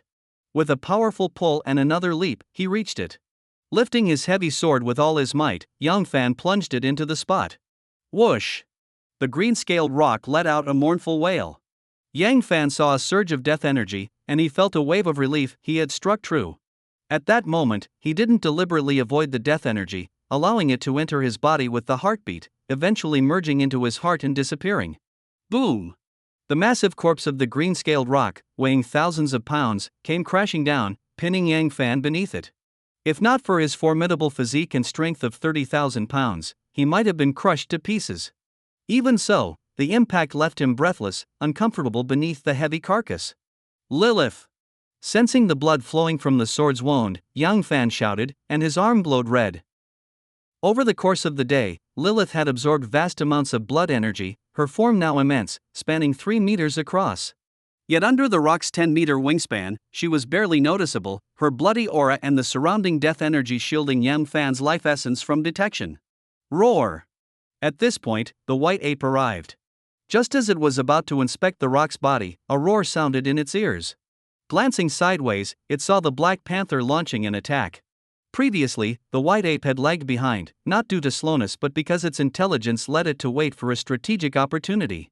Now, seeing the rock dead, the highly intelligent ape felt uneasy and wanted to ensure both the creature and the rock were truly dead. However, this action led to a misunderstanding with the black panther. The green-scaled rock, a third-level peak demon beast, if the white ape absorbed its essence, it would surpass the panther. In the ensuing battle for the yin-yang immortal herb, the panther would be at a disadvantage. Naturally, the panther wouldn't allow the white ape to gain the upper hand, preferring to attack it instead. The panther's instincts drove it to attack the ape, and they quickly became entangled in a fierce battle. Their skirmish startled beasts within a 10-mile radius into fleeing and attracted a sword-wielding cultivator. If Yang Fan were outside, he would recognize this sword-wielding cultivator as Li Renchuan, the first true disciple of the Lingjian sect's fourth elder, who had accompanied Jin Siming before.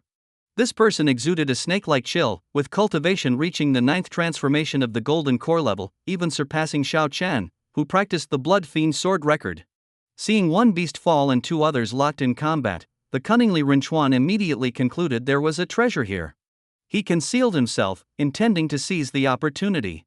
Meanwhile, beneath the rock, Yang Fan remained hidden, allowing Lilith to absorb the rock's blood energy while using the death energy to mask himself, planning to be the fisherman as well. However, as Lilith absorbed more blood energy, the rock's body shriveled. The 2 battling beasts didn't notice, but Li Renchuan, observing the surroundings, did. He chose not to act, instead hiding even more deeply, like a lurking viper ready to deliver a lethal strike when least expected. Finally, after a fierce battle lasting half an hour, the white ape, leveraging its intelligence, endured a claw from the panther and delivered a powerful palm to the panther's head. The strike, full force, dazed the panther. Then, enduring its own intense pain, the white ape struck again, shattering the panther's skull. Squeal! Having dealt with the panther, the white ape finally relaxed. At that moment, a faint sound of wind came from behind. Just as it turned, it saw a heavy sword plunging towards it, as if knowing it would turn, driving deep into its left eye. Squeal! The white ape roared in anger, but young Fan withdrew the sword, stepped on its body, and thrust again, piercing the right eye. The two attacks blinded the white ape, driving it into a frenzy. Yang Fan, choosing to avoid direct confrontation, retreated to a safe distance. By now, Lilith had drained the rock of its blood energy essence. Instead of letting her return to his body, Yang Fan directed Lilith to absorb the Black Panther's essence. Lilith obeyed without hesitation, manifesting a form 4 meters wide. The sight of the blood-red flames engulfing the panther nearly made Li Rinchuan, hidden in the trees, fall from his perch in shock. At that moment, Yang Fan sensed something and looked over. Instantly, their eyes met. "It's you!" Yang Fan exclaimed. Caught by Yang Fan, Li Rinchuan, though surprised, sensed no innate energy from Yang Fan and revealed himself. "Indeed, it's me. You harmed my junior brother Lin Yun. By my master's command, I am here to take your life." "So Lin Yun is your junior brother. It seems the Ling Jian sect is truly scheming against the Jinwu sect." Yang Fan's expression grew serious as he raised his heavy sword, pointing it directly at Li Rinchuan, his aura ready to burst into action at any moment. Having faced several intense battles, Yang Fan had developed a sense of inevitable victory. Though he knew Li Rinchuan's strength was unfathomable, potentially the strongest opponent he had ever encountered, he also understood that fear would not grant him any chance of success. Only by confronting the challenge head-on could he seize a slim hope of survival. Hearing Yang Fan's accusation, Li Rinchuan laughed, though his smile was chilling, making it even more unsettling. Indeed, the great trend of the world is about to change. Cultivators will unite the cultivation world. Not to mention the small Jinwu sect, even if the martial god's incarnation descended, it couldn't alter this grand trend. He paused, revealing a hint of perplexity. "I heard from Lin Yun that you practice demonic arts. Are you not a spy sent by the demon path?" Once again hearing about the so-called changing world trend, Yang Fan's heart sank slightly. The information implied that not only the Ling Jian sect but possibly both the immortal and demon paths had taken action. With Jinwu sect located in Xuehua County, it seemed natural for Ling Jian sect to make a move. Reflecting on this, Yang Fan felt a chill. He was destined to walk the path of body cultivation, and if the immortal and demon paths truly intended to annihilate martial arts, how could he, a mere body cultivator, protect himself? "No, even if the heavens are against me, I refuse to succumb to fate." The Ling Jian sect has only employed schemes, not yet forcefully entering Jinwu sect, indicating some hesitation. Perhaps the situation isn't as dire as I imagined. Having clarified these thoughts, Yang Fan's heart steadied. Just as he was about to inquire further, he noticed Li Rinchuan's half-smiling, conspiratorial expression, causing his heart to tighten. Immediately, he sensed something like a mountain pressing from behind. A stench filled his nostrils. It was the white ape. Without hesitation, Yang Fan lunged at Li Rinchuan. The white ape, blind and already in a frenzied state, could not detect him unless he got close. It was certainly Li Rinchuan's doing. Seeing Yang Fan charge, Li Rinchuan pinched his sword fingers, unleashing countless sword lights from his body, resembling the 10,000 swords technique. Faced with the dense sword lights ahead, Yang Fan had no choice but to dodge.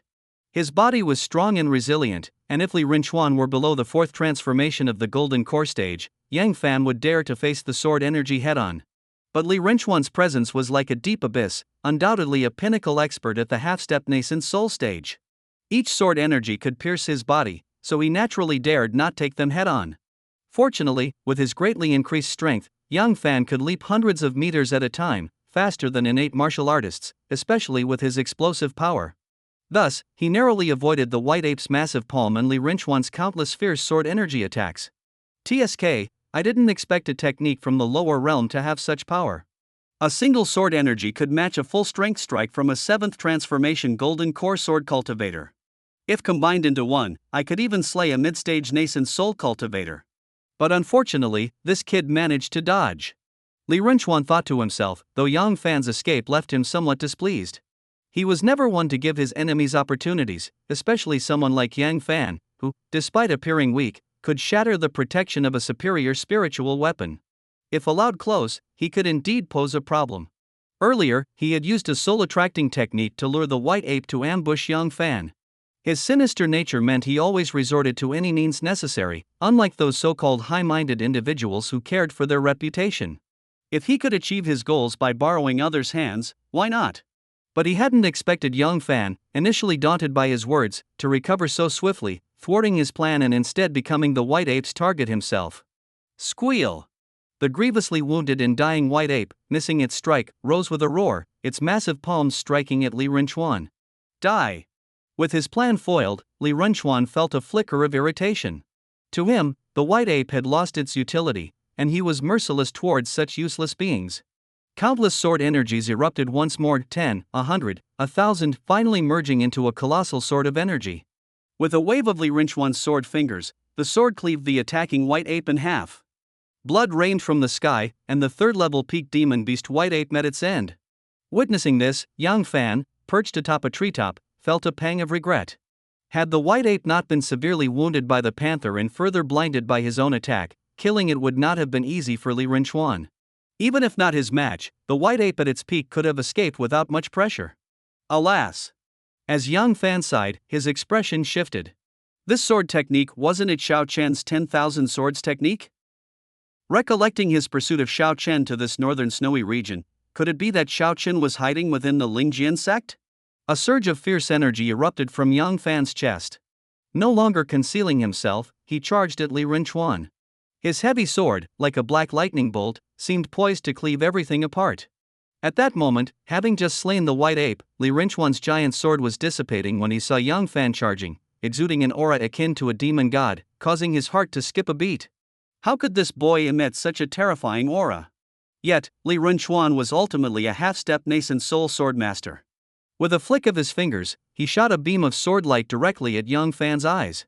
Not only that, but a golden light flashed from his body as his spiritual sword emerged, circling around him, ready to deliver a fatal blow to Yang Fan. Ah! Amidst the air, Yang Fan roared at the incoming sword light, like a thunderous boom, exhaling fiercely. A white stream of air surged towards the sword light. Using the air's cushioning force, he paused mid-air, narrowly dodging the shattered airstream's sword light, and his body fell again, his heavy sword unhesitatingly slashing down. Clang! Gold flashed as the spirit sword collided with the heavy sword.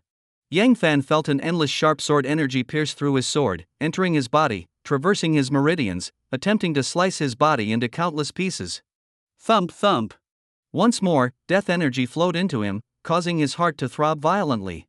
With the 7 apertures' exquisite heartbeating, not only did it absorb the external death energy but also the sword energy, dissipating them into nothing. Having withstood the sword energy from the spirit sword, Yang Fan's strength surged, sending the spirit sword flying. His heavy sword descended once more upon Li Renchuan. How is this possible? Li Renchuan was taken aback.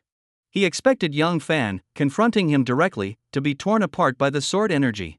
No matter how strong his body, it shouldn't withstand his sword energy. Yet now, how could this be? The heavy sword came down with tremendous force. A ghostly blue light flashed, nearly blinding Yang Fan. With his prior experience attacking Jin Siming, he immediately realized that Li Renchuan also had a protective spiritual artifact. His heart sank, and using the rebound force from the barrier, Yang Fan flipped backward, leaping away. Li Renchuan's expression was dark and grim. He hadn't expected to be pushed to such a degree. If Yang Fan were a nascent soul stage cultivator, he would have had nothing to say, but to be forced back by someone who was merely at the peak of the Hotian stage, not even reaching Xiantian, was something he couldn't accept. Enough, continuing this fight might not even harm him, and my protective shuttle has developed cracks. If he gets close again, it'll be destroyed. Li Renchuan considered retreating. Unlike Jin Siming, his protective shuttle was a superior-grade spiritual artifact, yet he only possessed a single superior spiritual artifact, which was the spirit sword that Yang Fan had repelled. As for the protective shuttle, it was merely a low-grade item, unable to withstand Yang Fan's attacks twice. Casting a resentful glance at the wary Yang Fan, Li Renchuan pinched his sword fingers, and the spirit sword that had been knocked away by Yang Fan flew back to him with a whoosh. Just as Yang Fan readied himself for another attack from Li Renchuan, he saw Li Renchuan rise with his sword and transform into a streak of light, shooting away. What just happened? Yang Fan was puzzled, unable to fathom why Li Renchuan would retreat, but ultimately, it was a good thing, especially considering the 2 large corpses on the ground. Yang Fan smiled. These are enough for Lilith to complete her first kill. Completing the first kill would allow the blood fiend spirit to initially gain offensive capabilities and begin to spontaneously condense blood energy. This way, it wouldn't just grow larger with every bit of blood energy it absorbed, making it obvious as a demonic entity. With a gesture, Lilith transformed into a blood flame, splitting in two, one part burning towards the Black Panther, the other towards the White Ape. Since the White Ape had been cut in half, the blood flame directed at it split further into two parts. Yang Fan protected Lilith while also recalling the memories of the black and white demon tiger. Upon seeing the description of the Yin Yang immortal herb, he finally understood why the three beasts, on the verge of advancing to the Dominator level, had converged on this spot, nearly causing his downfall. Nearly an hour passed, and night had fully fallen. After Lilith absorbed the blood essence of the two beasts, she merged back together. This time, her size had grown several times larger, occupying a full tenjang space. Not only that, but the fierce energy from the deaths of the three beasts was also absorbed by her, forming a dark red core at the center of the massive blood fiend, where all the fiendish energy was concentrated. Lilith attempted to return to Yang Fan's body, but he refused. If not now, when would the first kill be completed? Yang Fan pondered for a moment, then used his heavy sword to cut a line on his arm, squeezing out his blood intentionally. Watching the blood, tinged with a faint golden hue, he felt satisfied and began to draw on the ground with it. He was sketching the blood spirit array from Li Changfeng's memories. To complete the first kill, Lilith needed the blood spirit array, as she currently lacked the intelligence to control the blood fiend energy. If it were Li Changfeng or Xiao Chen, they wouldn't need this. Being accomplished cultivators with strong souls, they could achieve the first kill as long as there was sufficient blood energy. It's done! After using his essence blood to inscribe the blood spirit array, Yang Fan was slightly breathless but visibly excited. He allowed Lilith to enter the blood spirit array and activated the formation. In an instant, Lilith's vast blood flames began to contract rapidly, and the previously dark red fiend energy started to fluctuate, condensing into the spirit core. The spirit core was akin to a human heart, the source of the blood fiend spirit. It typically required a large amount of fiend energy to form, with all intelligence merging into it. To evolve into a primordial spirit, the blood fiend spirit must expand the spirit core infinitely, continually absorbing the space of blood fiend energy, until all the blood fiend energy entered the spirit core, allowing it to transform into a true blood fiend primordial spirit. However, this step was far too early for Lilith, who was just completing the first kill. She still had a long way to go, as a primordial spirit was something only a void refinement ancestor or a demonic transformation master could form, capable of becoming a ghost immortal if not reincarnated, existing long and powerfully. Lilith was still far from that. Under Yang Fan's tense watch, Lilith's spirit core finally condensed. With a couple of beats, like a heartbeat, the external blood fiend energy surged into the spirit core. As it absorbed the blood fiend energy, the spirit core began to grow, albeit at a very slow pace. From a mere point, it expanded to the size of Yang Fan's palm before stopping. At this point, the size of the blood flame was only a third of its original size. Seeing this, Yang Fan breathed a sigh of relief, understanding that the first kill of the blood fiend primordial spirit was nearly complete. All that remained was to expel the blood fiend energy absorbed into the spirit core, then draw on the remaining third, transforming it into higher quality blood flames, and it would be a complete success. Sure enough, the spirit core trembled, expelling thin strands of blood flames. These flames appeared similar to before but were more vibrant and lively, and as they emerged from the spirit core, they sizzled against the external blood flame energy. These new blood flames already possessed the ability to refine ordinary blood fiend energy. However, if they were to refine everything in this way, who knows how long it would take to process the remaining third of the blood energy. Thus, as the new blood flames refined the energy, most of the blood fiend energy continued to flow into the now gradually emptying spirit core. After half a quarter hour, the essence blood Yang Fan used to inscribe the blood spirit array was completely absorbed. The blood flames that once occupied a tenjong area shrank back to a length of over a foot. Yang Fan extended his hand, and the blood flame settled into his palm. It leaped gently, as if expressing excitement and comfort to Yang Fan. Hee, by the time you reach the fourth kill, you'll be able to take human form. Then, I'll see my adorable Lilith again. After a brief exchange with Lilith, Yang Fan allowed her to enter his arm. A surge of hot blood energy was transmitted by Lilith, and despite feeling somewhat helpless, Yang Fan's 7 apertures exquisite heart began to beat joyfully, absorbing half of Lilith's blood energy, seemingly causing further changes in his heart. Thump thump thump. First, it was quiet, then like a pounding drum, large amounts of blood energy were drawn into the heart, refined, and expelled again.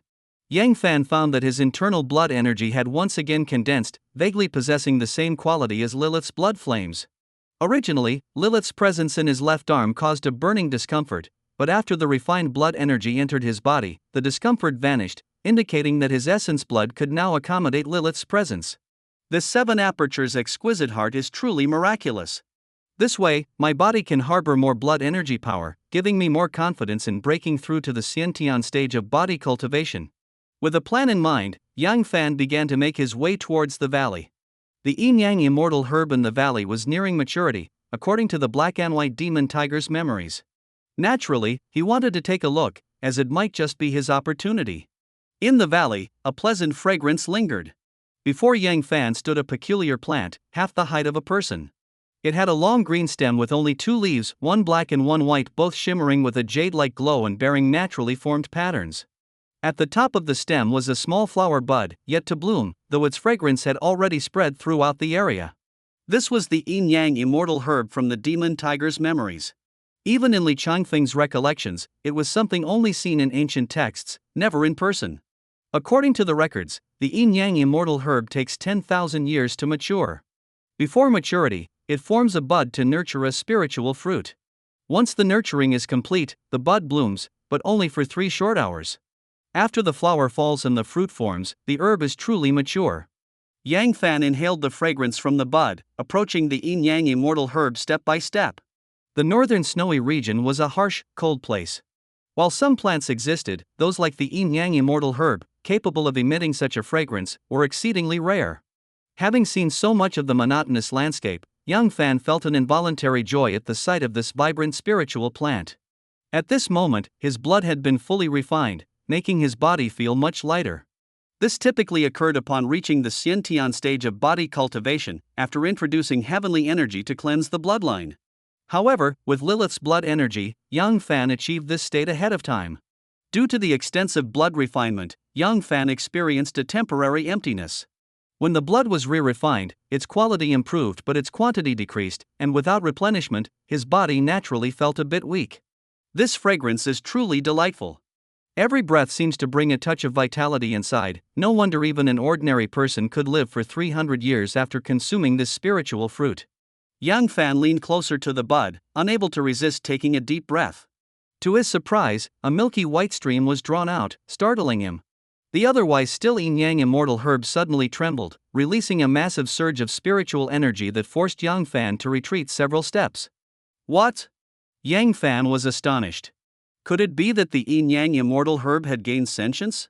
But then, he was overjoyed, for he realized that the milky white stream, once inside him, split into 2. One stream surged into his heart, making it beat wildly as if injected with a powerful stimulant. The spiritual energy of heaven and earth poured into Yang Fan's body with unprecedented vigor. It was as if the heavenly energy had turned into an ocean, and he was a small vortex within it. Absorbing such a vast amount of spiritual energy greatly benefited Yang Fan.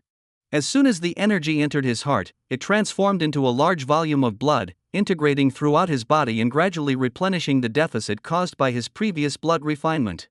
The other stream ascended to his brain, bringing unprecedented clarity to his consciousness. In his mind, the memories of Li Changfeng, the demon tiger, and the silver-horned ice python all surfaced, easily accessible to him now, unlike before when he had to painstakingly search through them, exhausting his spirit. Time passed unnoticed as Yang Fan digested all the memories of Li Changfeng and the 2 beasts. Unconsciously, a hint of aura emanated from him. But then it turned cold, followed by a fierce and malevolent energy, and finally, it became serene. In the blink of an eye, 4 or 5 distinct auras continuously shifted around him, making Yang Fan quite pleased with himself. This is truly refining the residual souls of Li Changfeng and the beasts. From now on, my aura will be ever-changing, impossible for others to grasp. Clearly, after fully refining these residual souls, Yang Fan inherited the auras of these beings. The majesty of the demon tiger, the coldness of the silver-horned ice python, Li Changfeng's ferocity, and his serene moments of deep emotion, all these auras were now his to command. The ability to change these auras at will would bring significant advantages to Yang Fan. He could already alter his physical form by controlling muscles, blood, and even bones, but previously he couldn't change his aura. No matter how he disguised himself, his aura would give him away to those capable of sensing it.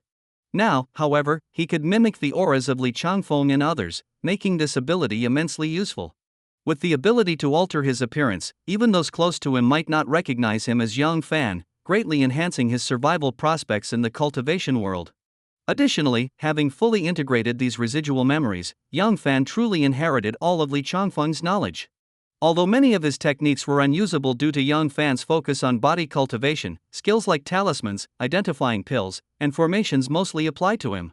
For instance, even if he couldn't deploy formations, he now possessed the ability to dismantle them. As for the demon tiger and the silver-horned ice python, apart from inheriting the tiger's ability to see death energy, there wasn't much else. These beasts hadn't comprehended any supernatural abilities, and their combat techniques were unsuitable for Yang Fan unless he could transform into them. Isn't it said in myths that Yang Erlang and Sun Wukong could perform 72 transformations? Perhaps one day I'll have such abilities too. If I could transform into these creatures, with matching auras and attack techniques, wouldn't that be fantastic? In a good mood, Yang Fan joked to himself, unaware that today's jest would one day become reality. After a bit of amusement, Yang Fan turned his attention back to the yin-yang immortal herb, realizing the fragrance had vanished, and the bud seemed smaller. Did I just absorb that stream of spiritual energy? Understanding the herb's potential benefits, Yang Fan made a decision. Such a heavenly treasure belongs to those destined for it. I won't stand on ceremony. With that, Yang Fan began to survey his surroundings. Having fully integrated Li Changfeng's memories, he now harbored a greater desire for spiritual possessions. His survey aimed to select an optimal location to set up a formation, enclosing the yin-yang immortal herb. When it matured, he could return to harvest it without worrying about others taking it. Quickly, Yang Fan chose a suitable location and even decided on the formation to use. This yin-yang immortal herb naturally embodies yin and yang energy. Why not use it as the foundation to set up a yin-yang reversal maze formation? Yang Fan acted on his thoughts, boldly using the yin-yang immortal herb as the formation's base.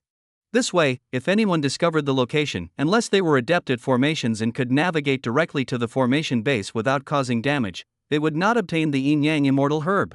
If someone tried to break the formation by force, the destruction of the formation would also destroy the yin-yang immortal herb, leaving them with nothing. Yang Fan's intention wasn't malicious, he simply lacked a spiritual item to stabilize the formation. Subconsciously, however, he was influenced by Li Changfeng and the two beasts, leading him to this decision. With the yin-yang immortal herb as the formation base and his essence blood, a yin-yang reversal maze formation soon appeared. At a glance, the valley seemed unchanged, yet the presence of the yin-yang immortal herb was concealed. Moreover, due to the yin-yang reversal and disrupted celestial mechanisms, even the flow of spiritual energy was obscured, let alone the presence of the yin-yang immortal herb. All done. Yang Fan clapped his hands, satisfied with his work. He admired his creation with a sense of accomplishment. Just as he was about to test the effect of the grand formation, his expression changed suddenly. In a few hurried steps, he entered the formation and disappeared from sight. Almost immediately, a sword light streaked through the sky, and an elderly man in green appeared, standing in midair. The old man in green looked around, puzzled. I clearly sensed a strong surge of spiritual energy here, how has it vanished? No matter, I must find that boy named Yang Fan quickly and eliminate him.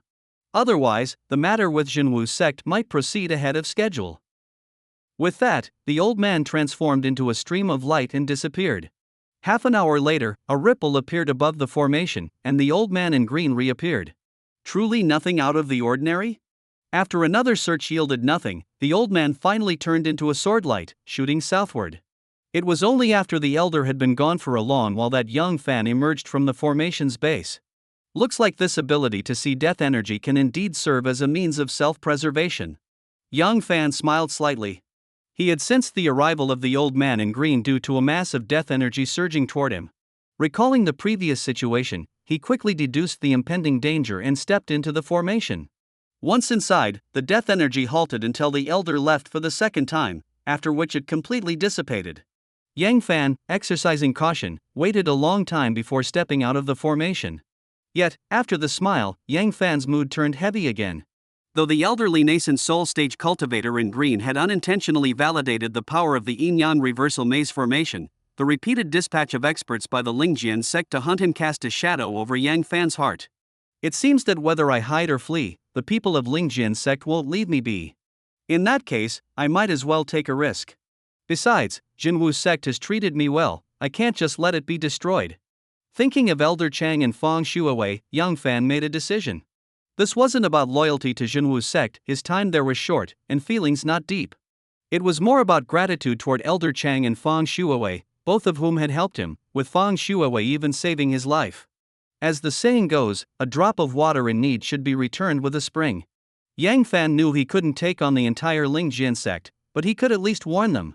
Of course, Yang Fan's decision to warn Jinwu's sect was also driven by self-preservation. Having absorbed Li Chongfeng's memories, Yang Fan was no longer the naive newcomer to the cultivation world.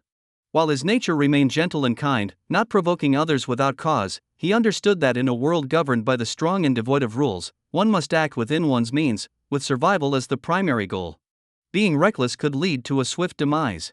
In matters of life and death, one must act decisively and with full force, or risk being easily dispatched.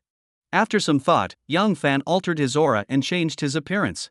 Though still lean, his features were unrecognizable, with triangular eyes adding a fierce look and a long scar appearing on his cheek. Though he still carried the heavy sword, he shed his Jinwu sect grey disciple robe, donning an old beastskin coat, resembling a lone swordsman. Didn't expect to use the auras of the silver-horned ice python and demon tiger so soon. Yang Fan felt fortunate. Without the aid of that vitality, even with a change in appearance, he'd have been recognized. In the cultivation world, altering one's body might fool ordinary people, but cultivators could track one's aura, regardless of physical changes. Changing one's aura required altering the soul. Such a feat was beyond even those who had cultivated a primordial spirit, who could only cloak or mimic, lacking Yang Fan's natural ease. With the majesty of the demon tiger and the cold of the silver-horned ice python, Yang Fan hurriedly left the valley. He didn't head directly to Jinwu's sect but instead moved toward the direction of Bihua Cold Pool. Not far along, a voice rang out from behind, "Boy, halt." Yang Fan shuddered, recognizing the voice of the old man in green from before. Turning around, he indeed saw the old man. The elder scrutinized Yang Fan, feeling somewhat disappointed. He had learned Yang Fan's appearance and traits from his disciples, but aside from the heavy sword, this person bore no resemblance. More importantly, the aura was completely different. An aura, stemming from the soul, couldn't change unless the soul did.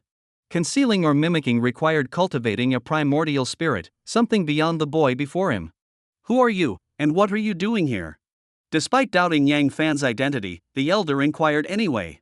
Yang Fan quickly feigned a mix of fear and flattery. "Esteemed Immortal, I am a disciple of the Heavy Sword Martial Hall in Shuihua County. I came here to hunt beasts." "You, hunt beasts?" The elder chuckled. Yang Fan wore a pained expression. "Senior has sharp eyes, indeed. I haven't slain a single beast and ended up lost here. The more I walked, the less I knew where I was going. Esteemed Immortal, could you point me the way? I'd be immensely grateful. I don't have time to guide you." With a flick of his sleeve, the elder vanished in a flash of light. Watching the elder depart, Yang Fan breathed a sigh of relief, maintaining his pained expression. He surveyed the area and continued toward Bihua Cold Pool in the north. Even after the elder left, Yang Fan dared not show any sign of relief. The constant pressure was uncomfortable, highlighting his weakness. If he were a martial king, he wouldn't need to hide. He could fight or flee, confident of escaping. Alas, he was merely a peak Hotian martial artist, not even having reached the Xiantian stage. With mixed emotions, Yang Fan arrived at Bihua Cold Pool. He paused, sensing no danger, then leaped into the cold pool. Shortly after, the silhouette of the old man in green reappeared, standing in midair, pondering the cold pool. Is it really him? The boy is peculiar, but his aura is entirely different from Yang Fan's. Should I go down and investigate? No, if there's nothing unusual about him or he's not Yang Fan, I would be wasting all this time on that boy. The elderly man in green pondered for a moment and then made a decision. With a gentle wave of his hand, he conjured over a dozen golden sword energies. These sword energies were solid and resembled real golden long swords. For symbol sword formation, go. With a soft command, the sword energies split into 4 streams of light, each embedding itself in the cold pool from different directions. The golden light flashed and disappeared. If one used spiritual power to sense it, they would see 4 spiritual beasts resonating with each other, encompassing the entire cold pool. The old man in green smiled with satisfaction. With this 4 symbol sword formation, that boy is like a turtle in a jar. Now, I need to search around to ensure Yang Fan doesn't escape and ruin the sect's major plans. In an instant, the old man transformed into a stream of light and vanished. At the bottom of the pool, inside the pure young sword Immortally Daodong's cave dwelling, the ground was covered with yellow spring warm jade, emitting a faint glow. It contained a mix of cold and pure yang energy, though after his recent transformation, these energies no longer held significant value for Yang Fan.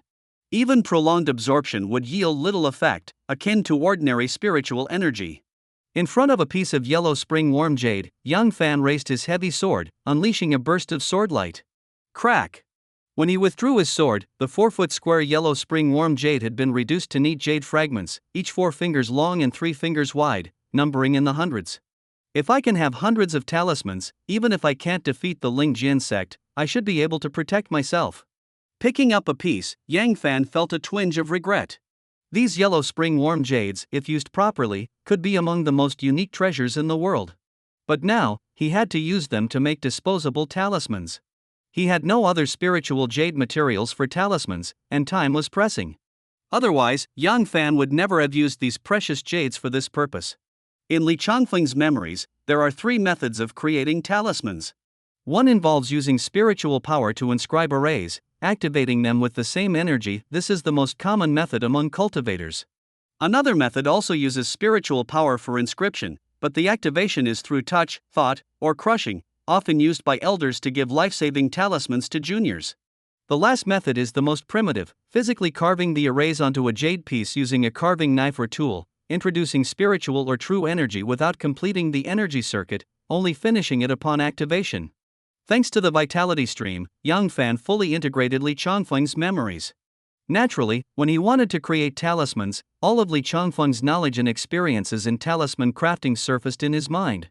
Of the 3 methods, Yang Fan could only use the last one, physically inscribing the arrays onto the jade. This method, while primitive, was difficult to master. Compared to the familiar use of spiritual power or true energy, carving arrays onto a small jade piece with a tool was incredibly challenging. A single mistake could lead to a failed array, unable to channel spiritual or true energy. In contrast, inscribing with spiritual energy was more manageable, as energy could be controlled more flexibly than physical tools, which is why this method was prevalent in the cultivation world, with few opting for the 3rd method. However, lacking spiritual power or true energy, Yang Fan had no choice but to use this method if he wanted to create talismans. From Li Changfeng's memories, the most powerful talisman is the Annihilation Thunder Talisman.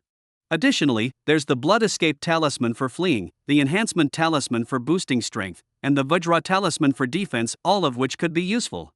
I'll start by inscribing these 4 types. Yang Fan pondered, picked up a jade piece, and began inscribing the simplest, the Vajra Talisman. The Vajra Talisman originates from the Buddhist sect, embodying the Buddha-like protective array. Once activated, it forms a protective Buddha light, commonly used by Buddhist disciples. After his reincarnation, Li Changfeng had hidden his demonic aura and lived among the southern barbarians Buddhist sect for 13 years to cleanse himself, making him adept with this talisman. Moreover, the Buddha light protective array is a basic Buddhist formation, relatively simple, which is why Yang Fan chose it to practice. With the talisman types selected and top quality jade at hand, all that's missing is a carving knife. Yang Fan initially considered using yellow spring warm jade for a carving knife but soon had a better idea. Though unique, the jade was brittle. While a knife could be made from it, it wouldn't be ideal.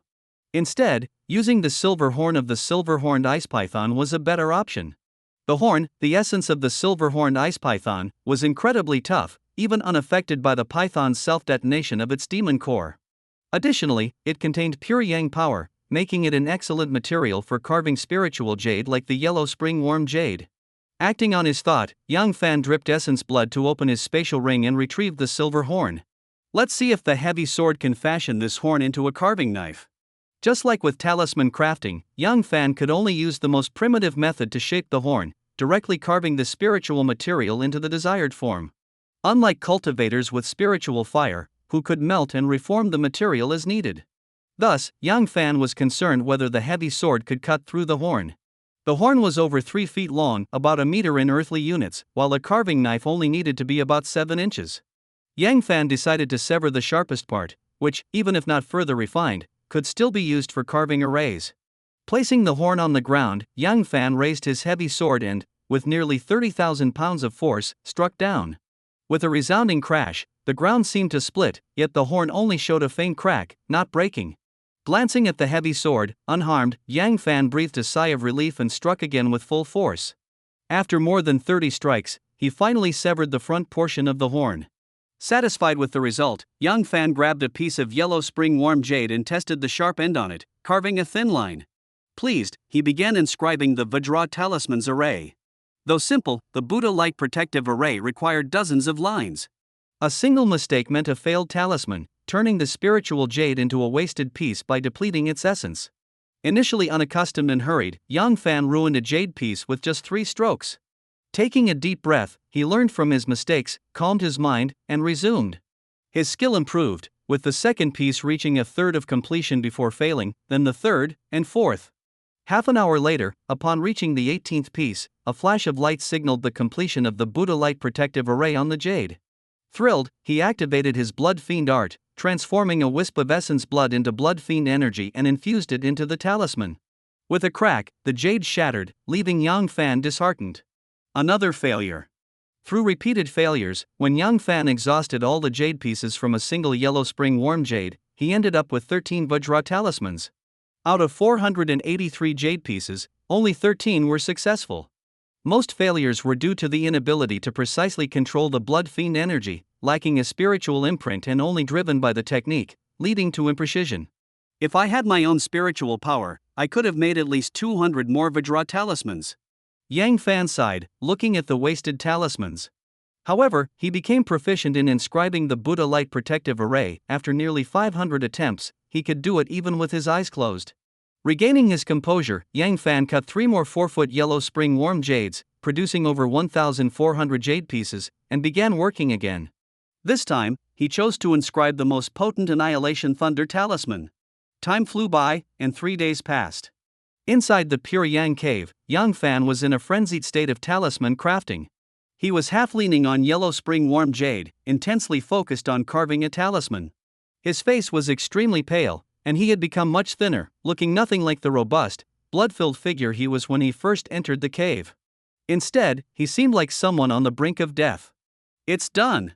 Yang Fan's eyes lit up as he saw a flash of bloodlight on the talisman, followed by a faint blood-colored pattern appearing, signs of a successful talisman. 98th one, damn, it's exhausting. Without any decorum or restraint, Yang Fan cursed aloud. He instinctively reached for more jade pieces, only to find the pile before him was gone. Relief washed over him, and his head grew dizzy. He collapsed onto the yellow spring warm jade, falling into a deep sleep. He was utterly exhausted from the past 3 days. After starting with over 1,900 jade pieces, he had carved out another 1,000, totaling over 3,000 pieces. Out of these, only 98 were successful, with a success rate of just 1 in 30-something. Most failures occurred at the final step, infusing the Blood Fiend energy into the talismans. This energy, derived from Yang Fan's blood, led to significant depletion. Without his 7-aperture exquisite heart and the spiritual energy from the yellow spring warm jade, his strength would have waned, and his body might have suffered irreparable damage. Even so, his body had weakened considerably, requiring ample vitality to recover. Meanwhile, 3,000 miles away from the cold pool, the elderly man in green received a voice transmission talisman. Crafted by the elder himself, it was only given to a few disciples with special tasks. Recognizing its significance, he had an inkling of its contents before even hearing it. Upon listening, his expression relaxed. Indeed, Yang Fan hasn't returned to Jinwu sect.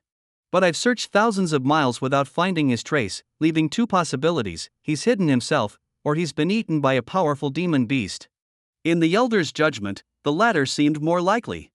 From the information he gathered, it seemed Yang Fan, realizing his demonic cultivation was exposed, dared not return to Jinwu sect and likely wandered into a powerful demon's territory, meeting his end there. For an insignificant postnatal martial artist like Yang Fan, the elder wouldn't have personally intervened unless it was crucial. Yet, having searched in vain, the most probable conclusion was that Yang Fan was dead. Since the matter with that boy is settled, I should return. Just as he was about to leave, a thought struck the elder. 3 days ago, that peculiar boy was interesting, and for 3 days, the 4-symbol sword formation hasn't reacted. I refuse to believe he can survive underwater for 3 days. With a mysterious smile, the elder turned into a stream of light and headed toward the Baishui cold pool. Cunning and wise, the elder knew no one could live underwater for 3 days. Thus, the cold pool's depths might hold secrets or be a hidden cave or legacy left by ancestors, either possibility valuable to him. In just half an hour, the elderly man arrived above the Baishui cold pool. Due to a battle over a month ago, the area remained a forbidden zone for beasts, with no signs of them. Thus, the elder spotted nothing unusual outside. After a brief hesitation, he plunged into the pool. Immediately, he felt bone-chilling cold seep into him, but as a late-stage nascent soul master, he feared no such cold. With the circulation of his true essence, a protective barrier formed, keeping the cold at bay. His true essence illuminating the dark pool like daylight, he soon discovered a deep cavern. Without much hesitation, the elder entered the cavern, reaching its end in about a quarter of an hour. Truly a hidden realm, traces of that person remain, along with a hint of demon aura. It seems there's a significant secret here. Sensing Yang Fan's lingering aura and a trace of the silver-horned ice python's demonic energy, the elder's eyes gleamed with intense interest. He surveyed the area, searching meticulously. Using spiritual power and divine sense, he found no signs of the cave's entrance but did discover the deep pit where the heavy sword had been lodged. Comparing the residual spiritual fluctuations, the elder grew increasingly excited. Ha, what a delightful surprise! It appears there's indeed an unknown cave here, and it's already been discovered. No matter how cunning that boy is, he can't escape me this time. Feeling triumphant, the elder deduced the existence of an undiscovered cave. Since the weak boy could enter, having likely received its legacy, the elder knew that waiting here would eventually yield its secrets once the boy emerged. Pleased with himself, the elder settled in to wait patiently. Meanwhile, inside the cave, 3 more hours passed before Yang Fan awoke. Unaware of the nascent soul elder waiting outside, he stretched lazily. Feeling refreshed after adequate rest, he also noted the emptiness within his body. This time, the blood vitality loss was significant, but it was worth it. Gazing at the 98 talismans on the ground, Yang Fan smiled. Among them, the Annihilation Thunder talismans were the most numerous, totaling 42. Next were the Enhancement talismans, with 28, then the Vajra talismans, 18, and finally 10 Blood Escape talismans. The Annihilation Thunder talisman, deadly and powerful, crafted from yellow spring warm jade, could unleash a force comparable to a peak innate martial artist's self-detonation, enough to harm even a mid-stage nascent soul cultivator. More importantly, it was most lethal to the physical body. If a cultivator were directly hit, the likelihood of survival was minimal. Except for body cultivators, even martial artists had relatively weak physical bodies, requiring at least an emperor-level martial artist or a 4th-level beast to withstand its impact. With these 4 talismans, I could escape even from a nascent soul elder. Excited, Yang Fan stored the talismans in his spatial ring, keeping 12 Annihilation Thunder talismans and a few Vajra and Enhancement talismans on him. As for the Blood Escape talisman, he retained only 1. I wonder if the Lingjin sect has acted prematurely. Having tidied up, Yang Fan pondered this possibility, feeling a sense of urgency. He prepared to leave the cave. What's this, a death aura? Just as Yang Fan was about to open the cave, he noticed a wisp of death aura descending from above. Though minuscule and easily overlooked, Yang Fan's keen eyes, capable of detecting even the slightest anomaly within dozens of meters, quickly spotted it. He furrowed his brow, retracting his outstretched foot. Observing the death aura's persistent hovering mid-air, ready to fall at any moment, he came to a realization: it seems there's a great danger outside, and staying in here won't do any good. Feeling a sinking sensation in his heart, Yang Fan was not one to sit and wait for doom. Since embarking on the path of cultivation, he had faced life and death numerous times, both in the cultivation world of Earth and here. Each time, he managed to turn peril into safety, partly due to luck, but also thanks to his nature of confronting challenges head-on without panicking. In a short while, Yang Fan devised a plan. He retrieved all the Annihilation Thunder talismans from his storage ring and arranged them at the cave entrance. Keeping only 2 for himself, he placed the remaining 40 in a 5 elements formation at the entrance. The 5 elements formation is a common and versatile formation in the cultivation world. Depending on the materials used, it can range in power. When set with Annihilation Thunder talismans, it becomes a 5 elements Annihilation Thunder formation, capable of summoning countless destructive thunders to slay even the strongest foes. 40 Annihilation Thunder Talismans, all crafted from top-grade yellow spring warm jade. Once triggered, even a nascent soul stage cultivator could have their physical form destroyed or even be killed. Having set everything up, Yang Fan looked up again, seeing the death aura still lingering without signs of dissipating. Could it be a late-stage nascent soul? His expression changed drastically, recalling the green-robed elder he encountered outside. Resolute, he retreated to the center of the cave, using his control over the cave to move the yellow spring warm jade around. Although he had used some of the yellow spring warm jade, a large quantity remained. First, he piled some of it up, then arranged the rest into another 5 elements formation. Each piece of yellow spring warm jade measured 4 feet square, and there were still 263 pieces left in the cave. Using 45 pieces, Yang Fan set up a large 5 elements formation. Next, he picked up his heavy sword and began carving Annihilation Thunder Talismans onto the 45 pieces of the large formation with his sword as a blade. In a breath's time, he completed one large Annihilation Thunder Talisman, then moved on to the second, third. Half an hour later, with only one failure, he successfully carved 45 large Annihilation Thunder Talismans. The next step was infusing them with Blood Fiend energy. This was the most challenging part for Yang Fan, given his already weakened state. If his success rate remained as low as before, he feared he wouldn't last through the completion of these talismans. Standing before a piece of yellow spring warm jade, he activated his Blood Fiend art, channeling a wisp of Blood Fiend energy into it. Whether due to his previous experience or the increased size accommodating more Blood Fiend energy, Yang Fan succeeded on the first try.